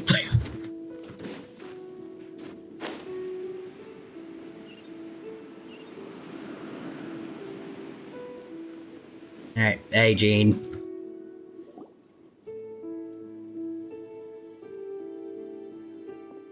That should be it for now. Good work, everyone. How did we fare injury-wise?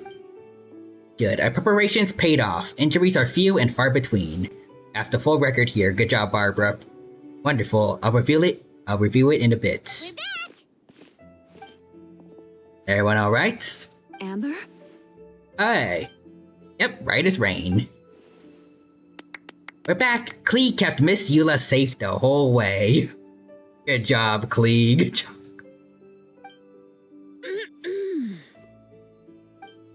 That's amazing, Klee. Eula was lucky to have you. Amber Amber can get into the act perfectly. She knows how to work with kids. Anyways, Jesus, looks like we're still missing a few. There you are, Mika. Reporting back, Master Jean. Mission complete. Good to have you all back safe and sound, and great work, everyone. This operation couldn't have happened without you all. Your leadership is what made it possible, Master Jean. It's been a busy few days. You should take a well-deserved break. I will, but I believe you deserve one most of all. I mean, he did make himself the target for these guys.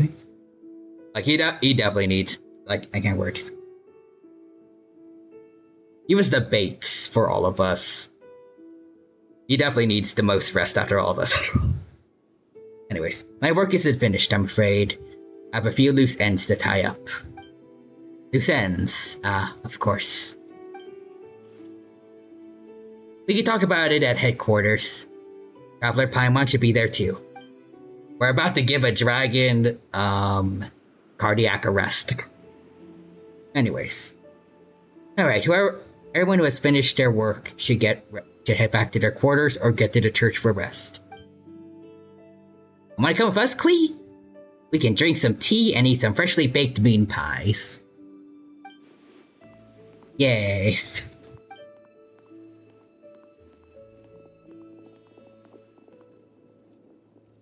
Eventi's there too, nice.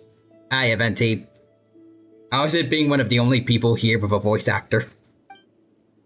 Eventi, Thank you for everything. I know there were difficult moments along the way. Oh, well, wait. Does that mean you saw me running for my life? No. Apologies. Just forget I said anything. Just kidding. She knows, You're though, right? She It knows. was tough out there. I almost lost my hat to the wind several times. Come on, Jean rode on the Vallen for that summer event, just like Albedo did.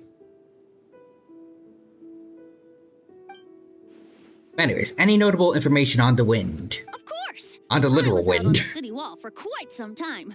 I heard all sorts of things. As for something notable, well, I picked up on anxious voices and a child's anger. Durin's been isolated for centuries, but absorbing Subject 2's emotions allowed him to understand certain truths about this world and its existence, including the fact that he's no longer Mother's only child.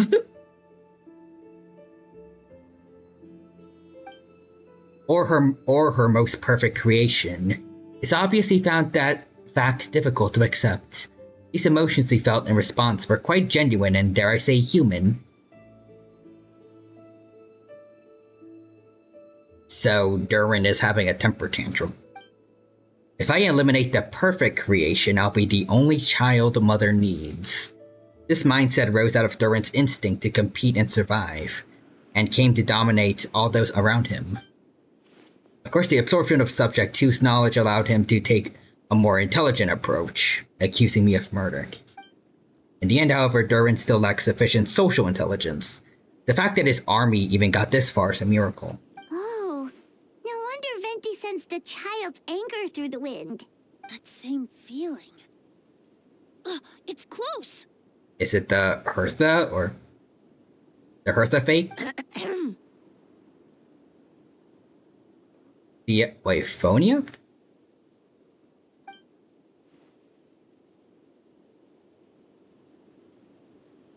Is that the informants that they mentioned before? Miss Fiona, here to make your reports? Oh, nothing much to report, actually.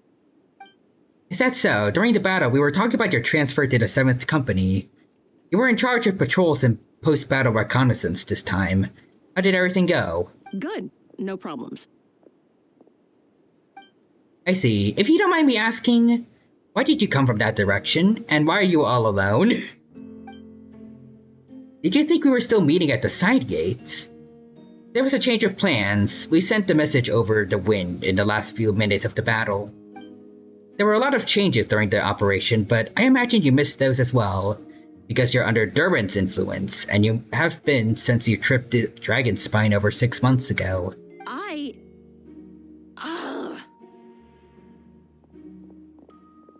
Nope.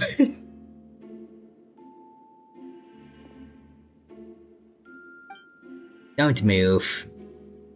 Also, like, why did you try running back the other way? You knew we were there. You think what's gonna happen? You're better off trying to climb the wall to your left. Let's continue this discussion back at headquarters. Don't be scared. I'll figure out a way to free you from his power soon.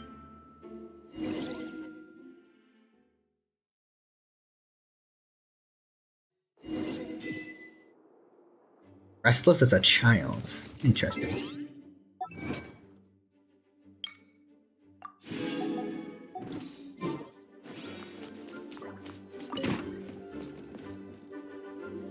Oh, Jesus, 226. Jesus Christ. I should probably stop soon, but I think after this. Anyways, alright, the others are looking for Phonia. Looking after Phonia. Please tell me you can help her. I can, as long as the rest of the operation goes well. Wait, the operation is... Shush. What happens next is more of a personal project. I've consulted Venti about the possibility of calling a tripartite conference. Yes, that's a relatively new tradition. Grandmaster Varka came up with the idea a few years ago. I still remember when he approached me about asking the lovely ladies of the Hexen Circle for a small favor.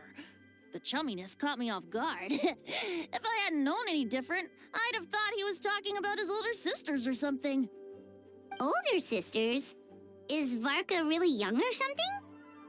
Oh god, imagine if that's what he looked like. Just a random adventurer guild NPC. I wish he had a beard, but I really like the design they came up with for him. I wouldn't exactly call him young, but he's not old either.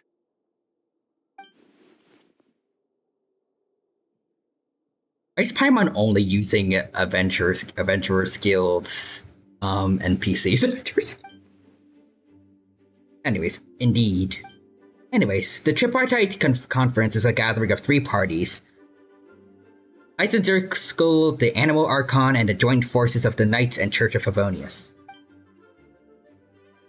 Lord Barbados was able to facilitate a meeting between Varka and the mages. Varka has a way of words, so he was able to gain their favor and convince them to agree to a very important request. Namely that in Mondstadt's greatest time of need, the mages would return and lend their aid to our nation. Okay, well, if Heinzschessel, or whatever they're pronounced, like, is, like, if they have, if they made a promise to help Mondstadt in its time of need, then I guess Mondstadt is actually the most secure region.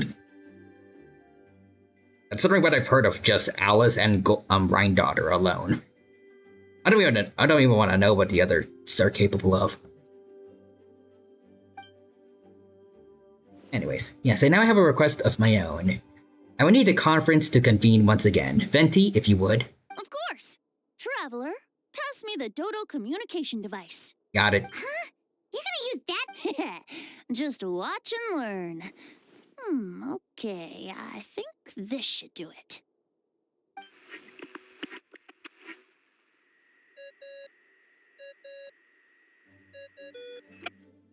What's that ringing?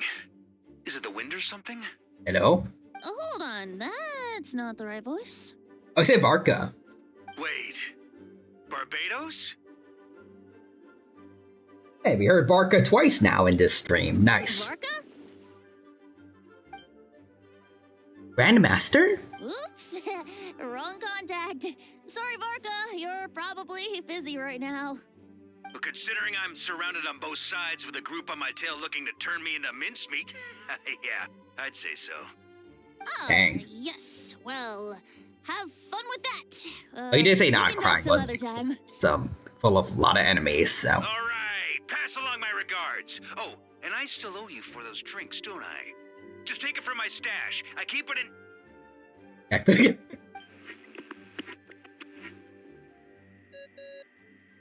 Considering everyone already knows him, I'm surprised he didn't just wait to hear where the drinks are kept. Hey! He was just about to tell us where to find his secret stash! I'm on.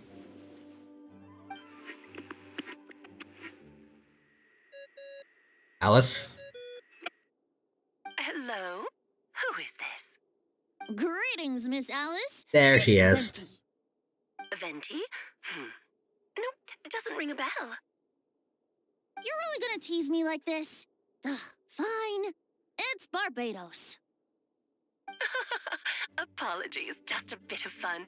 What can I do for you, dear Barbados? I really love Alice. You still remember the Tripartite Conference, right? I'm calling on behalf of a friend. He's asking for a meeting. Oh? And which brave soul is it this time?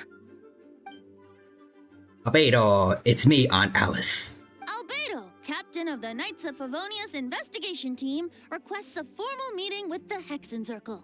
Actually, it does make sense that Albedo is calling her his aunt, because Rhindaughter, like, they're close friends at least, so... They may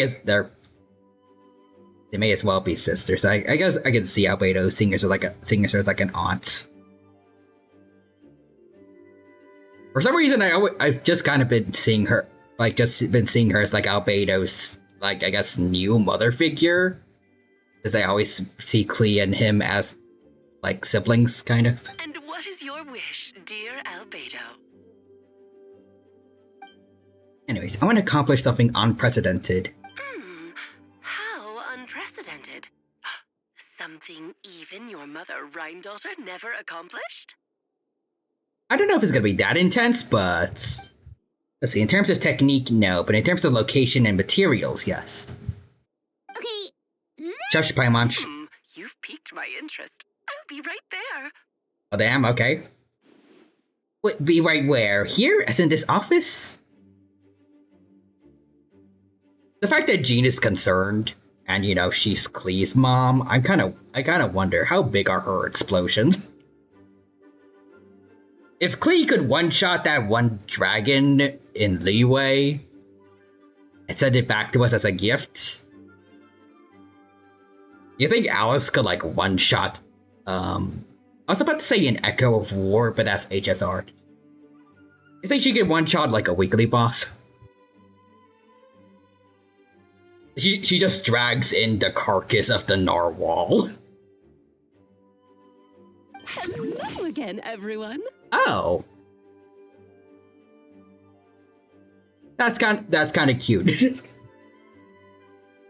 Assuming she's gonna become playable, obviously that's not gonna be the real her, but like, I like that, at least for this story, she shows up as, I guess, like a realized version of Dodoko, like Klee's toy. That's kind of cute. And she got the big hat, too. Hello, Aunt Alice. I see you turned yourself into a giant Dodoko. Darling, isn't it? It even has its own hat. One, I think is sweet. It's just sweet for her for her daughter, but also just, I think it's a cute avatar. I think I'd, at least every now and then, I think I would want to just look like this. Just a little fluff ball hopping about. Wow, the attention to detail. Pleasure to see you all again. It's been a while. On behalf of the Hexen Circle, I hereby grant Albedo's request. I'm guessing you still need to prepare? Take your time. Just come find me at the long table when you're ready. Aw, that's nice of you. I suppose it's just my nature, darling. Thank you, Aunt Alice. Before we set out, there's someone you need to meet. Head over to my office. He's waiting for you. Alright. But we will not be doing that because it is very late, so I think I'll stop here.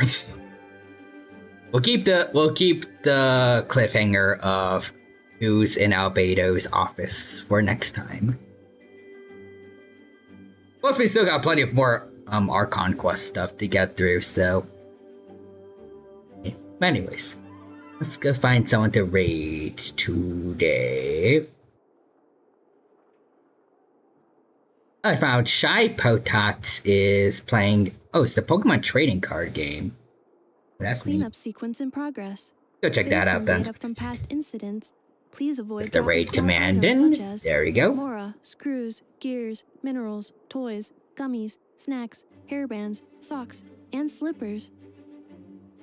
Okay, well, thank you for having all that stuff for us in FF. But anyways, I hope you all have a good new week. Enjoy your days left of summer if you're a student like me. Take care of yourselves, and until next time we meet, bye bye for now.